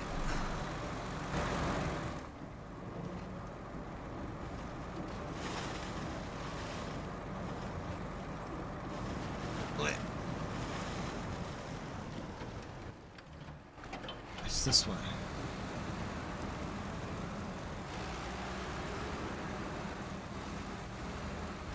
Ow.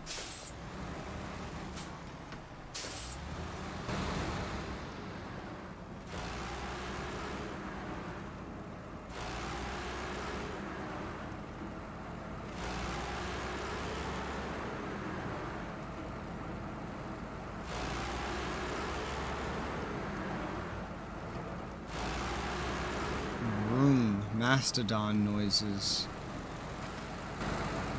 This one in particular could take a while, because if you're not pulling multiple sets of medium logs, you have to go cross map multiple times for 4 groups of medium logs. Blech. That's the one I'm doing right now.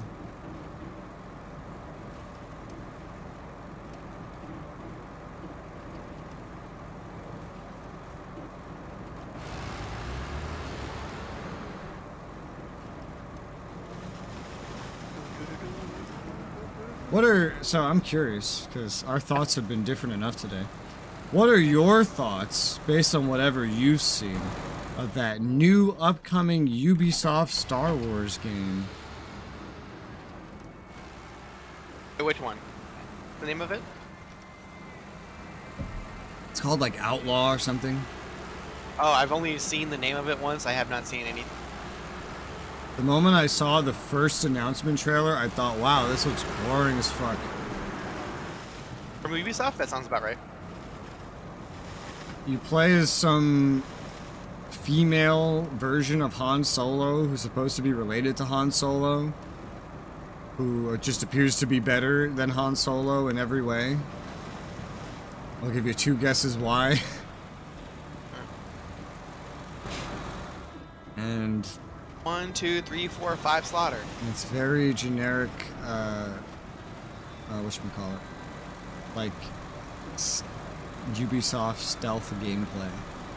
But I'm in the garage. Come look at my Mastodon. Parked outside the garage. Okay, let's see. It's either a 4 slaughter or a 5 slaughter. I can't tell. Truck storage.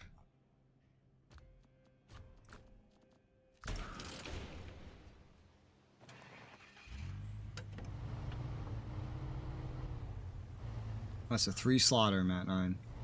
Is it a 3 slaughter? It looks fucking wide as fuck. It's slightly larger than a 2 slaughter. What do you mean? Look, let me pull out a truck with a 2 slaughter so you can see the difference. I'm amazed carrying all these trailers. You have unlearned the difference between what these look like. Let's see here. Where's my Tatra? And the thing is, I know we've looked up this, and we've already discovered that that is a 3 slaughter. See how you have slightly more length? Yeah, so that's a 3 slaughter. That's a 3 slaughter. Alright, fuck me then. You've seen how long semi-trailers are, right? Those are the 5 slaughters.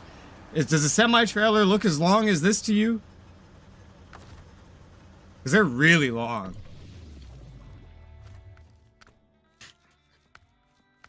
I was just thinking of a joke. What is that? It's 4 inches? Yeah, it's basically 8 inches right there. You might as well call it a foot. Yeah. Alright, you had your time, Matt 9. Pass the controller back now that you see that you're wrong. Okay. Let me keep playing Kingdom Hearts now, Matt 9. Wait. What about this toe bed? What about this toe bed? Oh my god. It's still not long enough, even if you could put stuff on it. Alright. Actually, no. Wait exactly where you fucking are. Okay. You don't move. Okay. You don't fucking move. Okay.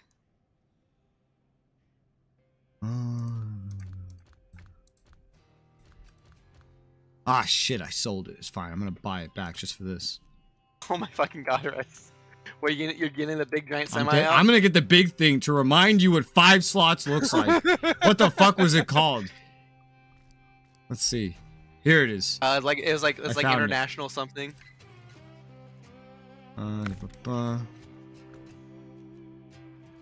Storage. There you go. Does it have the thing that it needs on back? Pretty sure it can't get rid of it. Yep. Move out of my way and look at what this fucking shit looks like. This is what 5 fucking slots looks like. Look, go. Move off to the side there. This is what 5 slots, or maybe 4 slots, I don't even know. I don't remember. This is what this looks like. This is as big as your whole fucking Mastodon. The whole thing. Let me look at exactly how much this is, too. Twin steer, Snowrunner. Twin steer, Snowrunner. Twin steer. How much can this thing carry?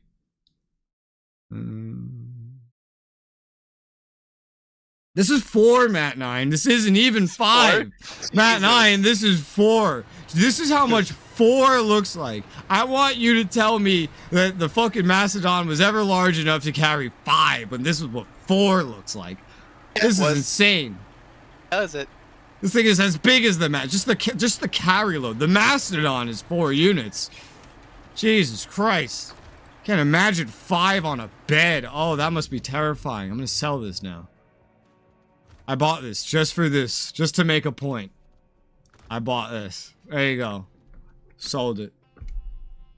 I got my money back 1-to-1. It's fine. What does that even have anyway? Let me rebuy it so I can see what that even has.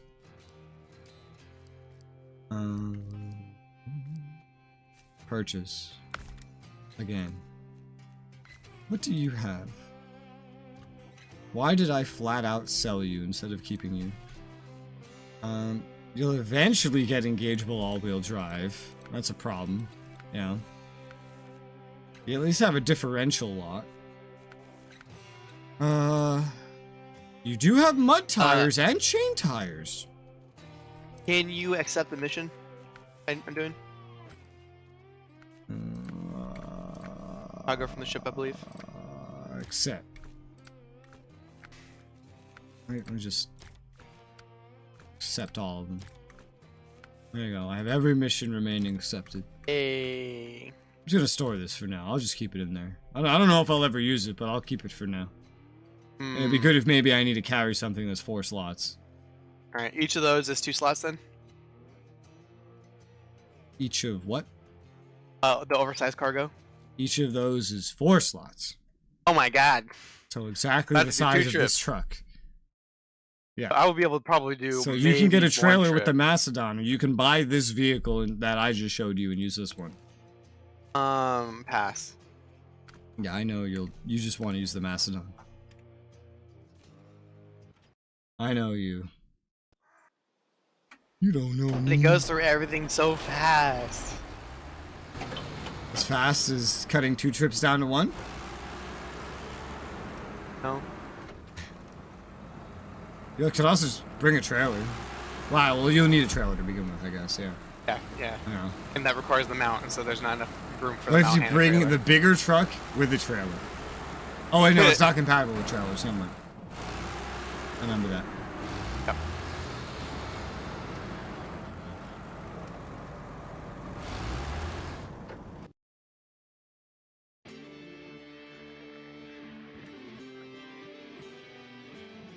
Boom, boom, boom, boom.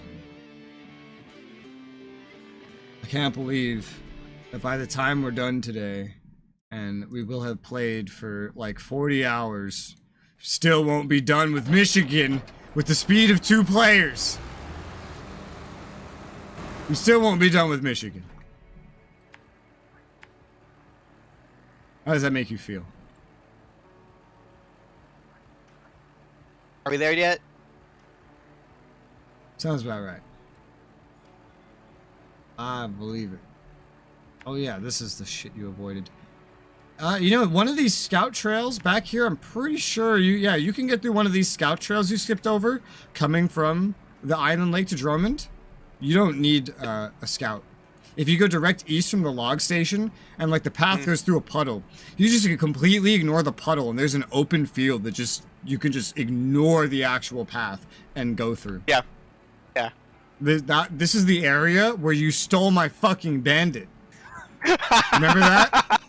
Remember when you stole my bandit? I didn't steal it. I didn't Remember when you started driving off with my fuel vehicle that I put there? I put it back. After I pointed it out. Motherfucker, stealing my vehicle. Fucking guy.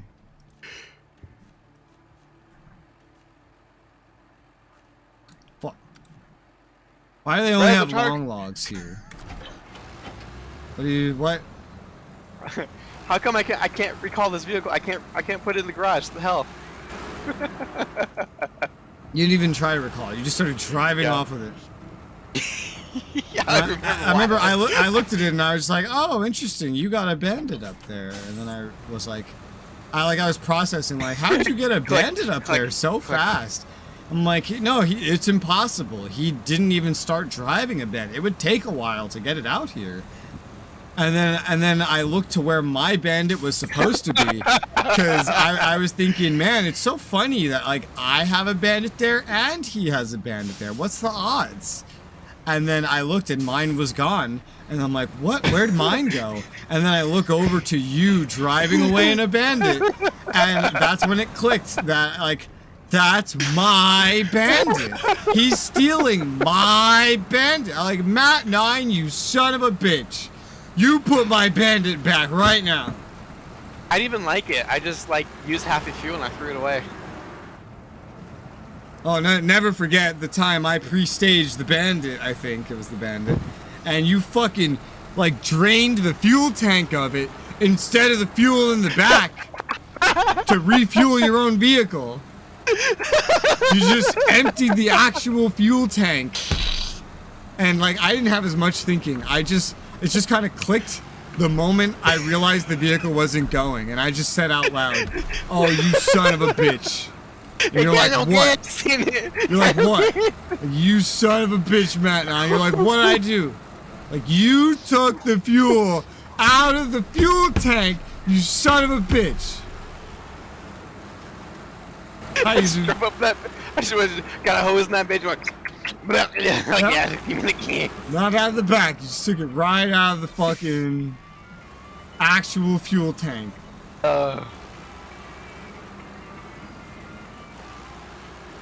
My fuel vehicles are just always gonna have these interactions with you, apparently.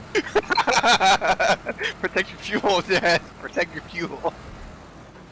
If you're not stealing them, like the fuel from them, then you're stealing them entirely. You have a whole repair thing. You go back to it. All the repairs is gone. All of it. Yeah, if you look at my screen, you can see behind me is the trail. It goes through that puddle, but like there's just this opening right here. Yeah. You just drive around it. right through, which is stupid. Because why would you go through the puddle then? The puddle's hard to get through, and it has been a long time. Yeah, it used to. I remember last time you left like a comment or something. It was like half a year ago. Beat.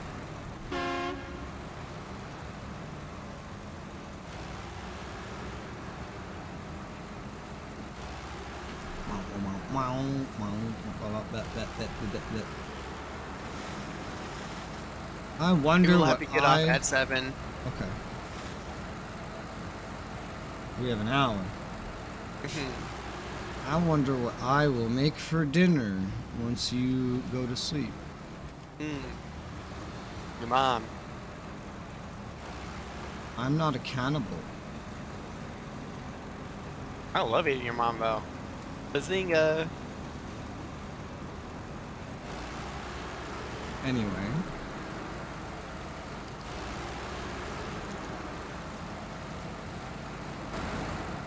Yeah. What? Hill. Hill. Hill or hill? Hill. Hill or hill? Bill. Hill Bill, I love that show. What? A lot of branches. I got a lot of branches. I see. Get it? There's logs on the back. Branches. There's no branches. They're all shaped logs, dog. How about you go suck a fat one, bro? I don't even know how to spell fat.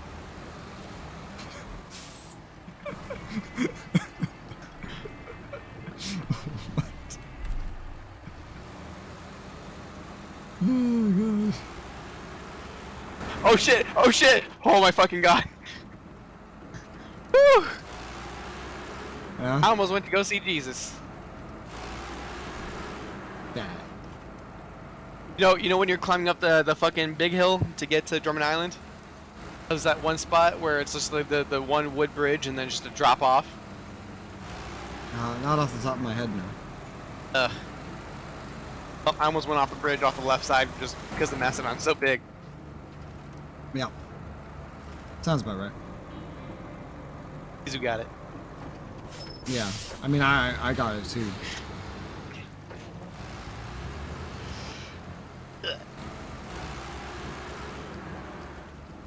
That was a plot point in cartoons when I was a kid. Literally, that spelling of fat was a plot point in cartoons. And what, the Proud Family? I honestly don't remember. You streaming or is he playing? I don't know what you mean. I'm streaming, I'm playing. And he's playing too. We're in the same game.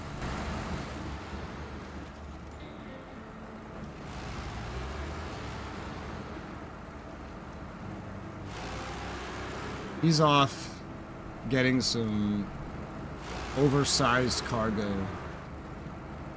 That's what he's doing.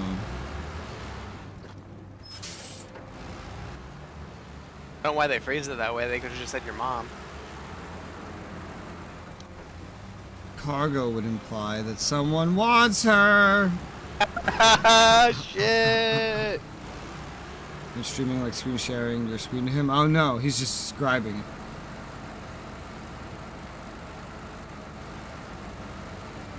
Share your screen to him. Oh, my screen to him? No, it's just the stream. Yeah, no, he has the stream open. Also, he can look at the map and see exactly where I am. Rez, why don't you go upstairs and go in your room and read the chat and then come back downstairs and continue to play? No. No, thank you.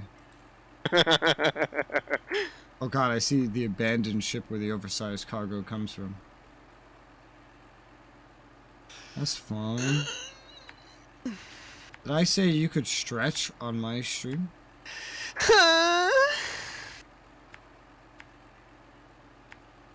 Do you want to die?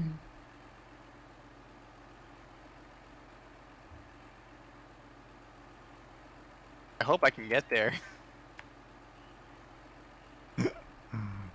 Getting out is going to be the more interesting thing.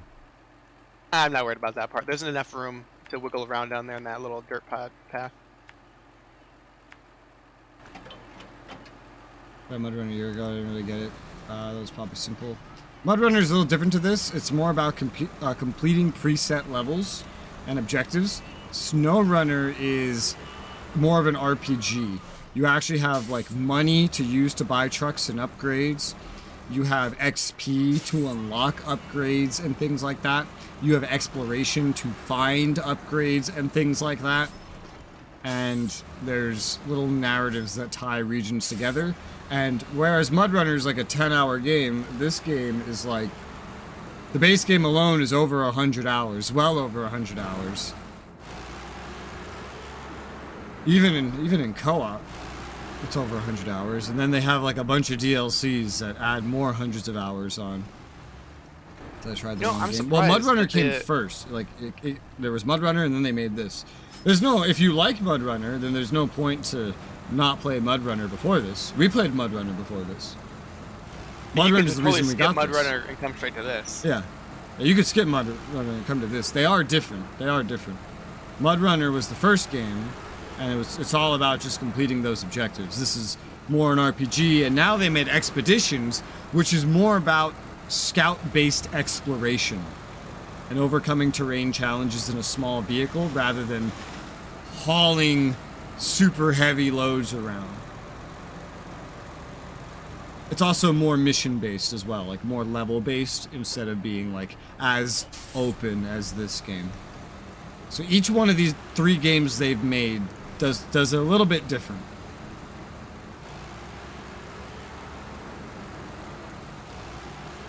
But I liked Mudrunner. I thought it was great.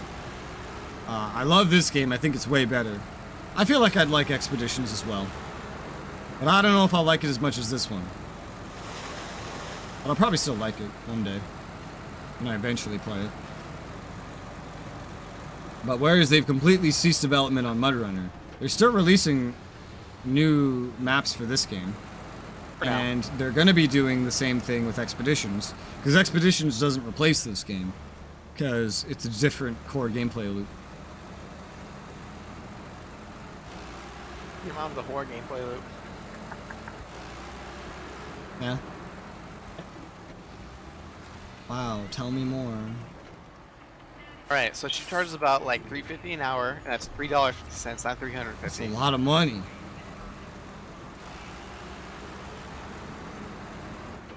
Jesus. It's at $3.50, not $3.50. Oh, okay. $350 bucks, what the fuck? No, if you hear what I said, so your mom charges $3.50 an hour, and now $350, $3.50. Then you cut in like right at that point. But that's due to some latency. The moment I heard 350, I was like, what the fuck?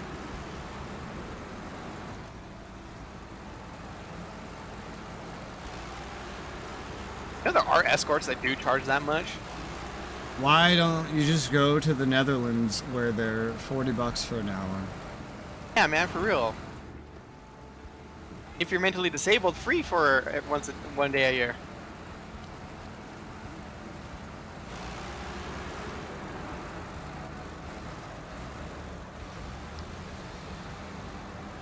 You know, it must be pretty useful to. This is gonna sound so weird. It must be pretty useful to live in a country that has legal prostitution, because if you ever get accused of rape, you just show them the receipt.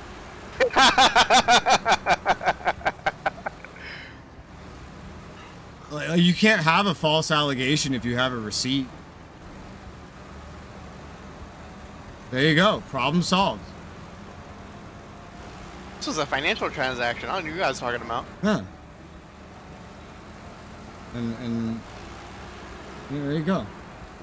Yeah, it was an exchange of goods and services. I gave her my goods. She gave me her services. I'm gonna tell slightly length story secret they play through. I'm gonna watch up 3. Go ahead.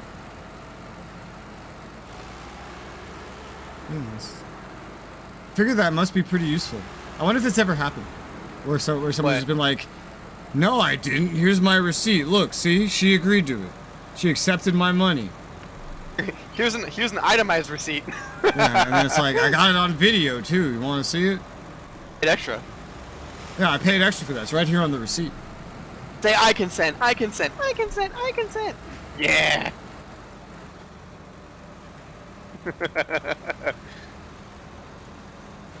That's how you can imagine it had to. Yeah, true. If you can imagine, it's probably happened.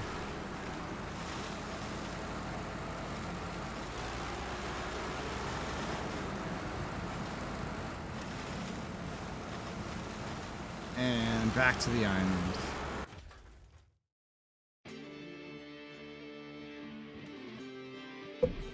Yeah, there's plenty of room to maneuver over here. Yeah. Whew.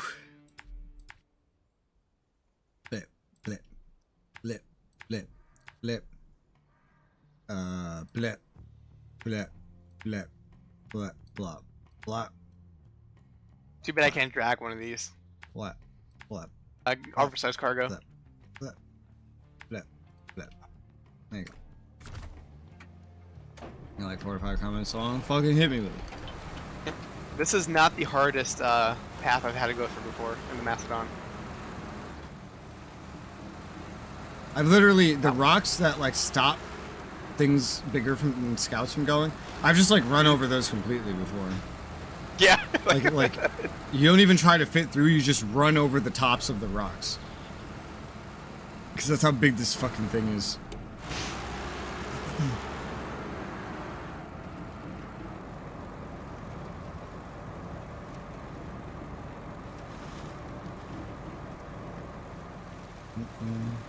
Faction minor CK3 played through at home, playing Bohemia. Some rulers. First 8 rulers died, 3rd ruler came. Okay.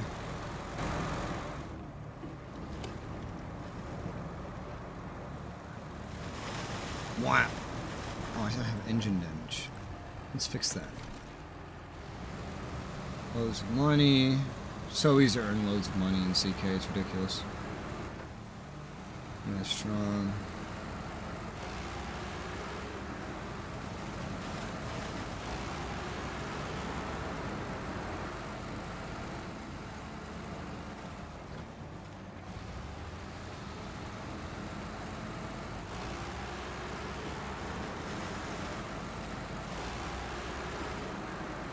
I usually never, at this point in playing CK3, I usually never have 2 kids inherit any of my shit.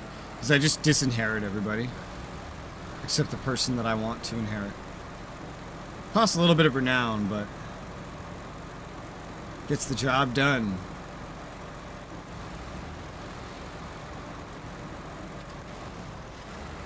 Now these nuts. Yeah. I even have children. So you have someone else to play. Okay.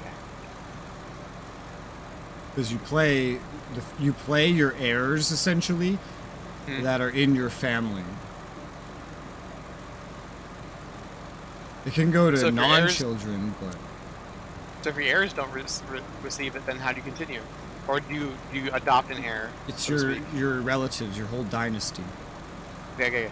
You can adopt someone. It is possible. Oh, you said you disinherit everyone except for the one. him. Okay. Yeah. Except okay. Still an heir. It's one specific one. Yes. I pick one. Yeah. I disinherit everybody else. Which there's downsides to doing, but it's totally worth it. Someone showed like some gameplay. I forget if it was Hearts of Iron or what, but they were playing a game and the current character they're playing died, but the game glitched out and didn't remove the character from play. And so, like, it says, you know, status deceased, but they're still on the throne, still in charge. Sounds like that would be CK.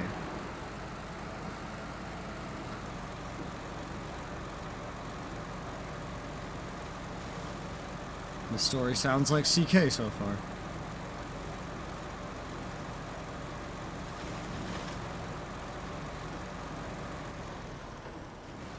What?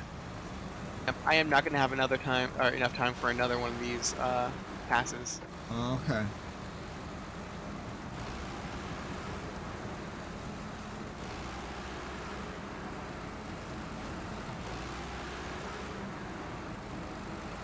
But let it be known that a Mastodon can make that path relatively easily. Yeah, I'd figured. The hardest thing, I think, would just be turning around.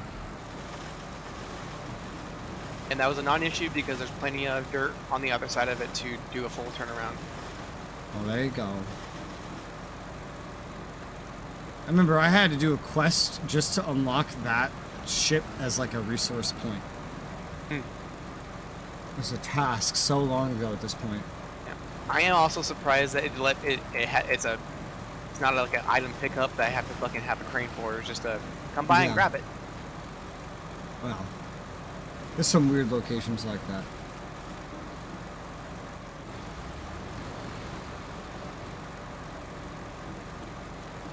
I have a question, Izu. Do you have all of this shit pre-typed? Just like in a notepad somewhere? I've been writing their fan fictions.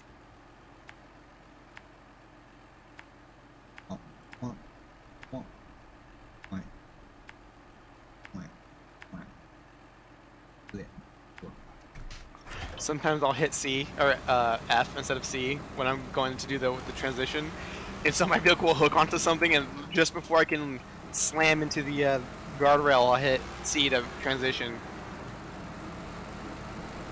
Oh. Okay. It's real close sometimes. I started CK with CK2, which is a lot different from CK3. At least when I played it. It's even more different now because it has like 1,000 DLCs, but I played it when it was new. It was a lot harder than CK3. CK3, once you get a certain amount big, you have infinite money. For some reason, the AI can never figure out how to get to this point. But it's really easy. I've done it in every playthrough accidentally. So far. Although it's funny, I went to the Steam discussions once. I was just like looking around, like I saw someone make a thread like, why is this game so easy? And I was like, oh yeah, I'm wondering why it's so easy too. And then the response is all like, it's not easy, you must have put the game on easy mode. This is a hard game. I'm just like, what the fuck? No, it's not. I don't even know how to play this game, and I end up with more money than I could ever spend in it. You know what's funny is that's true to them even in real life. Nobles accumulating like fucking huge amounts of wealth. Like, you know what? I think I'm gonna fight my brother because I want more.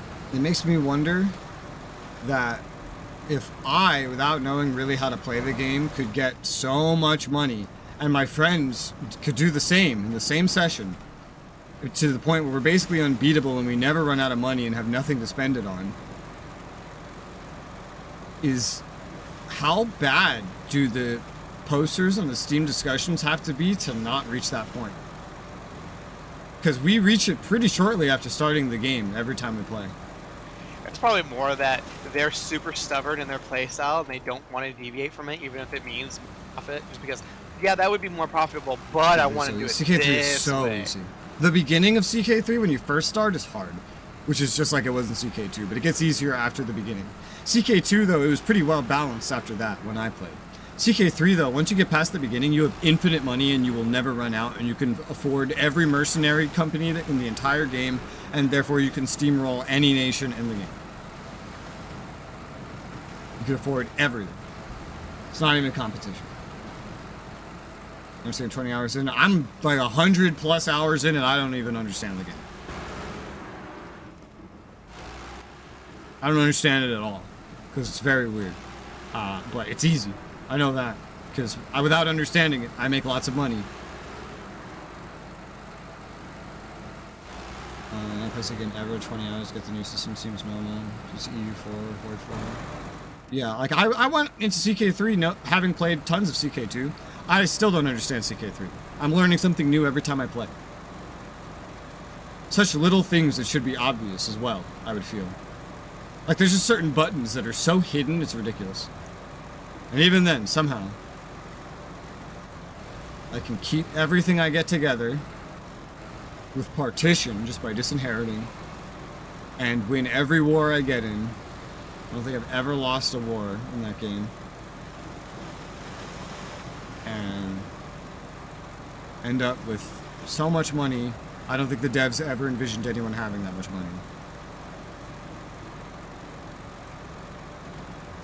Money? Good times. LPC2, people say more detail in actions. That's a lie. No.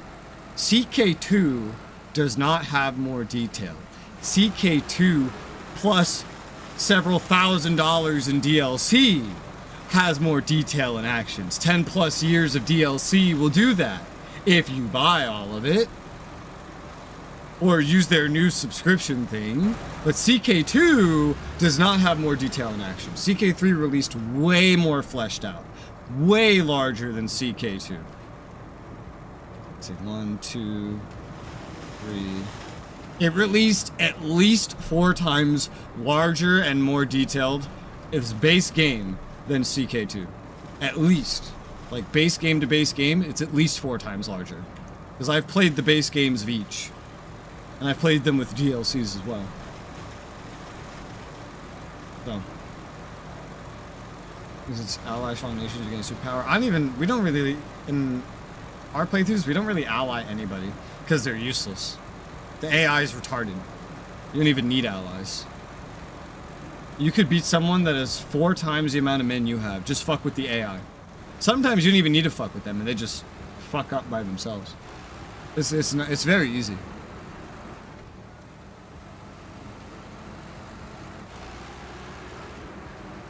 The AI in that game is very easy to confuse. Confuse it. And if you confuse them for long enough, then that's it. You win, because it's just time. Follow you everywhere. Yeah, that's an annoying thing. I hate that. Because they never go actually do anything useful when they join you either. They just stick right on your ass. They won't go and like beat the enemies that are capturing your shit. They won't go actually siege down anything important. They'll just stay next to you. If there's anything next to you to besiege, they'll try and get started on that. But naturally, if you're a player and you're half competent, you're going to win your siege and then move on to something important, at which point they will immediately cancel the siege they started, wasting a fuck ton of time doing nothing, and then just follow you around the entire time doing literally nothing while you win the war single-handedly. That is how every war with AI allies has gone for me. All they do is waste time and follow you. It's silly. AI allies in Imperator are way more useful. Although, they are... There is only one go up here. At the same time, I don't feel like I need allies in either of those games. I usually try to avoid them at this point. Just to avoid dealing with them. B4 AI is better. I wouldn't know. Yeah, I never played a lot of EU4. I couldn't get into that from EU3 because of the rivalry system. Because a lot of my playstyles depended on like diplomatic interaction with my neighbors. That was like the most fun way I had to play that game. But with the rivalry system, you're basically guaranteed that your neighbors rival you, and then they just won't interact with you. So I tried every single one of the nations I liked playing in EU, found all my playstyles of them were not possible anymore, and I just refunded the game. And I will be looking at EU5 when that finally releases one day, which it will, let's be real. And I'm gonna look to see if it has the rivalry system. If it does, I'm not gonna even try it. If it doesn't, The res is try different this time. I'm looking for that one thing. That one thing made or broke EU4 for me, so I'm gonna look for that one thing. EU3 was great. I loved EU3.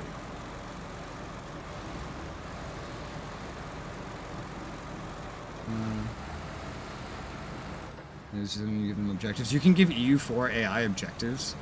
That sounds so useful compared to fucking CK3 AI, which just sticks to your ass the whole time, doing literally nothing. I want that. Or, you know, Imperator AI, where they actually go around trying to do smart things. The only time they're ever really stupid is if their pathfinding breaks, which is really rare. Really rare.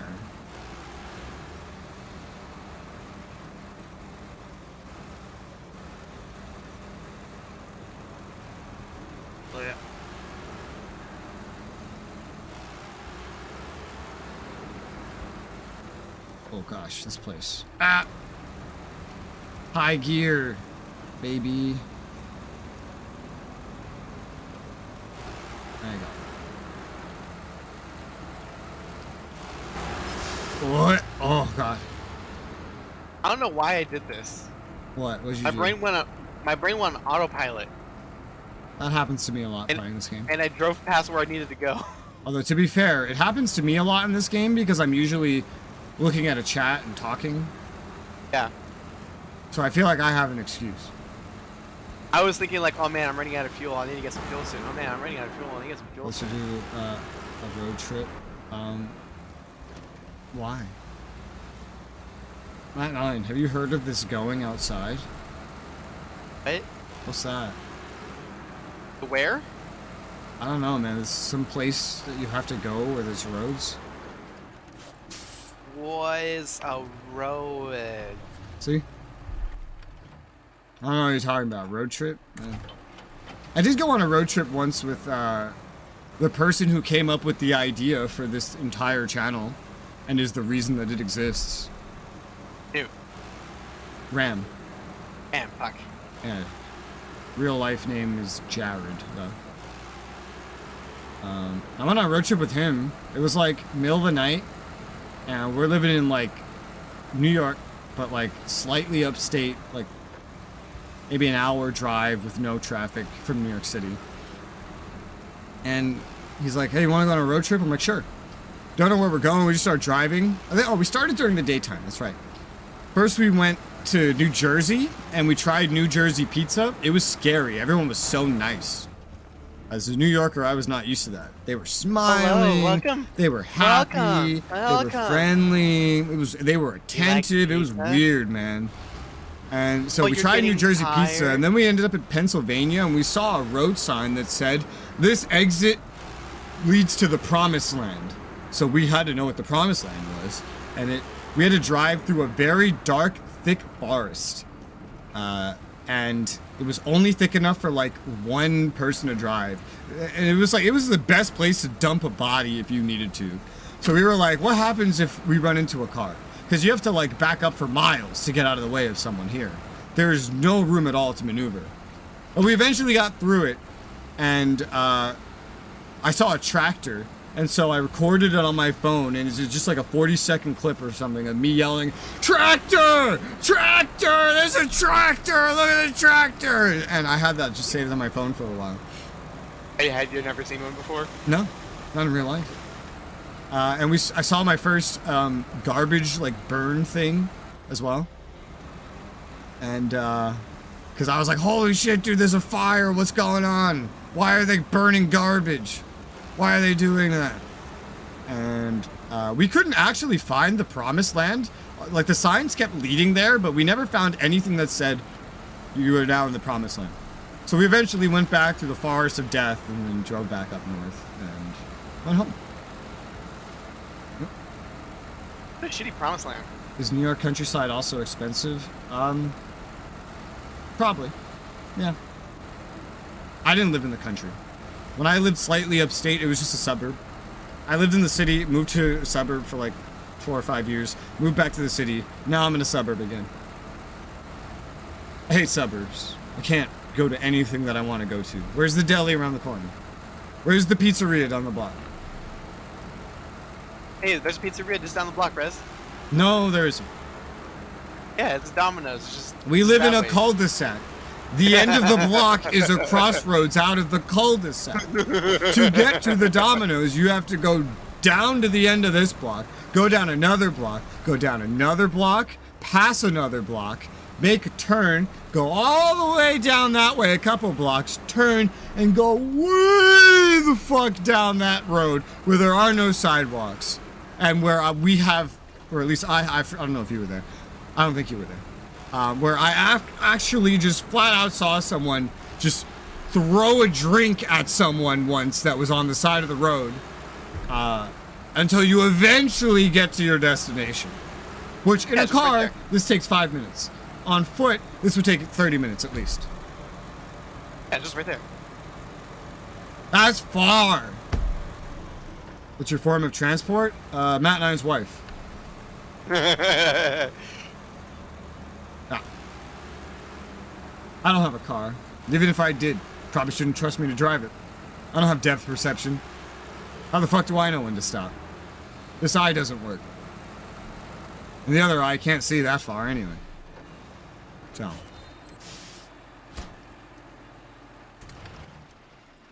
That's my form of transportation. Got a license? I do have a license, because I did used to drive. But it expires next year. And I will not be renewing. Because it's from a different state. Imagine how much money you've saved in car insurance over the last 6 to 8 years. Yeah. And gas and other things. Not that I go anywhere. Skin time from being in the harmful sun. If I had a car, I probably would go places, like to the pizzeria, I guess. But that would be to save money. Because then you don't have to pay for delivery, which already has... Which, this isn't a thing in New York City. There is no delivery charge. It's moving here and seeing that they make you pay extra money to get a delivery, like what? And then you have to pay a tip what? What is separate? What are you charging a delivery for? There is no delivery charge in New York City. You have to pay them to recycle your shit. In New York City, there is no delivery charge. There is none. And so seeing a delivery charge is just wild. It makes no sense to me. And then they expect you to pay a tip on top of that. Bitch, you already put what I would tip as the delivery charge. The delivery charge is like $5 now. More in some places. That's ridiculous.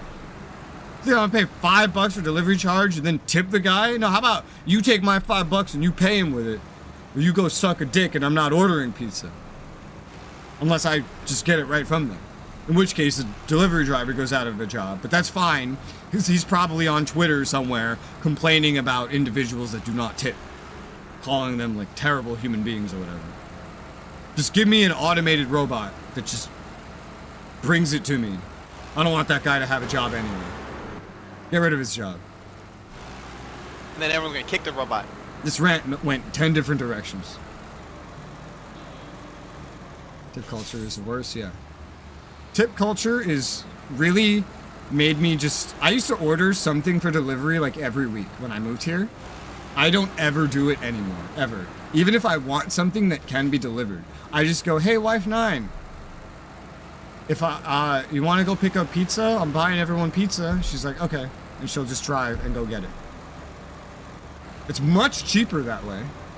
And I don't have to give any money to some delivery driver who thinks that if you live in a house that they think look expensive, then you need to be giving them 20 bucks. It's ridiculous.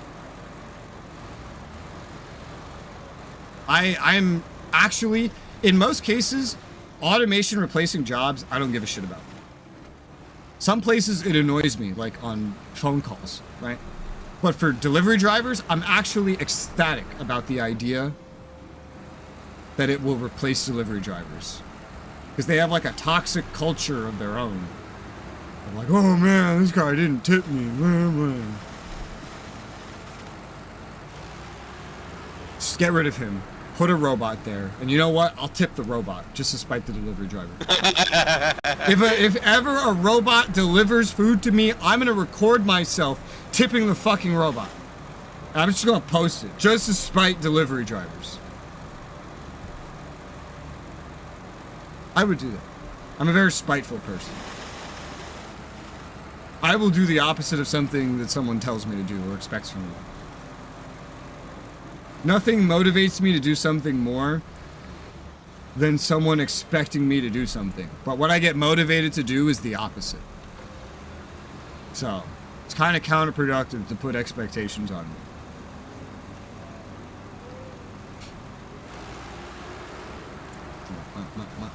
Should get a bicycle. I don't know how to ride a bike.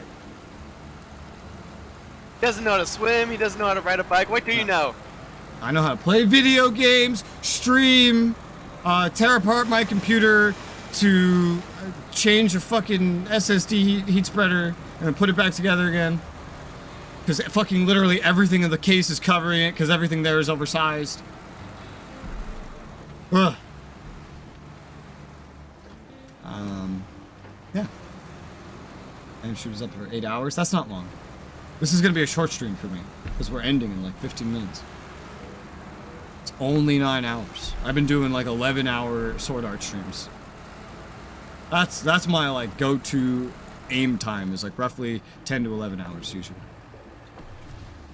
Don't worry about it. Miss taxi being automated in some way. Oh, dude, that would be so nice. I would love automated taxis actually. I've never used a ride-sharing service. I've never done that. I never want to do that. Who wants some complete fucking stranger to just pick you up and drive you somewhere? I'd rather it be a taxi, like an actual taxi, like a yellow cab in New York City. I've done that because you know what you're getting, and they know what they're getting, and that's it.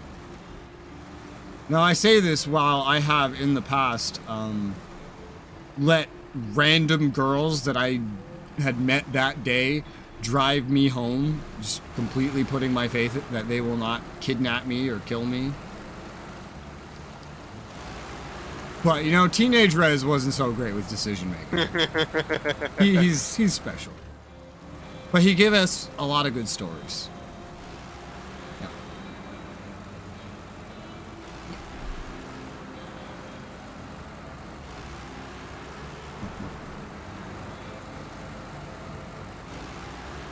I don't necessarily like the idea of meeting someone on a trip. I don't go on trips to begin with, but if I went on a trip, I wouldn't want to meet someone because I'm just never going to see that person again anyway. So what's the point? You know? Kind of like a waste.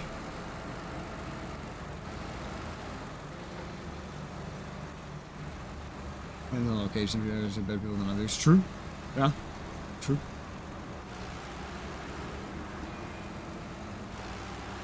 Still, I would trust like an actual taxi company driver more than I would trust some rideshare guy.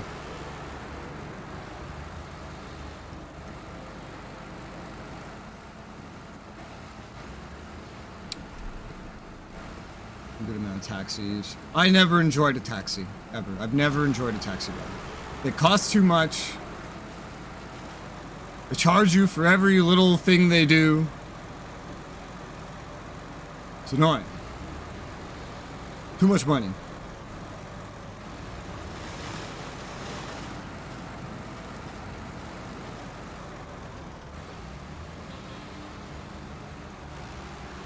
I don't like a lot of things outside to begin with. Like here in the South, when you walk past someone, that person will look at you and smile. What the fuck? Who does that? You don't do that in New York City.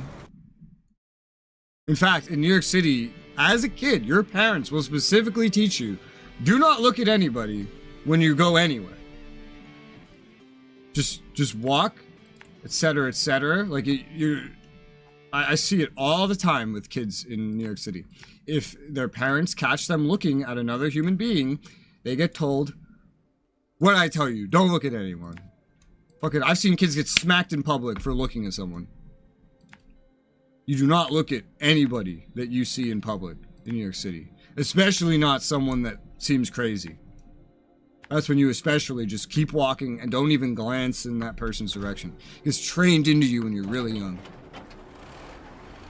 There's a lot of little things that get trained into you when you're young in New York City.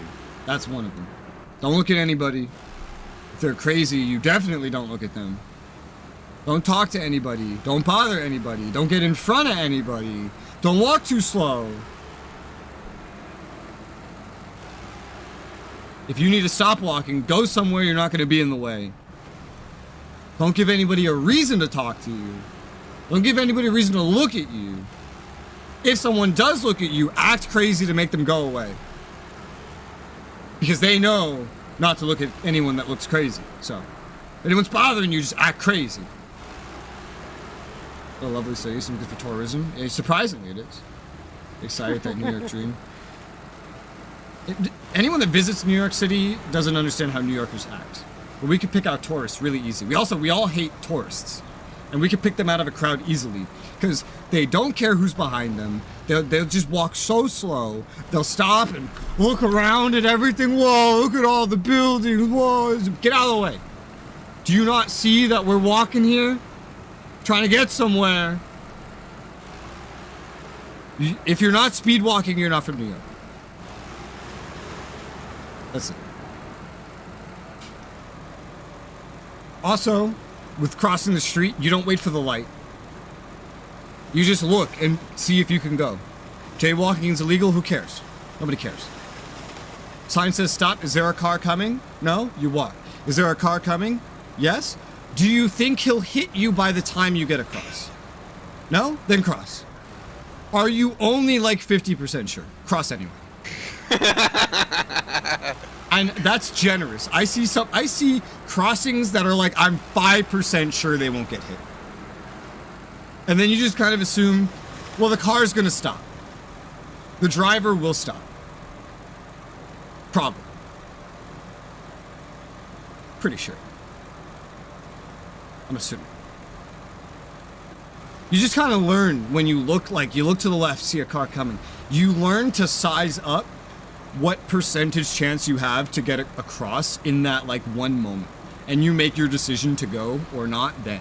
Because you don't care what the light says. Light doesn't matter.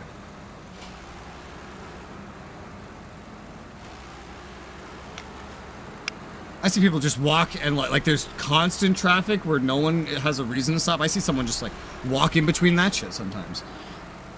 Those are the real risky guys, but you know what? They make it. Like 100% of the time, they make it. Yeah.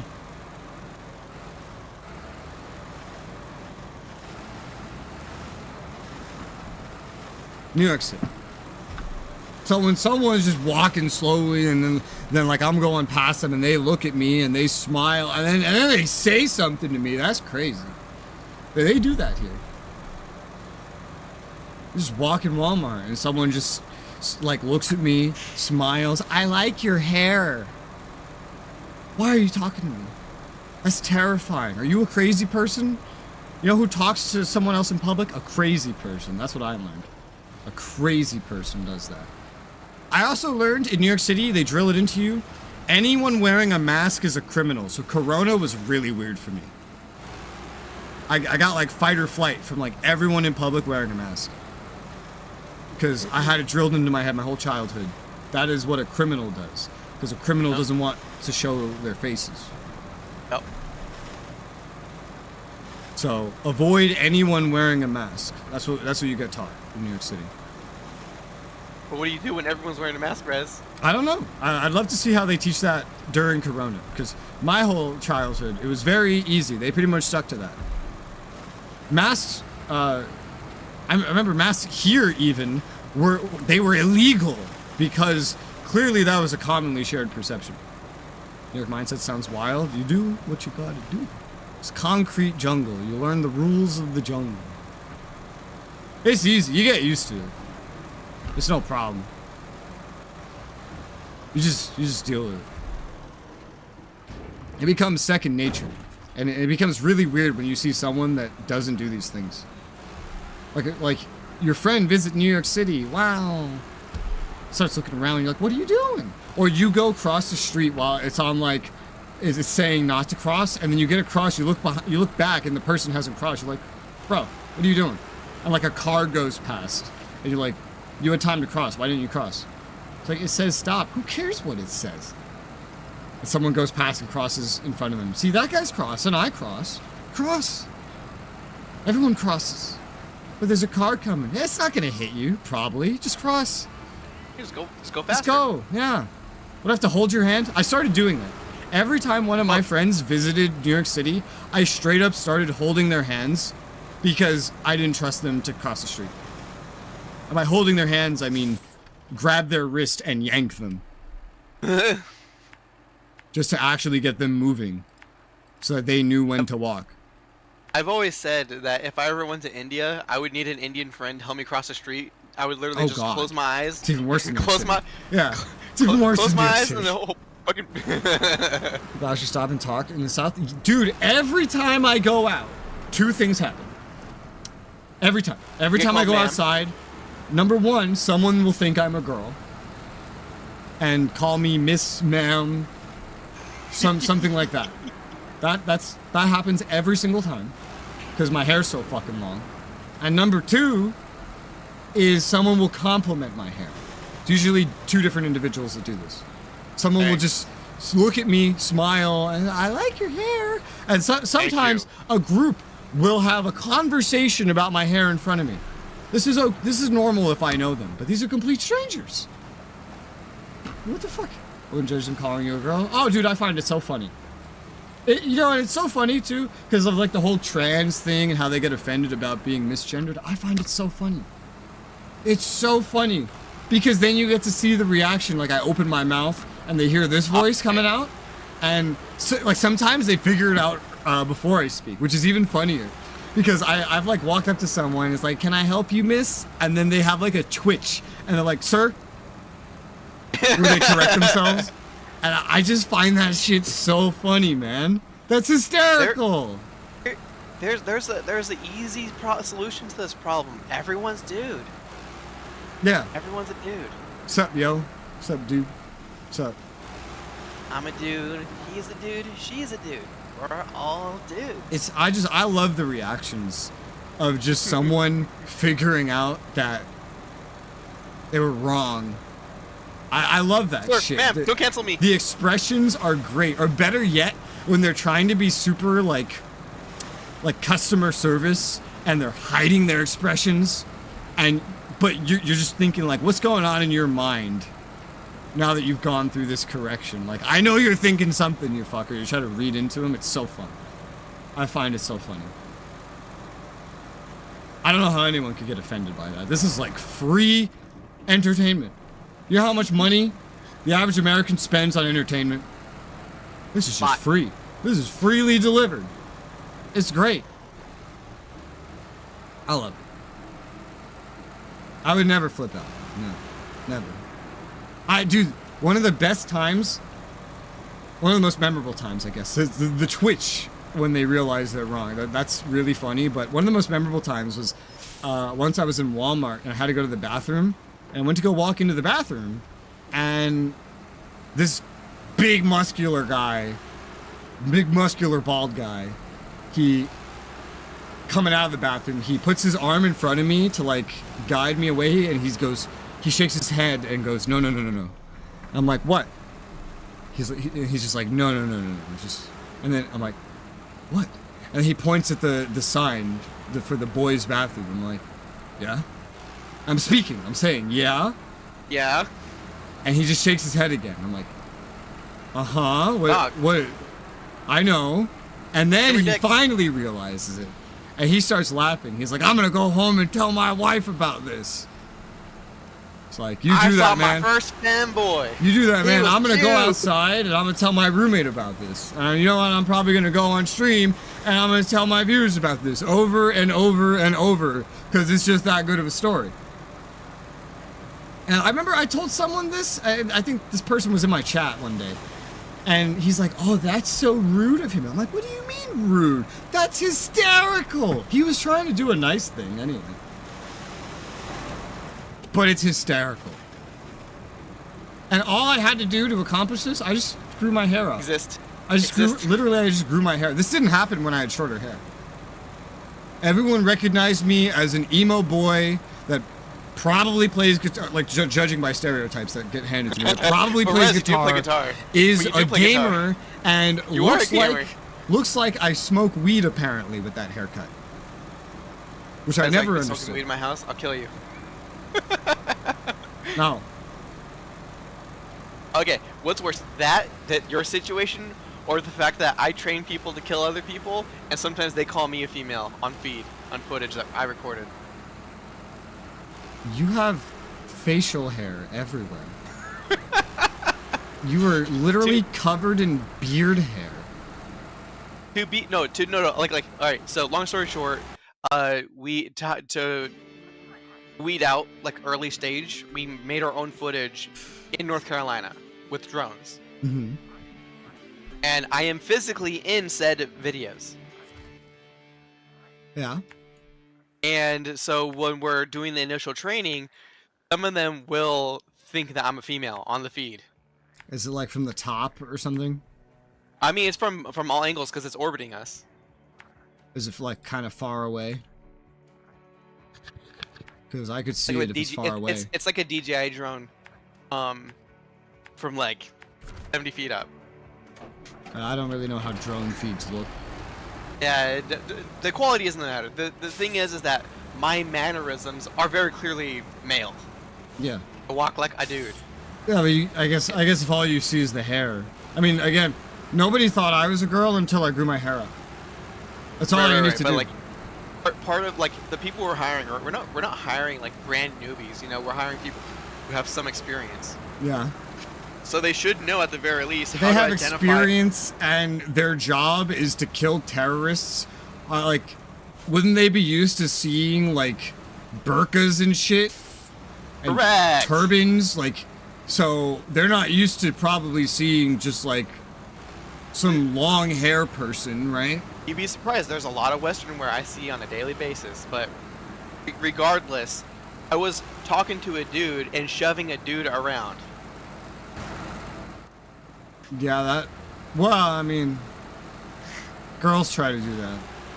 Yeah, no. Very, very, very, like, I'm in charge of, not just like a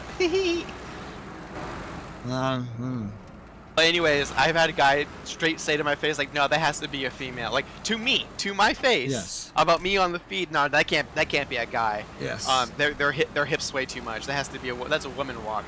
To the butt. So this guy, to your face, told you that you have a fat ass. Yes. And did he realize he was wrong? I had to tell him. And did he have any comment about the fact that he just told you that he had that you have a fat ass? Just arms folded, face down into the desk. Fair enough. Silence and defeat. I guess that's an easier way to handle the topic of you just said a guy looks feminine and that he has a fat ass. That would be an interesting one. That's good shit. All it takes is the hair, I swear. All it takes is long hair. Once you get past a certain length, so many individuals will just say, oh, that's a girl. It's got long hair. Check. Girl. Yep. It's got long hair. I see skin. I don't see beard. Okay, that's a girl. No mustache? Girl. Yep. Uh-huh. I feel like that's all they like look for is a beard and hair length. Never had long hair. I didn't really like this long, which is literally, it goes down to my ass now, which is great. Like just my waist, roughly, that area. I didn't intentionally grow it out. They shut down all the fucking barber shops with Corona, and I was like, fine, I just won't cut it. And then they reopened them eventually, and I was like, well, do I really want to pay $20 to go get it cut or whatever? It's fine, you know? It's providing me some good entertainment, I just have to brush it.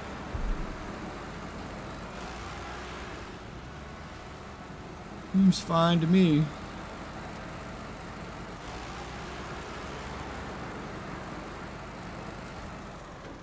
Fuel.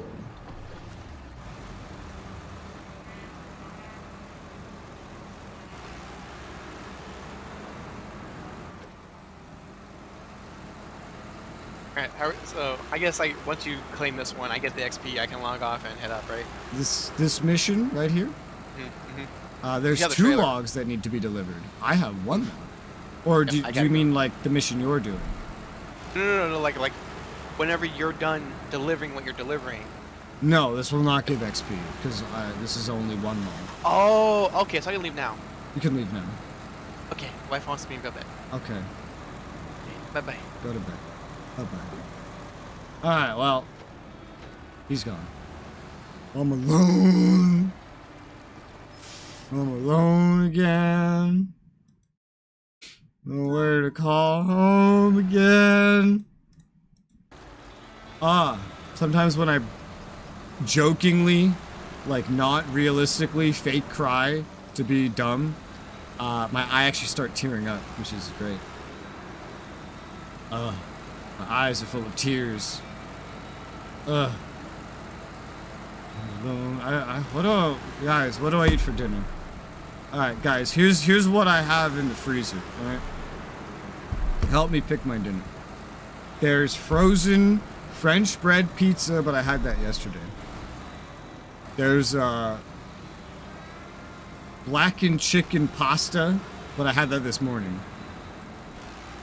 There's like a pasta that is in like a cheddar cheese, like a white cheddar sauce that has little bacon in it. And I think something else, I forget. There's Hot Pockets. There's little beef and bean burritos.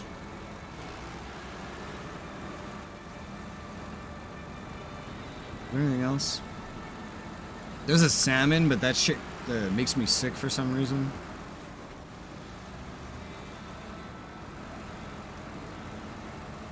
That's what I can think of. I don't remember what else there is. So burrito. Oh my god, pizza. What? Oh no, you're listening up. Burrito, pizza, pasta. There's some pasta that has like bacon in it. Oh, there's also like, oh no, that's too small.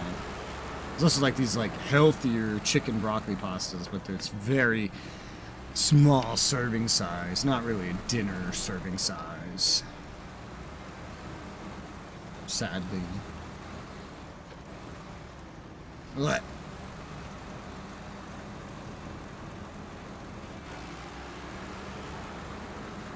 I'm between like the burritos and the pasta, I think. Because the bacon in the pasta sounds good. White cheese bacon pasta sounds good, right? Yeah, like the burritos and the pasta sounds pretty good. Yeah. Pasta's good. Yeah, pasta's great. Pasta's amazing. Fun fact, I never tried any form of pasta until I was an adult. I never tried rice until I moved here.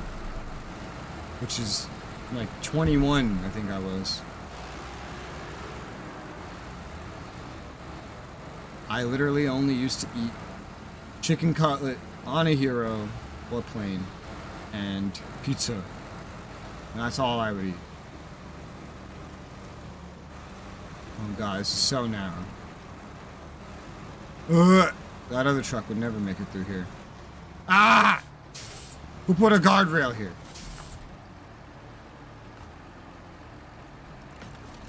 I'm sue them. I have water? I'm out of water. I have not refilled my water once all stream. I've just been talking for 9 hours straight with 1 cup of water.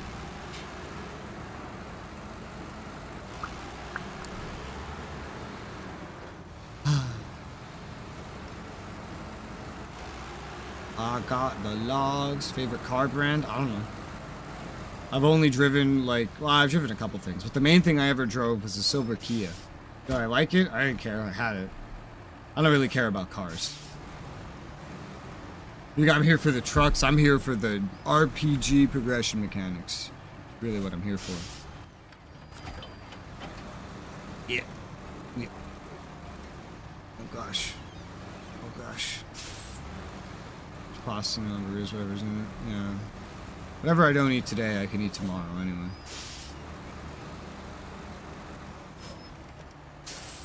But I don't have a favorite car brand. I don't know an insane amount about cars. I don't care an insane amount about cars.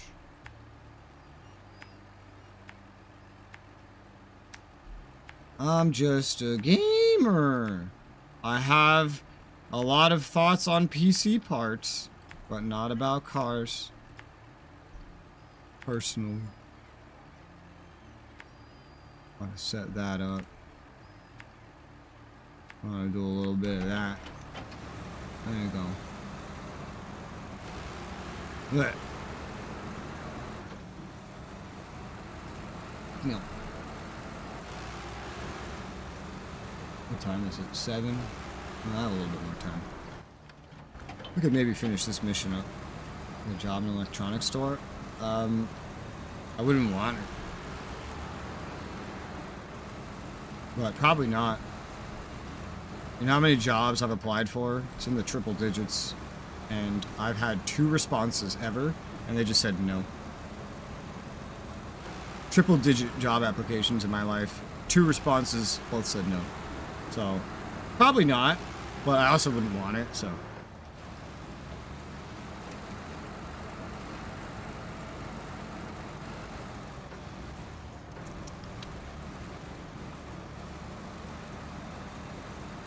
Wow.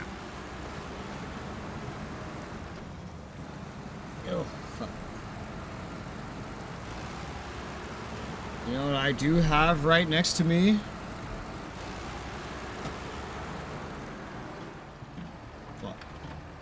I have Cheez-Its.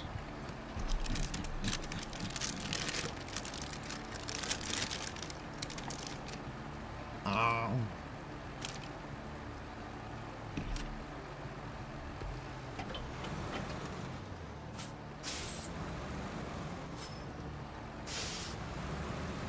This is dinner, right?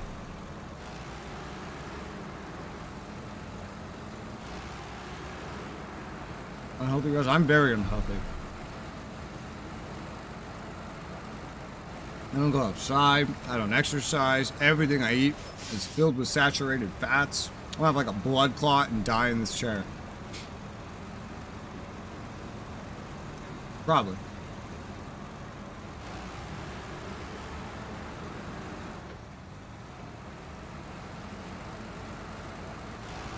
I got one plot point from Sword Art where some gamer dies during a contest.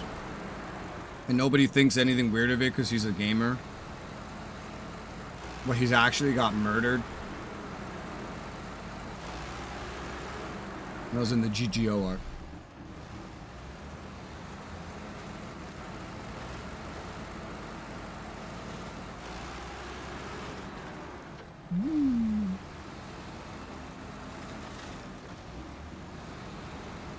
This thing, look, the fucking, like, front of this thing hanging off like it does almost rams into the ground, like, every time. If I go fast enough, it does ram into the ground. So I keep slowing down every time I do stuff like this. Just because of that.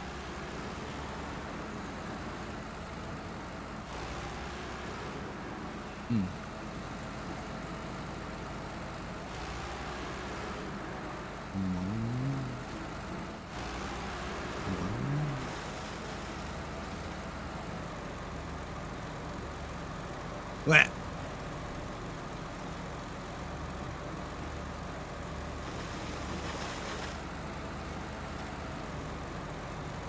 Hey. Tomorrow, I have to do recording and editing.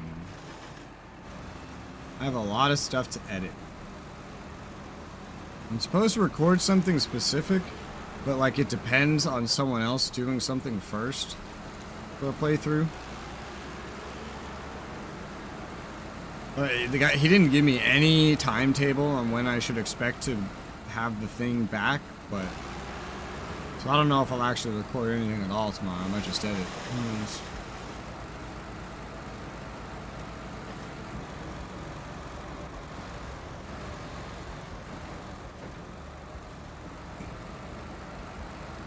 And then Monday, Tuesday, I'm gonna stream Sword Art. That'll be fun. And then Wednesday, I don't know, might be an editing day. I need to do editing. I don't like editing. Editing's boring most of the time. First thing, plans are necessary, yeah. I was gonna edit and record tomorrow anyway, so that works. Oh my god, my Cheez-Its!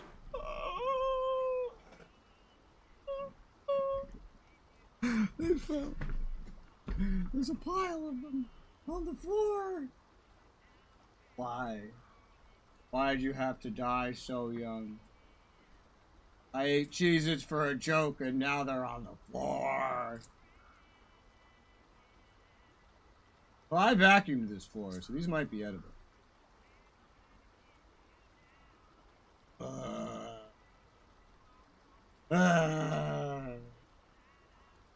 Oh god.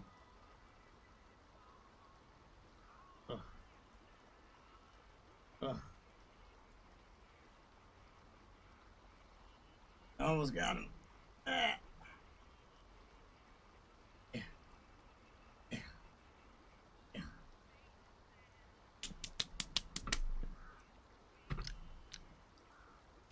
No Cheez-Its were harmed in the making of this stream. Let me just put the Cheez-Its away like a smart person.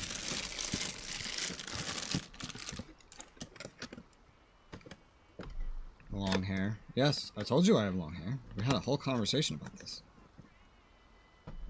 Like, fucking super long. See? See? Look how far it goes. See this? Literally reaches my waist when it's behind me. You know, by solving this problem, all I really did was like put it on like a napkin, paper towel, instead of actually having it on the floor, but I'll clean that later.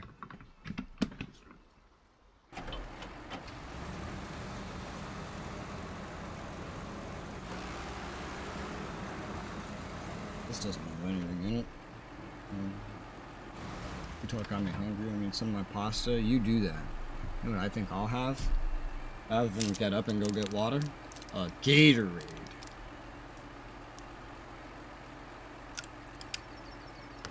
Gatorade.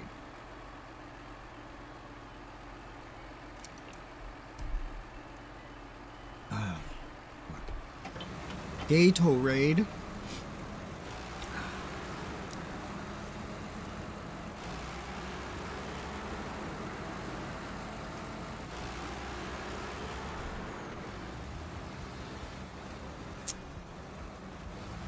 Fire. Ugh. This is danger.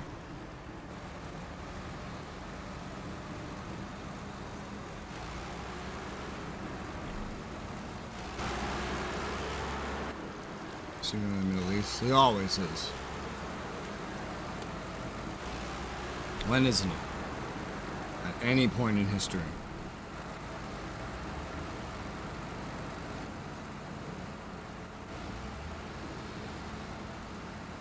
Ugh.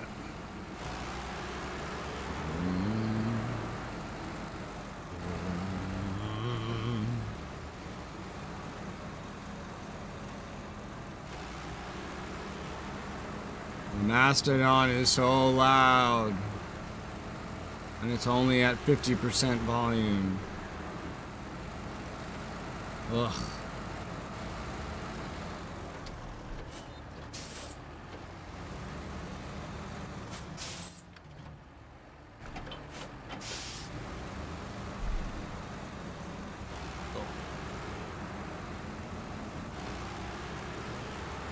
Oh gosh.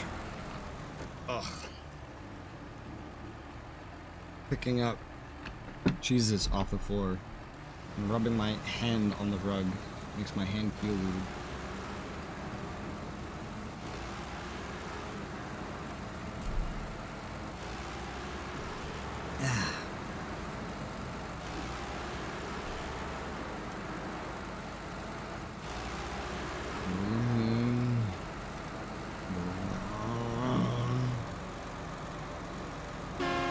Beep. Beep. Beep. Beep. Beep. Beep. Beep. Beep. Beep. Beep.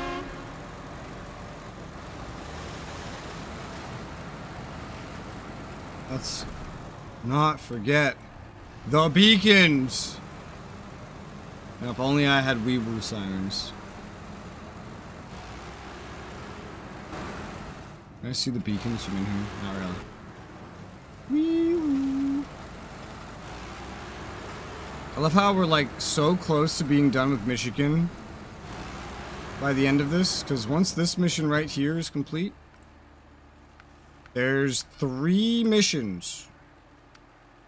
One is half done already, and the other 2 combine. This one right here is a pain in the ass, but still, you're looking at maybe like 3 hours tops if I estimate high.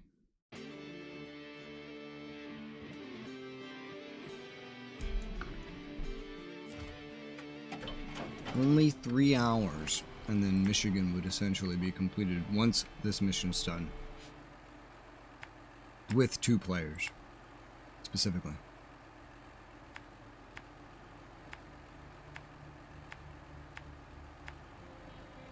Wow. Let's go.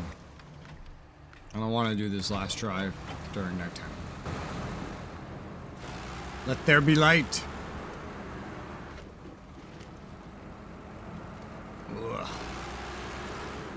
I love that there's reflections. So many games don't have reflections, even though these ones do cut out a lot of detail.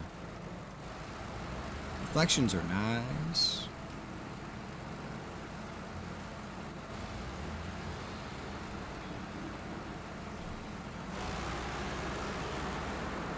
That I find funny. You know the little guy on the Gatorade logo? He's like... Sorry, show you. He's like drinking like that. I always find it funny when I take a sip, if I look at the OBS, I look just like the guy. Just the guy's drinking. I don't know why that amuses me, it just does.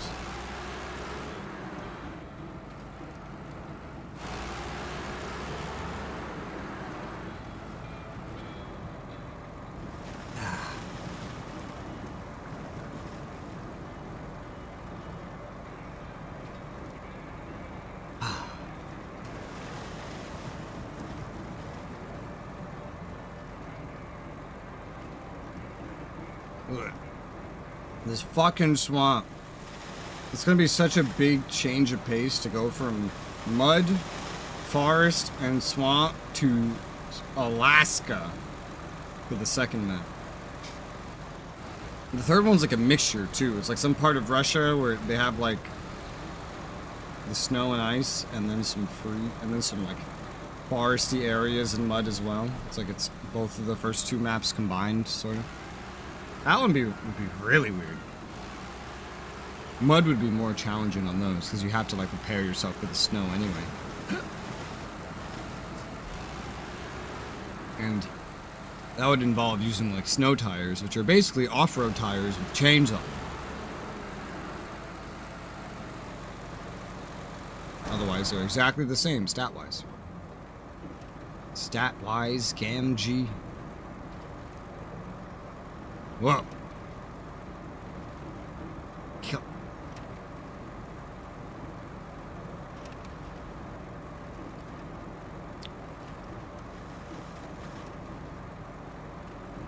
Beep. Yeah. Yeah. Am I supposed to turn there? I have a marker here. I must be supposed to turn. I wish I had a GPS. Like a little mini map. There's a corner of the screen not being used for UI elements right under where my face is. It'd be so easy to put something there.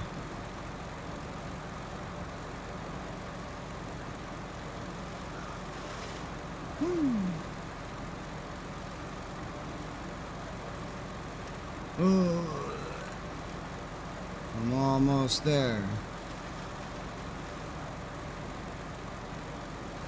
I always find it funny how in this game,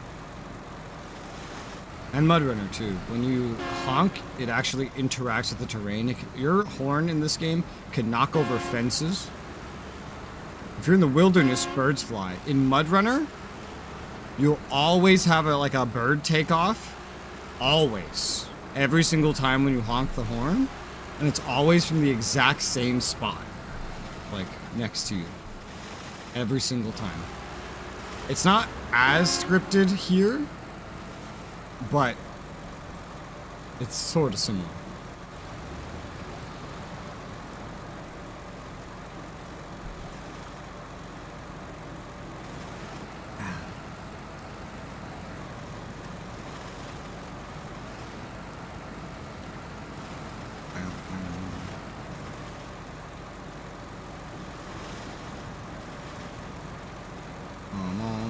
This is supposed to be a lot harder to drive through. It was when I drove through here exploring the first time we came here, and in my Tatra, but the Tatra can't carry logs. And this area is very muddy, so I want something with mud tires for that. Oy, but you know what? 7:30? Sure, fine. I think I'll go make some dinner. Call it here, make some dinner. And save most of the rest of this for multiplayer with Matt9. That sounds good to me. So, next stream's on Monday. It's already scheduled. And then the stream on Tuesday. It's already scheduled. I don't know about after that, but that's the schedule. So no stream tomorrow. Stream Monday, Tuesday. I'll be playing Sword Art. That's the plan. Alright. Cool. Bye, Jacob. Have a good night. I'm gonna go eat.